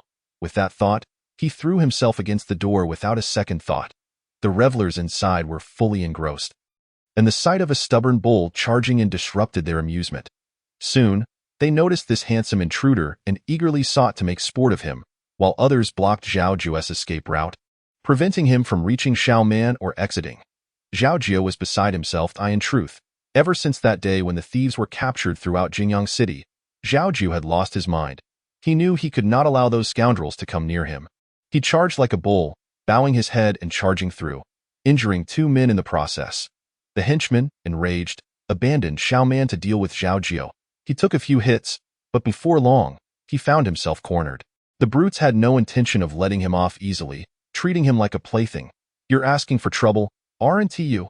You've got a death wish. It's been ages since I've had some fun. This is perfect. Come on, this way. Ha ha ha, what a fiery spirit. I like it. With blood streaming from his nose and his mouth split open, Zhao Jiu looked desperately at the crumpled Xiao Man on the ground. Shouting, run, just run. Xiao Man stared at the frenzied Zhao Jiu, tears suddenly streaming down his face. Xiao Dong rushed to the door, shouting, don't hit him. He.S. Master Wu Er's servant. You can't hit him. Master Wu Er, please come quickly. Don't hit him anymore, someone help. In the midst of the chaos, Xiao Man managed to straighten his clothing and rise from the ground. Silently, he slipped past the distracted brutes, who were too focused on Zhao Jiu to notice him. Moments later, a piercing cry of Xiao Man rang out from Xiao Dong. The crowd turned towards the sound, only to find the room empty. Outside, Xiao Man stood on the intricately carved railing of the 3rd floor of King Guanyuan, casting a compassionate glance at Zhao Jiu before leaping off to, He.S. dead. The henchman, sensing the turn of events, immediately fled, leaving Zhao Jiu behind. Dazed from the beating, Zhao Jiu lay on the ground for a long while, unable to rise. Xiao Dong, choking back sobs, dragged him to the door, repeatedly calling his name. Zhao Jiu? Zhao Jiu.it was unclear who reported to the authorities, but soon a few constables arrived, and unable to find anyone else, they seized Zhao Jiu. Master Wu Er, hearing the commotion outside, stepped out for a moment before retreating back inside. Xiao Dong stared blankly at him, biting her lip until it bled, oblivious to her own pain. Xiao Dong descended the staircase with his head bowed, oblivious to the chatter of those around him. All he yearned for was to fetch 2 buckets of water to cleanse himself thoroughly. Suddenly, a pair of delicate hands seized him. He raised his gaze, only to be met with a face as pale as death. He stammered, second young mistress. The second young mistress had come alone, having slipped into the chaos of the house without scrutiny at the entrance, only to be met with the grim news of a death. Upon hearing the mention of Xiao Man and the second young master, Wu Jiqing, she summoned the courage to glimpse the corpse, which left her feeling as if the warmth had fled her body. Struggling to regain her composure, she found herself at a loss, uncertain whether to feign ignorance of the calamity or to seek her husband, the second young master of the Wu family, at that moment. She spotted Xiao Dong. He led her to a room, from which emanated sounds that left one both flushed and agitated. The second young mistress hesitated for a moment, trembling as she pushed open the door. A nauseatingly sweet scent wafted from within, revealing 2 pale bodies entwined upon the couch. Upon noticing the intrusion, both figures lifted their heads to glance towards the door. The second young mistress recognized the tall figure as her husband, Wu Jiqing. Having been married into the Wu household for nearly 3 years, she had never before beheld what her husband had become. Tears brimmed in her eyes as she turned away, covering her mouth, and fled. She was painfully aware of his disdain for her, and to avoid being looked down upon, she endured. She knew of his ambiguous relationship with Song Xiaolu from Zhao Jiu, and for the sake of peace in the Dai Garden, She bore it silently. Following the incident with Xiao Bai, the turmoil in the household had escalated and rumors proliferated. For the sake of the Wu family's reputation, she continued to endure. Xiao Dong, Xiao Man, Zhao Jiu, each was a servant he had personally summoned. As long as he did not cause a scandal beyond these walls, she bore it all. Yet, she was but a fragile woman. The Wu residence loomed ahead. She wiped her tears, straightened her attire and hair, and entered with an air of nonchalance. Upon stepping into the dye garden, Zhao, frantic with worry, exclaimed, "Miss, where have you been? You nearly drove me mad with worry. Just taking a casual stroll. Look at how anxious you are." "I am weary. Fill the buckets in the room. I wish to wash thoroughly." "Yes, miss." Chapter 57. The peril of imprisonment in less than half an hour. News of the incident at the Qingguanyuan reached the Wu residence. Leaving Wu Jifu furious, Steward Zhang personally brought people to carry the second young master back, accidentally bumping into someone on their way out. "You wretched son, look at the mess you've created. You've sullied my reputation." Wu Jifu ordered the family punishment to be brought forth and personally struck the second young master with the rod. The second young master remained silent and still, inciting further ire from Wu Jifu. "What sin did I commit in my past life to have birthed such a disappointing son?" "Master, please." "No." Wu Madam clung to Wu Jifu's leg. Weeping, "Qing'er is frail. If you continue, something dreadful may happen. Without his jade pendant, he ought to learn a lesson." Meanwhile, the second young mistress, having declared her intention to wash, remained within the room for an hour without calling for anyone. Zhao sensed something amiss and knocked on the door. "Miss? Miss?" There was no response from within. Zhao's heart raced. She pushed against the door, which did not yield. Miss," growing frantic, she summoned Chu Xia, and together they attempted to break down the door with a stool. When that proved ineffective, they turned to the window. With a crash, the window shattered, revealing a shocking sight inside. A figure hung motionless from the beams above. "Miss?" Second young mistress. While commotion ensued in the upper room, Steward Zhang entered with a composed demeanor, striding quickly, "Master, there's trouble in the dye garden." "What sort of trouble?" "The second young mistress has taken her own life." "Ah?" Wu Jifu collapsed into the pearwood armchair, disbelief etched across his face. "How could this be? Was she not well this morning?" Steward Zhang glanced at the kneeling second young master and solemnly stated, "The second young mistress went to Qingguanyuan." At that moment, the second young master, Wu Jiqing, finally lifted his head, his eyes void of life, murmuring two words, "Xiao Tong." Wu Madam, upon witnessing this scene, looked to the heavens and wailed in agony. What a tragic fate! Zhao Jiu lay in prison, feeling dizzy and in pain, unable to rise. As a member of the Wu household, his fate rested in the hands of Wu Darren, for the magistrate of Jingyang City held no authority here. The upheaval at the Wu residence had yet to reach the prison, where the guards summoned a physician to examine Zhao Jiu's injuries, merely assuring him that he would not die and applying some ointment before leaving. The troublemakers from Qingguanyuan had yet to be apprehended, leaving the magistrate at a loss. Caught between Wu Jifu and Zhu Longwang, he could not afford to offend either side. In the early hours of the next morning, a new prisoner was brought into the same cell as Zhao Jiu.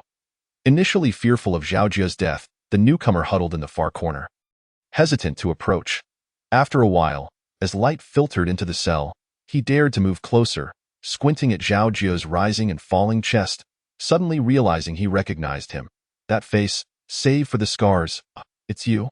The man kicked Zhao Jiu lightly, eliciting a heavy gasp as Zhao Jiu slowly opened his eyes to see someone squatting before him, staring intently.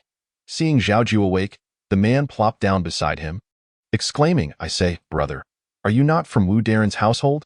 How did you end up in here?" You are. Did you forget me after chasing me all over Jingyang City?" "So it was the thief." "Oh, it's you." Zhao Jiu shifted slightly, only to find the pain more intense than before, even worse than that time outside Nanshan County. Little did he know that most disciples of the beggar sect were skilled in combat, and the ones he had encountered were particularly brutal, having harbored a malicious intent to punish him. Chapter 58. A ray of hope, brother. I advise you not to place your hopes on Governor Wu clearing your name. After all, 2 lives are at stake. If he can grant you a swift resolution, it would be akin to your ancestors' graves emitting green smoke. Is there truly no law in this land? Law? The thief shook his head. What is law? I have never heard of such a thing. You are well aware of whose territory we are standing upon. Do you think that Governor Wu could maintain his position here without a modicum of skill? 3 years as a clear-sighted governor, 100,000 taels of silver. How could he possibly risk sending his own son to court? Therefore, the life of the second young mistress of the Wu family will undoubtedly be attributed to you.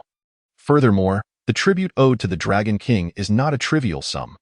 Governor Wu would certainly not dare to offend the Dragon King over a mere favored concubine, or else his own career could come to a disastrous end, perhaps even jeopardizing his family and life. Thus, the lives lost in the Qing Guanyuan must also be accounted to you. Zhao Jiu felt a chilling despair creep over him. Inch by inch, he had believed that there was justice in the world, but never had he imagined that his painstaking efforts would lead to such a predicament. No wonder Mr. Qin often remarked that the world is as dark as a crow's feathers. Zhao Jiu weakly opened his mouth, his voice heavy. This, brother, I see you as a man of loyalty, and I do not hold a grudge against you for the harm you have caused me, just for the sake of your loyalty in defending that favored concubine. Should you endure until I am free, I will certainly find someone to rescue you. At this point, who could possibly save me? The Dragon King. Zhao Jiu let out a bitter laugh. He did not inform the thief that it was precisely because of the Dragon King that he had ended up in Jingyang City. How could the Dragon King come to his aid? The thief spoke the truth. With 2 lives lost, Governor Wu had indiscriminately pinned the blame on Zhao Jiu. The second young mistress's family, the Xia family, was a powerful clan. They would not rest until Zhao Jiu was flayed alive and Governor Wu severely punished those who spread slander. The body of the second young mistress still lay in the dye garden, the original servants having been dismissed, leaving only a Zhu to accompany her. However, a Zhu was rendered speechless. The doctor had said that she had suffered from excessive grief, injuring her lungs, and her ability to speak would depend on her own fortune. With the heat of the day, the corpse could not remain for long. Governor Wu urged the Xia family to hasten the burial. Yet, old Master Xia would not agree. He insisted on personally interrogating Zhao Jiu. In truth, the Xia family was aware that their daughter had lived a life of hardship in the Wu household. But once a daughter is married, she is like water that has been poured out. There is no reclaiming it. No matter how incompetent the second young master may be, he still has a stake in the Wu family's wealth, and his wife's life would not be unbearably difficult. However, now that their daughter had suddenly passed away, and even a Zhu could not provide clarity, old Master Xia was resolute in extracting some answers from Zhao Jiu. Governor Wu would not acquiesce to old Master Xia's wishes and could not avoid evading the matter. Moreover, Madame Wu and the second young master conspired to feign suffering, leaving old Master Xia with no choice but to agree to bury his daughter first. The second young mistress of the Wu family was buried with great ceremony, and Governor Wu even made an exception to allow her to be interred in the ancestral grave. Yet, what is a grand grave but a mere mound of earth? It can never compare to the warmth of a living person. What a pity, what a pity. The thief had only been imprisoned with Zhao Jiu for half a day before he was taken to another cell. The jailer who had brought the thief in received a severe reprimand and vented his frustration on Zhao Jiu, denying him both food and water. It was only when someone arrived with an order, calling for Zhao Jiu, that the jailer begrudgingly offered him a small amount of water. The newcomer glanced at the jailer and said, "You may leave now." The speaker's tone was not loud, yet it resounded in Zhao Jiu's ears like thunder. The jailer did not dare to inquire further, hastily retreating. Thanks to Governor Wu, the cell where Zhao Jiu was held was remarkably quiet.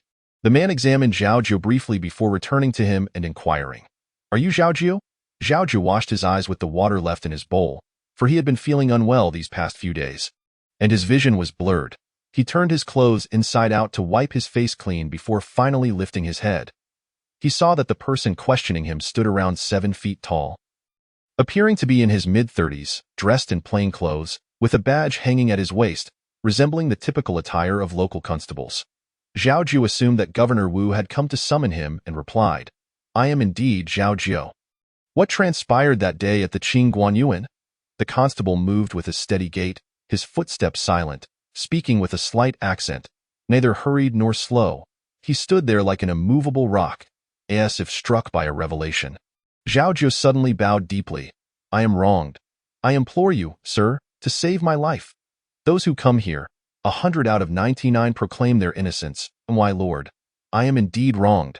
Zhao Jiu recounted the events that had transpired at the Qingguanyuan. The constable questioned further.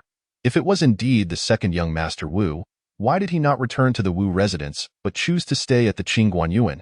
You may not be aware, my lord, but the second young master had a quarrel with the second young mistress. In a fit of anger, he moved to the West River Moon. The master was furious and forbade the second young master from returning home. After some time, the second young master had another falling out with Song Xiaolu and decided to take up residence at the Qingguanyuan. What was the quarrel between the second young master Wu and the second young mistress about? Zhao Jiu gritted his teeth. I am but a servant and should not speak of such matters. Yet there are many in the household who are aware that it was simply because the second young master was entangled with that Song Xiaolu, and the second young mistress could not bear the gossip, leading to a few words exchanged. The second young master then moved in with Song Xiaolu, not even returning to the Dai Garden. And who is Song Xiaolu? What was the nature of the quarrel between her and the second young master Wu? Zhao Jiu elaborated carefully. Song Xiaolu is the star performer at the West River Moon Theater. Initially, she sent a servant to the second young master named Xiao Dong, and in response, the second young master sent a servant back to her named Xiao Man. I served the second young master alongside Xiao Dong in the Dai Garden, while Xiao Man attended to Song Xiaolu at the West River Moon. About 2 months later, one day, Xiao Dong suddenly disappeared, leaving only me to serve the second young master. At that time, the second young mistress spoke a few words to the second young master, and in a fit of rage, he went to the West River Moon, and naturally, I followed him. Later, one day, for reasons unknown, Song Xiaolu had a falling out with the second young master, and he simply moved to the Qingguanyuan. It was then that I realized Xiao Dong had been sold there by the second young master. A couple of days later, Song Xiaolu also sold Xiao Man to the Qingguanyuan, and I have already reported the subsequent events to you, my lord. What you say is all true, my lord. Every word I speak is the truth. The constable scrutinized Zhao Jiu closely, noticing that he did not appear flustered. He remarked, You claim to be a servant of the Wu household, yet I see no respect or deference towards Governor Wu in your demeanor, and your accent does not resemble that of a servant here. Pray tell, how did you come to be in the Wu household, my lord? I implore your understanding. Zhao Jiu bowed twice and said, I was indeed abducted to Jingyang City and subsequently sold to the Wu household. Oh? The constable furrowed his brow and said, Pray, tell me more. Zhao Jiu regarded this constable as a benevolent magistrate and hastily recounted how he had been abducted and then sold to the Wu household. Suddenly, footsteps echoed from outside. The constable interrupted Zhao Jiu, saying, We shall inquire no further today. Do not speak of matters beyond the Qingguanyuan to anyone else. As you wish. Just then, the jailer overseeing Zhao Jiu returned, his face drawn and weary as he addressed the constable. Sir, the captain says you have yet to register. I have already received a scolding, so please do not make things difficult for me again. Oh, I came in haste and indeed have not registered yet. I shall do so now. Thank you for your trouble. Zhao Jiu watched the two depart, a sheen of sweat breaking out on his forehead. Leaning weakly against the wall, he thought that this constable did not seem to be from the city. Could it be he might have a chance at salvation? Chapter 59. The Emperor's cat. The jailer led the constable to greet the captain and presented the documentation, thus completing the registration. The captain, holding the document, smiled. So it is Constable Jean. Our Jingyang City is not small. Since you are new here and unfamiliar with the surroundings, feel free to inform me of your destination, and I shall guide you. Constable Jean clasped his hands in thanks. I was indeed hoping to explore Jingyang City, so I appreciate your assistance, Captain Shun.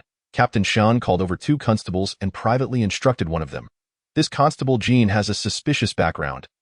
Keep a close watch. Yes, Captain. If one wishes to partake in the public service of Jingyang City, it is imperative to heed Captain Shan's words. Constable Jean, being an astute individual, indeed only took a cursory tour of Jingyang City, purchasing a few pastries to share with the 2 constables sent by Captain Shan. As evening approached, Constable Jean returned to the inn where he was staying, while the 2 constables returned to the yamen to report back to Captain Shan. However, Captain Shan could not rest easy. He had others monitoring Constable Jean from outside the inn. It was not surprising that Captain Shan was cautious. Ordinarily, constables who are not on official business do not have the means to stay at an inn. Yet Constable Jean, though possessing registration documents, did not have any official business. His timing was peculiar, arriving neither too early nor too late, which certainly raised suspicions. As night fell, a shadow slipped out from the inn where Constable Jean was staying.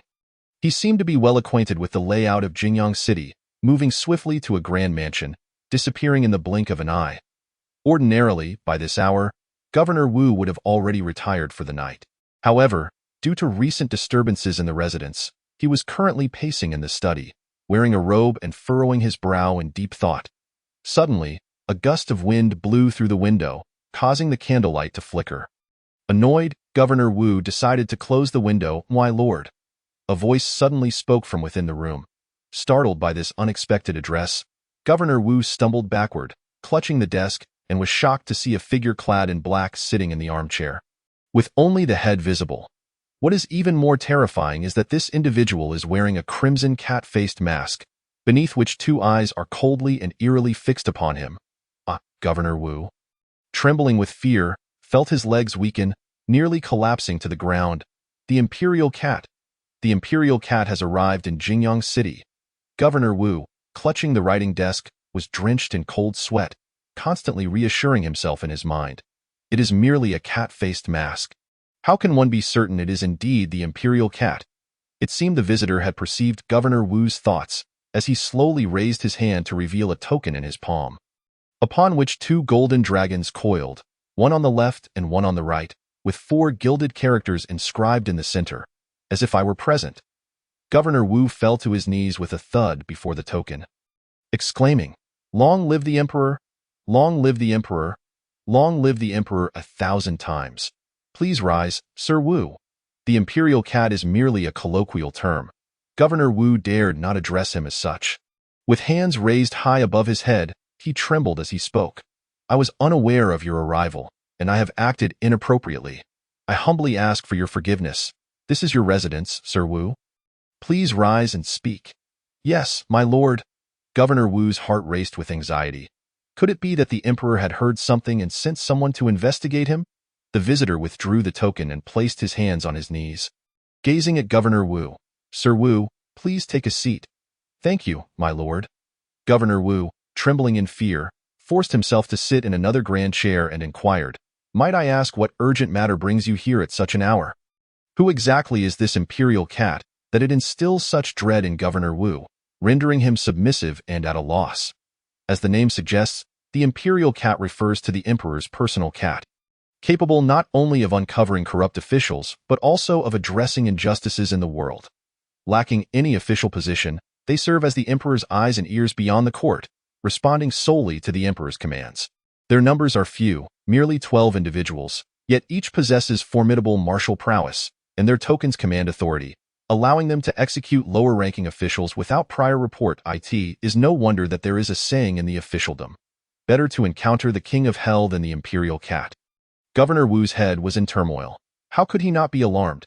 The visitor, recounting Governor Wu's accomplishments since taking office in Jingyang City with the familiarity of an old friend, also enumerated his missteps, causing Governor Wu to squirm uncomfortably. "Sir Wu, you need not be reminded of the intricacies of court affairs. I merely wish to caution you that you are well aware of your deeds, as are the common people, and the Emperor holds his own account as well. Though the heavens may be high, the Emperor is not far. It would be wise for you to deliberate on certain matters." Governor Wu hastily replied, "Thank you for the reminder, my lord. I shall devote myself to alleviating the Emperor's concerns and securing the welfare of the people, even at the cost of my life." "Sir Wu, it is commendable that you possess such awareness. Today, I also wish to request the presence of an individual. May I inquire who this individual is?" "He bears the surname Zhao, with the given name Jiu, and was once one of your subordinates. He is currently awaiting execution in prison, my lord. Zhao Jiu is indeed a servant in my household. Due to his involvement in 2 homicides, I have detained him in prison for further action, but I have not yet decided on execution." "What business do you have with him, my lord?" "To speak candidly, I have not only just arrived in Jingyang City. I am fully aware of the circumstances surrounding those 2 lives. In truth, Zhao Jiu has not committed any wrongdoing but rather has rendered service. Your hasty judgment, driven by public opinion, may.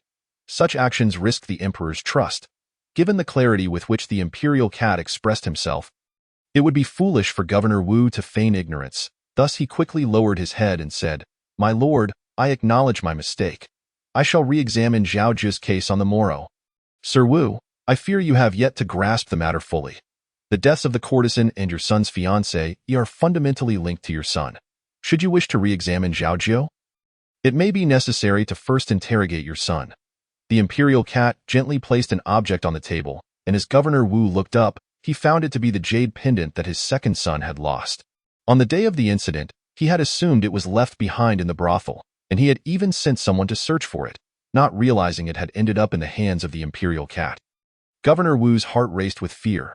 My lord, let me clarify further. Zhao Jiu is closely tied to another case I am investigating. Should he perish in this manner, not only will I be unable to fulfill my duties, but your esteemed position will also be in jeopardy. Governor Wu was thoroughly alarmed, hastily declaring, Thank you for your forthrightness, my lord.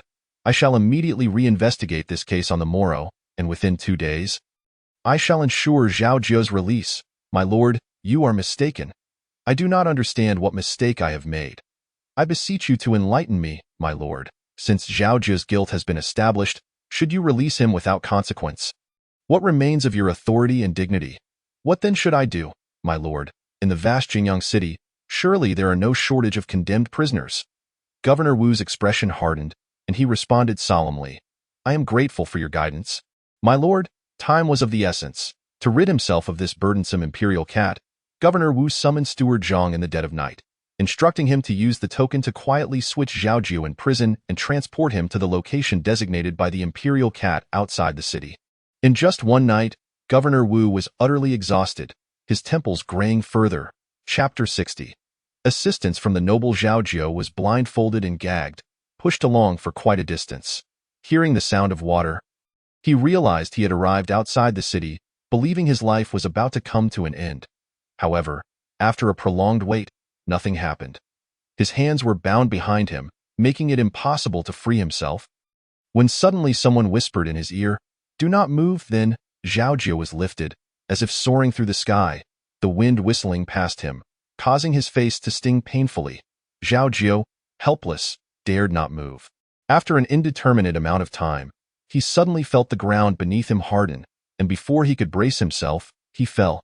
Quickly getting back up, he felt dizzy and disoriented, only to hear laughter behind him. As someone helped him untie his bonds, Zhao Jiu tore off the blindfold and pulled the gag from his mouth, gasping for air. Upon focusing, he saw he was in a forest, with a small cottage nearby, and the person who saved him stood beside it. Morning sunlight filtered through the trees, casting dappled shadows. The person appeared to be in his early 30s, smiling, none other than the constable he had seen in prison the day before. Zhao Jiu hastily knelt and bowed his head, saying, Thank you for saving my life, my lord. Rise. The man helped Zhao Jiu to his feet, saying, My surname is Jean. You can call me Constable Jean. Yes, Constable Jean. How are your injuries? I am already much better. By the way, Constable Jean, where is this place? Will Governor Wu pursue us? We are already outside Jingyang City. Do not worry, Governor Wu will not pursue us. This cottage belongs to a woodsman. I paid him to return to his hometown for a few days, so he will not be back for a while. This forest is quite remote, and few people come here. There are provisions inside. You can rest here for a couple of days while you recover until I return. Constable Jean opened the door of the cottage, and indeed, there was a small bed and some simple cooking utensils. He briefly explained things to Zhao Jiu before heading out of the forest. Zhao Jiu hurriedly followed and asked, Constable Jean, where are you going? I need to return to the city to handle some matters. I will be back in no more than 2 days. If I do not return in that time, you should escape on your own. Constable Jean, Zhao Jiu clearly saw Constable Jean, yet he could not catch up. As he watched Constable Jean disappear from the forest, a sudden pain pierced his chest. Leaning against a tree to catch his breath, he found that Constable Jean had long vanished, so he retraced his steps back to the small cottage. Fearing the pursuit of enemies, Zhao Jiu dared not light a fire, eating wild fruits for a day. Feeling weak, he finally lit a fire to cook a pot of coarse rice and sweet potatoes. Consuming it all, alone in the forest, he anxiously waited for 2 days, and finally, he was overjoyed to see Constable Jean return. Constable Jean had taken off his constable's attire and brought Zhao Jiu 2 sets of clothes, which, though not new, were clean. Zhao Jiu shed the foul garments from Wu's residence, feeling lighthearted, and sincerely thanked him. Thank you, Constable Jean. I did not expect them to fit so well. Constable Jean chuckled and said, "Let me tidy up the cottage, and then we shall set off." "Yes, Constable Jean." Constable Jean walked around the cottage, leaving numerous footprints and creating a mess, before leading Zhao Jiu out of the forest. Zhao Jiu noticed how meticulous Constable Jean was. At each stop, he disrupted the tracks and created many new signs, ensuring they were not followed. Zhao Jiu thought to himself that he had finally escaped that wretched Jingyang city. A year passed in the blink of an eye, and Zhao Jiu knelt in the general direction of Wutong village, bowing 3 times, inwardly saying, "Father, your son is unfilial. I cannot kneel before your grave. Rest assured, I shall live a life worth living." After paying his respects to his father, Zhao Jiu bowed 3 more times in another direction, thinking, "Aunt Tuehua, Ago can no longer visit you as before.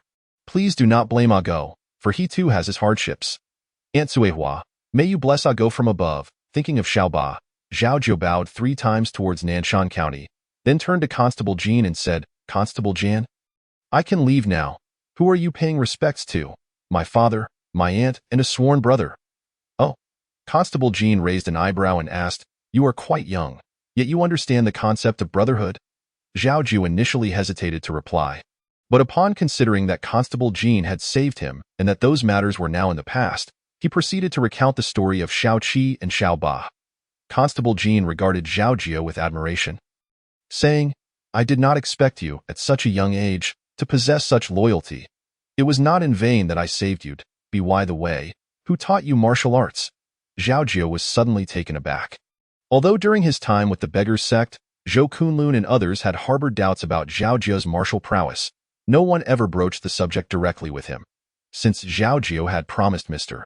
Qin he would never divulge this matter, even if Jean the constable was his lifesaver, he could not speak of it.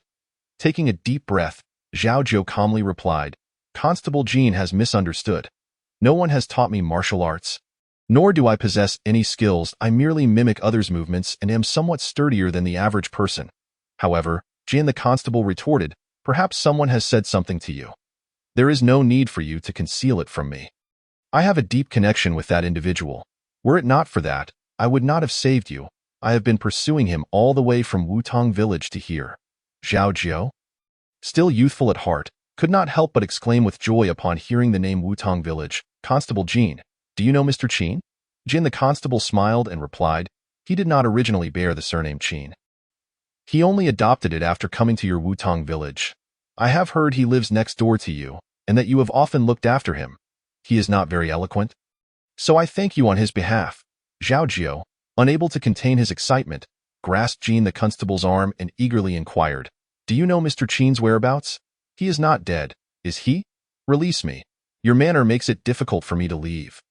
Zhao Jiu quickly let go, scratching his head sheepishly and laughing. "I apologize, Constable Jean. I became anxious as soon as I heard about Mr. Qin. Such a person is rare in this world. How could he perish so easily? However, I do not know his current situation. Otherwise, I would not have needed to chase all the way from Wutong village to here. It seems you know very little about him. He once said he would never take on a disciple, and I doubt he has accepted you as one, as your skills appear to be mere mimicry." Zhao Jiu felt a pang of shame, admitting, "It is true that I am quite foolish. I cannot blame Mr. Qin. His martial arts indeed harbor unspoken secrets. Since its inception, it has been practiced only by 2 individuals, his venerable matriarch and the former empress of the previous dynasty. The hardships involved are beyond what outsiders can fathom. Since you have this connection, you must cherish it. Others are desperately eager for Mr. Qin's miraculous abilities. Yet Jean the constable merely inquired and then ceased, showing little curiosity about the skills, instead urging Zhao Jiu to remember Mr. Qin's instructions and to refrain from speaking of this matter lightly, lest calamity befall him. Zhao Jiu, filled with gratitude, thought to himself how fortunate it was that Jean the constable was not a villain. He slapped his own face twice to engrave Mr. Qin's and Jean the constable's words in his memory, vowing never to err again. Since Zhao Lumao's death, Zhao Jiu had been bereft of kin. And later, when Mr. Qin imparted that unparalleled martial art to him, Zhao Jiu had come to regard Mr. Qin as family.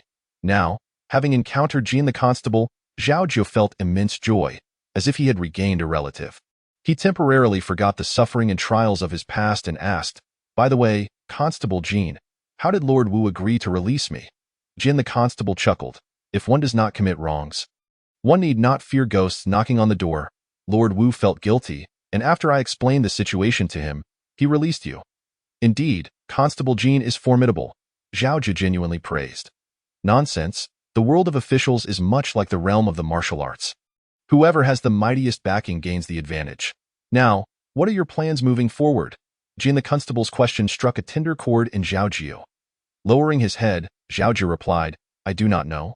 I suppose I will take it one step at a time. Observing Zhao Jiu's sudden silence, Jin the constable said, in that case, come with me to Pingyuan County. Zhao Jiu could not help but exclaim with delight. Mr. Qin is there? Not quite. I have an old friend there who I will ask to look after you. In the past, constables would occasionally descend upon Wutong village, some seeking drink and engaging in idle chatter with the villagers, while others would return for more silver after their thirst was quenched. During such times, Zhu Fuguei would wear a mournful expression, as if flesh had been carved from his body. Jan the constable was unlike the constables Zhao Jiu had previously encountered. He was decisive and efficient in his duties, possessing a kind heart. When encountering an elderly beggar, he would generously offer some coins. Even when faced with brash wanderers at a tea house, he could share a few bowls of drink with them. Rather than merely a constable, Zhao Jiu felt Jin the constable resembled a chivalrous hero, akin to the gallant figures in Mr. Qin's stories. On their journey to Pingyuan County, the two passed through a small village and took shelter with an elderly gentleman. Not far from the gentleman's home, an octogenarian woman kept a few chickens, treating them as her very life. However, the following morning, she discovered one missing and immediately accused Jin the constable and Zhao Jiu of stealing it. Jin the constable, unfazed, smilingly asked the old woman, Madam, what did that chicken look like? The old woman gestured, a big hen, with a red comb, bright yellow feathers, and a tail with a hint of black. Zhao Jiu could only chuckle in disbelief. What hen did not look like that? Just as he was about to speak, Jin the constable asked, Madam, how long have you raised that chicken, and how much does it weigh? I've had it for over half a year. It has grown quite large, nearly 3 pounds, and just started laying eggs. After determining the chicken's appearance and weight, Jin the constable compensated the old woman with 40 coins based on market value. Since the hen was now laying eggs, he graciously offered her an additional 20 coins. Only then did he inquire if he could take a look in the chicken coop, to which the old woman consented.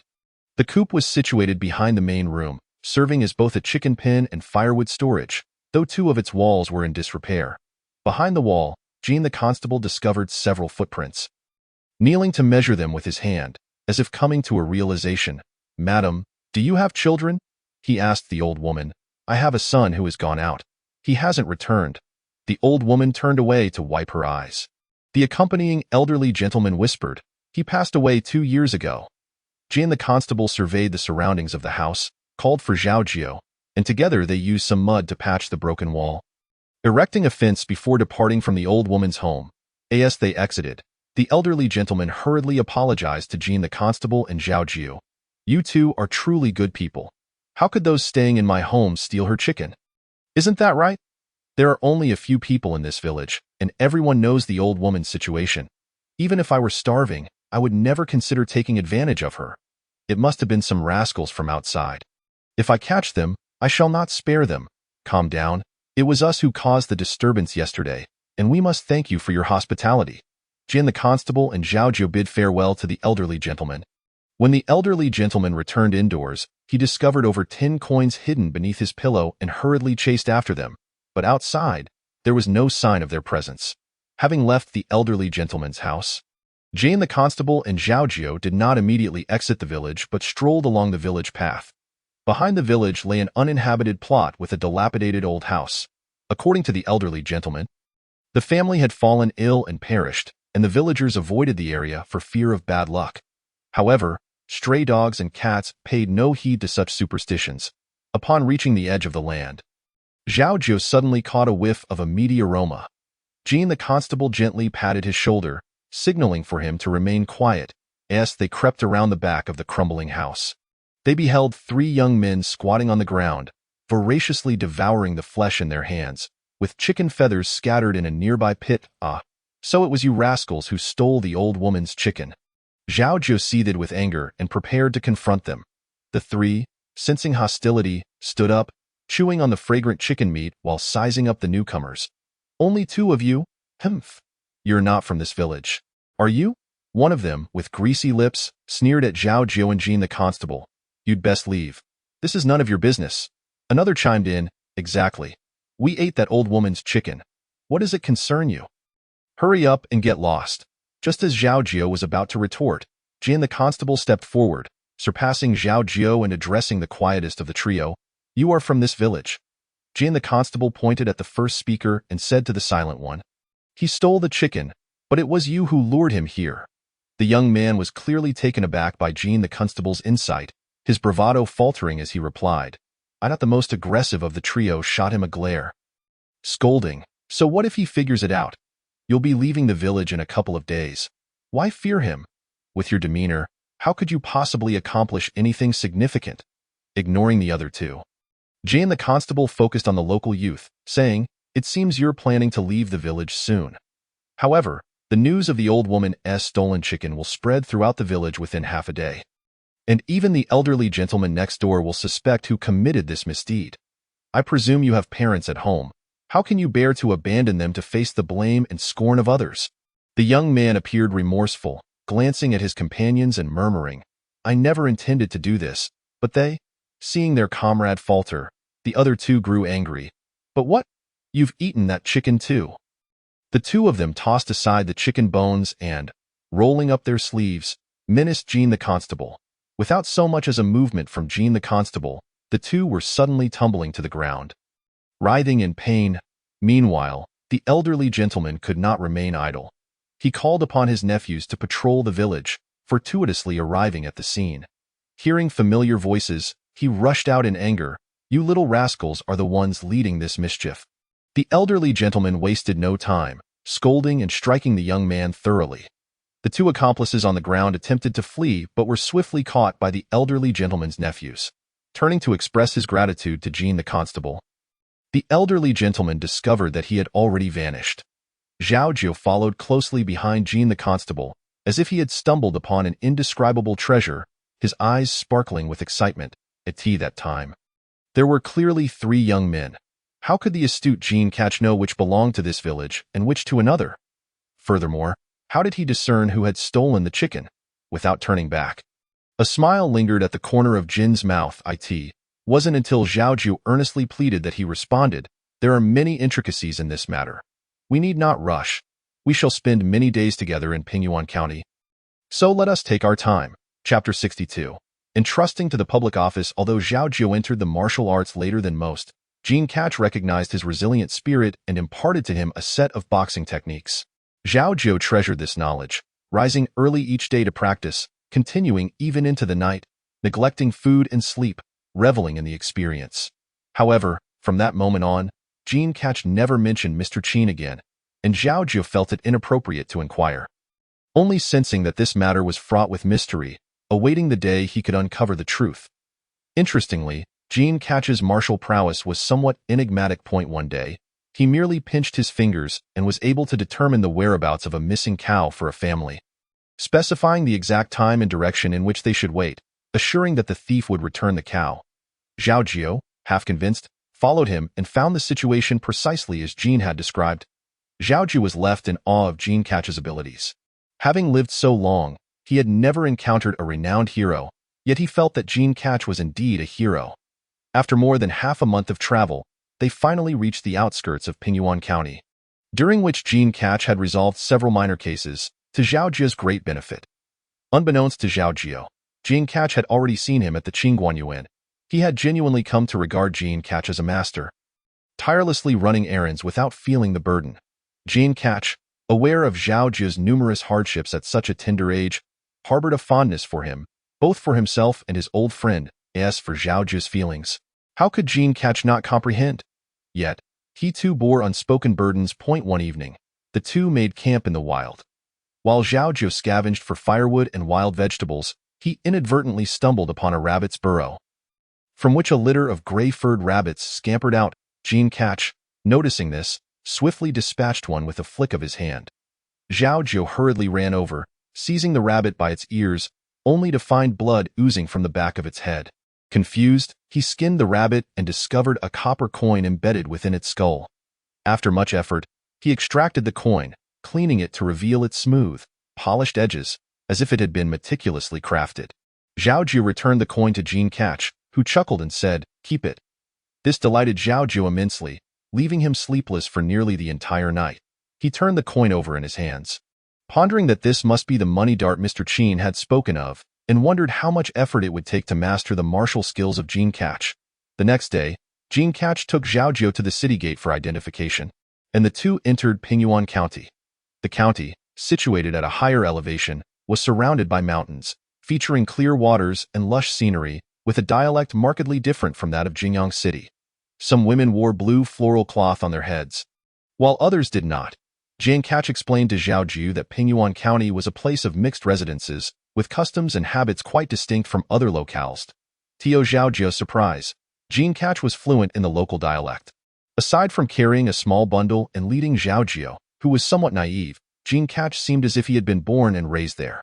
Without delay, Jean Catch brought Zhao Jiu to the county office, specifically seeking a head constable named Wang Shizhong. When Constable Wang emerged and saw him, he was overjoyed, exclaiming, Shiqing, Shiqing, I have been counting the days since I received your letter. You have arrived 5 or 6 days later than I anticipated." Jean Catch smiled gently, replying, "I was delayed on the road." Constable Wang then scrutinized Zhao Jiu, chuckling, "Not bad. You've taken on a good apprentice." "Oh, I haven't taken an apprentice," Jean Catch replied. "Then who is he? I have come to find you on his behalf." "Let us talk at home."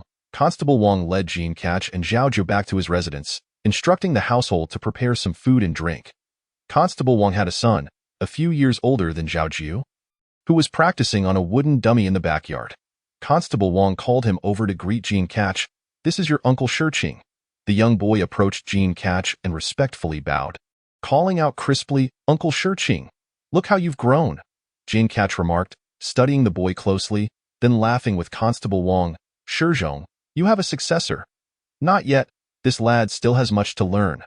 Constable Wang chuckled, observing his son gazing eagerly at Zhao Jiu, and added, "What are you standing there for? Why don't you show him around?" "Yes, father." "Don't delay dinner." "Understood." The two youths stepped outside, walking side by side on the streets of Pingyuan County. Constable Wang's son first asked, "My name is Wang Kongping, and you?" "I am Zhao Jiu." "How old are you?" Zhao Jiu shared his birth date, and Wang Kongping calculated, grinning, "I'm older than you. You must call me brother." "Yes, brother Kongping," as they passed by a vendor selling meat skewers. Wang Kongping bought 2 skewers and offered one to Zhao Jiu, saying, "This is delicious. You should try it." "Thank you, brother Kongping." Zhao Jiu accepted it, inhaling its aroma. Taking a bite, he discovered it was vegetarian, with a hint of yellow soybean flavor. Nevertheless, it was indeed quite tasty. Wang Kongping observed Zhao Jiu's delight and kindly inquired, "So, how is it?" Delicious." Wang Kongping bit into his own skewer and then asked, "By the way, where is your home?" Suddenly, Zhao Jiu fell silent. Wang Kongping looked up in confusion, noticing Zhao Jiu's bowed head, now uninterested in the skewer. Realizing he had misspoken, he hurriedly reassured, "I was just asking. Don't mind me if you don't want to say." "It's perfectly fine." Meanwhile, Jean Catch had shared his own circumstances with Constable Wang, saying, "You know my condition. My life is not my own. If I bring him along, it would only bring him harm. He is indeed a good child, and I could not think of a better place for him than here. I would trouble you to look after him. When he is able to fend for himself, let him decide his own path." Constable Wang sighed, "That child may find it hard to part with you. Parting must occur, but as long as he lives, joy and sorrow are inescapable. And you, when will you leave?" "I had thought to leave now." "No." Constable Wang grasped Jean Catch's arm, insisting, "Just stay for one night. One night will suffice. The last time you left, Kongping was only 8, in the blink of an eye. So many years have passed. Let us not speak of the future. It feels too distant, and I fear I may never see you again." Jean Catch gazed at Constable Wang, the rugged man's eyes glistening with tears. Jean Catch felt a pang of reluctance in his heart and replied, "Then I shall leave tomorrow." "Good." During dinner, Jean Catch had Zhao Jiu pour wine for Constable Wang, and Zhao Jiu understood his intention. Reunions are difficult, and partings even more so. Zhao Jiu spent the entire night listening to the sounds of Jean Catch packing. When Jean Catch rose from his bed, Zhao Jiu remained still. When Jean Catch finished packing his bundle, Zhao Jiu still did not move. It was only when Jean Catch and Constable Wang bid farewell in the courtyard that Zhao Jiu could no longer contain himself. He dashed outside and knelt before Jean Catch, bowing 3 times. "Get up." Jean Catch helped Zhao Jiu to his feet and said, "In the time we have spent together, we have shared a bond. I have some words to impart to you. First, the ways of martial arts are ever-changing. Some can be mastered swiftly, while others may take lifetimes to comprehend. Gain and loss are both determined by fate. Second, martial arts themselves bear no inherent righteousness or wickedness, but rather depend on the wielder. Even the most dubious techniques, if employed for righteous purposes, can be acceptable. Third, many so-called virtuous individuals often commit deeds that are disheartening, while those of ill repute may uphold the bonds of loyalty and righteousness. Thus, as you navigate the world, do not generalize. It is crucial to remember that while justice is important, mercy should also be extended when possible." Zhao Jiu nodded in agreement. Jean Catch waved his hand. "Let us part here. You need not see me off." Chapter 63. A good teacher and friend. Jean Catch wished Constable Wang well and exited the Wang household. None of the 3 inside pursued him, and naturally, Zhao Jiu did not dare to chase after him. The modest wooden door gradually closed, and the solemn figure slowly vanished from sight. Constable Wang glanced at Zhao Jiu and said, "Let us head back inside. Today Kongping is on duty. Let him show you the rules of the office." Wang Kongping immediately responded, "Yes, father." Zhao Jiu bowed in gratitude. "Thank you, Constable Wang." "Zhao Jiu, I have only one son, Kongping. You are of similar age, so you two must look out for one another. There are no outsiders here. You need not be formal. Consider this your own home." "Yes." Although Zhao Jiu acknowledged this, he observed that Constable Wang's family was only modestly well off. Not wealthy, and with his presence, he felt compelled to contribute even more. After finishing a thin porridge, Zhao Jiu offered to help with the dishes, but Wang's wife refused. Kongping pulled him aside, saying, "It's a small matter. My mother can handle it. We mustn't be late for the office. You must remember that." Wang Kongping had been following his father on the beat for 2 years and was very familiar with the streets and alleys of Pingyuan County. As he guided Zhao Jiu toward the office, he diligently shared his insights. Along the way, acquaintances of Wang Kongping waved and called out, "Hey, Kongping, out so early. Who is this beside you?" "Zhang Shu, this is my cousin. I am showing him the ropes." "Oh, taking on a disciple, are we?" "Not at all. My father is busy, so I'm just helping out." On Wang Kongping Road, an agreement has already been reached with Zhao Jiu, who was informed by his father that before he and the swift Constable Jean arrived, his father had received word from Constable Jean, requesting him to secure a position for Zhao Jiu. Thus, Wang Buda sought a clever approach from the county magistrate, claiming that he had a distant nephew visiting for family connections, earnestly requesting the magistrate's favor. It is worth noting that Wang Butu is somewhat of a notable figure in Pingyuan County, and the entire precinct looks to him for guidance. How could the county magistrate refuse? Without even glancing at Zhao Jiu, he assigned him to Wang Butu's care. Consequently, Zhao Jiu began to address Wang Kongping as brother, Wang Butu as Zhongbua, and Wang's wife as Xunyang. Initially feeling a bit awkward, Zhao Jiu soon warmed to Wang Kongping, who treated him exceedingly well, and after a couple of calls, he felt more at ease. The county office of Pingyuan, while not as grand as that of Jingyang, had its own set of rules and protocols. There were certain individuals one must avoid or pay respects to, and had it not been for Wang Kongping's detailed explanations, Zhao Jiu would have undoubtedly been lost amidst the complexities. Unexpectedly, Zhao Jiu found himself with a rather fortunate position as a constable, leaving him momentarily bewildered. He could hardly fathom that he would ever partake in the workings of the public office. How delighted his father would be to know Zhu Fugui and his wife could no longer simply bully Hahua. He wondered how much Hahua must have grown by now. Alas, he had forgotten to inquire about her well-being from Constable Jean the other day. The precinct also housed 2 large black dogs, though they lacked the charm that Hahua possessed. As Zhao Jiu approached, one of the dogs barked at him twice, prompting him to retreat hastily. Wang Kongping patted the dog's head and chuckled, saying, "This one is called He, and the other is Heixiong. They recognize people and merely wanted to give you a fright since you're new here. If you let them scare you, you'll have a lot of trouble ahead." He rubbed its furry head against Wang Kongping's palm, while Heixiong, who had been dozing with its eyes closed, stealthily opened one eye to glance at Zhao Jiu, only to close it again with a huff when spotted. Truly, these dogs were quite astute. Today, Zhao Jiu was merely accompanying Wang Kongping around, yet he had not officially registered for duty. The veteran constables, upon hearing of his relation to Wang Biu, treated him with utmost courtesy.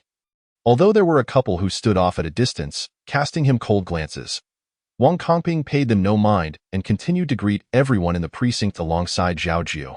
Upon exiting the precinct, Wang Kongping cautioned Zhao Jiu about 3 individuals. The short, stout one among them is the county magistrate's brother-in-law. He lacks any real ability but loves to take credit. So be wary of him in the future. Our Pingyuan County has 20 regular constables and 20 swift ones. Since you're new, you'll start as an assistant to the veteran constables. Once you solve a case and earn merit, you'll be promoted to a regular constable and be able to lead your own investigations. In our line of work, it's essential to have a few assistants around. Make sure to get along well with everyone and cultivate some friendships. This way, you'll have help when it comes time to handle cases. Zhao Jiu sincerely remarked, Brother Kongping, you truly are impressive. I entered the precinct with my father 2 years ago, and last year I was promoted to a regular constable. You are clever and certainly capable of doing just as well, though you ought to learn more about interpersonal relations. Oh, and after registering, there will be a monthly stipend for food and wages. But most of it won't end up in your hands. You'll understand that in due time. Despite Zhao Jiu's sharp mind, he found himself quite disoriented by the end of the day. Wang Kongping reassured him, saying, Take your time. There's no need to rush. However, remember what I told you. My father will surely test you later. Yes, Brother Kongping. Zhao Jiu replied with renewed confidence, his demeanor brightening. Zhao Jiu continued to sleep in the same room he had shared with Constable Jean the previous night, as Shenyang provided him with several garments that Wang Kongping could no longer wear, and thus he settled in with the Wang family. After dinner, as was customary, Wang Kongping went to study, and Wang Biu summoned Zhao Jiu to inquire about his day's activities and observations, to which Zhao Jiu responded thoroughly. Wang Biu praised Zhao Jiu, tested his martial skills, and upon discovering that Zhao Jiu had little knowledge of techniques, he furrowed his brow and said, Come to the courtyard. I will teach you how to stand firm. Yes, Zhongbua. Wang Biu positioned himself in the courtyard, assumed a stance, and challenged Zhao Jiu, Try to shift me. Initially hesitant, Zhao Jiu was encouraged to use all his strength. As long as you can move me, I'll allow you and Kongping each a bowl of wine today. Although Zhao Jiu wasn't particularly fond of alcohol, Wang Biu's words ignited his competitive spirit. Taking a deep breath, he steadied himself, placing his hands on Wang Biu's shoulders to push. To his astonishment, Wang Biu remained immovable. Switching to the other side, Zhao Jiu continued to push, yet Wang Biu was still unaffected. It felt as if Wang Biu had taken root in the ground, and despite Zhao Jiu's persistent efforts, he could not budge him an inch. Gradually, sweat began to bead on Zhao Jiu's forehead. Wang Biu smirked slightly at Zhao Jiu's determination. Zhao Jiu, undeterred, rolled up his sleeves, adjusted his attire, and crouched beneath Wang Biu's legs, using his shoulder to attempt to lift him upward. However, Wang Biu was as steadfast as a mountain, and instead, Zhao Jiu found himself toppled onto the ground. Breathing heavily, Zhao Jiu exclaimed, Zhongbua, I cannot shift you. Wang Biu relaxed his shoulders, standing tall as he replied, To master martial arts, you must first learn to stand firm. If your stance is unstable, no matter how skilled you are in techniques, they are merely tricks a skilled opponent could easily break through. Having experienced this trial, Zhao Jiu realized that Wang Biu was no mere figure of reputation. He quickly scrambled to his feet, bowed to Wang Biu, and earnestly requested, Zhongbua, your teachings are invaluable. I have never practiced standing firm before. Please, guide me. Chapter 64. The Trials of a Constable with Feet Shoulder-width apart and knees slightly bent. Wang Biu abandoned his formal stance, using the natural light and the glow of the room to instruct Zhao Jiu. His arms crossed over his chest, fingers touching, with fingertips spaced 3 inches apart. Keep your head upright, chin slightly tucked. He pointed to the area where the head connects to the neck, continuing, It's here, not at the chin. Keep your ears level, shoulders even, and hips aligned. Here at the hips. Your gaze should be directed straight ahead, slightly lowered. Your ears should angle back slightly, and your gaze should be slightly higher. The Baihui point should be light and elevated. Shoulders should sink, elbows drop. Zhao Jiu listened attentively while practicing and noted down instructions. Whenever he was uncertain, he promptly inquired, Zhongbua, what does it mean for the Baihui point to be light and elevated? Your feet are grounded, but your head must be elevated. You should channel your inner strength to rise to the Baihui point at the top of your head, creating an upward force while simultaneously relaxing your entire body from head to toe, though not release all your tension at once. That's called collapsing. You must release gradually, section by section, aligning each part properly. Your lower abdomen should push backward, your lower back should contract inward, and your arms should hang down like pendulums. Your body should feel relaxed yet poised, embodying the essence of lightness and stability. This is the so-called lightness in the apex, with shoulders relaxed and elbows dropped, chest drawn in and back extended, waist relaxed and hips tucked, tailbone aligned, knees relaxed, expression serene, spirit focused, energy settled in the lower abdomen, and breathing natural and tranquil. Zhao Jiu found it unexpectedly laborious to stand firm, feeling his body ache from the exertion. Just as he thought he could not endure any longer, he instinctively shifted his weight. Wang Bu too, having seemingly picked up a branch from somewhere, struck Zhao Jiu on the rear and commanded, "As soon as you lift, start over." Yes, standing firm is not merely about being a wooden post. It's about learning to gather strength, calm the mind, and harmonize your spirit. To gather strength is to draw back like a bow, and to release it is to unleash an arrow. To calm the mind means to gaze ahead, allowing a single thought to replace a multitude. Let wandering thoughts fade away. See without seeing, hear without hearing. Accept what comes and let go of what goes. As Wang Bu spoke, he gently pressed down on Zhao Jiu's arm, saying, "Your arms have stiffened. Take a break before continuing." "Thank you, Zhongbua." Mastering martial arts is no easy feat, and as Zhao Jiu entered this path later than others, he knew he must work doubly hard and not slack off. From now on, you must stand for at least an hour daily. Yes, Zhongbua. There are also 28 characters of a mantra for you to memorize. Take your time to understand them later. Understood. Stand tall, with your head suspended, abdomen relaxed, and vital energy rising. The three yang energies converge at the Baihui, with energy settling in the lower abdomen at the Guanyan. Contrast to the meticulous guidance from Wang Bu too. Zhao Jiu realized that his previous meditative practices had been mere folly, which explained his lack of progress. After Wang Bu clarified the key points, he encouraged Zhao Jiu to internalize the lessons. Zhao Jiu, careful not to rush, replayed Wang Bu's instructions in his mind, ensuring he hadn't missed anything, and recited them repeatedly before attempting the postures again. So engrossed was he in his practice that he failed to notice Wang Kongping returning from his own training, passing right by him without a word. The following day, once again, Wang Kongping was on duty, and Zhao Jiu accompanied him out early. Unlike the previous day, Zhao Jiu exuded a newfound vitality. Wang Kongping was pleased and took Zhao Jiu on a tour. After 3 days of shadowing Wang Kongping, it was on the 4th day that Wang Bu finally brought Zhao Jiu to officially register at the precinct.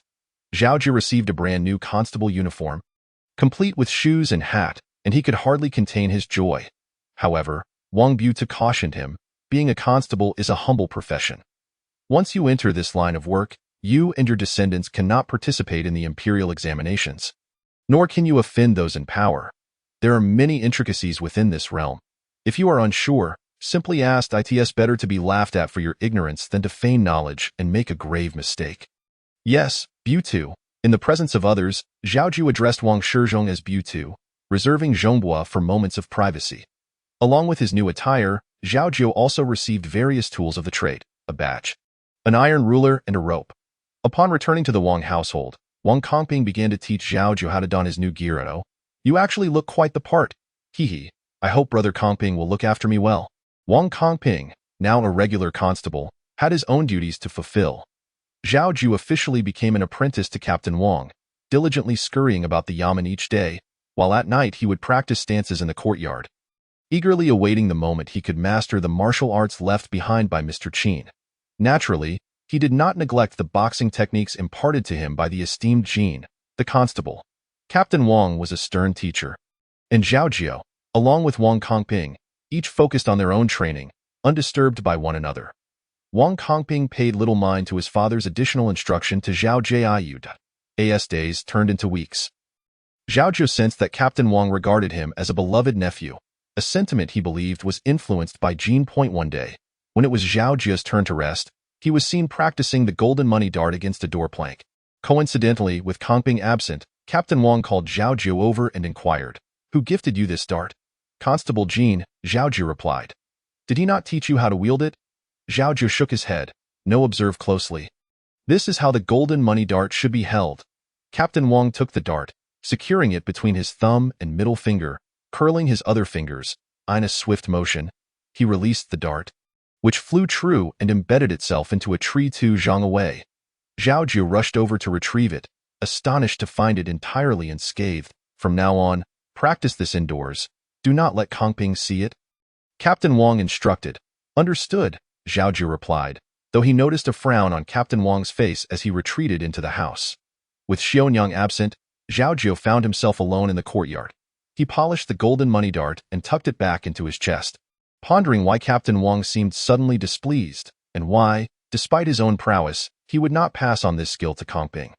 Although Wang Kongping had a solid foundation in martial arts and practiced diligently, his techniques were rather ordinary, not differing much from those of other seasoned constables. Zhao Jiu truly could not fathom why Captain Wang chose to instruct him while withholding knowledge from his own son. Yet, since Captain Wang had spoken, it was clear that the dart was not to be practiced in the courtyard any longer. He could still perform stances, but the skills of Jean and Mr. Qin must remain a secret. With a sigh, Zhao Jiu rolled up his sleeves and carried dry wood from under the eaves into the courtyard, intending to chop some kindling for Xiaonyang. As Zhao Jiu began to find his rhythm in chopping wood, he placed the tree stump between his legs and swung the axe downwards. With each stroke, 1, 2, 3, the once intact stump was reduced to mere splinters. By the time Zhao Jiu grasped the technique of chopping while maintaining his stance, the stump was nearly obliterated. When Wang Kongping returned and saw the pile of broken wood, he chuckled at Zhao Jiu's handiwork, which displeased his father, resulting in an increase in their evening training. Kongping, ever obedient to his parents, uttered not a word of complaint and promptly resumed his practice, leaving Zhao Jiu filled with guilt. Returning to the matter at hand, Zhao Jiu dedicated himself wholeheartedly to his duties at the yamen, never shying away from errands. The townsfolk often remarked on Captain Wang's good fortune, having a dutiful son and a promising nephew. Captain Wang would merely smile humbly, insisting, not at all, they still have much to learn. As Kongping had noted, Zhao Jiu's first month's wages were swiftly spent treating the older constables to drinks. Residing in the Wang household, he had little need for money, so he handed the remainder to Xiaonyang, contributing to the household's provisions. Chapter 65. A shocking case as the chill of autumn set in, Zhao Jiu's feet, longer than Wang Kongping's, prompted Xiaonyang to craft him a new pair of shoes. Zhao Jiu treasured them dearly, placing them on his bedside, reluctant to wear them. Xiaonyang teased him, once you have shoes, you must wear them, otherwise they will become short from disuse. One day upon returning, Zhao Jiu discovered a small altar set up in the backyard, adorned with 2 spirit tablets. Uncertain, he refrained from asking, but Wang Kongping quietly informed him that he had a brother and sister, both older by 3 to 4 years, who had unfortunately passed away at a young age. Every year on this day, their parents would mourn them. Perhaps due to his own tumultuous past, Zhao Jiu's thoughts were more intricate than Kongping's. He often felt that Captain Wang, much like Constable Jean, harbored unspoken burdens, which led him to conceal his remarkable martial skills and remain an ordinary constable. Zhao Jiu surmised the depths of Captain Wang's heart. He feared teaching his son overly powerful techniques lest he draw too much attention, yet he also dreaded leaving him defenseless against potential future adversaries. Kongping seemed to embody all of Captain Wang's hopes and dreams. As a constable, one must confront the darker aspects of society, dealing with nefarious deeds and petty crimes. In the event of a major case, it was a matter of life and death, and one must offer prayers before departing and give thanks upon returning. Zhao Jiu's life at the Wang household was modest but sufficient. However, tranquility was short-lived. At the end of winter, a shocking murder case erupted in the county, placing an immense burden on Captain Wang. The incident unfolded as follows. In the western part of the town, there lived a family, Mr. Chen, aged over 40, and his wife, Mrs. Chen, aged 32. They operated a general store and, due to their diligence and prudent management, enjoyed a prosperous life. They had a son and a daughter, the son aged 2 and the daughter 13. Mr. Chen's parents were elderly, and he had a younger brother living in the same county. Though they were not close, it was Mrs. Chen's brother who often assisted in the store when Mr. Chen went out to procure goods. As winter fully set in, snow fell heavily, and with the year-end approaching, The Chens decided to take advantage of the favorable weather to purchase more inventory. However, Mrs. Chen's sister-in-law became pregnant, and her brother was unable to assist, so Mr. Chen invited his father-in-law to help for a few days. That morning, just as Mr. Chen was about to leave, his nephew rushed in to inform him that his father had broken his leg in the fields. Blood ties being paramount, Mr. Chen had no choice but to send the other shopkeepers ahead while he attended to his brother for a few days. The Chen family store typically opened at dawn, yet on this day, it remained shuttered well into noon. Neighbors speculated that Mrs. Chen had gone to visit her husband. When Mr. Chen returned, regular patrons inquired about his absence and why the store was closed. Mr. Chen simply replied that his wife was home, and thus they had not opened. Just then, two familiar customers, with nothing else to do, decided to accompany Mr. Chen back. The front door was bolted from within, and Mr. Chen knocked and called out, but no one answered. Sensing something amiss, Mr. Chen borrowed a ladder from a passerby and climbed over the courtyard wall, before he even reached the living room door.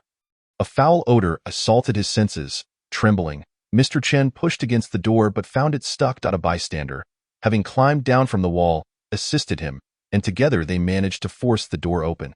However, the scene inside was enough to send chills down the spine of anyone outside. Mr. Chen's daughter, barely blossoming into womanhood, lay sprawled on the ground, her right hand just a step away from the door, surrounded by a pool of congealed dark red blood. A long trail of blood seemed to lead from the house, and her back bore a gaping wound. Her face was turned toward the main entrance, eyes wide with terror, as if she had suffered unimaginable agony in her final moments. Mr. Chen was immediately paralyzed with the coroner's report from Pingyuan County has approximately confirmed the cause of death. Funded by the county office, and Captain Wang personally oversaw the burial of 4 corpses belonging to the Chen family.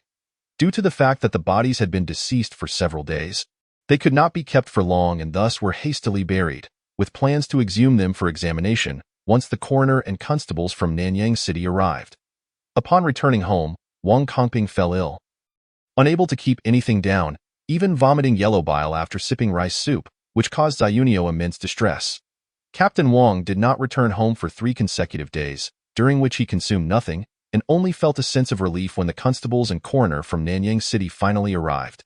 To his surprise, he nearly fainted, and a doctor was summoned, revealing that Captain Wang had suffered from exhaustion due to excessive worry and had become emaciated from lack of food. Chapter 66. The truth lies in simplicity for reasons unknown. Zhao Jiu found himself transported back to the day of Xiao Ba's death, feeling despondent for 2 days, which greatly alarmed Zhao. Poor Zhao burned incense and prayed to the Bodhisattva, remaining close to the 2 children while only taking breaks to prepare meals. On the 3rd day, Zhao Jiu finally began to recover. Perhaps influenced by Zhao Jiu's condition, Wang Kongping also showed signs of improvement. The children had gone hungry for several days, and together they managed to consume only a bowl of thin porridge. Zhao cried and laughed, paying homage to every deity she could think of in the courtyard. After Zhao Jiu and Wang Kongping recovered, they returned to their duties, but Captain Wang reassigned them, accompanied by the county magistrate's brother-in-law. Since the case arose, Captain Wang had not returned home, spending all his time either at the county office or at the Chen residence. With the brother of the deceased also mourning, Captain Wang guaranteed his return home for the funeral. The county magistrate, suspecting the injured brother had ties to the suspect, forbade the doctor from treating his wounds. This situation was indeed coincidental, yet neighbors confirmed that the brother had broken his leg 2 days before Changong's arrival. Captain Wang, upon uncovering the facts, finally persuaded the magistrate to allow the brother to receive treatment in jail. The constables and coroner from Nanyang City were also diligent in their duties, and through the collaboration of the 2 sets of officials, the cause of the Chen family tragedy was tentatively established. Chen Gong was known to carry money whenever he went out to shop, and on the day of the incident, he had intended to leave, only to delay his departure upon learning of his brother's injury. Consequently, he left the money at home, planning to visit his brother before going out. The assailant, aware of the money in the Chen household and Chen Gong's absence, seized the opportunity to stealthily enter the residence at night. Upon being discovered in the northern room, the intruder resorted to brutal violence, killing both Chen and his 2-year-old son. Chen Gong's daughter, hearing the commotion, emerged to investigate but was struck down by the assailant, though she did not die immediately.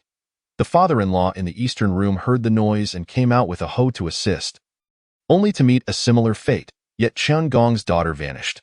The perpetrator followed on the sixth day following the departure of Captain Wang. During his patrol of the streets, Wang Kongping observed an unusual proliferation of beggars in the county town, individuals he had never encountered before.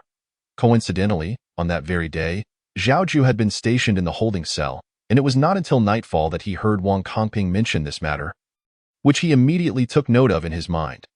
The next day, Zhao Jiu proactively requested to patrol the streets, and indeed discovered numerous beggars who had arrived from outside, most of whom appeared to be disciples of the beggars' sect. Based on their attire, these beggars possessed an acute sense of smell. They would retreat at the slightest approach of the officials. They lingered near the old residence of Qinggong, causing no trouble or disturbance.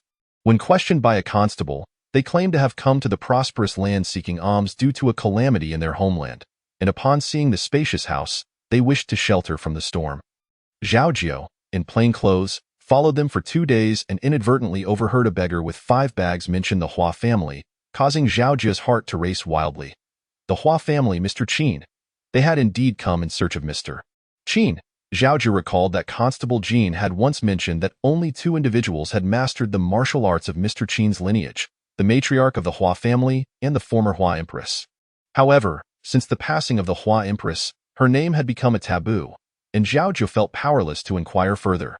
Zhou Kunlun had attempted to extract the whereabouts of Mr. Qin's martial arts secrets from Zhao Jiu, revealing that Mr. Qin's real name was Hua Wuyo. Otherwise, how would Zhao Jiu possess such knowledge?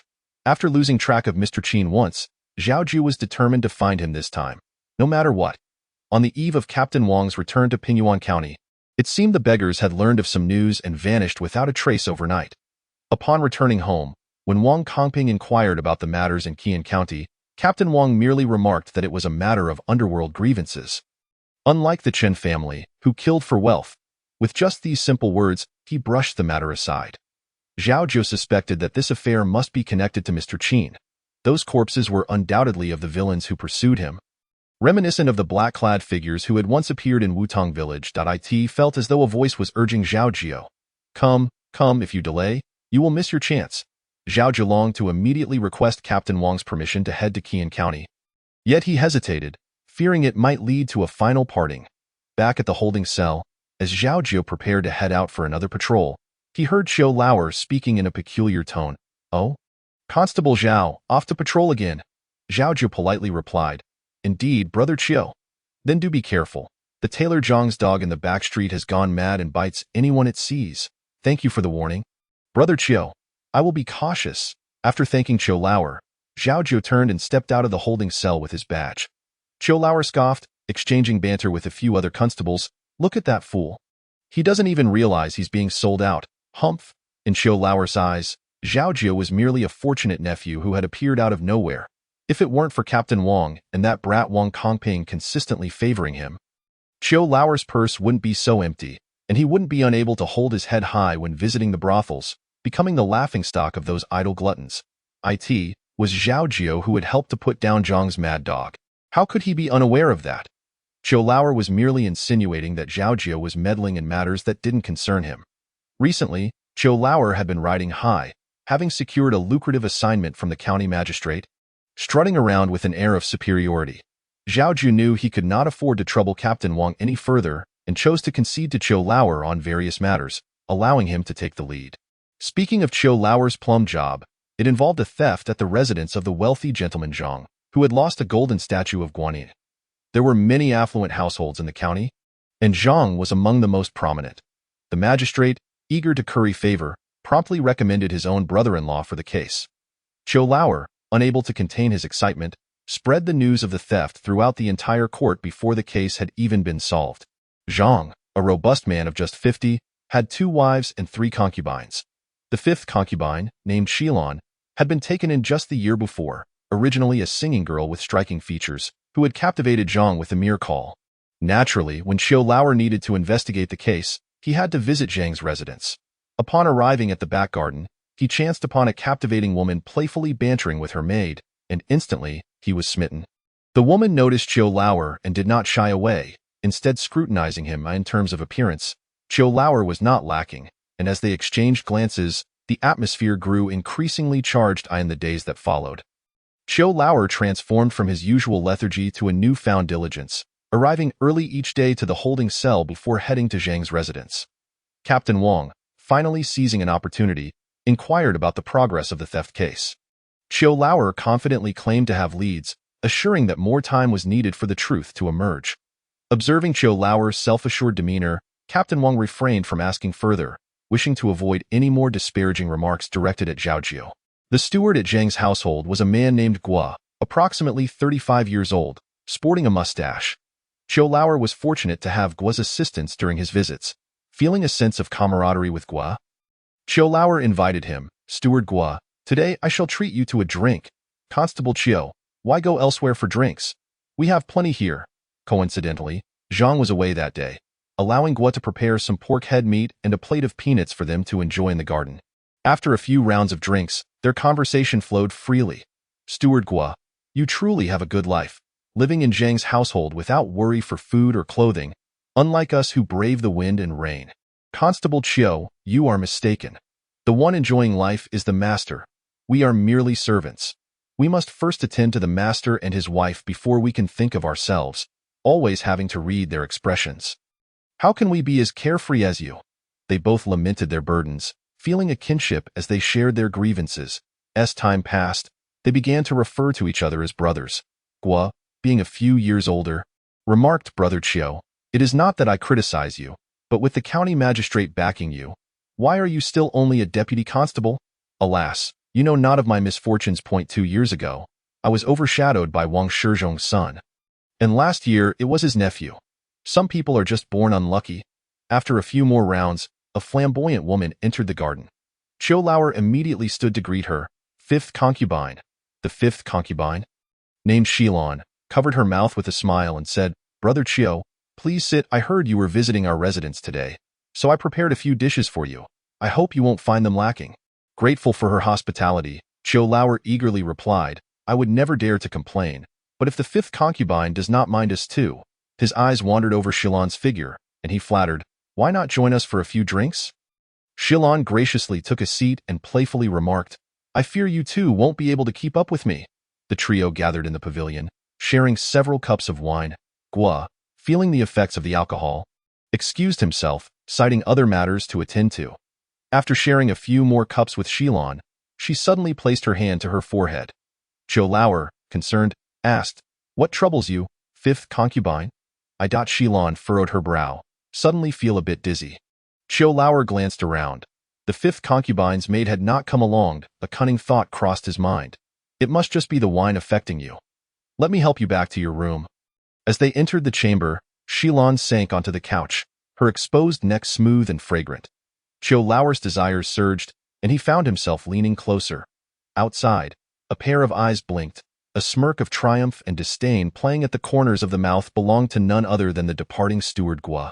From that moment, Qiu Lauer transformed into a different person, basking in his newfound fortune. Captain Wang furrowed his brow, noticing the change, and even Zhao Jiu sensed something amiss, thinking that Qiu Lauer might be on the verge of causing a significant scandal. Days later, when Zhang returned from the provincial capital and inquired about the progress of the theft case, Qiu Lauer stumbled over his words, failing to provide clarity. Zhang, noticing Qiu Lauer's lingering glances towards his fifth concubine and her altered demeanor, summoned the maid Pinger for a stern interrogation. Unable to withstand the beating, Pinger revealed how the fifth concubine often dismissed her to meet with Qiu Lauer in private. Zhang was incensed and immediately demanded that Qiu Lauer be punished. Guo, stepping in, advised, "Master, temper your anger. Qiu Lauer is the county magistrate's brother-in-law. It would be unwise to harm him. You are a significant figure in our county. With a stomp of your foot, the court would tremble. Instead, it might be best to hand Qiu Lauer over to the magistrate, who will surely provide you with a satisfactory resolution." Zhang, no ordinary man himself, astonishingly chose to swallow this humiliation. He ordered Qiu Lauer to be bound and instructed Pinger to dress the fifth concubine suitably before sending both to the county office to explain the situation. The magistrate, embarrassed, profusely thanked Zhang for his understanding and swore to deliver a proper resolution. He chastised Qiu Lauer harshly and even considered administering 80 lashes. However, the magistrate's wife, fiercely protective of her brother, wept and wailed, even threatening to hang herself, leaving the magistrate with no choice but to spare Qiu Lauer from severe punishment. Xilan clutched the divorce papers given by Zhang, sobbing in the courtroom, while the magistrate, growing increasingly irritated, waved her away, sending her back to Qiu Lauer and instructing them to leave promptly. However, the matter concerning the Zhang household remained unresolved. The magistrate, fuming, summoned Captain Wang and reprimanded him for failing to keep an eye on Qiu Lauer, imposing a 5-day deadline to resolve the case, and ordered Zhao Jiu to assist. Xilan, under the impression that the Qiu family was also affluent, was taken aback upon returning to Qiu's home, discovering that besides 3 large tile-roofed rooms, there was nothing of value. After some inquiries, she learned that Qiu Lauer was indolent and had long pawned off the assets his sister had provided for him. Xilan felt a deep sense of bitterness, blaming Guo for not advocating for her, realizing too late that bridges burned behind her would not be rebuilt. However, there is no returning to the Zhang residence. For now, one must remain at the Qiu household, awaiting the opportunity to confer with Steward Guo before deciding on a course of action. "What has happened to you all?" Xianyang, seeing her 3 sons return with their heads hung low, could not contain her anxiety and repeatedly inquired, "What troubles you? What predicament have you encountered?" Wang Kongping, exasperated, replied, "Alas, mother, do not mention it. It is all due to that Qiu Lauer, who is more of a hindrance than a help." "Enough!" Captain Wang shot a stern glance at his son and entered the house in silence. Xianyang seized her son's arm and whispered, "What has befallen your father? Has he incurred the ire of the county magistrate again?" "Mother, you do not understand. The magistrate is too biased toward Qiu Lauer." Wang Kongping indignantly recounted Qiu Lauer's disgraceful deeds to his mother. With a sigh, Xianyang remarked, "You are unaware that the magistrate owes his position to the Qiu family's patronage, which enabled him to gain his official title. When old Master Qiu passed, the magistrate made a solemn vow to look after the Qiu siblings. As long as Qiu Lauer does not commit a capital offense, the magistrate will undoubtedly protect him." Despite his reluctance, Captain Wang found no escape and was compelled to personally accompany Zhao Jiu to the Zhang residence, where Mr. Zhang was deliberately avoiding them. According to the accounts from the household, the missing golden statue of Guanyin stood about a foot tall and was originally enshrined in the Buddhist hall. Zhao Jiu, following Captain Wang, examined the altar, where a round impression remained, undoubtedly formed by the statue's long-standing presence. However, beyond that, there were no signs of forced entry or struggle in the hall. Even if the perpetrator had left behind some clue, Qiu Lauer's recent meddling had likely diminished any evidence. Zhao Jiu cursed inwardly, blaming Qiu Lauer for turning every opportunity into a misfortune, and resolved to secretly teach him a lesson once the truth of the matter was uncovered. It is worth noting that the golden statue of Guanyin was largely unknown to outsiders. Only those within the Zhang household were aware of its existence. The Buddhist hall was situated in the eastern courtyard, accessible by a single door, directly opposite Mr. Zhang's study, with his bedroom adjacent and the ancestral hall behind. Who would dare to abscond with the statue right under Mr. Zhang's nose? It was akin to stealing a bell while covering one's ears. It could not have simply vanished without cause.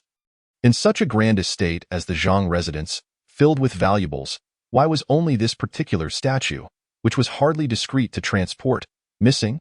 Or perhaps, the golden Guanyin statue still lingered within the Zhang residence. Furthermore, Zhao Jiu believed there was another significant point of suspicion.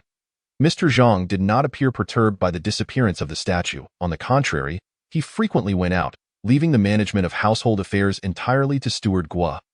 The more this occurred, the more Zhao Jiu became convinced that Mr. Zhang was well aware of the situation regarding the Guanyin statue. He was merely awaiting an outcome, hoping for Captain Wang to provide the result he desired. Perhaps the theft of the golden statue was not the work of an outsider, but rather an inside job. Captain Wang instructed Steward Guo to summon all members of the Zhang household to the main hall. As he surveyed the assembly, everything seemed in order. There were supposed to be 78 individuals in the Zhang residence, excluding Mr. Zhang and the expelled fifth mistress, Xilan, which should leave 76 present, after counting twice. However, Zhao Jiu found only 75. He discreetly informed Captain Wang, who nodded and promptly addressed Steward Guo. "Steward Guo, why is there one person missing from the hall?" Steward Guo, quick to respond, replied, Captain Wang refers to Ping Er. Does he not? She sustained an injury a few days ago and is unable to move about easily, so I did not summon her." Chapter 69. A glimpse of talent. Steward Guo is indeed meticulous. Captain Wang smiled and asked him to escort the others back. intending to speak with Guo once the crowd dispersed. "Steward Guo, I wish to see Ping. Could you kindly lead the way?" "Of course, Captain Wang, it would be my pleasure," Steward Guo replied with proper courtesy, unlike some arrogant stewards from affluent families.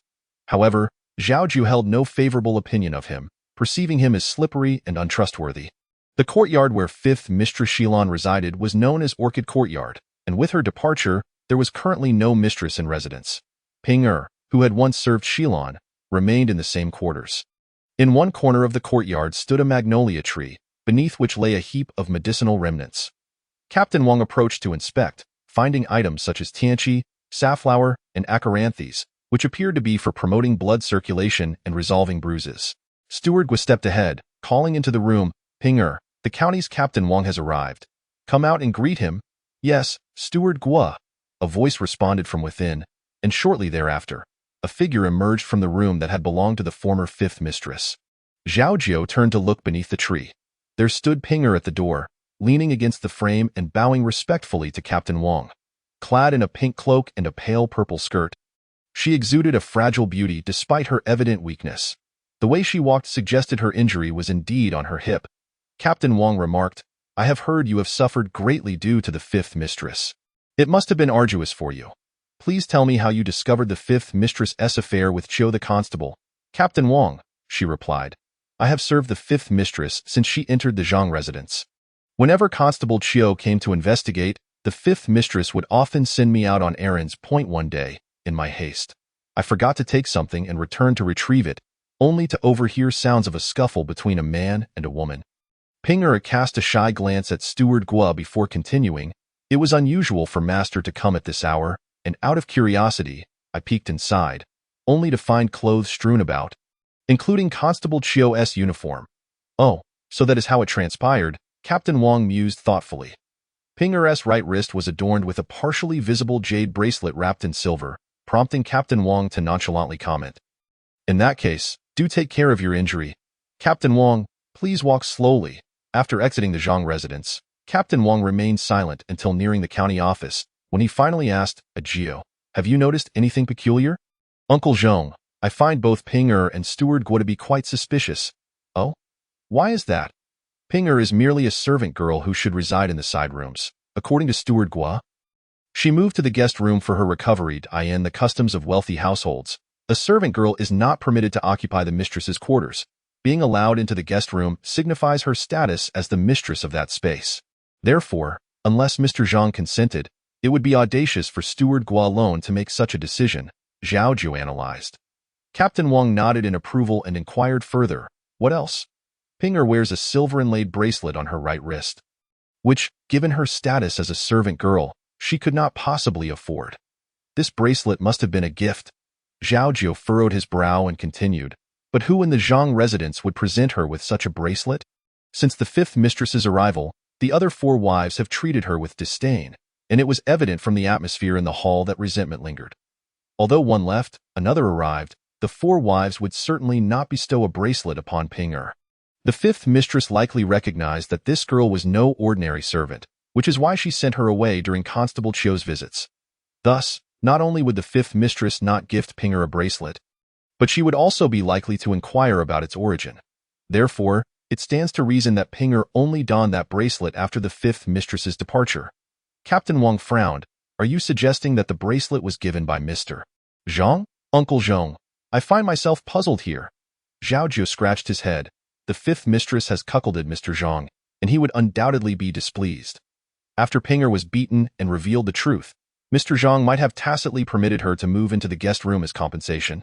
But if he were to reward her further, word would spread throughout the household, and soon every servant would feel emboldened to trample their mistresses underfoot. Given Mr. Zhang's anger, he could still send Constable Jiu to the office to preserve the magistrate's reputation. It seems unlikely that the bracelet was a gift from him. Then who do you believe is the most likely giver of the bracelet?" "Steward Guo." "Why do you suspect Steward Guo, aside from Mr. Zhang?" "Steward Guo holds the most power in the Zhang residence, even surpassing the wives of the other rooms. When Constable Jiu was at the Zhang residence conducting his investigation, Mr. Zhang was absent. The only one who could have guided him was Steward Guo. The ladies of the Zhang family reside in the back courtyard, And unless Steward Guo was secretly conspiring, how could Constable Chiu have had the opportunity to meet with the fifth mistress? Previously, Steward Guo would need to announce himself to the mistresses of the other 4 households before entering their courtyards. Yet he walked straight into the fifth mistress's orchid courtyard, suggesting he was quite familiar with it, familiar enough to come and go as he pleased. Moreover, when Pinger spoke to Uncle Zhong, she frequently glanced at Steward Guo, leading me to believe that he is the primary suspect. There must be an unspoken connection between Steward Guo and the orchid courtyard. Very well, your reasoning is sound and far superior to Kong Ping. Captain Wang looked at Zhao Jiu with genuine admiration. Jiu, you are ready to take the lead. Zhao Jiu, feeling unworthy, responded, Uncle Zhong, you flatter me. I still have much to learn compared to brother Kong Ping and you. Captain Wang chuckled twice, but his brow soon furrowed again. Zhao Jiu could not help but ask, Uncle Zhong, what is troubling you? Did I say something amiss? Not at all. Captain Wang shook his head, gazing at the heavy black door ahead with a serious expression. I fear this case is more complicated than it appears. In the end, we may be working for someone else's benefit. Zhao Jiu, perplexed and about to inquire further, saw Captain Wang stride into the holding cell. He hurried after him, only to hear Captain Wang command. Zhao Jiu, I order you to bring Ping from the Zhang residence S Orchid Courtyard back to the office for questioning at the appointed hour. Understood. Zhao Jiu took the order and proceeded to Mr. Zhang's residence to fetch Ping. She cried and lamented all the way, much to Zhao Jiu's annoyance. Once they arrived at the holding cell, Captain Wang conducted the interrogation personally. Initially, Ping was quite obstinate, repeating the same few phrases she had spoken at the Zhang residence. With the magistrate's time limit looming, Captain Wang's brow furrowed as he instructed for the torture instruments to be brought forth. Ping stubbornly insisted that she was a person of the Zhang family, claiming that Master Zhang would uphold justice for her. The officials, entangled in the issues caused by Qiu Lauer, immediately followed Captain Wang's command and raised their rods to strike Ping. The truth cannot be concealed, nor can the falsehood be validated. It was not long before Ping was in such agony that she nearly lost consciousness, realizing that Master Zhang could no longer protect her this time. Stop hitting me, I confess. As soon as Ping confessed, she fainted, prompting Captain Wang to have her carried into the jail for temporary confinement. Although Ping's testimony was secured, the prospect of making 2 trips to the Zhang residence in a single day posed a challenge, especially with the fear that the individual might escape if delayed.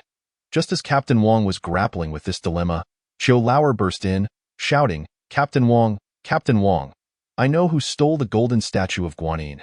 Having been humiliated, Qiu Lauer had not visited the Yamen since, and Captain Wang, intrigued, asked, Who? Guanjia. Qiu Lauer spat disdainfully, cursing, I foolishly regarded him as a brother, yet he is the one who has ensnared me. By heavens, I shall make him pay. Captain Wang feigned difficulty. Qiu Constable, tell me the details first. Otherwise, if we mistakenly apprehend the wrong person, I have already informed the county magistrate, so you need not worry. This time it cannot be wrong. Qiu Lauer brought 6 men to Master Zhang's residence, where he encountered Guanjia, who appeared to be in a hurry to leave. Where are you rushing off to? Guanjia? Oh, Qiu Constable. Guanjia smiled awkwardly. There has been a problem at the shop. I must go check. I think it would be better for you to come with me to the Yamen first. Guanjia was no match for Ping in terms of argumentation. Qiu Lauer, eager to prove himself, swiftly imposed severe punishment upon Guanjia. The brotherly bond they once shared was shattered. Guanjia. I know exactly how the statue of Guanyin was stolen. You are a clever man. It would be best to be straightforward, so I can plead for leniency from the county magistrate on your behalf. Considering Shilon. Guanjia raised his head and looked at the smug Qiu Lauer, thinking him nothing more than a foolish jester, utterly unworthy. He spat out a mouthful of blood and squinted. I confess everything, but I want to confess in the presence of the county magistrate. Fine. On the day of the court session, Ping and Guanjia knelt at the foot of the platform, while Zhao Jiu brought in the 5th concubine, Shilon. The resounding beat of rods startled Shilon, causing her legs to weaken. She had never witnessed such a scene and felt dizzy. Upon seeing Ping and Guanjia, both bloodied and battered, she let out a whimper and fainted. The county magistrate furrowed his brow and ordered Shilon to be revived. She immediately distanced herself from the two, crying, County magistrate, it was all Guanjia's doing. I am innocent. You must seek justice for me." With a loud bang of the gavel, Shilon, who had just managed to rise, collapsed again. The county magistrate sternly addressed her. "Shilon, I pity you as a weak woman. If you confess honestly, I shall spare you further suffering. Otherwise, these two shall serve as your example." Suddenly, Shilon fell to the ground, crying loudly, "County magistrate, please see clearly. It was Guo who first seduced me." The revelation shocked the entire court. Fortunately, Master Zhang was not present to witness the shame, for had he been, one could only imagine the embarrassment he would endure. Indeed, although Shilon had been favored by Master Zhang, she was still the fifth concubine, subordinate to 4 other wives and concubines. Shilon, believing herself to be young and beautiful, thought that with Master Zhang growing old and unable to attend to all his spouses, she would inevitably find herself alone. Master Zhang often conducted business outside and would be absent for 10 days to half a month, leaving household matters to Guo. As time passed, Shilon became familiar with Guo. Being in the prime of his life and without a wife, it was only natural for him to grow lonely and, thus, he treated the fifth concubine with special care, leading them to an illicit affair unbeknownst to Master Zhang. It seemed that Master Zhang's business dealings were thriving, and Guo, being the steward, sensed this. He suggested that Shilon discreetly gather information, but this incited Master Zhang's anger, causing him to neglect Shilon for several days. Shilon inevitably complained to Guo and mentioned that Master Zhang had acquired a golden statue of Guanyin for the temple, asserting that if she had won, her life would be secured. The words spoken without intent were heard with keen interest by Guo, who grew increasingly attentive to Shilon. One day, while Master Zhang was away, Guo revealed to Shilon that Master Zhang's business dealings seemed dubious and that trouble was imminent. She should gather some valuables and leave the residence early to avoid entanglement. Though initially hesitant, Shilon gradually succumbed to the temptation after multiple provocations from Guo. Shilon approached Master Zhang to apologize, which led him to stay in the orchid courtyard. Seizing the opportunity, she took the key to the temple, and Guo secretly made a duplicate. When Master Zhang left again, Guo seized the chance to steal the statue of Guanyin and hide it, waiting for the right moment to escape the residence and enjoy their romance. Coincidentally, Pinger, having served in the Zhang residence for many years, felt that her youth was fading and wished to secure a better life while she still possessed charm. Though Master Zhang already had 5 wives and concubines, he remained infatuated with beauty and privately promised Pinger that if she were to conceive before the 5th concubine, she would be made the 6th concubine. This was a truth revealed by Pinger herself, and Shilon, unaware of this prior arrangement, was enraged upon hearing it, causing Zhou Lauer to grow weary of her as well. However, Master Zhang returned after only 3 or 4 days, and Guo had yet to transfer the statue out. Just then, Zhou Lauer led men to investigate, compelling Guo to have Shilon delay Zhou Lauer. Initially, they had agreed that it was merely a pretense. Yet upon discovering that Zhou Lauer was the county magistrate's brother-in-law, Shilon began to genuinely engage with him. Guo, resentful of Shilon's fickleness, secretly incited Pinger to expose the affair between the 5th concubine and Zhou Lauer to Master Zhang, aiming to drive both Zhou Lauer and Shilon away. The bracelet in Pinger's possession was indeed a reward promised by Guo. Given Master Zhang's temperament, Shilon would never see him again, and only Guo knew the whereabouts of the statue of Guanyin. He awaited the matter to settle before feigning illness to return home, at which point he would enjoy his freedom. Meanwhile, although Pinger endured a beating, she received extra comfort from Master Zhang, filling her heart with joy and making her even more compliant to Guo schemes. Everything unfolded according to Guo plans. Yet he overlooked one person, Shilon. Though merely a concubine, she was accustomed to commanding others in the Zhang residence. Seeing that Zhou Lauer could not grant her a life of luxury, she voiced her grievances, inadvertently linking the theft of the statue to Guo. Zhou Lauer, eager for an opportunity to turn the tables, promptly reported this to the county magistrate. The magistrate, hoping for Zhou Lauer to regain some dignity, approved the investigation, leading to the scene of Zhou Lauer bursting into the holding cell. With the case now clear, the county magistrate slammed the gavel and exclaimed, "Guo, the evidence is here. What do you have to say for yourself?" "Ha ha!" Guo raised his head from the ground, his smile eerily strange. "County magistrate, I certainly have something to say. Let us see what new excuses you can conjure," the magistrate retorted. "County magistrate, Do you know what lies beneath the lotus pedestal of the golden statue of Guanyin? The magistrate, growing impatient, asked, What lies beneath? Aha! Beneath the lotus pedestal of the golden statue of Guanyin lies a ledger. A record of Master Zhang's illicit salt dealings. The magistrate, taken aback, stammered. What? What did you say? I said, Guo replied, displaying a pitying demeanor as if addressing something amusing, that if the county magistrate finds that ledger, you will be on your way to promotion and wealth. What? The magistrate was momentarily dumbfounded. What are you waiting for? Quickly gather men to arrest Master Zhang. Guo cackled. Ha ha ha, none of you can escape. Chapter 71. A dream like a yellow millet. The courtroom echoed with Guo's chilling laughter, while Shilon had long since collapsed in fright. The sudden upheaval left the magistrate stunned, until the clerk nudged him back to reality. The clerk whispered in the magistrate's ear, Sir, given the current situation, Master Zhang cannot evade responsibility. However, if you were to act rashly and arrest him, it would be inappropriate. In my humble opinion, it would be better to detain these three first, and then summon Master Zhang for a confrontation. If the testimonies align, you may arrest Master Zhang on the spot. If the evidence is insufficient, you need not offend him. What do you think? Let us proceed as you suggest. Zhao Jiu finally understood why Captain Wang had deemed this case complicated. Although the case of the stolen statue of Guanyin had seemingly resolved, it had become muddled due to Guo's words. Trafficking in salt was a capital offense. If the evidence were conclusive, it could be handled, but if not, the magistrate, as the head of the county, would also be implicated. Alas! The words spoken by the steward during the court session made it difficult for the magistrate to feign ignorance. Whether to arrest or refrain was indeed a dilemma. The clerk offered further advice, suggesting that since the statue of Guanyin had been found, the magistrate should invite Master Zhang to the Yamen while sending another team to search the Zhang residence. If Guo spoke the truth, there would undoubtedly be evidence regarding the ledger and transactions. With conclusive evidence, the magistrate's promotion would be within reach. That makes sense. The magistrate seemed to envision a splendid future. Calling for Captain Wang and instructing him to personally bring Master Zhang to the county Yamen.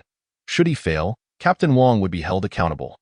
Wang Bu too, accompanied by Zhao Jiu and Chou Laudi, ventured forth only to find the Zhang residence bustling with joy, as if they were on the verge of adorning it with lanterns and colorful decorations. Upon inquiry, they soon learned that Master Zhang was to be appointed to a prestigious official position.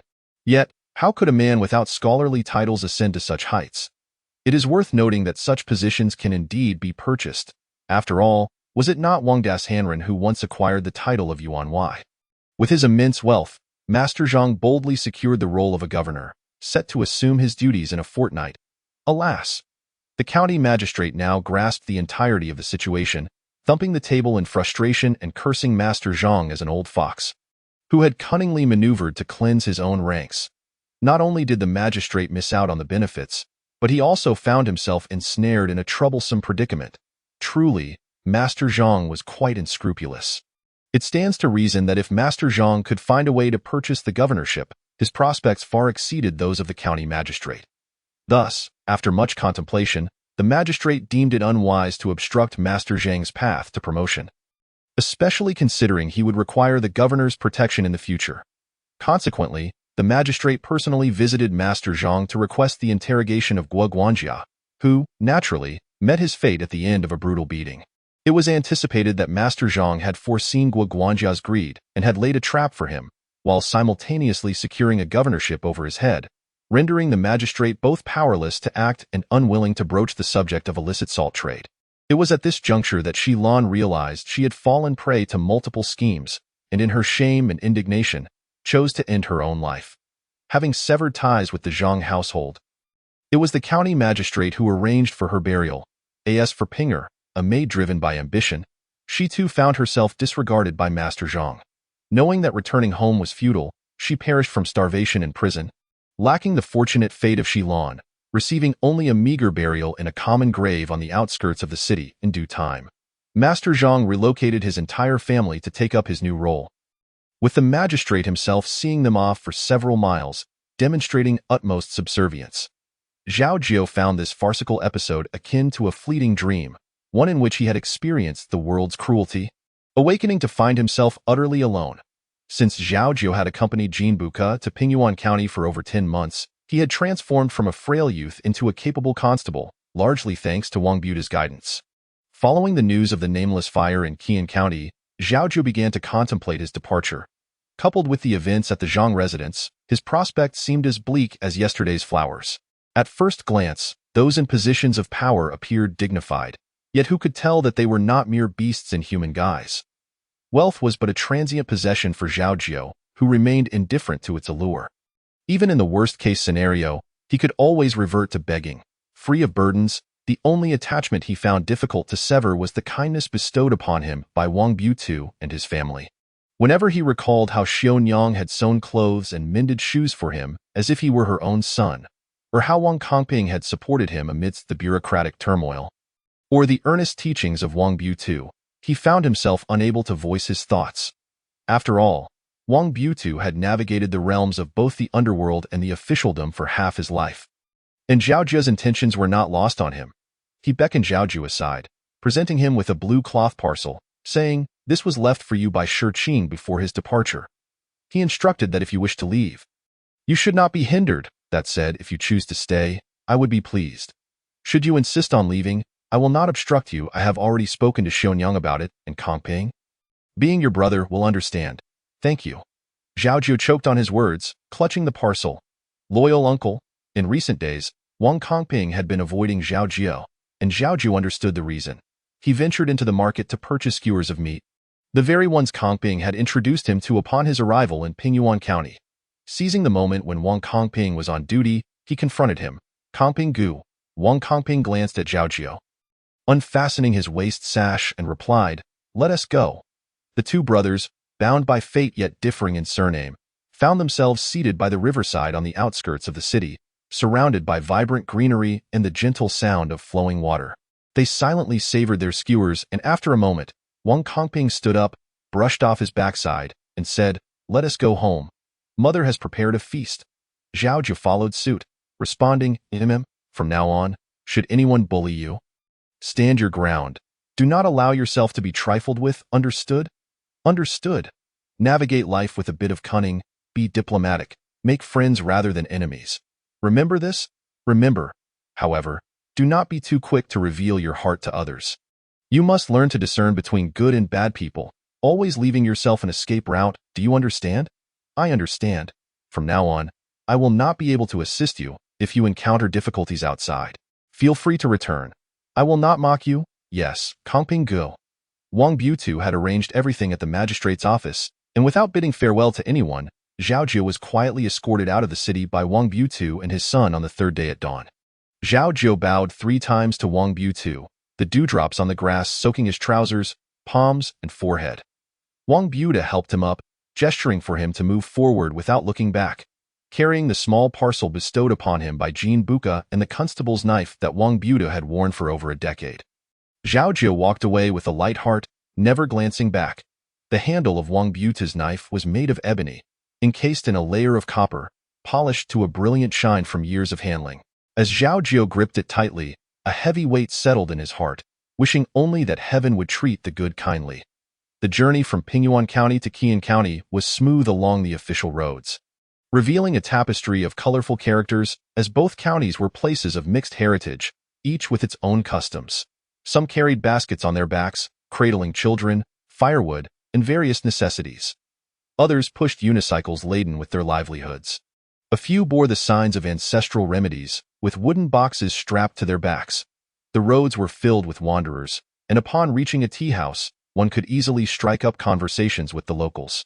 The dialects of Qian County bore similarities to those of Pingyuan County, yet diverged in nuances.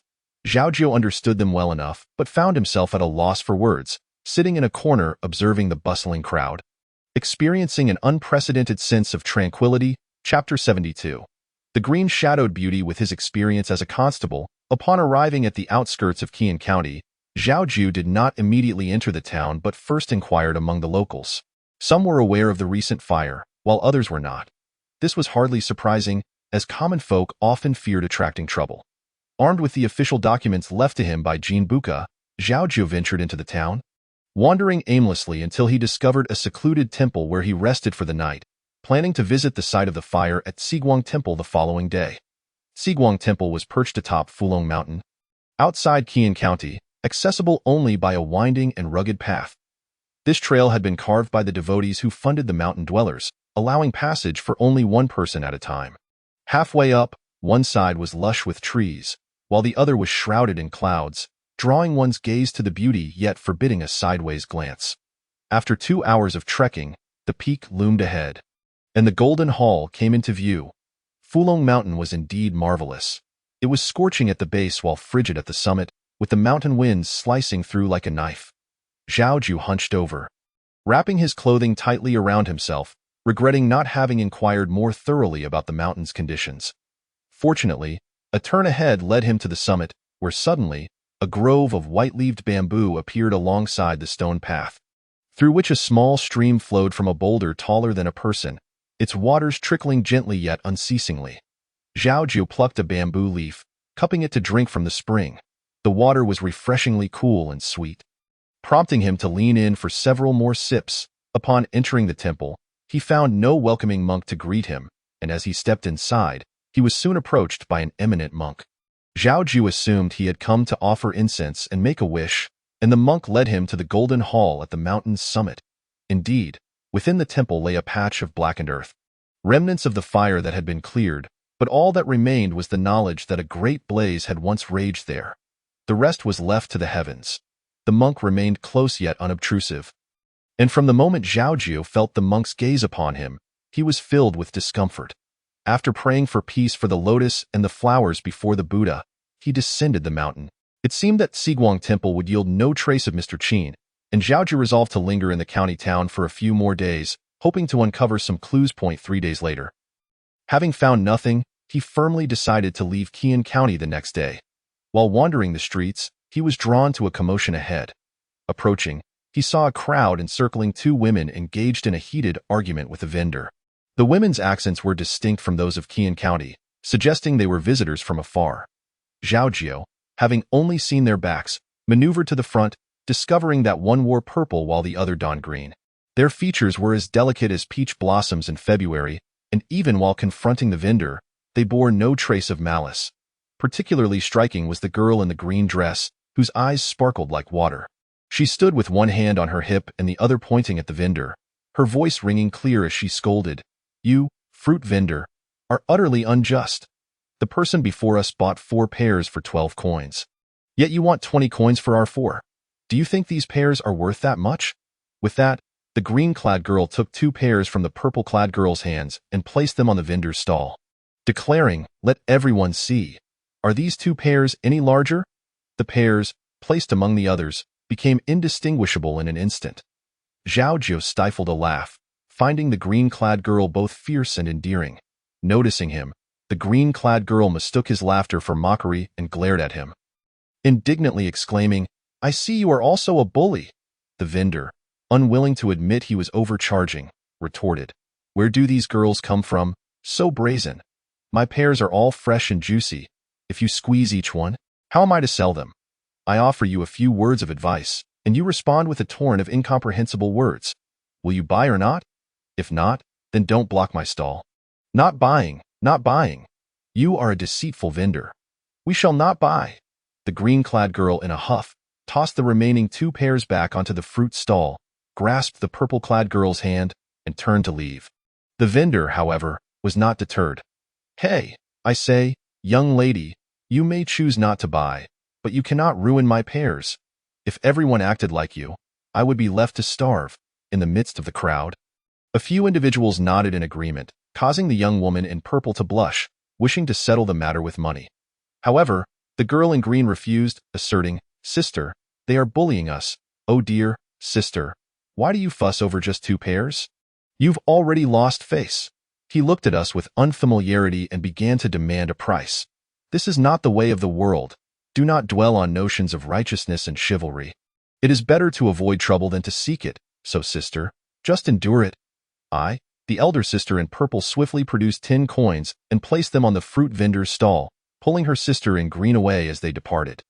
The younger sister in green took a few steps before suddenly turning back, pouting as she snatched 2 pairs from the vendor's hands and shot him a fierce glare, not looking back as she walked away. Zhao Jiu stood at the outer edge of the circle, catching sight of a fleeting green figure rushing toward him before abruptly halting. In the blink of an eye, the girl in green stood before him. Her eyes wide as she exclaimed, "Ah, you, constable, are in cahoots with them." Miss. Zhao Jiu's tongue suddenly tangled, his face flushed with heat, unable to recall any of the words he usually employed in the precinct. "Sister!" The girl in purple tugged at her sister, disapproving of her recklessness. Although he bore the constable's blade, his attire did not resemble that of the local constables. Furthermore, his manner of speaking did not seem characteristic of this place. The girl in green glared at Zhao Jiu, her heart racing wildly.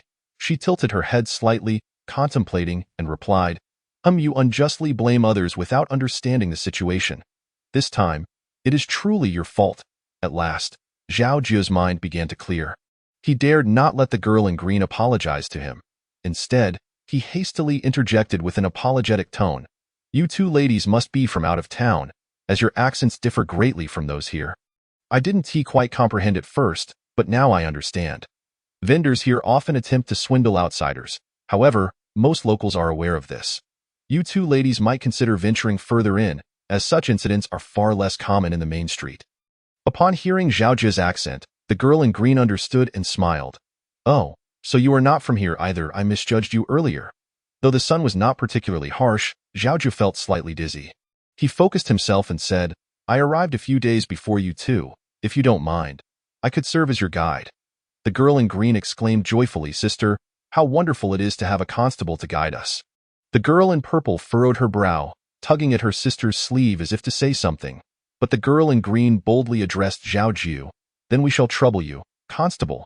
Zhao Jiu wiped the sweat from his brow. Smiling sheepishly, "I am no great man. I am merely carrying out my master's orders to take a look around. I no longer have a position in the precinct, and this blade was gifted to me by my master before I left. I hope I do not embarrass you 2. The girl in green's eyes sparkled as she asked, "Could it be that you were cast out by your master? Yes or no?" Zhao Jiu was at a loss for how to respond and could only scratch his head. Noticing the long, slender bundles slung over the girls' backs, which seemed to contain swords, he inquired, "Might I assume you 2 ladies are also individuals of the martial world?" Just as the girl in green was about to speak, the girl in purple shot her a glare and interjected, "My sister and I have been traveling for several days and are somewhat weary. We wish to find a clean inn to stay at. If this kind sir knows of one, please do direct us." It seemed the girl in purple was annoyed by her sister's excessive chatter. Zhao Jiu promptly nodded in agreement. "If you walk 2 blocks ahead, there are many inns, thank you." The girl in purple cupped her hands in gratitude and pulled her sister along as they walked away. Zhao Jiu could not quite hear what the sisters were arguing about. However, the graceful and lively figure of the girl in green evoked a feeling of inexplicable reluctance within him as he watched her depart. Startled, Zhao Jiu quickly turned away and slapped himself twice, managing to regain some clarity. When he turned back, the figures of the 2 girls had vanished. With a sigh, Zhao Jiu wandered off, feeling an air of melancholy. The streets of Qian County remained unchanged as time passed. After a while, as the sun dipped toward the horizon, Zhao Jiu sought out a noodle stall, intending to enjoy a bowl of plain noodles. The elderly vendor was kind-hearted. Noticing Zhao Jiu's youth, he only charged him for a bowl of plain scallion noodles. Understanding that the young man was financially constrained, he cooked an extra portion of noodles, and when he served it, the bowl was filled to the brim with fragrant broth. Zhao Jiu thanked the old man and cautiously sipped the broth. Feeling utterly at ease upon inspecting the bowl, he noticed the vibrant green scallions glistening, and for a moment, he hesitated to lift his chopsticks. Observing Zhao Jiu's reluctance, the old man approached and asked, "Sir, is the noodle not to your liking?" Zhao Jiu quickly shook his head. No, it is not that. The broth is simply exquisite. I am still savoring it. That is good. Take your time." The old man chuckled and returned to attend to other patrons. "Do you want some noodles?" A familiar voice pierced Zhao Jiu's ears. "How much are your noodles?" "Not expensive. Plain noodles are 3 a bowl, and braised noodles are 5. "All right, 2 bowls of braised noodles." Zhao Jiu held the bowl of noodles, unsure whether to set it down or look up, but the person had already spotted him out. "Oh, this person seems familiar." "Constable?" The green figure, which had occupied Zhao Jiu's thoughts for 3 autumns, darted toward him. and he felt the evening glow grow particularly radiant. The girl in purple followed closely behind the girl in green. Unlike her sister, she did not appear as cheerful.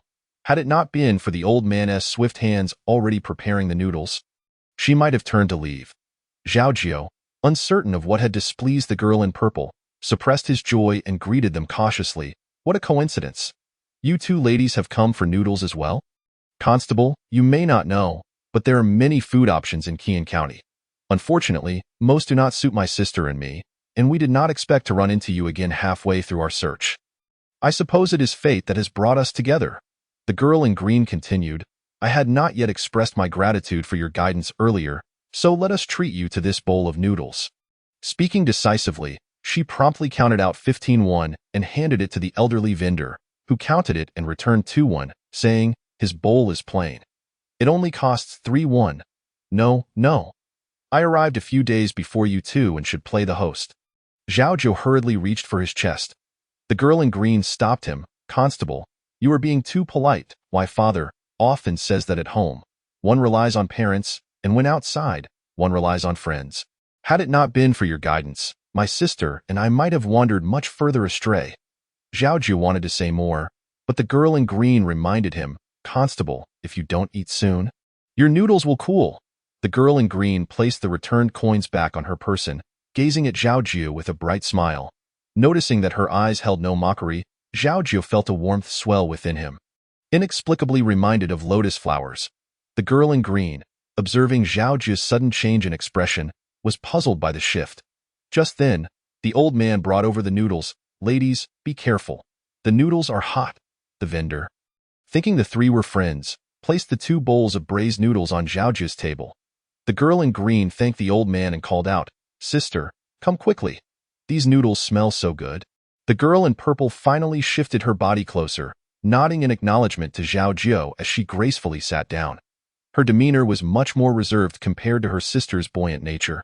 Since they were sharing a table, such coldness was not appropriate. Zhao Jiu noticed a bowl of oil-slick chili on the table and remarked, Do you ladies find this palatable? The locals have a penchant for spicy food. Perhaps you would like to try the chili here? The girl in purple appeared somewhat reluctant to speak, prompting the girl in green to respond, My sister is feeling a bit unwell. She might be unaccustomed to the local climate. Constable, do you have any remedies? This is easily remedied. Just eat a bit of local tofu and rest well. However, at this hour, the tofu vendor has already closed up, so you may have to wait until tomorrow. Such trivial matters are not worth making a fuss over. Don't just talk, or your noodles will turn mushy. The girl in purple shot a glance at her sister, urging her to eat while the food was still warm. Zhao Jiu began to perceive that the girl in purple was not as cold as he had first thought. The girl in green nodded but did not pick up her chopsticks. Instead, she inquired, By the way, may I ask for your esteemed name, Constable? Oh, my surname is Zhao, with the given name of Jiu, and I have come from Pingyuan County nearby. I see you two ladies are quite young and without anyone to look after you. What brings you here? Like you, Constable, my sister and I are also on a journey to fulfill our master's orders. After a casual exchange, Zhao Jiu learned that the girl in green was named Nangong Yin, and the girl in purple was her cousin, Murong Yin. They were not biological sisters, which explained the stark difference in their temperaments. Murong Yin indeed appeared somewhat unwell, consuming only 3/10 of a bowl of noodles, while Nangong Yin had only finished half. The two bid farewell to Zhao Jiu and returned to their inn. Zhao Jiu gazed after the sisters as they hurried away for a long moment before finishing the broth in his bowl. Sister, have some sweet soup. Nangong Yin ordered a bowl of sweet soup from the innkeeper for Murong Yin. Murong Yin, resting her forehead on her hand, said, We are martial artists. A little rest will suffice. Do not heed his words, sister. You are too cautious. I think Zhao Ji does not seem like a bad person. You, uncle has warned you many times. One can know a person's face, but not their heart. We are but fleeting acquaintances. How can you engage in such lengthy conversation with him, especially considering he is a man? We are young ladies. How can we not cherish our own reputation? Sister, since we are martial practitioners, we ought to uphold justice and honor in this vast world. All like-minded individuals can befriend one another. A man of great stature may act without concern for trifles, and though we are but young maidens, we can cast aside societal prejudices, emulate the demeanor of noble men, and revel in the world of chivalry. crafting our own tales of loyalty and enmity. What harm is there in that? Cough, cough. Murong Yin was so taken aback by Nangong Yan's words that she choked on a sip of water. Her face turning crimson, Nangong Yin hurriedly patted her back. Once Murong Yin had regained her composure, Nangong Yin spoke gently. What I said earlier was foolish. I beg you, sister, do not tell mother. Murong Yin turned her face away, ignoring her cousin. Nangong Yin, flustered, clung to Murong Yin and softly pleaded, Dear sister, I know you care for me the most. Sister, I realize my mistake. Chapter 74. Sisterly bonds. Murong Yin straightened her posture and glared at Nangong Yin, saying earnestly, before we departed, I promised aunt and uncle I would keep a close watch on you. If you continue to disregard my advice, I shall certainly report your actions to them after this training trip. The Nangong family has but one daughter. If you do not consider your own reputation, then at least think of the family's honor. Sister, you are right in your admonition. I understand my error. Please do not be angry. I would be heartbroken if you fell ill from anger. You always resort to that tactic. Murong Yin, unable to withstand Nangong Yan's entreaties, lightly tapped her cousin's head and said, all right, let's prepare for bed early. We must visit Zhiguang Temple tomorrow.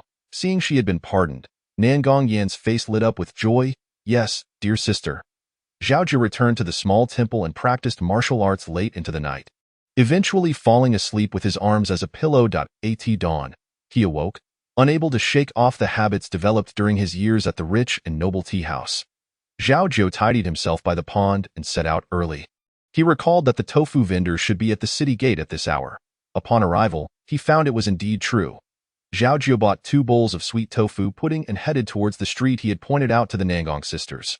The morning light bathed him in a radiant glow, and as the light mist danced into the room, Nangong Yin felt a refreshing chill on her face. She opened her eyes just as the morning sun streamed in. Her cousin was still fast asleep, so Nangong Yin quietly slipped out of bed, washed and groomed herself, and stealthily exited the room. The innkeeper's assistant was sweeping the courtyard and greeted her. Good morning. Esteemed guest, young man, do you know where I can find tofu? Oh, if you go out and look right towards the city gate, the tofu vendor usually calls out there at this time. Thank you. After leaving the inn, Nangong Yin surveyed her surroundings and indeed caught sight of the city gate in the distance. As she walked, she curiously observed the early morning hustle and bustle of Zhiguang County, when suddenly she heard someone call out to her, Miss Nangong. Nangong Yin halted and turned towards the voice, only to see the constable she had encountered the day before approaching her. Her brows relaxed as she smiled. Oh, good morning, constable. Good morning, Miss Nangong. Zhao Jiu chuckled, handing her a small package. This is the local sweet tofu pudding. You must eat it fresh. Miss Nangong, hurry back to the inn and let Miss Murong taste it. It is especially good for those unaccustomed to the local water. Constable, this. Nangong Yan's eyes sparkled with delight as she accepted the warm tofu pudding. She chirped her thanks. I won't be rude, thank you. Constable, oh, by the way, I've heard there's a Zhiguang Temple here, known for its effective prayers. Do you know where it is? Zhao Jiu initially intended to say he had visited and found it unremarkable, but instead he replied, I've long been curious about it and plan to pay my respects today. How wonderful! Nangong Yin exclaimed, and my sister and I also wish to go, but we are unfamiliar with the way. If you don't mind the trouble, could you escort us? Miss Nangong, you are too kind. It would be my honor to assist you 2 young ladies. Zhiguang Temple is situated atop Fulong Mountain, and it can be quite cold up there. So you both should bring extra clothing. Thank you for the reminder. Constable, I'll discuss it with my sister. Please wait for us at the inn. Miss Nangong, please don't worry. I'll be right here. Nangong Yin flitted into the inn like a sparrow.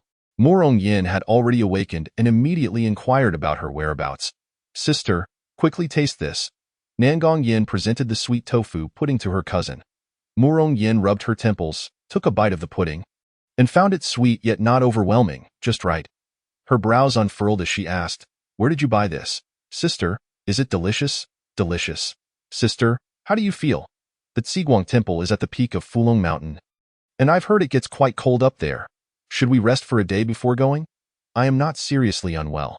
Since Uncle mentioned the suspicious fire, we should head up there as soon as possible. All right, sister, finish the tofu pudding quickly. I have found someone to guide us, and he is waiting outside. Murong Yin scrutinized her cousin from head to toe, furrowing her brows. You seem different today. I'll explain after we finish the pudding. Once Morong Yin followed Nangong Yin out of the inn and spotted Zhao Jiu, she instantly understood her cousin's unusual eagerness and her expression turned serious. Nangong Yin hastily reassured her, "Sister, the constable brought us sweet tofu this morning and searched several streets to find us. Coincidentally, he is also heading to Zhiguang Temple. Why can't we travel together? You always stir up trouble. Have you forgotten that men and women should maintain a respectful distance? Sister, he is a constable, and he has done us no wrong. Why do you always view him with such disfavor?" Morong Yin sighed. "If I speak too harshly, you will sulk. If I speak too lightly, I would be failing aunt and uncle's trust. You always dream of befriending gallant heroes, desiring to be called the Nangong heroine, yet you fail to understand how crucial a woman's reputation is. If you casually befriend strangers, I understand your intentions are noble, but others may perceive you as lacking modesty. How will you marry in the future? Ah, so that is your concern." Nangong Yin linked her arm with her cousin S and gazed up at the gradually brightening sky. "Sister, you have always been more sensible than I. That is why mother and father entrusted you with my care. However, I dislike high walls and crowded places. I long to roam freely in this carefree world, to forge bonds with a few like-minded souls, and to find a kindred spirit amidst the throngs of talent. Sister, is it so unreasonable for me to think this way? You?" Morong Yin poked her cousin's forehead, shaking her head helplessly. "Such innocence is truly beyond redemption. Well, now that you've found the constable, we should hasten our departure. We must not delay our journey down the mountain." Upon hearing her sister relent, Nangong Yin promptly responded, "Yes, sister." Once they reached Fulong Mountain, the sisters realized how fortunate they were to have Zhao Jiu as their guide. Otherwise, they might have truly found themselves lost on the mountain. The paths were treacherous and elusive, and a moment's distraction could lead them astray. As they climbed higher, the chill of the mountain top became palpable. They looked at Zhao Jiu, who was forging ahead. Their eyes filled with gratitude. Zhiguang Temple welcomed women, yet just as Zhao Jiu had done previously, the guest monk led the three of them to pay their respects to the Buddha before promptly escorting them back out. The two sisters did not dare to trouble the monk further. Zhao Jiu procured 3 bowls of hot tea, and after sharing some food, the three descended the mountain together. Feeling fatigued after their visit to Zhiguang Temple, Zhao Jiu escorted the sisters back to the inn.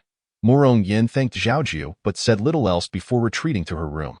Nangong Yin instructed the innkeeper to prepare some meals for them and insisted that Zhao Jiu join them for supper. Zhao Jiu politely declined, stating he had prior commitments and could not dishonor his word, bidding farewell to Nangong Yin. Chapter 75. Spring soil protecting flowers. The crescent moon ascended the tips of the willow trees. Lanterns hung high on either side of the street, and the sounds of people flowed like water. Zhao Jiu, feeling particularly cheerful after telling a small fib, stopped at a stall and ordered a bowl of elbow-flower noodles, the rich broth mingling with the aroma of meat. Suddenly, he recalled his father, Zhao Lu Mao, who always consumed whatever leftovers Zhao Jiu had. Gulp, gulp. Zhao Jiu scooped the noodles into his mouth, tears streaming into the bowl as he ate. After placing his payment down, he wiped his face and walked away without looking back. The crescent moon climbed higher, perching atop the small temple. Zhao Jiu slipped inside, the soft light illuminating the mat as he knelt silently in prayer. Time passed without his notice until he rose and practiced the boxing techniques taught to him by the golden constable at the back of the temple, followed by the constable's knife techniques. Afterward, he sat cross-legged in meditation, and before he knew it, he had fallen asleep, awakening to the dawn breaking in the east. Meanwhile, the two sisters, Nangong Yin and Morong Yin, had first been vexed by their pear purchases in Zhiguang County, then had found little joy during their visit to Zhiguang Temple. After 2 days of dissatisfaction, they felt compelled to continue their journey to Qingfeng City, which lay 2 counties away, to pay a visit to the renowned hero, Lu Hongliang of the Double Sabers sect. The sisters rose early, packed their belongings, settled their inn bill, and stopped at a bun shop to buy a few buns for the road. Next to the bun shop was a vendor selling candied fruits, vibrant in red, green, and yellow. Overcome by temptation, Nangong Yin urged her cousin to take a look. Just as they were about to leave after purchasing the candied fruits, a familiar figure suddenly appeared at the intersection ahead. Morong Yin's brow furrowed slightly, while Nangong Yin waved enthusiastically, "Constable." A voice as melodious as silver bells echoed in Zhao Jiu's heart, compelling him to gaze towards its owner, his brow dancing with joy. Miss Nangong. It is worth mentioning that Zhao Jiu had lingered in Qian County for several days longer than intended. He had planned to leave the city today, yet, as if guided by an unseen force, he found himself wandering near the inn where the two maidens resided. At such a youthful age, when love begins to blossom, the beauty of blooming flowers pales in comparison to the delicate arch of a willow brow. The spring breeze is fleeting, yet feelings deepen. Amidst the misty rain of the rivers and lakes, one can only glimpse the graceful green shadows. Zhao Jiu approached, greeting Nangong Yin and Murong Yin. Miss Nangong. Miss Murong, are you both departing as well? Murong Yin, fearing that Nangong Yin might conjure up some trouble, hastily interjected. My sister and I are merely passing through, with no intention of staying long. We are grateful for your kindness in the past few days, Constable Zhao. Upon hearing this, Zhao Jiu's expression dimmed, yet he forced a smile, replying, Miss Murong, you are too kind. It is truly commendable that you both, at such a young age, dare to traverse the rivers and lakes. As Zhao Jiu prepared to bid farewell to the two maidens, Murong Yin maintained her stoic demeanor, while Nangong Yin gazed at Zhao Jiu with eyes full of longing, reminiscent of a fledgling swallow just learning to fly. Zhao Jiu felt a rush of blood to his head and blurted out, You both appear to be heading towards the south gate. The journey south from Qian County is fraught with difficulties. I have traveled through the surrounding counties with my master and have some knowledge of the terrain. May I inquire where you intend to go next? Nangong Yin, ever candid, replied immediately. My sister and I are bound for Qingfeng City. Constable Zhao, have you ever been there? Zhao Jiu couldn't help but chuckle, his spirit reminiscent of a young swordsman from a tale by Mr. Qin. I have merely passed by Qingfeng City, never having entered. I am uncertain if that counts as having been there. Nangong Yin laughed heartily, while Murong Yin remained furrowed in thought. Zhao Jiu's prior anxieties and worries seemed to dissipate with Nangong Yin's laughter. The golden rays of the morning sun bathed the three of them, the road ahead lined with rolling green hills, and the distant sky appeared washed clean. Nangong Yin clasped her hands in a salute towards the city gates of Qian County, turning with fervor to declare, Let us be off. Murong Yin shook her head at her cousin's carefree demeanor, reluctantly following suit. Such is the exuberance of youth, escaping like a lotus flower from the depths of danger. After many twists and turns through the storms of life, the world eventually reveals its sunshine. The trio journeyed together, with Nangong Yin's playful nature leading her to pause at every amusing sight, fortunately not delaying their lodging. The first day out of Qian County proved to be relatively smooth, but the second day brought many undulations, and by the third day, they found themselves on the treacherous mountain paths. That evening, the three ultimately found no hospitable abode to rest. As the night descended and the cold winds blew, the mountains loomed like ferocious beasts, causing the two sisters to panic. Constable, it is nearly dark, and there are no signs of habitation here. Are we to spend the night in the wilderness? Zhao Jiu furrowed his brow, surveying the surroundings, and indeed, no human presence was in sight.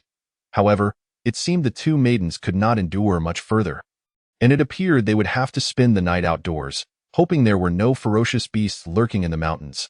Thankfully, Zhao Jiu knew that young ladies are timid, and refrained from voicing his deeper concerns, stating, Given the present situation, it appears we shall have to make do for the night.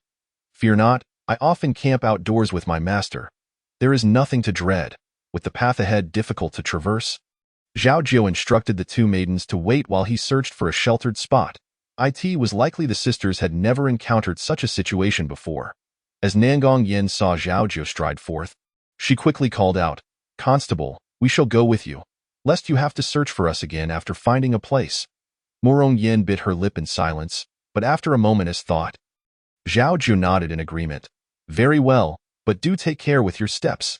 Just then, something rustled in the underbrush beside the mountain path, sending chills through the sisters and eliciting a terrified scream from both. Forgetting the proprieties between the sexes, they leapt behind Zhao Jiu, clutching his arms in fright. Constable, Constable, there is something in the grass. Do not fear, do not fear. Zhao Jiu, unafraid of ghostly apparitions, was startled by their cries. Regaining his composure, he reassured them. Miss Nangong and Miss Murong, fear not. It is likely just a small snake from the mountains, no thicker than a chopstick. It poses no threat and can even be medicinal. Such snakes do not venture out during the day, only emerging to hunt after sunset, so do not be afraid. Nangong Yin still dared not lift her gaze, hiding behind Zhao Jiu and timidly asking, "How do you know it is that kind of snake? What if it bites us tonight? But, Miss Nangong, do you not have your sword? Take it in hand, and should anything emerge, you can strike it down." "Why, yes." The sisters hastily retrieved their swords from their packs, trembling as they followed behind Zhao Jiu. The mountain winds whispered ominously, shadows danced eerily, and even the usually composed Morong Yin could not help but converse with Zhao Jiu. "Constable, you appear to be quite young. How is it that you possess such courage?" Zhao Jiu's spirit sank, the night casting a shadow over his face, rendering his expression somewhat hazy. The sisters felt a wave of apprehension wash over them, but they listened as Zhao Jiu spoke slowly. "Miss Morong, you may not know, though a constable serves the public, the life we lead is akin to dancing on the edge of a knife. Should one encounter a difficult case, it could very well be a matter of life and death." Whether it was Zhao Jiu's words that frightened the sisters or some other cause, silence fell among them, broken only by the sound of their feet kicking stones. Fortunately, Zhao Jiu soon discovered a sheltered nook in the mountains, carefully examining the surroundings for signs of wild beasts, and then said to the sisters, "This shall suffice. I would appreciate your assistance in gathering some firewood." The sisters readily agreed. "Constable, we are at your service." Yet, despite this assurance, Nangong Yin and Morong Yin dared not stray far and quickly returned with a couple of bundles of twigs and leaves. Zhao Jiu chopped several branches, arranged stones in a circle on the ground, and stacked the dry leaves and branches into a small mound. Producing a flint from his belongings, he struck it against his knife, creating sparks that danced upon the leaves, igniting into a small flame just as the sisters feared it would extinguish. With a sigh of relief, the three settled down as the fire blazed. The moon emerged from behind the clouds, illuminating the surroundings much more brightly than before. The distant mountains, nearby trees, and stones no longer appeared so fearsome. The flickering firelight cast a warm glow on the sisters' faces, gradually easing their taut nerves. Revealing their hunger, fortunately, provisions remained in their packs. Nangong Yin offered Zhao Jiu 2 cakes, but as she did so, Zhao Jiu suddenly stood, brandishing his knife. The sisters, unsure of his intent, quickly grasped their swords in alarm. To their surprise, Zhao Jiu declared, "These few branches may not suffice. I will gather more." Nangong Yin, afraid Zhao Jiu might abandon them in this desolate place, quickly exclaimed, "I will help. I shall go too." Hastily placing the provisions back into her pack, she followed after him. Together, the three collaborated to gather a substantial amount of branches and leaves. Zhao Jiu laid some soft leaves beside the fire to create a small mat, saying to the sisters, "This way, the ground will not be so cold." Exchanging glances, the sisters felt a wave of gratitude, promptly retrieving their provisions and water to share with Zhao Jiu. From his own pack, Zhao Jiu produced several buns, roasting them over the fire before sharing with the sisters. The roasted buns were fragrant and enticing, especially sweet to the taste. Nangong Yin could not help but exclaim, "I never knew camping outdoors could be so delightful. If only we could roast a wild chicken or rabbit, it would be perfection." Morong Yin was about to scold Nangong Yin for her frivolity, thinking that had she not been so playful, they might not find themselves in such a predicament.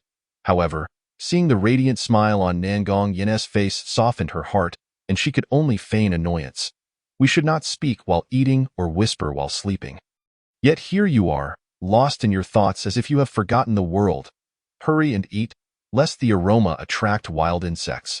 Just as her words fell, two low, guttural sounds echoed from the mountains, startling Nangong Yin into cowering against her cousin. What is that?" Morong Yin's face turned pale with fright, and Zhao Jiu quickly reassured the sisters, "Fear not, it is merely a wild bird. It is afraid of the fire and will not approach." The eerie sound sent shivers down the sisters' spines, compelling them to draw closer to the fire. "Constable, please add more branches to the fire, lest it should die down." Morong Yin lamented her previous words, wishing she had not spoken so ominously. Unlike her cousin, who was straightforward, she felt too bashful to voice her own fears, tightening her grip on the sword. The mountain shadows loomed, as the sisters leaned against each other, wide-eyed and watching the space beyond the fire, fearful of what might emerge from the darkness. Zhao Jiu took a moment to gather himself before dragging over a large branch, chopping it into several segments, sharpening both ends, and surrounding the trio with them as a barrier against potential beasts. This tactic he had learned from Constable Jean. If luck favored them, perhaps they might indeed feast on rabbit meat come morning. Night had deepened, and apart from the occasional crackling of the fire, all was silent. Fear could not withstand the encroaching fatigue and drowsiness, coupled with the warmth emanating from the fire. Nangong Yin leaned against her sister and drifted off to sleep. Before long, Murong Yan's eyelids grew heavy as well. Zhao Jiu removed his outer garment to cover the sisters, then returned to his place, sitting cross-legged to meditate. Time seemed to stretch indefinitely, and amidst the haze, Zhao Jiu discerned a glimmer of clarity. He followed that faint illumination for what felt like an eternity until he finally beheld the end of a long road. There stood a small cottage, flanked by cornfields, with a man bent over, tilling the earth. Unable to suppress his excitement, Zhao Jiu called out, "Father!" The man straightened, slowly turning his head in response. Just then, Zhao Jiu awakened, his cheeks pleasantly cool. Raising his hand to wipe his face, he noticed dampness staining his sleeve. The mountaintop was pale, and remnants of the fire crackled with lingering embers. Zhao Jiu added some twigs to rekindle the fire and stood to survey his surroundings, noting that no insects or beasts had intruded the previous night. Across the mountain gap, he spied a pool of water nestled halfway up the opposite slope, which he had overlooked in his haste yesterday. It appeared particularly enchanting in the early morning light. Zhao Jiu circled around to wash his face and was pleasantly surprised to discover fish inhabiting the pool. The fish were slender and flat, akin to willow leaves, frolicking in the shallow waters at the edge of the pond. Overcome with joy, Zhao Jiu shed his clothes and splashed into the water to catch them. The fish were quite clever, darting around his legs and splattering him with water. In a playful spirit, Zhao Jiu stood still, reminiscent of his days practicing with golden darts, and gradually, the fish began to approach. With keen eyes, he swiftly captured several, skillfully stringing them together with twigs into two hefty bunches. Suddenly, shouts echoed from the mountain gap, unmistakably the voices of the Nangong sisters. Zhao Jiu hastily donned his clothes and ascended the bank. Finding the sisters indeed searching for him, he waved and called out, "I'm over here." Upon returning to the mountain gap, Nangong Yin rushed towards him, concern etched on her face as she inquired, "Brother Catcher, why did you disappear without a word?" Just as her question fell from her lips, she noticed the fish Zhao Jiu was holding, her eyes widening in surprise as she exclaimed, "Brother Catcher, you went fishing?" With her quick wit, Nangong Yin inquired about where Zhao Jiu had caught the fish, then tugged at Murong Yin's hand. Addressing Zhao Jiu, "Brother Catcher, I wish to see that pool of water with my cousin. You mustn't follow us, and please, do not wander off again. We shall return shortly. I've already checked the area around the pool. There are no wild beasts, but you two ladies must still be cautious. If anything happens, call for me." Zhao Jiu rearranged the fire pit, placing the fish upon it to roast slowly. The sisters were gone for quite some time, long enough for the fish to cook thoroughly before they returned. It had been ages since Zhao Jiu savored the taste of meat, and unable to resist the enticing aroma, he sampled a fish. The flesh was tender and succulent, bursting with sweetness, and though devoid of salt, Zhao Jiu deemed it a heavenly delicacy. After a while, the sisters returned, their fatigue from the previous day vanished, revealing a radiant transformation. It became clear they had gone to freshen up by the pool. Like the sun rising in the morning, the two sisters shone brilliantly, captivating all who beheld them. Zhao Jiu was momentarily entranced, only to be jolted back to reality by a frown from Murong Yin. Instantly regaining his composure, he called out, "Ladies, the fish is ready. Thank you, Brother Catcher." Nangong Yin expressed her gratitude before seating herself beside Murong Yin. On the fire pit, the fish shimmered with a golden hue, their aroma irresistible and undeniably appetizing. Murong Yin, accustomed to a vegetarian breakfast, took out some rations intending to share with her cousin and Zhao Jiu. However, Nangong Yin, driven by curiosity, reached for a small fish. Sniffing it before cautiously bringing it to her lips, as she took a delicate bite, she discovered it was indeed free of any fishy taste, the flesh tender and sweet, truly delightful. "Sister, this fish is remarkably delicious. If you don't try it, you might regret it." Yet, no matter how Nangong Yin coaxed, Murong Yin steadfastly refused to taste the fish, leaving the bounty to Zhao Jiu and Nangong Yin. After satisfying their hunger, with some fish still remaining and the journey ahead long, Zhao Jiu ensured all the fish were thoroughly cooked. while Nangong Yin carefully wrapped them up to serve as provisions. Having learned from the previous night's experience of sleeping outdoors, the three of them hastened their pace, inquiring along the way, and finally found a household willing to offer them lodging before nightfall. However, the family could only provide one bed, and Zhao Jiu, not one to quibble, laid down a makeshift bed in their main room, tidying up before dawn. After several days of travel, Zhao Jiu remained dutiful, taking great care of the two ladies along the journey. Not only did Nangong Yin develop a favorable impression of him, but even Morong Yin began to loosen up, often exchanging a word or two with him. However, this pleasant situation was short-lived, as Zhao Jiu nearly found himself in an embarrassing predicament. It turned out that Nangong Yin, seeing Zhao Jiu equipped with his constable's blade, mistakenly believed him to be skilled in swordsmanship and insisted on sparring with him. To Zhao Jiu's astonishment, Nangong Yin, though young, displayed remarkable finesse in her swordplay, far surpassing his own abilities. Had she not hastily pulled back, Zhao Jiu would have surely incurred several wounds. Nangong Yin, unfazed by Zhao Jiu's lack of martial prowess, did not mind, but Morong Yin observed this with concern, privately scolding her cousin for failing to make a worthy companion, which in turn displeased Nangong Yin. Zhao Jiu sensed a rift between the sisters, yet they remained silent, and he could not inquire, continuing to diligently care for them during their travels. Feeling vexed, Nangong Yin sought to converse with her cousin, but Morong Yin ignored her, leading her to engage Zhao Jiu in idle chatter. They discussed their respective martial arts backgrounds, and Nangong Yin speculated that Zhao Jiu's eclectic training might hinder his progress along the path of martial arts. However, if he could integrate his knowledge into a cohesive style, his future accomplishments might very well rival those of certain masters. This revelation astonished Zhao Jiu. He had not anticipated such insight from someone so young, and a wave of regret washed over him for the years he had seemingly wasted in training. Yet, a man of honor must remain true to his word. Having promised Mr. Qin and Constable Jean, he could not divulge their teachings, and their martial arts must remain a secret. Reflecting on the past, Zhao Jiu felt a twinge of melancholy, while Nangong Yin, preoccupied with her own thoughts, absent-mindedly picked up a vine to play with. Morong Yin, walking ahead of them, despite her irritation, remained concerned for her naive cousin. When she glanced back, her heart softened, and she called out, "Are you two going to dawdle all day? Do you intend to spend the night in the wilderness?" Hearing her cousin speak, Nangong Yin couldn't help but smile brightly. Rushing forward to link arms with her sister, "As long as you're not angry, what harm is there in staying another night?" Morong Yin shot her a disapproving look, scolding, "You are the most troublesome."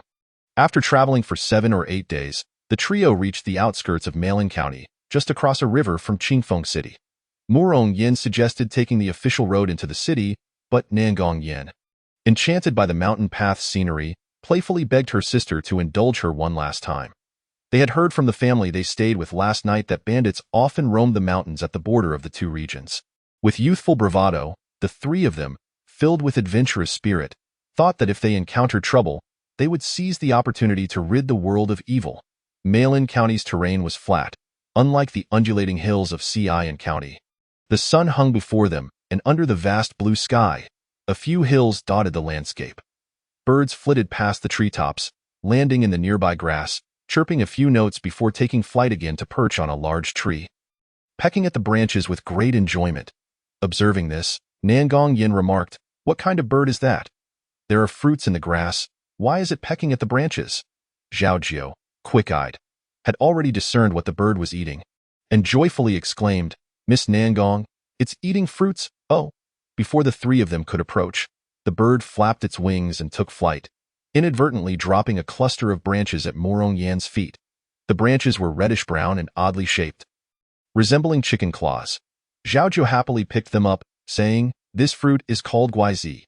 It naturally grows in this form, and it tastes like meat, quenching thirst delightfully." Without a hint of disdain, Zhao Jiu sampled a piece of the bird's food. Chewing it and finding it sweet to his core, he turned to the sisters and said, "It has already been touched by frost. You two ladies can confidently try it. I assure you it is sweeter than honey." Seeing Zhao Jiu speak with such enthusiasm, Nangong Yin could hardly contain her excitement. However, she hesitated to eat something that had fallen from the bird's beak, so she picked up another branch to examine. Discovering that Zhao Jiu was indeed correct about the fruit's soft skin, She pinched off a piece the size of her fingernail to sniff, confirming its sweet fragrance. Once it reached her mouth, the sweetness enveloped her senses, accompanied by a hint of wine aroma that made it impossible to resist. This fruit may look crude, but it tastes exquisite. Although Murong Yin was reluctant to display her eating habits before Zhao Jiu, she could not withstand Nangong Yan's persistent encouragement, ultimately tasting a small piece herself. She found the flesh rich and sweet, truly delightful. Since this fruit was rare, the three of them gathered a handful of ripe ones to stow away in their bags, which now bulged with their bounty. After a while, the skies suddenly darkened. The mountain winds picked up, prompting the trio to quicken their pace.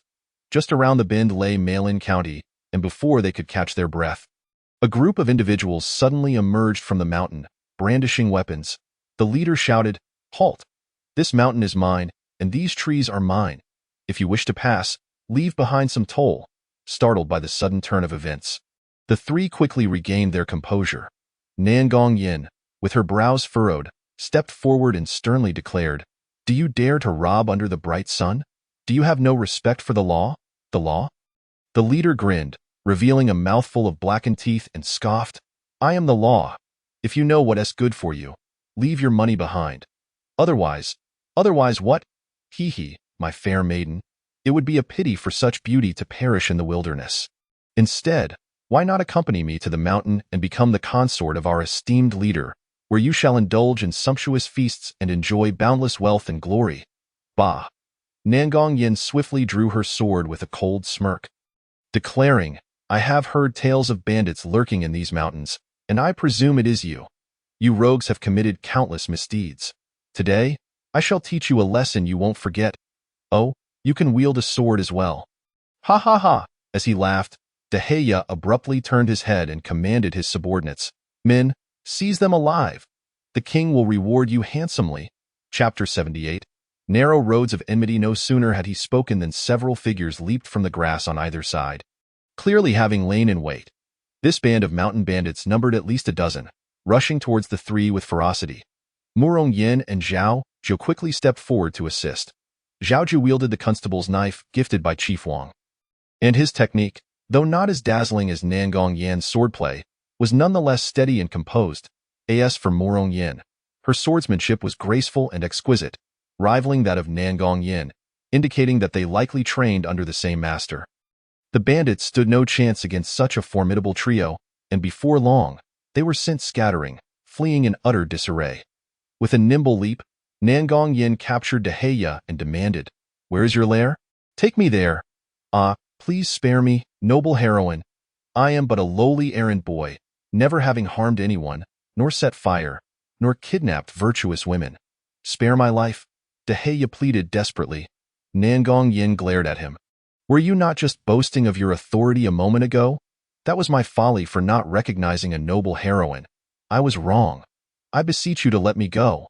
I swear I will never offend again." Deheya lamented profusely, swearing to the heavens of his innocence, invoking his parents and ancestors to prove his purity. "Humph!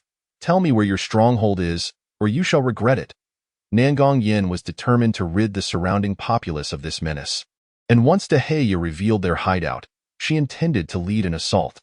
These bandits were known for their cowardice, and Deheya, sensing the hesitation of the young man and woman behind the fierce girl, realized his life was not in grave danger. With a cunning thought, he cried, "Our leader has decreed that anyone who dares to bring outsiders to the mountain meets a certain death. Noble heroine, it would be better to kill me." As dark clouds gathered, the day grew increasingly dim. Murong Yin frowned and approached Nangong Yin, saying, "Sister, since these bandits have the audacity to occupy this area and rob passers-by, they must be numerous. Moreover, dealing with bandits is the responsibility of the authorities. We are merely travelers. Having taught these rogues a lesson, why not let this one go and attend to our own matters?" Murong Yin made a valid point, and Zhao Jiu joined in, urging Nangong Yin to head into the city first. Otherwise, they would be caught unprepared by an impending storm. However, having just tasted victory, Nangong Yin was reluctant to relent, determined to strike while the iron was hot and dismantle the bandits' lair. "Sister, if we delay further, the bandits we scared off may return with reinforcements. We are few in number and unfamiliar with the terrain." It would be wise to heed the counsel to enter the city and plan our next steps. Indeed, Miss Nangong, they have received their lesson and will likely be more cautious now. There is no rush to act heroically. Let us retreat to the city first. Upon reflection, Nangong Yin recognized the wisdom in her cousin's and Zhao Jiu's words. Reluctantly, she kicked Deheya twice and declared, "Today, I shall spare your wretched life. Now, be gone. Thank you, noble heroine. Thank you." Deheya, fearing her wrath, scrambled away in haste. In the blink of an eye, he vanished from sight, and the trio wisely refrained from pursuing him as they entered Mailin County. A torrential downpour began, prompting the three to hastily seek refuge in an inn. The sisters requested a clean and comfortable room, while Zhao Jiu opted for a modest quarters. Once the rain subsided and darkness enveloped the sky, Zhao Jiu, seated cross-legged on the edge of his bed, listened intently to the wind, reflecting on the day's chaos and resolutely vowing to fulfill the trust placed in him by Mr. Qin and Constable Jean. The following day, as dawn broke, Zhao Jiu rose early, tidied his belongings, and wandered about the courtyard. Morong Yin and Nangong Yin, having slept uneasily, descended just as Zhao Jiu was moving about. After a brief discussion, they concluded that it would be prudent to continue their journey to Qingfeng City without delay. On the street, a vendor was calling out for customers to buy noodles, accompanied by his daughter. The girl, pale and timid, dared not speak to strangers but focused intently on cooking the noodles. Having never tried the dish, the three decided to sample it, and before the noodles had even hit the pot, Nangong Yin hastily paid for the meal, reddening Zhao Jiu's ears in embarrassment. It wasn't that Zhao Jiu lacked funds, but rather that he was accustomed to frugality. Even with money at hand, he refrained from indulging in luxuries, leading Morong Yin to perceive him as a destitute individual, prompting her to warn her cousin against associating with him. This nearly incited another quarrel between the sisters. "Sister, father often says that life is unpredictable. Where there is joy, there is sorrow. Where there is height, there is depth. One should not judge solely by appearances. If we encounter someone in difficulty, we should lend a helping hand. In my view, Constable Zhao is a good person. Perhaps he is merely facing temporary hardships and is reluctant to speak of them. Besides, how many of those so-called constables are as kind-hearted as Constable Zhao?" Unbeknownst to the sisters, Zhao Jiu did not overhear their quarrel. However, just as he was finishing his bowl of noodle soup, he heard a commotion from the street corner, followed by the sight of several vendors hastily fleeing with their goods. "The bandits are coming. Run!" The nearby shops, disregarding their patrons, hurriedly shut their doors. The chilling cries echoed from across the street, and one unfortunate vendor abandoned his wares to flee for his life. Originally, a few patrons remained at the noodle stand, but upon hearing the ruckus, they dropped their bowls and fled, leaving only Zhao Jiu, Nangong Yin, and Morong Yin behind. In her panic, the vendor's daughter exclaimed, "Sir, you haven't paid yet." A middle-aged man rushed into the noodle stall, dropping his burden to assist the girl in gathering her belongings, urgently saying, "Hurry, daughter. Grab the essentials and escape. My mother is waiting for money to pay for her medicine, with little time to spare." They hastily made their exit. Just as they were held up, the noise grew nearer. A group of bandits armed with weapons charged forward, clutching their plunder, brazenly shouting, "Ha ha ha, where do you think you're running to? Surrender everything to us. Oh, look, there are women too." Not bad-looking. From the corner of the street, more bandits poured forth, one of whom glanced at the noodle stall and spotted the three seated at the table. Stumbling back in surprise, Third master, look over there, it's them. What's all the fuss about?" The third master emerged from the street corner, cursing under his breath. With a mouthful of blackened teeth, he followed the direction indicated by his subordinate and caught sight of the three, his eyes widening in rage. An enemy encounter indeed. The sound of galloping hooves approached, and two men on black horses turned the corner. The one on the right furrowed his brow, asking, "Brother, what has happened up ahead?" "Eldest brother, second brother." Deheya hurriedly leaned in to whisper to the man, pointing at the three. The leader grinned widely. "So it is you who suffered at their hands. Do not worry. I shall make sure to avenge you." Chapter 79. Acts of Chivalry. This man was indeed the leader of the bandits. He squinted at Nangong Yin and Morong Yin, both sisters feeling a surge of disgust, as if they were tainted with filth and wished they could gouge out his lecherous eyes. Meanwhile, the second in command shamelessly flattered, "Brother, These two ladies are far more appealing than those from the brothels. Why not capture them as our mountain wives? The leader regarded the two women as though they were already his possessions. Grunting in agreement, the second in command, emboldened, shouted, "Men, seize those two women and reward yourselves richly." With anger boiling over, the two sisters unsheathed their swords with a clang. One foolish bandit, momentarily blinded by the glint of steel, turned to ask the leader, "What about that fellow over there?" With a swift strike, Morong Yan's sword sliced through the air, and the dazed bandit howled in agony, clutching his bleeding head as a severed ear fell to the ground. The remaining bandits, stirred into a frenzy, brandished their weapons and charged forward, shouting in unison. Zhao Jiu, typically averse to conflict, felt a surge of righteous indignation, and soon his constable's knife was stained with crimson. The two sisters fought valiantly, and within moments, several bandits lay wounded, the air filled with cries of pain and desperate pleas for mercy. Initially, Deheya had only been a bystander, but sensing the tide of battle turning against him, he jumped in to attack Nangong Yin. Having long desired to rid the world of this bandit nest, she feigned vulnerability, luring Deheya into her trap. Seeing his chance, Deheya lunged forward. Shouting, "You won't escape this time!" Himph! With a cold laugh, Nangong Yin swiftly turned, and in a flash, her sword pierced Deheya's right shoulder, severing his collarbone. Deheya writhed in pain, rolling on the ground. The second in command, deeply bonded with his brothers, raised his long spear to come to the rescue. Third brother, Morong Yin, incensed by the second in command's foul mouth, drew her sword and confronted him. This second in command was indeed skilled. Wielding his spear with a ferocity that summoned the winds, however, Morong Yin was nimble, and he could barely graze her as she danced around him.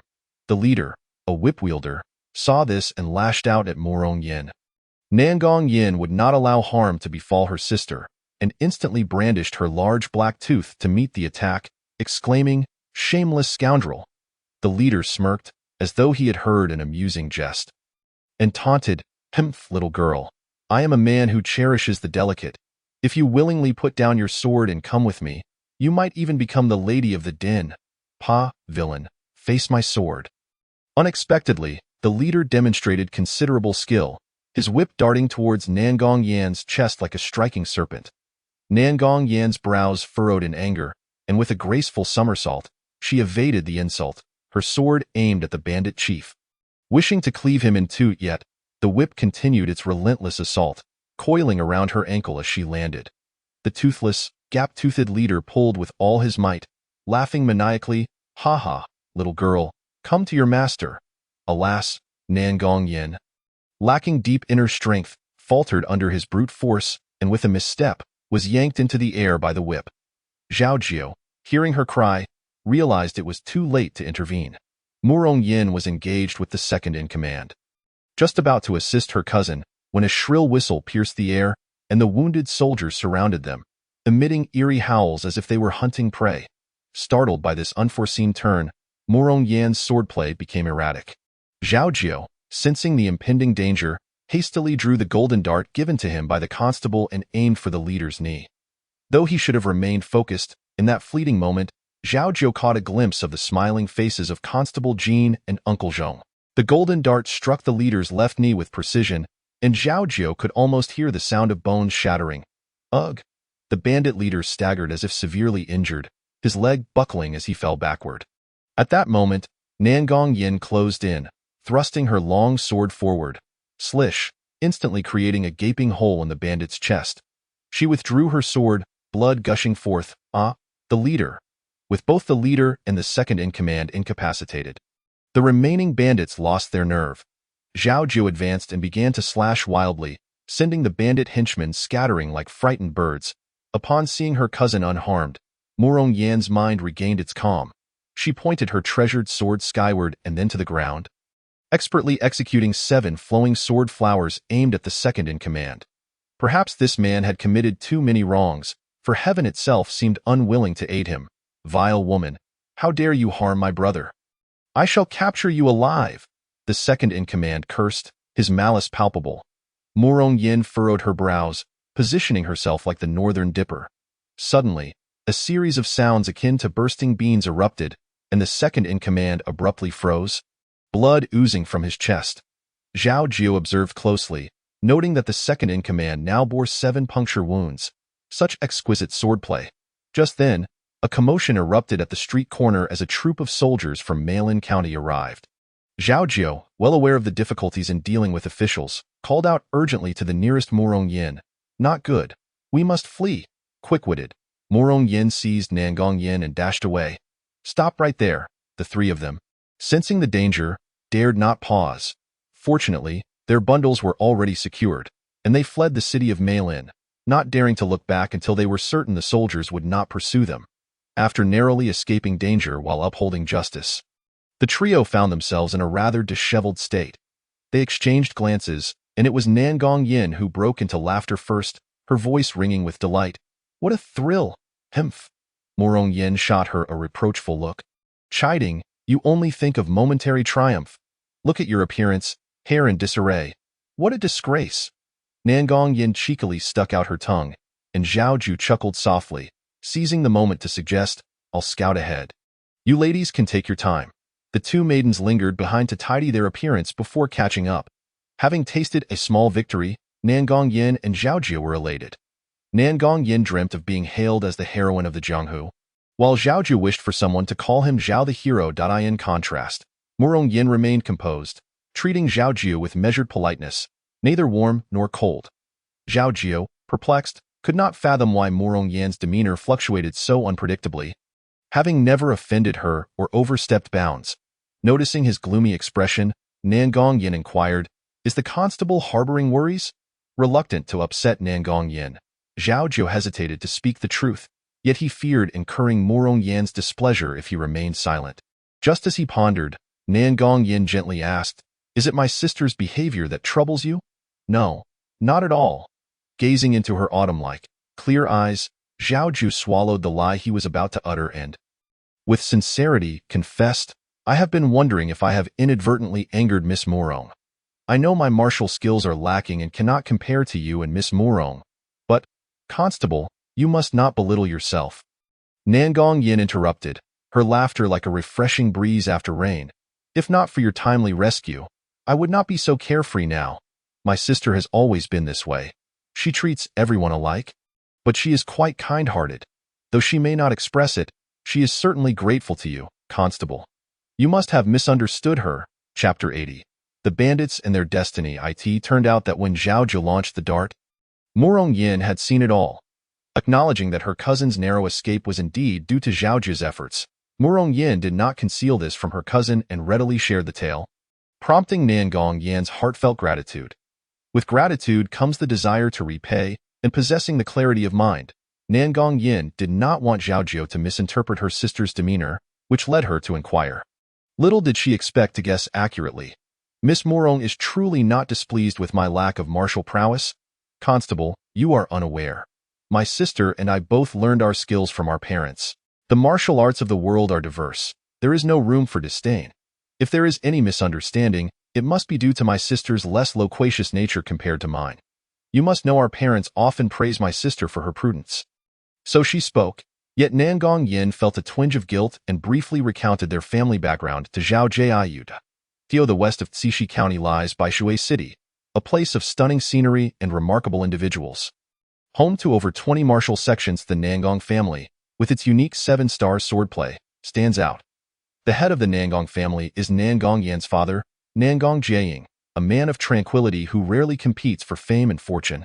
With only a handful of disciples, all of whom possess commendable reputations, Murong Yan's mother was the sister of Madame Nangong, who married into a wealthy merchant family in a neighboring city, the Murong family. Initially a match made in heaven, yet the Murong young master, being excessively amorous, caused his beloved to fall into deep melancholy, leading to the tragic loss of their young daughter.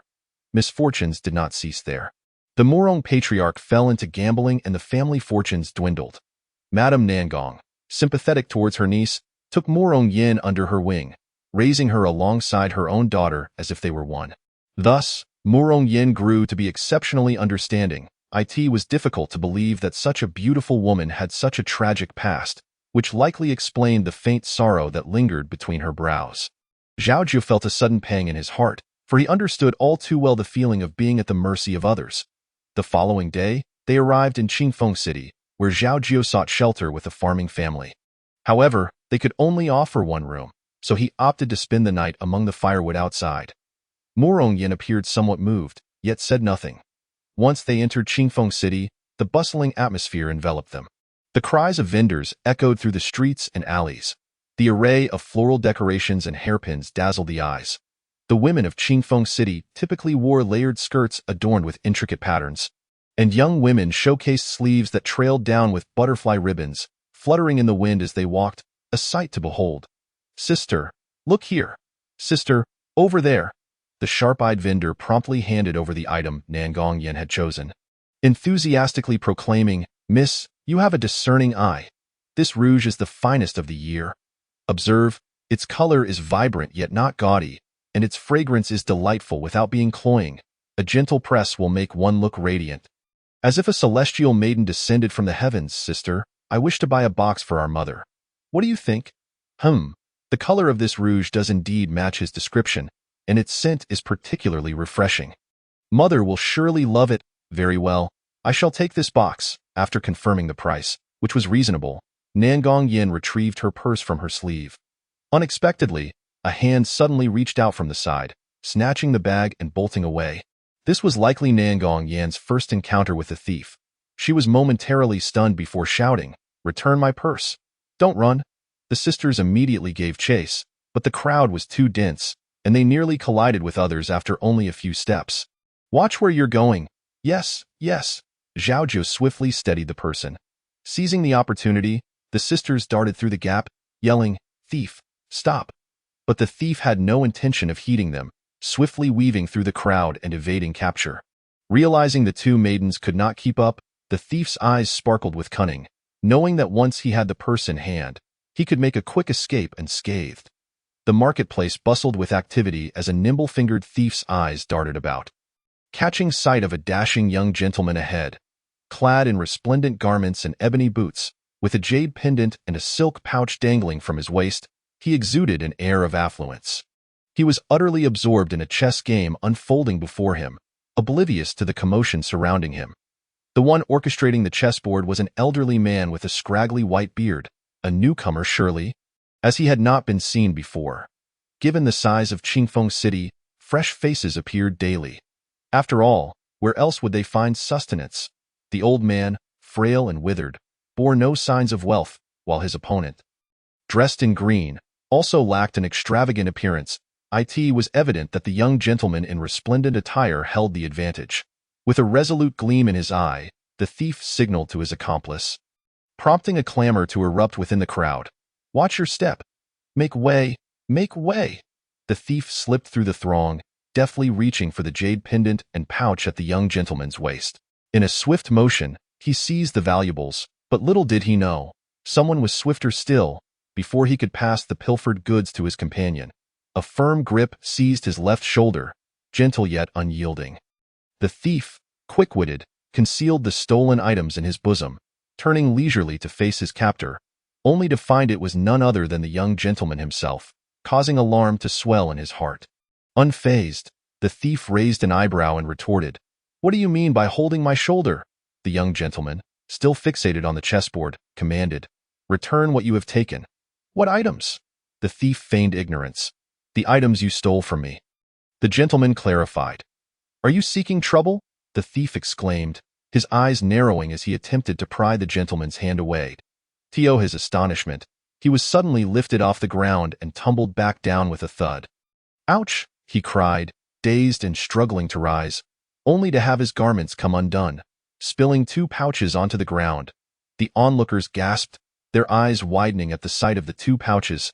"Wait, that pouch looks familiar." One exclaimed, patting himself down, "That's my pouch." Another voice rang out from beside the chess table, "Hey, that's my pouch."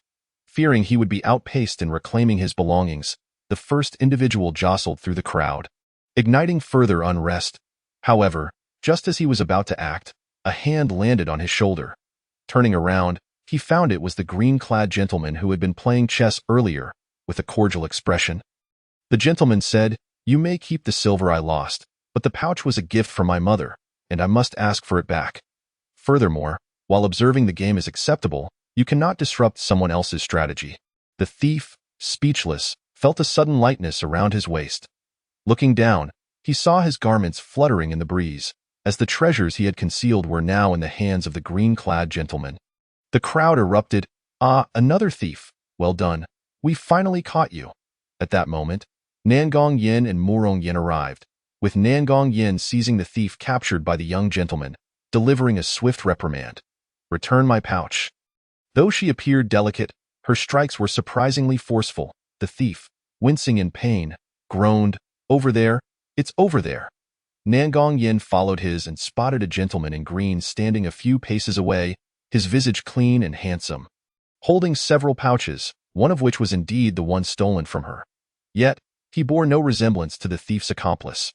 Grabbing the thief by the neck, Nangong Yin approached the gentleman and said, "This pouch you hold is mine. I kindly ask you to return it." Chapter 81. Flowing peach blossoms. The green-clad gentleman smiled warmly. "If it indeed belongs to you, do you recall what it contained?" Without hesitation, Nangong Yin promptly enumerated its contents. The gentleman readily handed over the pouch, advising, "Given the crowd's density, it would be wise for you to remain vigilant." "Thank you, kind sir," Nangong Yin exclaimed, reclaiming her pouch without hesitation. Upon verifying its contents, the sisters found their enthusiasm for shopping had waned amidst the chaos. In the distance, two constables approached, drawn by the commotion, prompting bystanders to disperse, revealing the people's apprehension towards authority. Having heard from Zhao Jiu about the constable's usual tactics, Nangong Yin grew concerned that the green-clad gentleman might face difficulties, and thus decided to act as a witness. Her decision to stay meant Murong Yin and Zhao Jiu could not leave either. "Alas, I've disrupted Brother Bailey's enjoyment," remarked the young gentleman in resplendent attire. The green-clad gentleman smiled slightly, replying, "It is rare for Ouyang to concern himself with trivial matters. I merely sought to liven the atmosphere." It turned out that these two handsome gentlemen were acquaintances. As the constables drew nearer, one recognized the young gentleman in resplendent attire, rushing forward with a beaming smile. "Ah, it is young Master Ouyang. Might I inquire what has transpired here to warrant your presence?" Young Master Ouyang did not reciprocate the greeting, his gaze fixating on the thief in Nangong Yan's grasp. "Constable Zhong, your timing is impeccable. Let us ascertain the identity of this individual." "Chun-san, it's you again." The constable scolded the two thieves, then turned back to young Master Ouyang, saying, "You needn't worry, young master. Leave this trivial matter to us. Rest assured we shall return the lost items to you intact. That won't be necessary. I am quite busy these days and have yet to pay my respects to Captain Lee. Consider this an early invitation for drinks at the dock. I will certainly visit Captain Lee personally at a later date. Then I shall express my gratitude on behalf of my fellow constables." Unbeknownst to the sisters, the two gentlemen were well acquainted with the authorities, easing their concerns about potential trouble. After thanking them once more, the sisters prepared to depart, but young Master Ouyang called out, "Please, young ladies, do stay. I couldn't help but notice you both seem to be from the martial world. Have you come to celebrate Old Master Hong's birthday?" "Old Master Hong?" Nangong Yin paused, surprised. Murong Yin then interjected, "Are you referring to Old Master Hong, the head of the Weiyuan escort agency?" "Indeed." Young Master Ouyang had already scrutinized the sisters and discerned they were not there for the celebration. Noticing Murong Yan's tranquil yet poised demeanor, he continued, "In a few days, we will celebrate Old Master Hong's 60th birthday, and various martial artists have gathered in the city, if I may be so bold. Do you ladies have any plans?" Nangong Yin found his inquiry peculiar. Why would he ask if they had plans upon first meeting? However, Murong Yin, not sharing her sentiments, gracefully replied, "To be frank, we have just arrived in Qingfeng City today, and were unprepared for the scene we encountered. Had it not been for your timely assistance, we might have found ourselves in quite an embarrassing predicament. Might I ask if you know of a quiet inn where we could stay for a day or two?" As you can see, even if there were a quiet inn, it would hardly be peaceful now. However, I do have a few vacant rooms at my family's villa. They may lack distinctive features, but they are certainly quiet, if you do not mind. I would be honored to extend my hospitality." The green-clad gentleman added with a bow, "My surname is Ouyang, and my given name is Xian. This is my friend, Bailey Yu." Sensing the sisters hailed from the west and carried long swords, he remarked, although I cannot see your swords, judging by your demeanor and age, judging by our demeanor and age. What? Nangong Yin interjected, unable to restrain herself. Indeed, while many wield swords in the martial world, few are of notable lineage. Given your stature, you must either hail from the Liuye sword sect of Sishui City or the Qixing sword sect of Baishui City. Upon hearing this, Morong Yan's eyebrows arched slightly, her eyes sparkling with intrigue, as she replied with a light laugh. It is said that the news in the martial world is dominated by the Beggar S sect and the Lingxiao Palace. In my view, the Beggar S sect may have exaggerated its influence, while the discerning eyes of young Master Ouyang, the lesser lord of Lingxiao Palace, are indeed well-deserved. In the martial world, it is said that the heavenly white jade capital is matched only by the Lingxiao Palace on earth. Every faction has its strengths, much like the Beggars sect, the Tang clan's hidden weapons, the 5 immortal sex poisons, and the medical prowess of the Bailey clan, alongside the financial power of the Lingxiao Palace. This Bailey gentleman must surely be the young master of the Divine Physician Valley. Bailey, you returned the courtesy, saying, "You possess remarkable insight, yet I cannot compare to the brilliance of young Master Ouyang. As for my medical skills, I am far from achieving anything significant, so I humbly request you simply call me by my name." Indeed, Bailey, you hailed from the Divine Physician Valley and was a renowned young hero within the martial world. Revered for his righteousness, yet lacking a reputation for medical prowess. While she had previously been unaware of the reasons, today she found clarity. Morong Yin felt a spark of inspiration and swiftly made her decision. Unlike her cousin Nangong Yin, who aspired to a life of nobility, Morong Yin yearned for a more adventurous existence. Though her uncle and aunt treated her well, she was not truly a member of the Nangong family. Observing the Lingxiao Palace's demeanor, few would dare to oppose it. Moreover, Ouyang Xin's striking appearance, especially his captivating eyes, left few young ladies unmoved. "You are truly a remarkable young lady. I have long heard of the beauty of the Qixing sisters, and today I see that the rumors do not do you justice. May I inquire whether you are surnamed Nangong or Morong?" Ouyang Xin inquired. The young lady, Morong Yin, introduces her cousin, Nangong Yin, on one side. Ouyang Xin laments the missed opportunity to meet Morong Yin sooner, while on the other side, Nangong Yin furrows her brow in confusion. She cannot comprehend why her cousin is so talkative today, nor how she possesses knowledge of numerous rumors from the martial world that are unknown to her. Yet, seeing her cousin's joyful demeanor, she refrains from expressing her reservations. Zhao Jiu stands silently beneath the eaves, observing the 4 individuals before him, noting the harmonious pairing of talent and beauty, of hero and maiden. His mind feels empty. He is caught in a limbo, unable to depart or remain, as if forgotten by the world. With only the sound of the wind accompanying him, time drifts by, and eventually, he hears someone calling his name. It's Nangong Yin. "Brother Constable, young Master Ouyang has informed us that the inns in town are fully booked and has invited us to stay at his villa for a couple of days. Since that is the case, it seems you will have no place to lodge, so why not accompany us? Young Master Ouyang is quite hospitable, and his villa certainly has a room available for you. Wouldn't you agree, young Master Ouyang?" Only then does Ouyang Xin notice the silent youth. Unaware of the connection between him and the 2 young ladies, he states, "I treat unfamiliar friends with courtesy, let alone friends of these 2 young ladies. May I know how to address you?" Zhao Jiu, aware of the stark difference in status between himself and the young master of Lingxiao Palace, suddenly comprehends the shift in Morong Yan's attitude.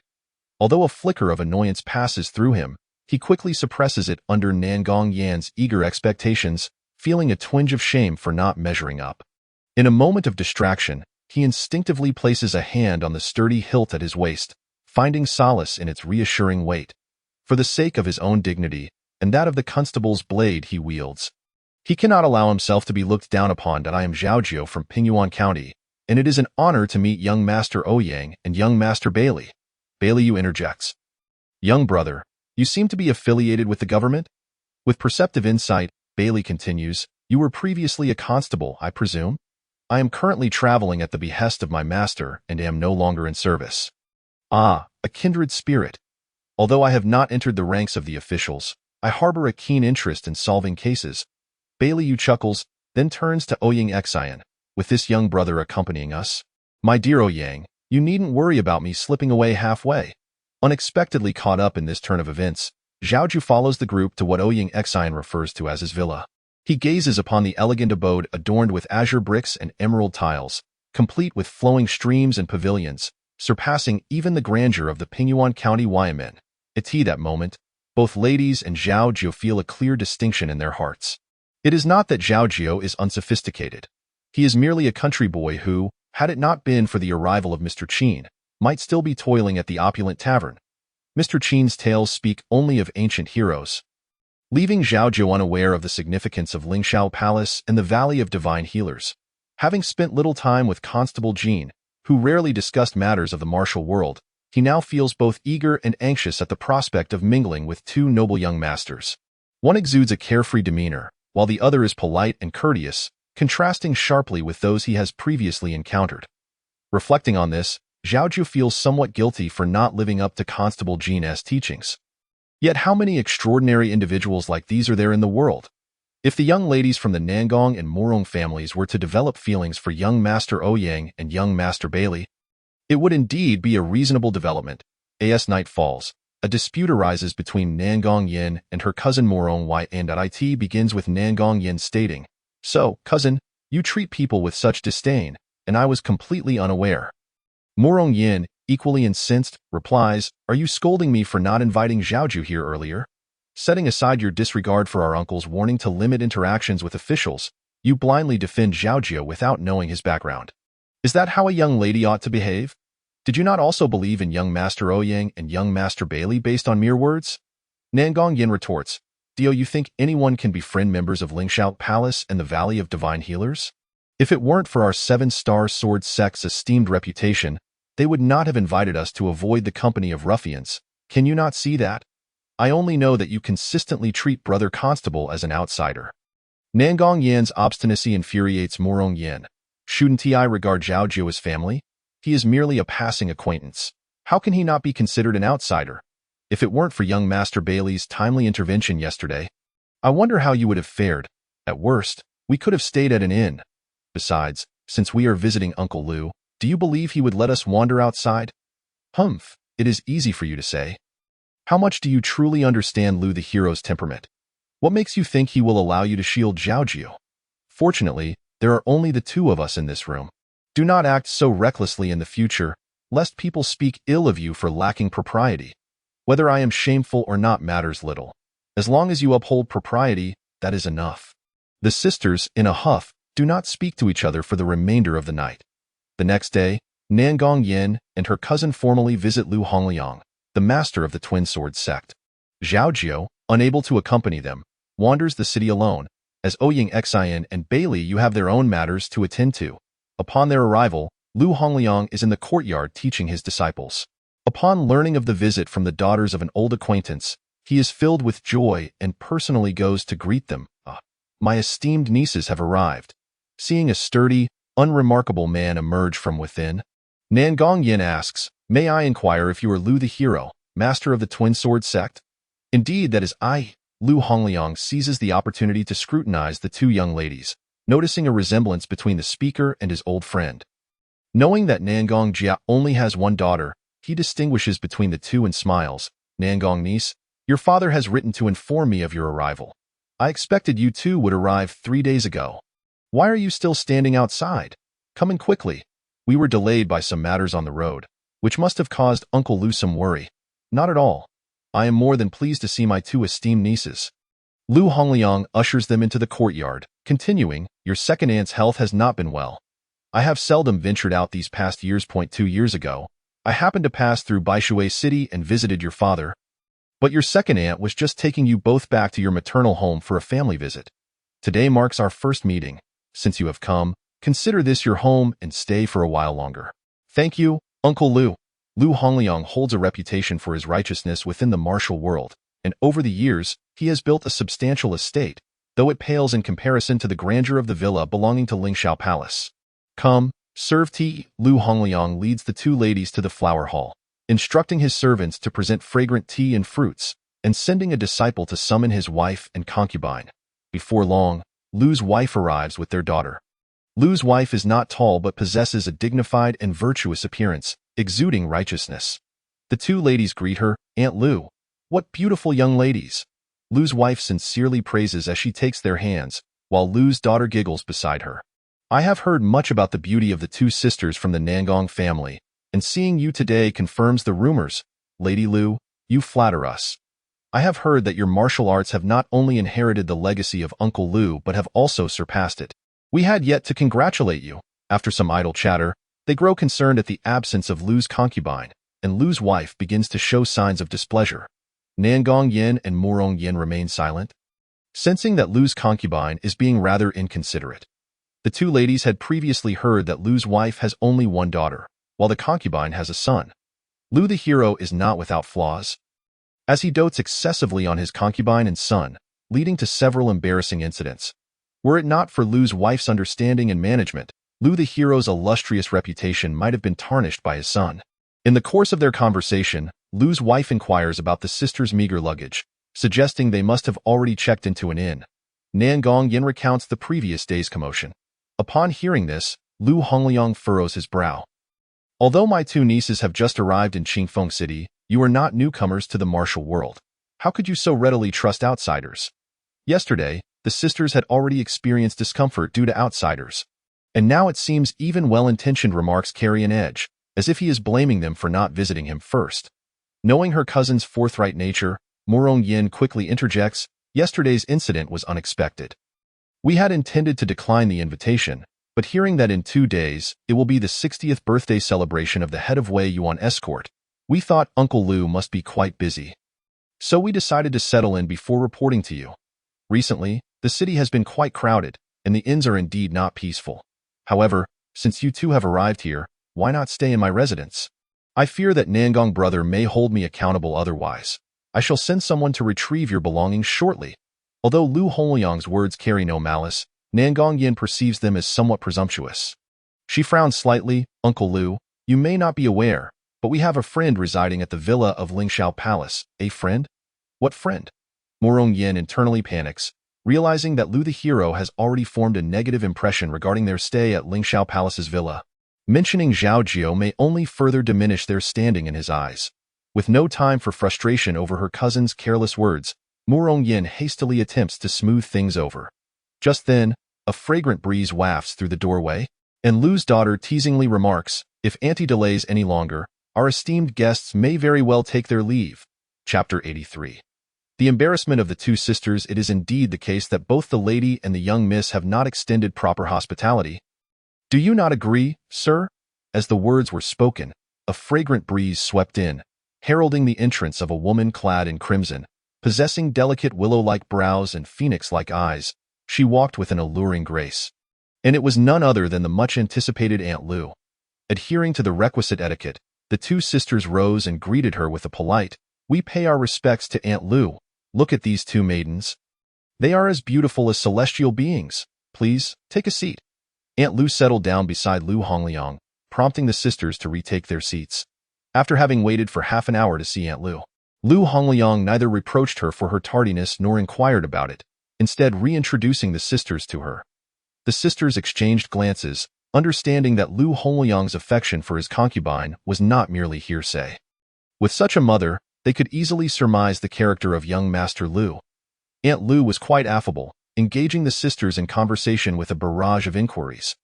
Nangong Yin, however, did not appreciate her overly familiar approach, yet felt compelled to maintain decorum in front of Lu Hongliang. Thus she responded with forced politeness, "My dear nieces have traveled a great distance and must stay for a while longer. I have arranged 2 tidy rooms for you in the back courtyard, so feel free to make yourselves at home. Should you require anything, do not hesitate to inform me. Our Lu residence will not neglect its guests." Nangong Yin, having never witnessed such commotion over the presence of a wife and concubine in a household, longed to depart from Lu's manner post-haste. Thus she replied, "Thank you, Aunt Lu, but we already have accommodations." "Oh, did you not just arrive?"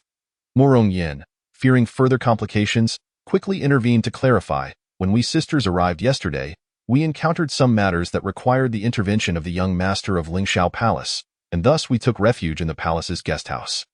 Today, we have come specifically to pay our respects to Uncle Lu." "Oh, I see.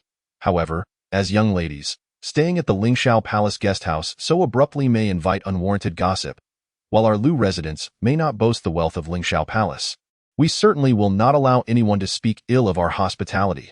Therefore, my dear nieces, you shall stay directly at our Lu residence, and I shall speak to the master regarding the arrangements with Lingxiao Palace." This declaration even caused Morong Yin to feel a twinge of displeasure, yet she maintained her smile, responding, "We appreciate Aunt Lu's generous invitation, but we must at least provide a proper explanation for accepting such an invitation. The young master of Lingxiao Palace is a gentleman of integrity. I am sure he would not wish to place us in a difficult position. That is naturally so." Ultimately, the sisters could not resist the warm hospitality of the Lu family, and thus returned to the guest house of Lingxiao Palace to express their gratitude to Ouyang Xian. Ouyang Xian escorted the two sisters to the entrance of Lu's residence, reassuring them that should any troubles arise, they need not hesitate to seek his assistance. This gesture left the sisters deeply appreciative. On this occasion, Nangong Yin chose not to invite Zhao Jiu to accompany them to Lu's residence. She had discussed with her cousin the plan to bid farewell to the Lu family once Lu Hongliang had completed his congratulatory visit to the elder Hong. Zhao Jiu, who had initially accompanied Nangong Yin and Morong Yin, found himself at leisure after their departure, and thus contemplated taking his leave. "Bailey, you urged, this gathering for Elder Hong's birthday is attended by many notable figures in the martial world. Since you are already here, why rush to leave in just a day or two? Why not wait to witness Elder Hong's celebration before departing? But I have nothing to offer, and no matter, just accompany me." Zhao Jiu, eager to experience the world, sincerely thanked him. "Then I am most grateful, Brother Bailey." Young Master Lu, having spent the day in leisure pursuits, returned home only as night fell, upon hearing from his mother that two ethereal maidens had graced their home. He clamored to meet them. Aunt Lu, having always indulged him, permitted him to seek out Nangong Yin and Morong Yin. The two sisters, weary from a day of travel, had intended to retire early, but were interrupted by a knock at the door accompanied by a raucous voice asking, "Are Miss Nangong and Miss Morong inside?" The sisters exchanged glances, and Nangong Yin inquired, "Who is it outside?" "It is young Master Lu. At such a late hour. What business does young Master Lu have?" "Late? Ha! The night is still young. Why have the two ladies retired so soon? I was out meeting friends today and did not realize we had guests, hence I came to invite you both for a stroll." Morong Yin frowned. "Young Master Lu, we have already retired for the night. It would be more appropriate to meet tomorrow." "Not at all. I shall wait here for your convenience." Nangong Yin, incensed, threw off the covers, ready to confront him. "How dare he? Enough!" Morong Yin quickly restrained her cousin, whispering, "We are guests in his home." She then called out to the door, "Then we ask young Master Lu to wait outside for a moment." The sisters took the time to freshen up and dress appropriately before opening the door to greet young Master Lu. They had assumed that, given Lu Hongliang's demeanor, his son would be equally unremarkable. However, to their surprise, young Master Lu bore a striking resemblance to Aunt Lu and was taller than Lu Hongliang, explaining the latter's indulgent treatment towards both Aunt Lu and young Master Lu. Upon seeing the sisters, young Master Lu's face lit up with excitement, yet the sisters were overwhelmingly repulsed by his advances and strove to conceal their disdain. Before the beautiful maidens, young Master Lu stepped forward, blocking the door and insisting, "Tonight, with the full moon and lovely ladies, I invite you both to stroll in the garden for a drink." The sisters found themselves exasperated by young Master Lu's relentless pursuit, and Nangong Yin felt deep regret. Had she known this would transpire, she would have gladly endured a scolding from her sister rather than take up residence in Lu's manor, given her temperament. If young Master Lu persisted, it would not be long before she would raise her hand in protest. However, she was acutely aware that they were guests and must exercise restraint in her agitation. Nangong Yin caught sight of someone approaching the back courtyard, her spirits lifting as she called out, "Aunt Lu." Madame Lu nodded, her gaze sweeping over young Master Lu as she kindly inquired, "Why are my two nieces still awake at this hour?" "You see, young Master Lu arrived just as we were settling in." With Madame Lu's arrival, the evening's frivolity was effectively curtailed. Young Master Lu took a step back, visibly displeased, and remarked, "Why is my mother here? What are you doing loitering outside these young ladies' door at such a late hour? Did you not see them during the day? I specifically came to invite them out for a chat. Nangong and Morong ladies will be staying for a while. If you remain in the house, you can see them at any time. Why must you disturb their rest at such an hour? Hurry back to your own quarters, mother." You always come in and scold me. Madame Lu raised an eyebrow, admonishing, Nonsense. I heard everything you just said. Now go back. Seeing he was unable to gain favor, young Master Lu shifted his approach. Ladies, please rest well. I shall return tomorrow to invite you both. Only after young Master Lu had truly departed did Madame Lu address the sisters. Alas, he is spoiled by his father. I hope my nieces do not find it too amusing. Thank you for your kindness, Aunt Lu. It is getting late. We should retire. Safe travels, Aunt Lu. Once Madame Lu had taken her leave, the sisters found sleep elusive as they reflected on the myriad events that had transpired since leaving home. They shared intimate thoughts, the earlier discord between them dissipating. Young Master Lu did not return to his own quarters after leaving the back courtyard, instead seeking out his mother. Aunt Lu inquired curiously, Did you not go to find those two young ladies? Why have you returned so soon? Because I ran into Mother. What did she say to you? Young Master Lu recounted the events, prompting Aunt Lu to exclaim in frustration, She always meddles. I am certain she followed you upon hearing you had returned. As Aunt Lu prepared tea and snacks, young Master Lu glanced over and plopped down beside her, pouring himself a cup. Mother is still waiting for Father. There was a minor incident earlier. Father went to handle it. Aunt Lu sighed, looking at her son. Others think you are fortunate, yet they do not understand the challenges of being a concubine. You must also share some of this burden with me. Do not spend all your time indulging in revelry, causing me to bear the brunt of your father's ire. After a few pieces of confectionery, young Master Lu's eyes sparkled once more. Mother, why not ask if those two young ladies have been promised in marriage? What? Have you taken a liking to one of them? Mother, I am no longer a child. Is it not true that Miss Nangong's father is a close friend of Father? Our double-blade sect is more than capable compared to the Seven Stars sword sect. Why not inquire tomorrow and let Father take the lead? Just wait for your grandson. Aunt Lu's spirits lifted at her son's ambition, and she playfully tapped his forehead, exclaiming, Oh, how you have grown! Chapter 84. The dog skin plaster. The following morning, Aunt Lu arrived with a servant bearing sweet soup and breakfast to visit the two sisters. Her warmth unwavering, and she made no mention of the previous night's awkwardness with young Master Lu. Young Master Lu, lurking outside the courtyard, observed the lively exchange and thought to himself how much more enchanting the sisters appeared in daylight. He mused that with his father speaking on his behalf, Nangong Yin would surely be within his grasp, and as for her cousin Morong Yin, she was merely a parasite. Taking both would be of no consequence. Yesterday, upon hearing her mother mention the foolish brother, young Miss Lu feared the sisters might be upset and decided to seek them out to invite them for a stroll around the city. However, as she stepped out, she caught sight of her brother lurking and overheard Aunt Lu's voice in the courtyard. Not wanting to draw attention, she quietly approached from the side, straining to listen. After Aunt Lu had exchanged pleasantries, she steered the conversation in a different direction, asking, I find myself increasingly fond of my two nieces. May I inquire if either has been promised to a suitor? Young Miss Lu, who was indeed betrothed and merely awaiting the auspicious day for the ceremony, immediately recognized Aunt Lu's intentions and thought to herself, a fool's dream. Lu Yinyang, relying on her beauty, feigned divinity in public while engaging in mischief behind closed doors.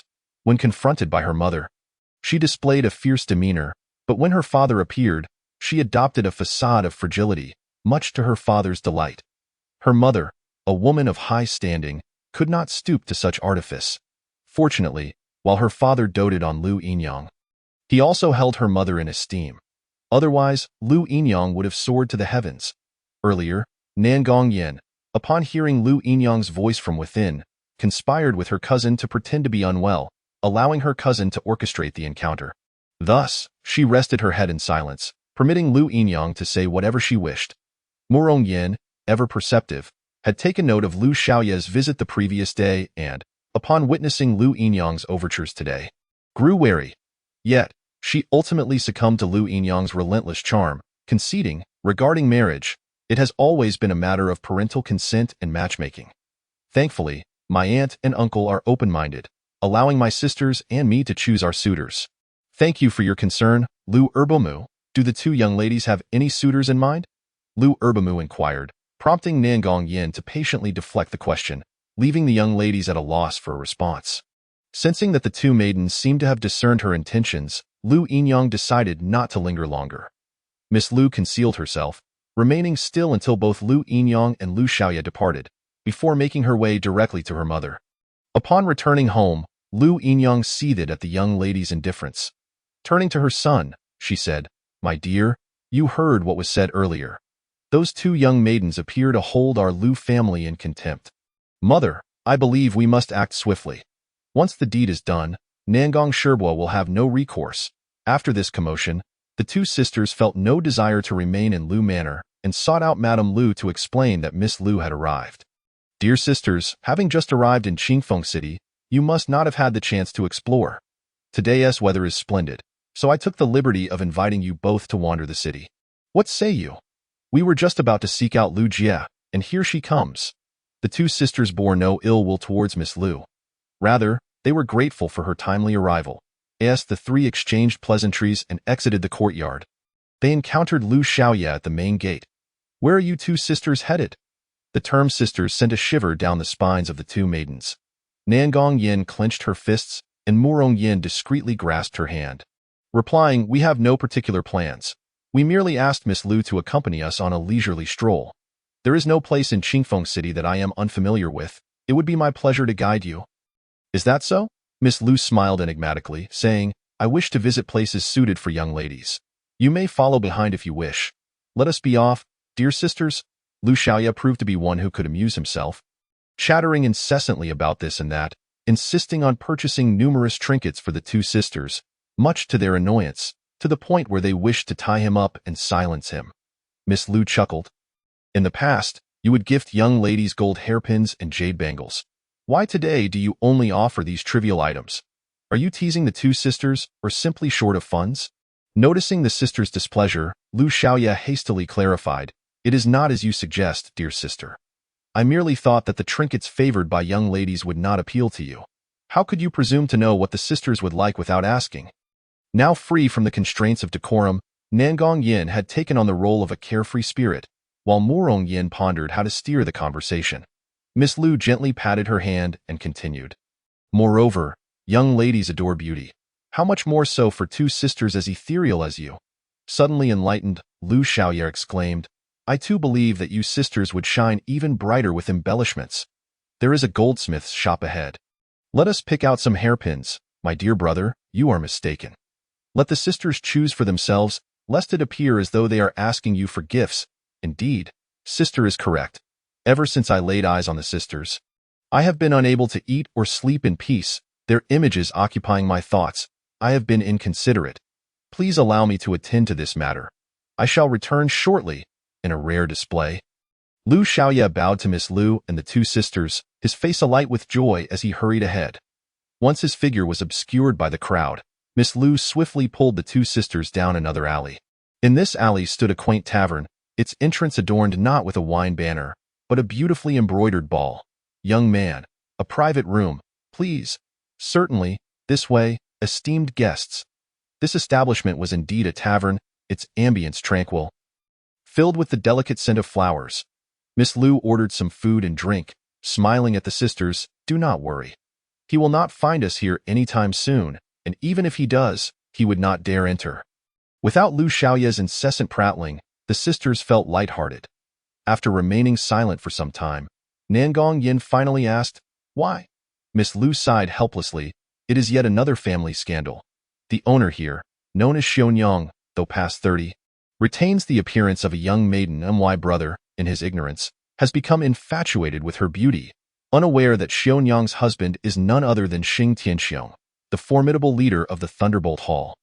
"Ah, is this Xing Tianxiong, known in the realm as Thunder God, infamous for his fiery temperament? Indeed. Were it not for my father enlisting the help of old Biao to intervene, my brother would not dare to wander the streets of Qingfeng City any longer. To be candid, my invitation for you two sisters to join me today was somewhat self-serving." Miss Lu, though not ill-intentioned, elicited a frown from Murong Yin, who inquired, "What do you mean by that, Lu Jie? My wayward brother likely has his sights set on you too." Both sisters were taken aback. "What? My brother, pampered by our mother, has grown complacent. Having received those trifling gifts from you, he is likely to feel emboldened and soon have our mother approach you for courtship. My father, ever pliable in front of her, will undoubtedly succumb to her wishes and may even come to seek your opinions directly." Our Lu family has always maintained a close relationship with the Nangong family, and my mother, recognizing your virtuous natures, wishes to preserve our family's bond, which is why she asked me to invite you. If my father were to learn of my actions, he would surely reprimand me and my mother. Rest assured, Lu Jia, we would never mention this to Lu Bofu. However, this is the first time we have encountered such a situation while out and about. Lu Jia and Lu Bomu, you must certainly look out for us. Fear not, dear sisters. My mother is a woman of great understanding. Should any matters arise that cause you discomfort, I implore you to consider my mother's reputation and not hold it against them. Chapter 85. The Concubine's Concerns. Indeed, Lu Xiaoye emerged from the goldsmith shop, unable to locate the sisters. Suspecting his sister had orchestrated their disappearance, he promptly returned home to report to Lu Yinyang. Lu Yinyang, incensed, rushed to confront Lu Minmaster. My lord, you must stand up for me. What is the matter? Lu Hongliang supported the weeping Lu Yinyang, inquiring what had transpired. Lu Yinyang, through her tears, recounted her son's infatuation with the sisters. Disregarding Lu Hongliang's astonishment, she cried, My lord, you have but one son. Do you not wish for him to bring honor to our family? He may have been reckless in the past, but he has since mended his ways. It is rare for him to take an interest in a suitable girl, yet the First Lady and the young lady seem determined to thwart his happiness. My lord, you must advocate for me and my son. Lu Minmaster, furrowing his brow, replied, This matter has arisen rather suddenly. Please allow me some time to contemplate, my lord. Daughters are destined to marry outside the family. I am counting on my son to provide us with grandchildren. Have you not heard the gossip that our Lu family lacks male heirs? The scarcity of male heirs in the Shuangdao sect was indeed a source of concern for Lu Minmaster. Sensing his hesitation, Lu Yinyang pressed on, My lord, matters of marriage are traditionally decided by the parents. You share a deep friendship with Nangong Minmaster. Would my son not be well treated if he were to marry one of her daughters? With both young ladies currently in our Lu family, what more could you ask for? How long must you deliberate? Lu Hongliang, known for being easily swayed, found himself unable to resist Lu Yinyang's relentless pleas and reluctantly agreed to approach the sisters on behalf of Lu Yinyang. However, he was acutely aware of his son's shortcomings and feared that a hasty proposal might jeopardize the relationship between the Lu and Nangong families. Thus, he chose to seek counsel from Madame Lu first. My lady, do you think you could speak to the Nangong sisters and Morong sisters? My lord, other matters may be negotiable, but this is not one. Madame Lu was well aware that Lu Yinyang had instigated this situation, and her husband was too timid to confront her. How dare she think she can manipulate me, my lady? You are well aware of the temperaments of the Nangong sisters. Do you truly believe they would take an interest in our Lu family's young master? My lord, do not be so naive. Nangong Minmaster is of noble bearing, and his disciples are all respectable individuals. Do you think he would approve of our son, who flits from one flower to another? Madame Lu's irritation grew as she witnessed her husband's obstinacy, deeming it a fool's errand.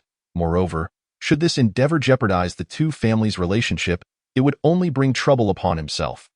Thus, she firmly declared, I cannot be the one to propose this union. You simply cannot stand to see my son excel. Suddenly, someone burst into the room, pointing at Madame Lu and shouting, How dare you accuse my son of womanizing? If those two young ladies were truly respectable, how could they possibly reside in a stranger's abode? You must clarify this with the master.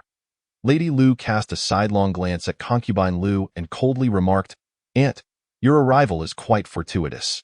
Since you are the young master's biological mother, why do you not personally speak on this matter of marriage? Humph, I was just about to do that. Had I not been considering the lady's reputation, I would have approached this matter myself long ago. Would I need the master to inquire on your behalf? If you genuinely care for the master, you ought to abandon this notion at once. Humph. The master, seeing that concubine Lu was on the verge of tears again, head of the Lu family, felt overwhelmed, and after much deliberation, he could only soothe concubine Lu by saying, If you continue to cry, when the young master returns, won't it be a laughing stock? Quickly tidy yourself up. Humph. Concubine Lu ceased her weeping and stormed out, casting a glance back at Lady Lu that seemed to suggest, Just wait and see. With the departure of the aunt, shouldn't the master go and console her? The head of the Lu family glanced at the lady, sighed, and followed suit. Without the young master's incessant chatter, the two young ladies and Miss Lu found themselves quite compatible. enjoying each other's company until the sun dipped low in the western sky, at which point they returned to the Liu residence. Not long after entering, concubine Liu indeed came bearing gifts to find the two young ladies, inquiring whether they had enjoyed themselves. Celebrating Feng City is much larger than Baishui City, and with Sister Liu's guidance, we naturally had a splendid time. Thank you for your concern, Aunt Liu. The two young ladies, being clever, knew it was best not to beat around the bush. Concubine Liu smiled and said, "It is a well-known truth that as men come of age, they marry, and as women come of age. The WEDMY son has been particularly fond of you too since the moment he laid eyes on you, and just today, he expressed that he wishes to marry one of you, since neither of you is yet wed. And given that the master only has this one son, it is only natural that I, as his mother, should speak on his behalf." Concubine Liu's candor left the two young ladies at a loss. Nan Gongyin was so incensed that she nearly expelled concubine Liu from her presence, but upon realizing they were in the Liu residence and that she was a guest, she begrudgingly took a seat.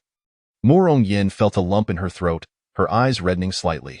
Taking a deep breath, she replied to concubine Liu, "Thank you, Aunt Liu, for your kind intentions, but we sisters are well aware of our plain appearances and limited talents, and we feel we are unworthy of the young master. We hope you will not jest about us. Such matters of marriage are not to be taken lightly by parents. Why would I jest? You are both aware of the reputation of our Shuangdao sect in the martial world, and in terms of family background, our Liu residence is certainly a match for the Nangong family. Let me speak frankly, the master has only this one son, and the future of the Shuangdao sect will ultimately rest in his hands. I urge you both to give this matter some serious consideration. Aunt Liu, please take care. We sisters cannot see you off." Once concubine Liu departed, Nan Gongyin promptly shut the door, slamming her palm against the table, her face flushed with indignation. "Sister, the Liu family is truly overstepping." Murong Yan's expression mirrored her frustration, her brows knitted in concentration as she said, "Let us hope this is merely a case of Aunt Liu meddling." "How could that be? You have seen how the master dotes on concubine Liu. If she were to act in such a manner, the master must certainly be aware. With the young master's character, even if I were blind, I could not find him appealing. Father claims he shares a deep friendship with the master. But in my opinion, it is all in vain. I cannot remain in the Liu residence any longer. Alas, it has only been a day or two, and already such troubles have arisen. How are we to cope? Dear sister, we are not without our own funds. Celebrating Feng City is vast. Surely we can find an inn, and why must we endure this indignity here? Indeed, it has only been a day or two. Yet such vexations have emerged. When I reflect on our circumstances at Lingxiao Palace, this Shuangdao sect is hardly worth enduring." Murong Yin resolved firmly, yet she feared that leaving abruptly might harm the relationship between the two families. If they approached Liu Hongliang to bid farewell, it might lead to complications. Nan Gongyin pondered and suggested, "Sister, why not look for an opportunity to exit directly? Once outside, we can send word to the master. Explaining today's events, to avoid any awkwardness, we can leave without saying goodbye. I believe the master would not dare to hold it against us, would he? That plan is indeed feasible." Murong Yin looked at her cousin's eager face, feeling a sense of relief. "You usually cause mischief, yet today you have come up with such a clever idea. However, I am uncertain how to explain to aunt and uncle once we return. Do not worry, dear sister. Mother cherishes us dearly. Even if father has his say, it is the Liu family that has acted improperly, and it has nothing to do with us." The sisters promptly packed their belongings and seized an opportunity to slip out of the Liu residence without saying a word to anyone. How amusing it was that they had rushed in yesterday, only to leave hurriedly today. Standing once more on the bustling streets of celebrating Feng City, the sisters were filled with myriad emotions. Chapter 86. The two sisters escaped yesterday. Zhao Jiu wandered alone through the city, and today, Bai Liu found himself with some free time. So he joined Zhao Jiu in traversing the streets. Bai Liu, being humble and courteous, was well informed and dressed in flowing blue attire, truly embodying the name of a gallant wanderer. However, Zhao Jiu could not fathom why Bai Liu would forsake the comfortable life at the Divine Physician Valley to venture into the martial world. Bai Liu, sensing Zhao Jiu's confusion, chuckled and asked, "What do you think defines martial prowess and chivalry, young brother?" Before Zhao Jiu could ponder this, he spotted two familiar figures ahead and immediately called out, "Miss Nangong, Miss Murong." The two young ladies turned, and Zhao Jiu's expression of delight mirrored the joy he had shown when he first delivered bean curd to the sisters in Xian County. Even Morong Yin felt a twinge of emotion, but her companion. Alas, this encounter was rather ill-timed. Upon seeing Zhao Jiu, Nan Gong Yin felt a lump in her throat and approached, saying, "Officer, good brother Bai Li." Zhao Jiu noticed the burdens the two ladies carried and exclaimed in surprise, "Are you two about to leave?" At these words, the expressions of both young ladies darkened, and Nan Gong Yin seemed to harbor some anger. In an instant, Zhao Jiu understood. "Ah, have you two faced some grievances at the Lu residence?" The sisters had never before been so directly confronted about their feelings, and Nan Gong Yan's eyes quickly filled with tears. However, with the crowd bustling around them, she managed to hold back her tears and replied nonchalantly, "It is nothing. There are simply too many people at the Lu residence, and we are not accustomed to it. Moreover, we have yet to thoroughly explore celebrating Feng City. Returning now would surely invite mockery from our fellow disciples." Bai Liu, having a slight understanding of Lu Hongliang's temperament, picked up the conversation. "If that is the case, why not stay at the Lingxiao Palace's guest house?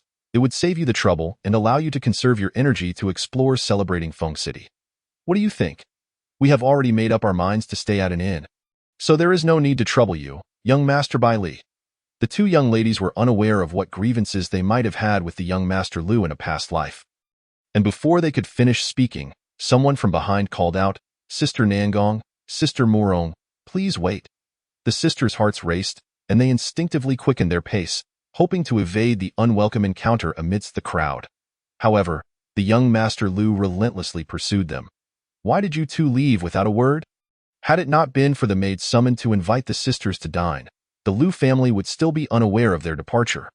Nan Gong Yin could no longer tolerate him. Turning to face the young Master Lu with a stern countenance, "We cannot afford the Lu residence's hospitality, and we ask that you respect our wishes and cease to disturb us."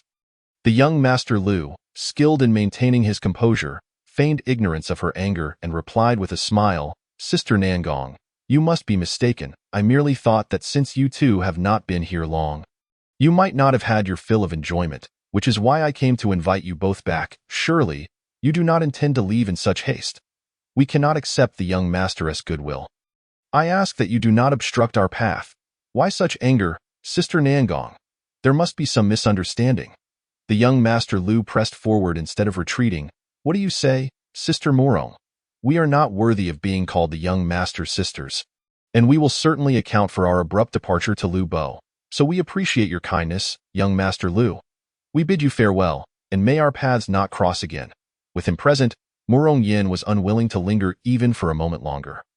She thought to herself that she had never felt so humiliated before, and turning, she grasped Nan Gong Yan's hand, heading toward the city gate, her eyes already red with suppressed tears. "Dear sisters," the young Master Lu called after them, but was abruptly halted when a slender youth seized his shoulder, turning to see a lively face. "Are you perhaps the young hero of the Shuangdao sect?" Zhao Jiu, disregarding the young master's irritation, pulled him along, saying, "My surname is Zhao, with a given name of Jiu. I am the constable from Xian County, sent by my master to congratulate the head of the Weiyuan escort on his birthday. I have long admired the Shuangdao sect's reputation and have been eager to meet the young hero Lu. Yet I did not expect to encounter you in the street today, hey? Hey, you have mistaken the person." The young Master Lu, growing impatient with Zhao Jiu's incessant chatter, raised his hand to brush him off in an attempt to pursue the two sisters. However, where had they gone? The figure who had spoken with the sisters had vanished as well. When he turned back, even the young man who had introduced himself as Zhao Jiu was no longer in sight. The young Master Lu thought to himself, "You little rascal, how dare you employ such tricks? When next we meet, I shall see how to deal with you." Bai Liu accompanied the two sisters back to the Lingxiao Palace's guest house. And shortly thereafter, Zhao Jiu returned as well. The sisters had regained their composure and expressed their gratitude to Bai Liu and Zhao Jiu. When evening fell and Ouyang Xian returned, he was naturally quite pleased with the arrival of the two young ladies. He had heard whispers of the happenings in the street and remarked to the two sisters, if one were to speak of the faults of Lord Lu, it would undoubtedly be his son. Despite the circumstances, Miss Morong and Miss Nangong could rest easy, free to pursue their desires without concern. Why should they let the frivolous and unlearned young master trouble their hearts? The following morning, the relentless young master Lu returned to the secluded residence of Lingxiao Palace. Ouyang Xian administered a slight reprimand, causing young master Lu to retreat in defeat. Lu Hongliang, aware of his household's missteps, recognized that although his son was in the wrong, the two sisters had also strayed from propriety. This internal conflict made it difficult for him to swallow his pride and invite them back. Furthermore, Ouyang Xian delivered a letter from the sisters to the Lu residence, leading to Lu Hongliang's utter embarrassment. Aware that he could not provoke Lingxiao Palace, he resorted to confining his son to their estate, forbidding him from venturing out. Meanwhile, Nangong Yin also sent correspondence home, detailing her experiences in Qingfeng City, which was relayed to the Seven-Star Sword Sect by Lingxiao Palace disciples. When it comes to Ouyang Xian and Bailey Yu, both are akin to exquisite jade, each possessing their unique virtues. Ouyang Xian, with his charming demeanor, often surrounded by friends, exudes an air of a leader, captivating Morong Yan's affections. Conversely, Bailey Yu carries a calm and composed demeanor, executing his actions with discretion. He has deftly extricated Zhao Jiu and the two sisters from various predicaments, earning the admiration of Nangong Yin. Zhao Jiu, observing the dynamics, felt that he had little stake in these matters. Since time immemorial, beautiful women have been drawn to heroes, and talented individuals are often paired with fair maidens. Zhao Jiu, lacking in fortune, felt fortunate to even share a table with figures like Ouyang Xian and Bailey Yu. Yet, he pondered why he had ventured to Qingfeng City. The delicate green shadows, the charming smiles, and the calls of Brother Constable. How could he ever let go of these memories? The martial world is not merely a place for conflict. Interpersonal relationships form an equally vast domain. Zhao Jiu found himself troubled, for he was but an ordinary man. Even an ordinary man harbors hopes. His thoughts oscillated between clarity and confusion until Nangong Yin called out to him. "Brother Constable, I've heard the scenery in Qingfeng City is splendid. Shall we go explore?" He decided to cast aside his worries. Whatever fate awaited him, he would accept it. "All right," Zhao Jiu replied with enthusiasm. The landscapes of Baishui City are renowned for their peculiar beauty, while those of Qingfeng City are celebrated for their elegance. As they journeyed, Nangong Yin was animated, chattering incessantly, and Zhao Jiu could not help but smile. Their excursion consisted solely of the two of them, as Morong Yin found such exertions unappealing and chose to remain behind. Ouyang Xian, being the young master of Lingxiao Palace, was burdened with numerous internal and external affairs, leaving him no time to spare. As for Bailey Yu, he had mysteriously vanished early that day. However, Lingxiao Palace disciples mentioned that he had gone to gather herbs. Upon reaching the mountainside, the weather was still pleasant, but as they ascended, storm clouds gathered ominously. Both Zhao Jiu and Nangong Yin, unfamiliar with the mountain paths, hastily spotted a cave and rushed inside just as the torrential rain began to pour, causing rocks and vegetation to crackle under the onslaught. "What a downpour!" exclaimed Zhao Jiu. "Indeed, we are fortunate to have found this cave. Otherwise, we would be in dire straits." In their haste, they had not taken the time to examine their refuge closely. As they conversed, Nangong Yin turned her head to survey the interior, noting the cave's cleanliness, devoid of any signs of wild beasts. In the corner lay a basket of herbs, indicating someone had been there before. "Oh, it seems someone has arrived before us," she mused. But with no apparent exit from the cave, she wondered where that person could have gone. Just then, an oiled paper umbrella rushed into the cave, its bearer holding a pheasant. Upon seeing the figure, Nangong Yan's eyes sparkled, and she exclaimed, "Bailey Gidge." The man looked up and replied, "Ah, Miss Nangong, Brother Zhao." It turned out that Bailey Yu had come to this cave while foraging for herbs and sought shelter from the impending rain after noticing the sudden darkening sky. Anticipating he would be unable to return to the city for some time, he had set out to catch some game, but just as he captured a pheasant, the downpour began. The three of them gathered in the cave, starting a fire to roast the chicken while the rain poured outside. Nangong Yin remarked, "Heaven seems outmatched by Bailey Gidge's foresight." Bailey Yu chuckled. "It was simply a fortunate coincidence. There's nothing mystical about it. How wonderful it would be if I could roam the world with a sword like you, Bailey Gidge," Nangong Yin declared, inspired by the moment, adopting the tone of a wandering hero. "The green mountains remain unchanged, and the flowing waters endure. May we meet again, Nangong the heroine."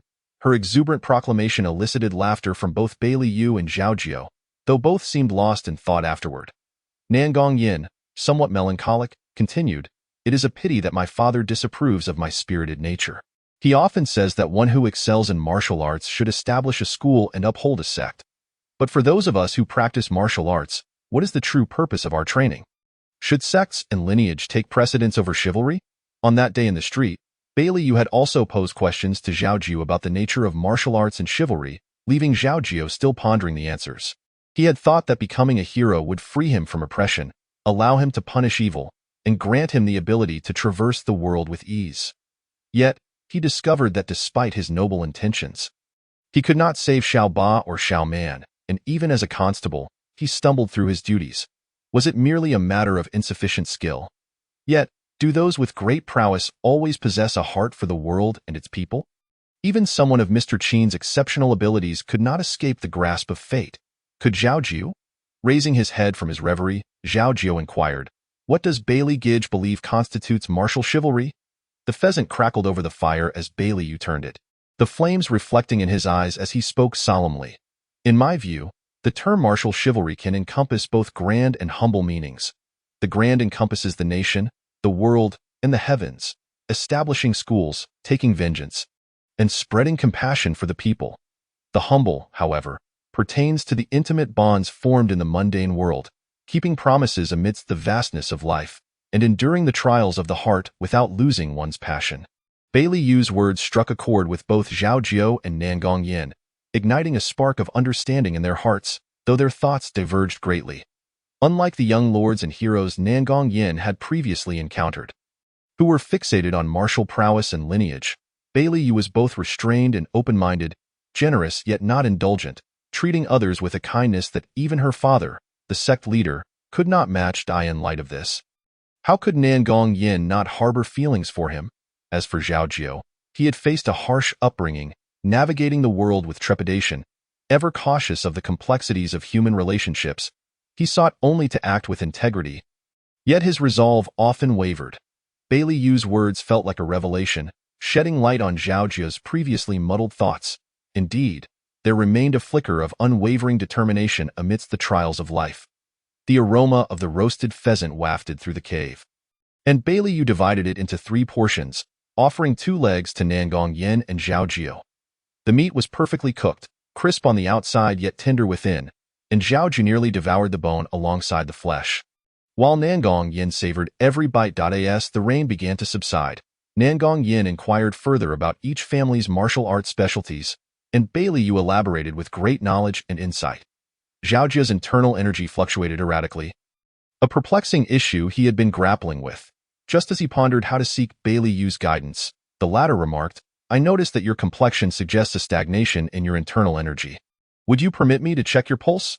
Eager for assistance, Zhao Jiu rolled up his sleeve and extended his arm, saying, "I must confess, Bailey Gidge, I am indeed troubled by this." Bailey Yu gently placed his fingers on Zhao Jiu's wrist, his expression suddenly serious. Zhao Jiu believed his condition to be grave, unaware that Bailey Yu was awash with tumultuous thoughts. It is him. Years prior, Zhao Jiu's father had searched for his uncle in a place called Wutong Village, where his uncle had intended to take a youth named Zhao Jiu as a disciple, but his father had declined. It seemed that his uncle had indeed passed on the Fantiang cultivation method to Zhao Jiu. However, given Zhao Jiu's current state, he likely had no idea how to properly cultivate this technique. The meager internal energy within him was probably a product of his own misguided efforts. If that were the case, then Zhao Jiu could be considered half a disciple of his uncle. Regrettably, Bailey Yu had never trained in Fantiang, thus he could offer no guidance to Zhao Jiu. Moreover, his mother had warned that while the Hua family could practice various martial arts, the Fantiang internal cultivation method was strictly forbidden for their descendants. It must be understood that Fantiang is the most profound internal cultivation technique in existence. Just as many hidden treasures require the right person and opportunity to unlock, Fantiang demands perseverance through immense suffering to achieve enlightenment. Once mastered, it encompasses all martial arts, allowing one to manipulate the heavens and earth with ease. Legend has it that Fantiang is a celestial technique handed down from divine beings. Thus it is not accepted in the mortal realm. In a century since its inception, only 2 have succeeded in mastering it, both from the Hua family, leading to continuous misfortunes for the clan, nearly resulting in their extinction. A single misstep in Fantiang could lead one down the path of demonic cultivation, consuming everything in a blaze of hellfire, ultimately reducing oneself to ashes for the sake of liberation. Were it not for the presence of the Xuanyu Pearl by his uncle's side to stabilize his mind, he might have already faced irreversible doom. Should he reveal the truth to this earnest young man before him? Baileyu found himself at an impasse. The mountain rain arrived swiftly and departed just as quickly, revealing a clear, azure sky adorned with a vibrant rainbow arching over the peak. Nangong Yin emerged from the cave, captivated by the breathtaking view, joyfully calling out to the two inside. Zhao Jiu laughed, exclaiming, "Ah, the sun has come out." "Indeed," Baileyu replied, standing and joining Zhao Jiu as they exited the cave. With the rain cleared and the world refreshed, how could the heroic youth neglect to embrace such a splendid sight? Zhao Jiu was suddenly filled with a surge of heroic spirit. Having been born into this vast world, he believed he ought to embody the spirit of a valiant wanderer. Much like Baileyu, a man of integrity and courage. With this resolve, he found himself less concerned about his internal strength. He understood that there are many things in this world that cannot be forced. When the time is right and conditions align, the opportunities that arise cannot be seized by others. Zhao Jiu further contemplated that since Baileyu bore the title of a wanderer, he might glean some peculiar tales from him about the world of martial arts, which could potentially lead him to the whereabouts of Mr. Qin. Thus, he inquired, "By the way, Brother Baili, you are well versed in the ways of the martial world. Surely you have encountered extraordinary individuals and tales. Would you be so kind as to share some with me?" In Chapter 88, Seeking a Livelihood, Baileyu furrowed his brow in thought before responding to Zhao Jiu. Before arriving in Qingfeng City, "I spent a few days in Yunshao County, over 100 miles away. At the juncture of Huatian Town and Lucy Town, there lies a mountain called Qinglong Mountain. I heard rumors that a ferocious tiger had been attacking people and livestock, causing the villagers below to refrain from venturing outside even during the day. Thus, I decided to investigate and eliminate this menace. To my surprise, when I arrived, I discovered that the tiger had been tamed by someone." "Ah?" Zhao Jiu exclaimed, taken aback. The tiger was a striking creature, a large beast with white fur and black spots, its coat remarkable in itself. However, the one who tamed it was even more extraordinary, possessing heterochromatic eyes. I observed that this person had a refined appearance, and his martial prowess seemed unfathomable, though his crimson eyes were somewhat unsettling. It stands to reason that this is why he chose to dwell in the deep mountains. Red eyes? Zhao Jiu recalled the last time he had seen Mr. Qin. His eyes had been blood red, as if glowing, with even the pupils tinged in crimson. Moreover, Mr. Qin's demeanor was scholarly, and despite his scarlet gaze, he did not seem like a malevolent individual. Thus, it must be Mr. Qin. Zhao Jiu's heart raced uncontrollably. He yearned to sprout wings and fly to Qinglong Mountain to seek answers from Mr. Qin. Baileyu quietly noted Zhao Jiu's expression, feeling a profound sense of nostalgia. He never anticipated that after so many years, the boy's character would remain as it was when his father had once described it. "This matter arose because of my uncle. If I do not assist him, how can I justify his suffering?" Outside, a charming figure gazing at the mountains seemed to have discovered something intriguing and called out, "Brother Baili, come quickly and see what this is." The two men, interrupted in their thoughts, instinctively moved towards her. The next day, Nangong Yin and Murong Yin bid farewell to Ouyang Xian and the others, stating they were returning home to report. Ouyang Xian personally escorted them out of the city, promising that he would visit the leader of Nangong in Baishui City when time allowed. Baileyu, feeling unrestrained, accepted Ouyang Xian's request to accompany the two women back to the city. Zhao Jiu, unlike the others, sensibly bid farewell to the group.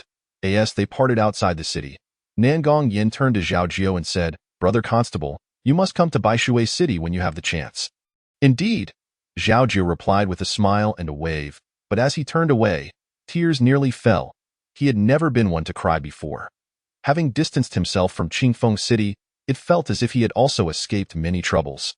In the desolate mountains and abandoned temples, he could find refuge anywhere in the stillness of the night. Zhao Jiu could distinctly sense a gentle stream of energy flowing within him. Sometimes he could grasp it, while at other times it slipped away like sand through his fingers. Nonetheless, Zhao Jiu felt an overwhelming sense of joy. Compared to before, this was indeed significant progress.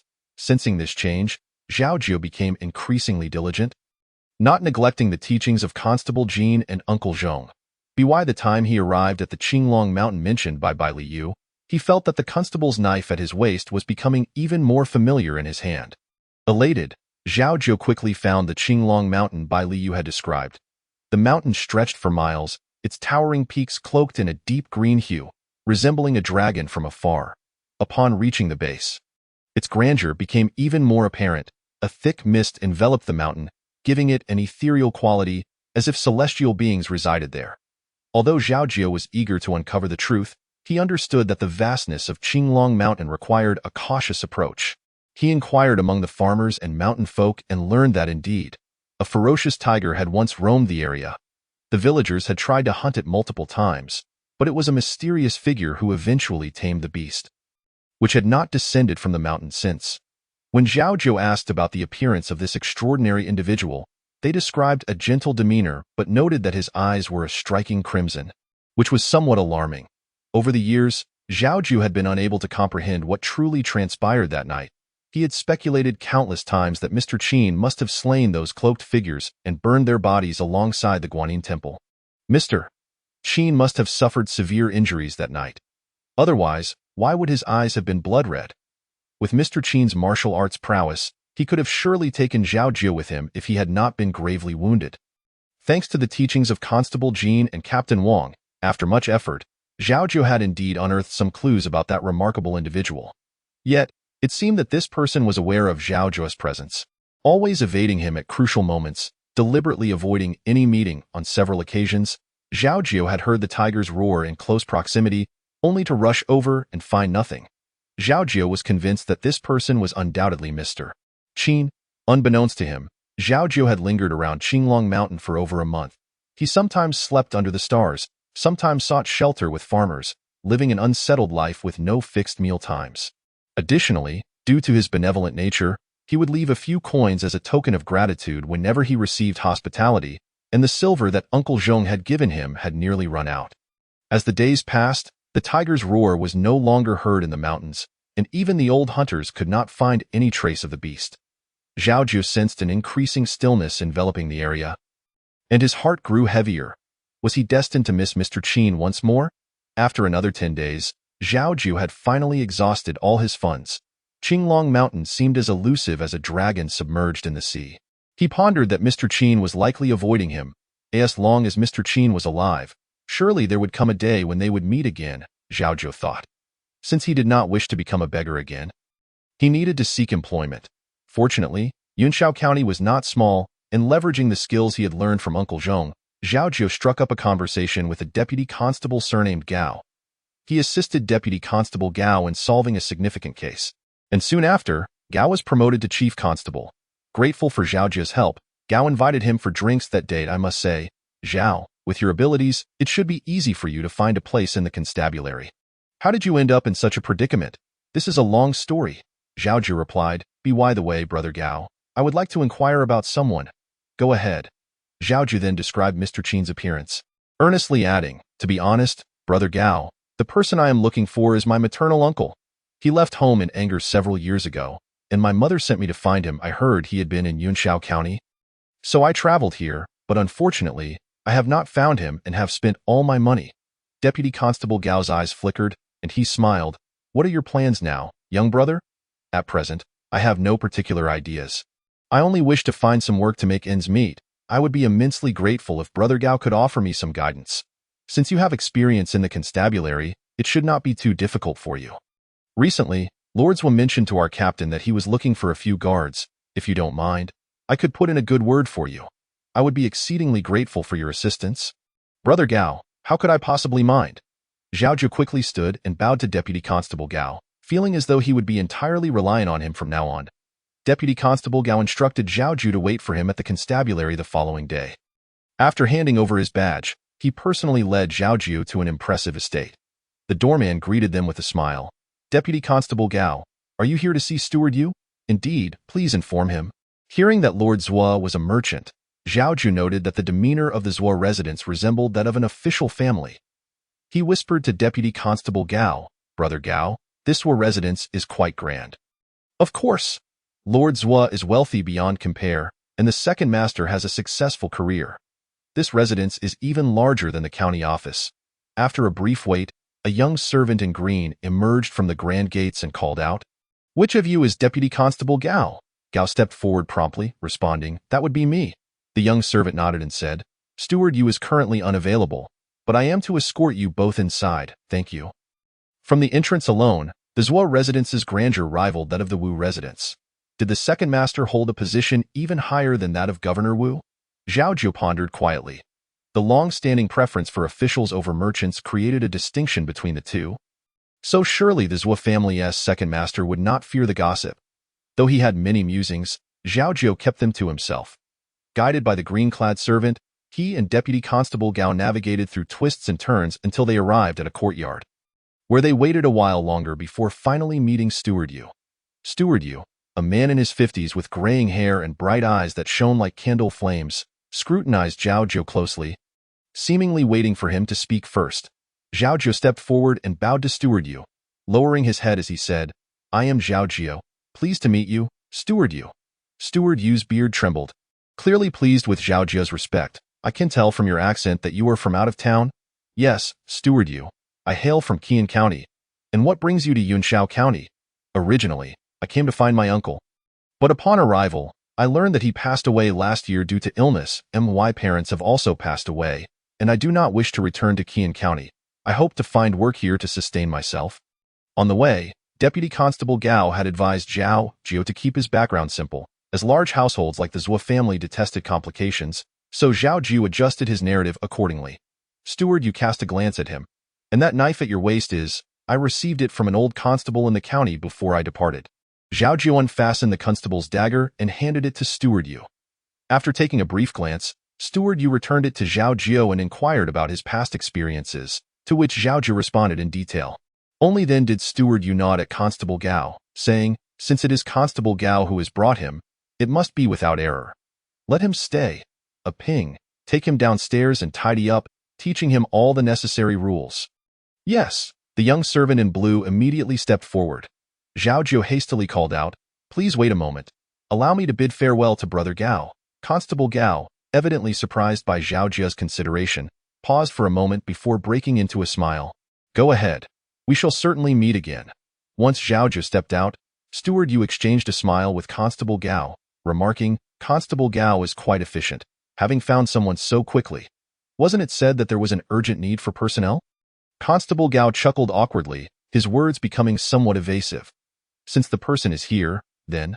Steward Yu withdrew a silver ingot from his sleeve, and Constable Gao hurriedly reached out to receive it.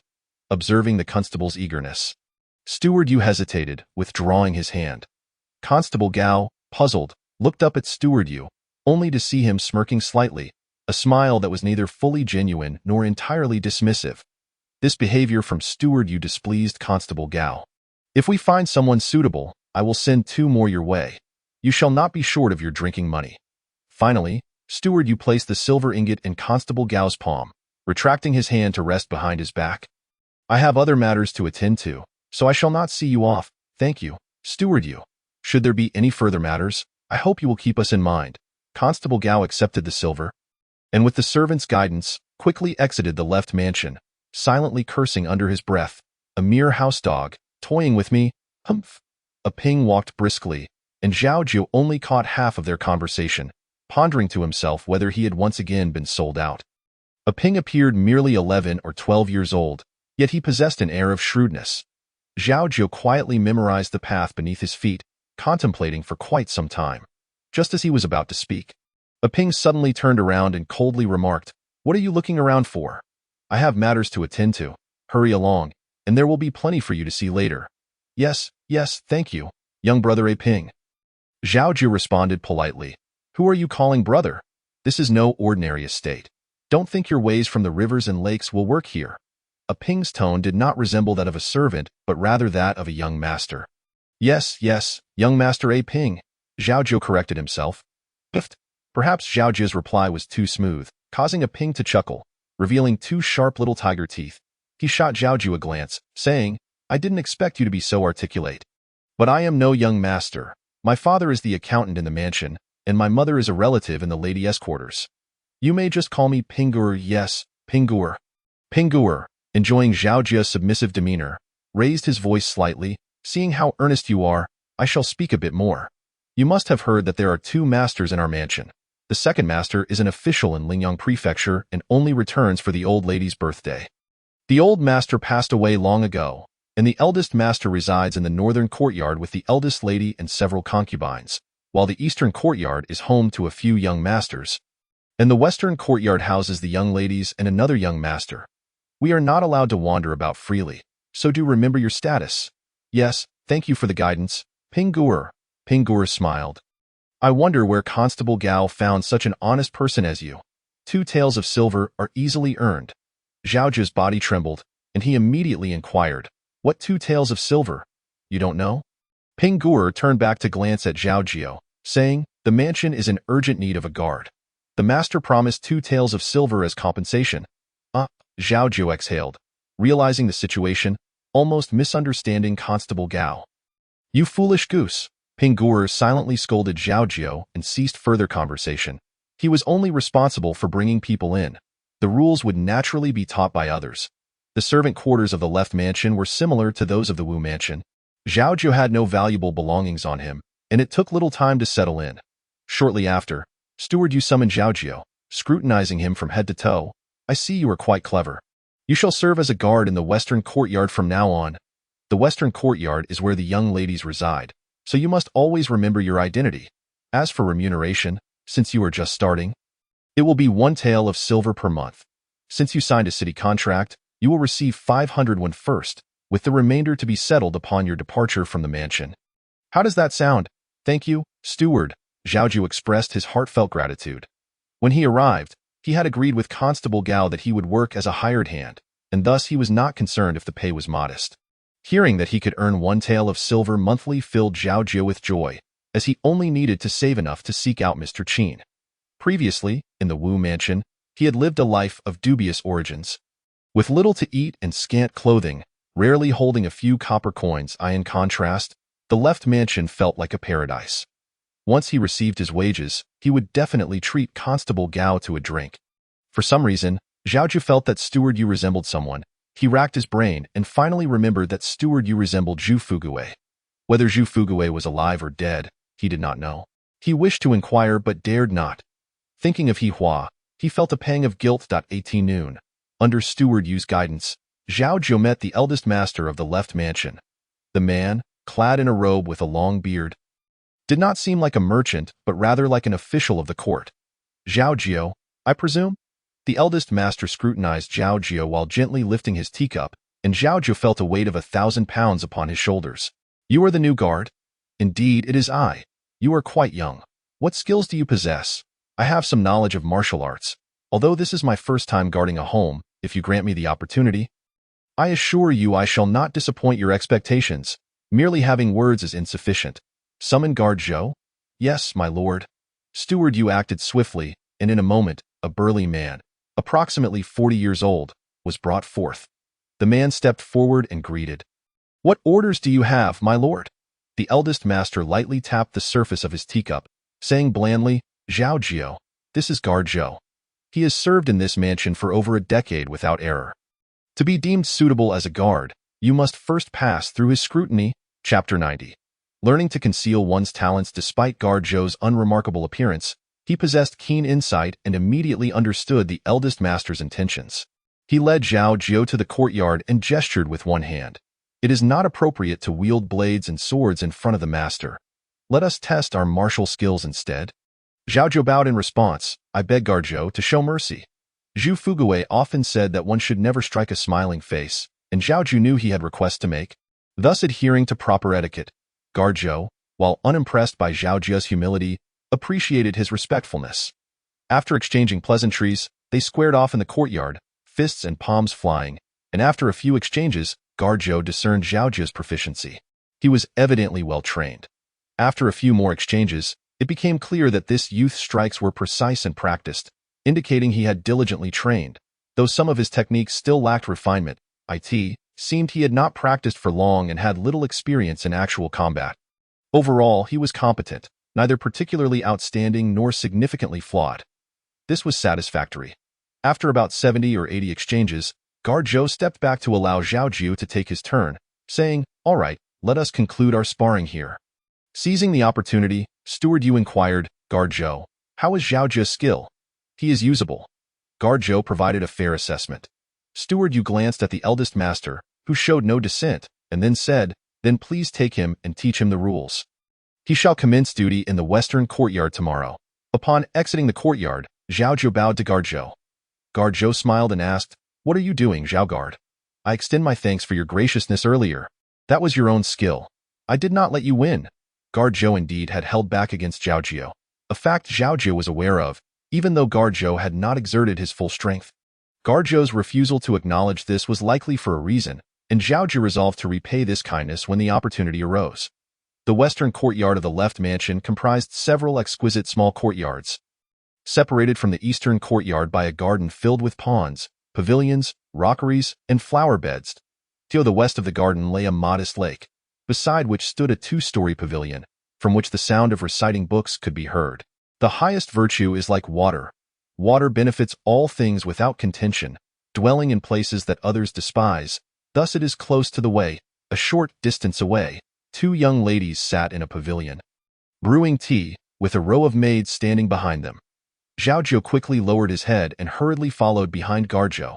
According to Guard Zhou, the western courtyard had originally had a guard. But this individual had fallen gravely ill recently and was unlikely to recover, hence the vacancy. Guard Zhou implied that Zhao Jiu was fortunate, though he spoke vaguely. Zhao Jiu was somewhat puzzled. He dared not casually engage in Guard Zhou's comments, lest he be perceived as disparaging the previous guard. This hesitation was noted by Guard Zhou, who assumed Zhao Jiu was timid. Zhao Jiu remained taciturn, simply responding, "Thank you for your guidance, Guard Zhou. Moreover, you must remember, the young masters' and ladies' quarters are not places one may enter casually." Yes. While the position of guard appeared leisurely, it bore similarities to that of a constable. It was fine as long as nothing occurred.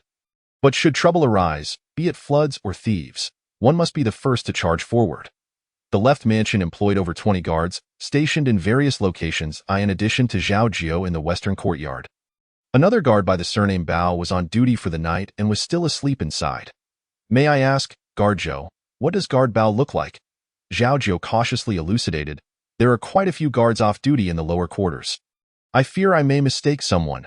Zhou Yuan, seemingly amused by this remark, smirked and replied, "A person like him, you would recognize without error." Indeed, as the hour of Su approached, a figure made his way toward the western garden, moving with a lively gait. Upon closer inspection, Zhao Jiu noticed that this individual had a ring knife slung at his left hip and, astonishingly, a gourd of wine hanging from his right. Suppressing his surprise, Zhao Jiu stepped forward and greeted, "Could this be Bao Yuan?" The newcomer halted, scrutinizing Zhao Jiu before inquiring, "And you are?" "I am Zhao Jiu, the newly appointed guard, assigned by the steward to the western garden. I hope to receive your guidance in the future." "Ah, so you are Zhao Yuan. I've been anticipating your arrival. Come, let us drink." Bao Yuan unfastened the gourd from his waist and, disregarding all decorum, poured a generous mouthful into Zhao Jiu's mouth, causing him to cough violently, tears brimming in his eyes. Yet, with unabated enthusiasm, he inquired, "How is it?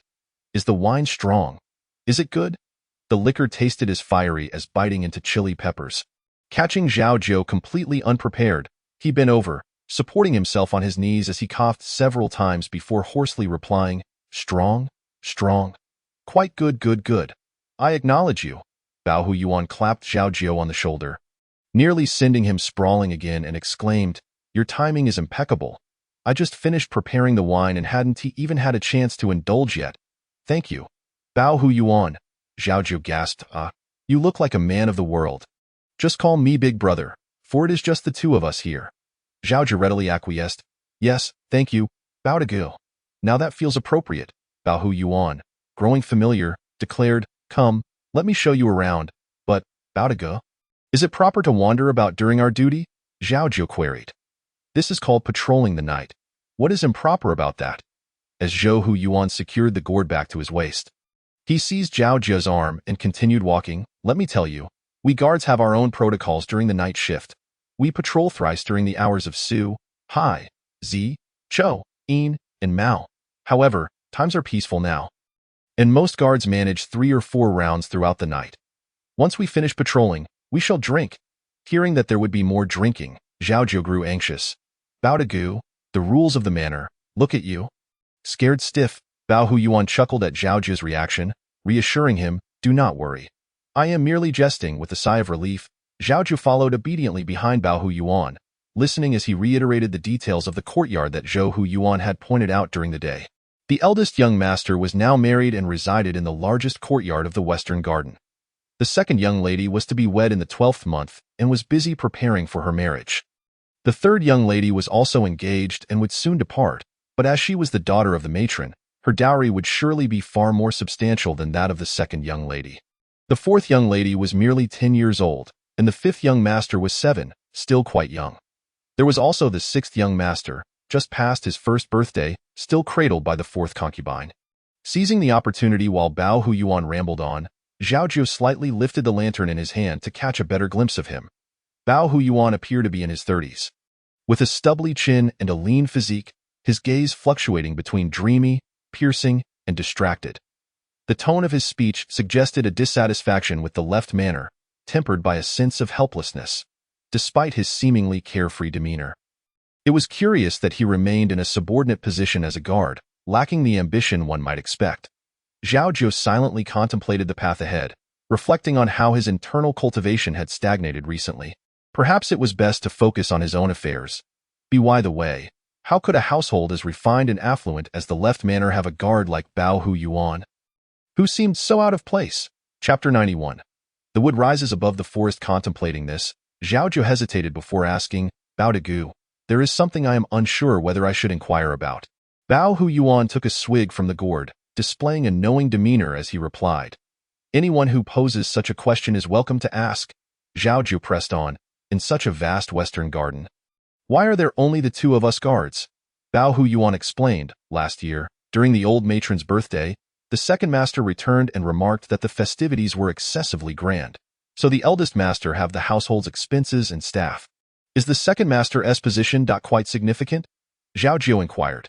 He is the deputy director of the salt transport office in the eastern region, a 4th-rank official. Would you say that is significant? Bao Huyuan's expression darkened abruptly, and with a cold snort, he added, the second master has acted against the family's ancestral decrees. During the old patriarch's lifetime, he never returned, perhaps fueled by the effects of the wine. Bao Huyuan clapped Zhao Jiu on the shoulder, squinting as he remarked, you should hold that lantern steady. It's dazzling my eyes. Zhao Jiu firmly grasped the lantern and replied, yes, Bao Gu. Whether it was Bao Huyuan intoxicated by the wine or by his own thoughts, he suddenly released Zhao Jiu and staggered ahead, still clutching the old, yellowed gourd, mumbling to himself as he took another sip. Zhao Jiu's ears perked up at the sound. After all, blood ties matter. The old patriarch just passed, and the matron called him back. Unlike me, who for so many years dared not even mention my surname, I am the one without merit. I have wronged you. With a thud, Bao Huyuan finally collapsed by the roadside. Zhao Jiu hurried over, finding Bao Huyuan's eyes tightly shut, 2 streams of tears glistening at the corners. Alas, he too is a sorrowful soul. As Zhao Jiu was new. Zhao Huyuan had instructed him to serve 10 days of daytime duty, followed by 10 days of night duty, alternating in this manner. According to Bao Huyuan, the distinctions between day and night duties were minimal. Should any incident arise, everyone would need to be alert, and no one would be able to rest.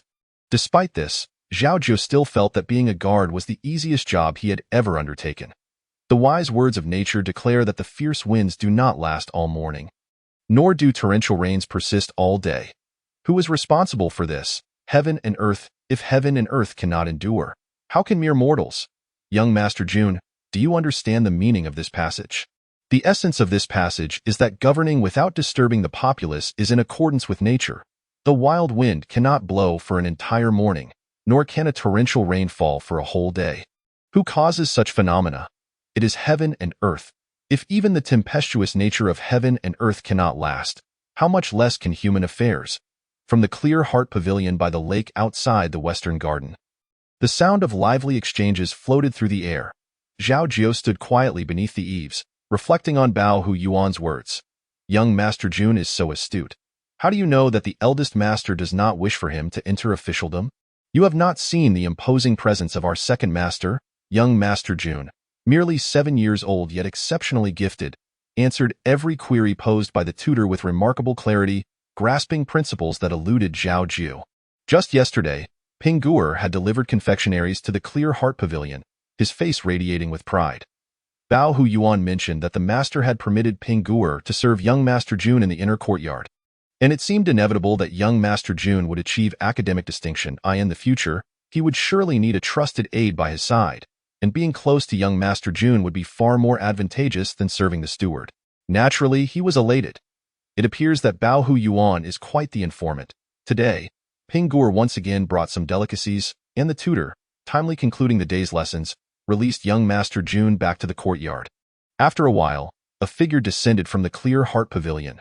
Dressed in a scholarly blue robe, with a refined visage and a paper fan in hand, he strolled leisurely along the lakeside. Zhao Jiu was pondering who this person might be when a voice unexpectedly emerged from the corner. That is Qi Xiu Kai. Zhao Jiu turned back, bowed to go. What brings you here? Bao Hu Yuan, seated by the wall's base, gazed at the man by the lake and responded, Qi Xiu Kai came last year. While on his way to the imperial examination, he encountered bandits, and the eldest master rescued him, allowing him to recuperate here. He is quite fortunate. Zhao Jiu concurred, since the master has appointed Qi Xiu Kai to instruct young Master Jun. It seems he holds him in high regard, does he not? That is only natural. Otherwise, he would not have been hired as a tutor. Bao Hu Yuan replied, however, everything has its fate. Qi Xiu Kai, having lost his father at an early age, observed mourning for 3 years. After the period of mourning, he attempted to take the examination again, only to face misfortune once more, missing his chance. Otherwise, with his talent, he would surely have become a successful candidate. A mocking smile played on Bao Hu Yuan's lips as he glanced at Zhao Jiu, teasingly saying, Don't ask me how I know this. It's all from our eldest master's words. Ah, I see.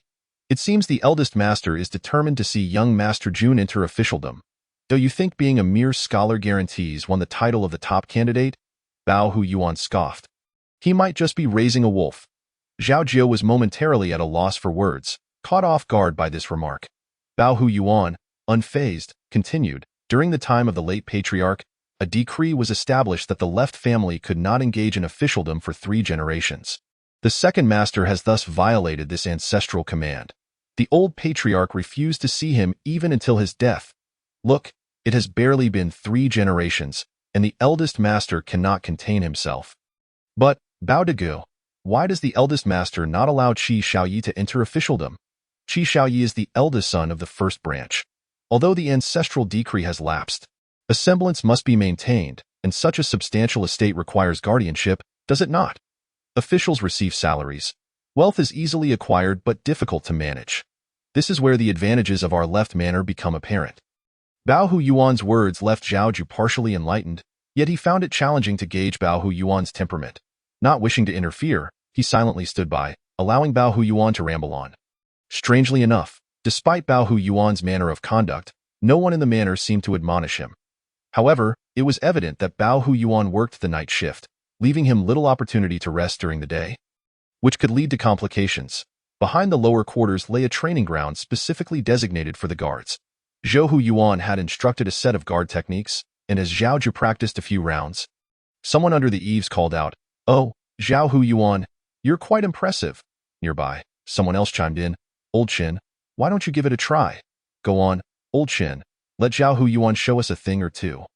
With a commotion outside, those who had been sleeping indoors were roused, eager to witness the spectacle. Zhao Jiu understood that the veteran guards were intent on undermining his authority. Esteemed brothers, I have recently been admitted to the hospital, and I fear my humble skills may not meet your esteemed standards. The Guardian Zhou has been singing praises of Guardian Zhao, yet does Zhao speak thus to belittle us, or to slight Zhou? As I sensed a collective surge of hostility, Zhao Jiu promptly bowed and greeted everyone, cautious not to appear careless. As a newcomer, if I am unaware of the customs, I hope, Zhao Guardian. Before he could finish, Guardian Chan leaped into the fray, unabashedly mocking, Please, proceed. The cacophony around Zhao Jiu was overwhelming. When he lifted his gaze, he was met with the familiar mockery he had encountered countless times before. The whisper of past ridicule swept across his countenance, igniting a fervor within him. Initially seeking a conciliatory word, he abruptly shifted his approach. "Then I implore Brother Chen to show some mercy." The crowd was taken aback by the sudden intensity radiating from Zhao Jiu, and a few who had ridiculed him felt a flicker of trepidation, only to quickly regain their bravado, anger igniting within them. Could they possibly be outdone by a mere youth? They were determined to teach him a lesson. In the silent moments that followed, the two combatants had already engaged, exchanging blows in a dazzling display. Though some among the Guardians had connections, not all were inept. Two Guardians who had remained silent thus far recognized that Chun had likely overreached this time. Meanwhile, Chun found himself lamenting his own miscalculation. Originally, he had sought to provoke Zhao Jiu, but now he was being outmatched by Zhao's unexpected vigor. Underestimating a youth who had yet to fully mature, he had jumped straight into a genuine confrontation. Yet, Zhao Jiu met each challenge with composure, showcasing his skills with remarkable steadiness, a stark contrast to Chen's hasty aggression. Unbeknownst to Chun, Zhao had previously received instruction from the esteemed Gene Inspector and had been meticulously trained by the diligent Zhongbo. Each move he executed was the result of arduous practice, but his humble origins had fostered a tendency towards self-doubt and reticence, leading him to underestimate his own abilities. Now, provoked, he let his training unfold.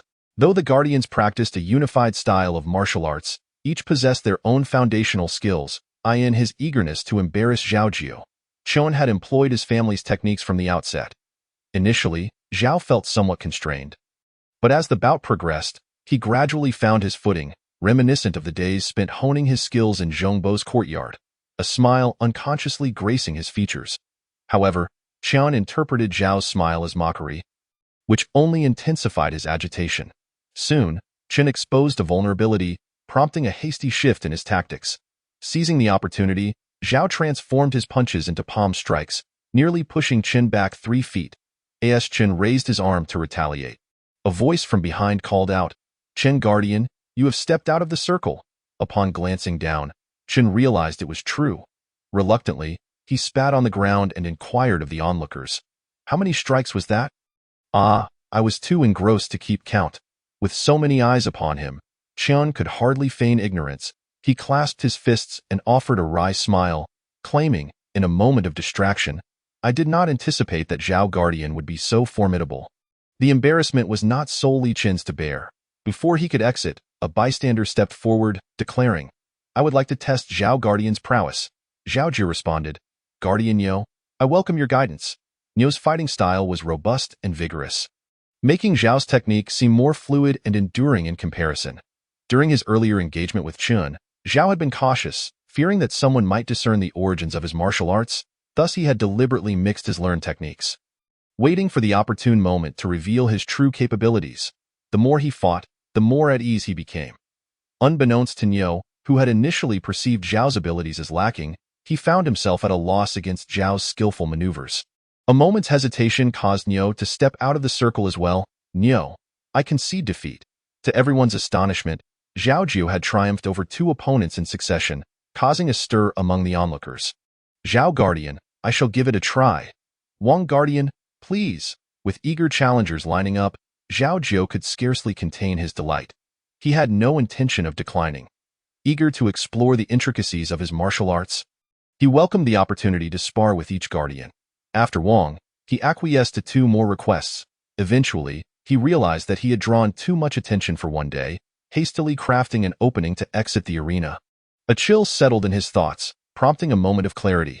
Squatting outside the ear room in the western courtyard, Zhao Jiu found himself in a state of dismay. In contrast, Guardian Bao, observing Zhao's dejected demeanor, burst into laughter, clapping Zhao's shoulder heartily. "Brother Zhao, you have done well. This household is rife with those accustomed to elevating themselves by belittling others. If you show weakness now, you shall find it difficult to assert yourself in their presence in the future." Early the next morning, Zhao Jiu opened the door to the ear room, exhaling a heavy sigh. Previously, his internal energy had fluctuated, but now he felt naught but emptiness. Could it be that the eclectic nature of his training had led to this? If Mr. Qin were to discover that he was not suited for the divine art, would he feel disheartened? Zhao Jiu stood dumbfounded beneath the eaves when a spider, no larger than a fingernail, descended from the beam. Swinging in the air for a moment before desperately clinging to a thread finer than a hair, attempting to climb back up, only to fall repeatedly. Each ascent brought it closer to the beam. Zhao Jiu, instinctively reaching out to assist the spider, found it startled and swiftly scuttling back up to the beam, disappearing into an unseen corner. A smile unfurled on Zhao's lips as he regained his composure. He thumped his chest, and as the ruckus around the various rooms began to swell, he made his way to the lakeside. As dawn broke, mist danced over the lake, dew dampening his shoes, a coolness enveloping his nose. Gazing at the tranquil waters, a green shadow suddenly flickered in his mind. The verdant hills remain unchanged, and the waters flow eternally. When might he see her again? Perhaps by then, she will have.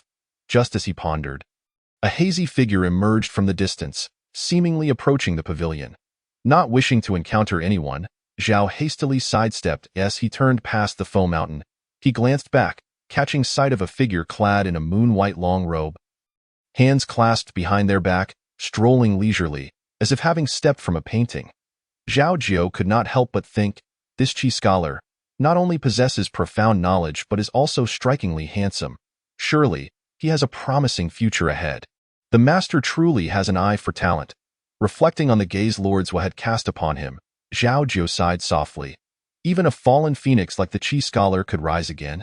While he, Zhao Jiu's sorrow came swiftly and faded just as quickly, much to Bao Guardian's liking. One should seize the day, for tomorrow's matters remain uncertain. Bao brother speaks wisely. You, lad, seem to take every word to heart. Yet do you truly understand where that confidence on the training ground originated? It was they who allowed me to succeed. Bao Guardian, seated on the threshold, gazed up at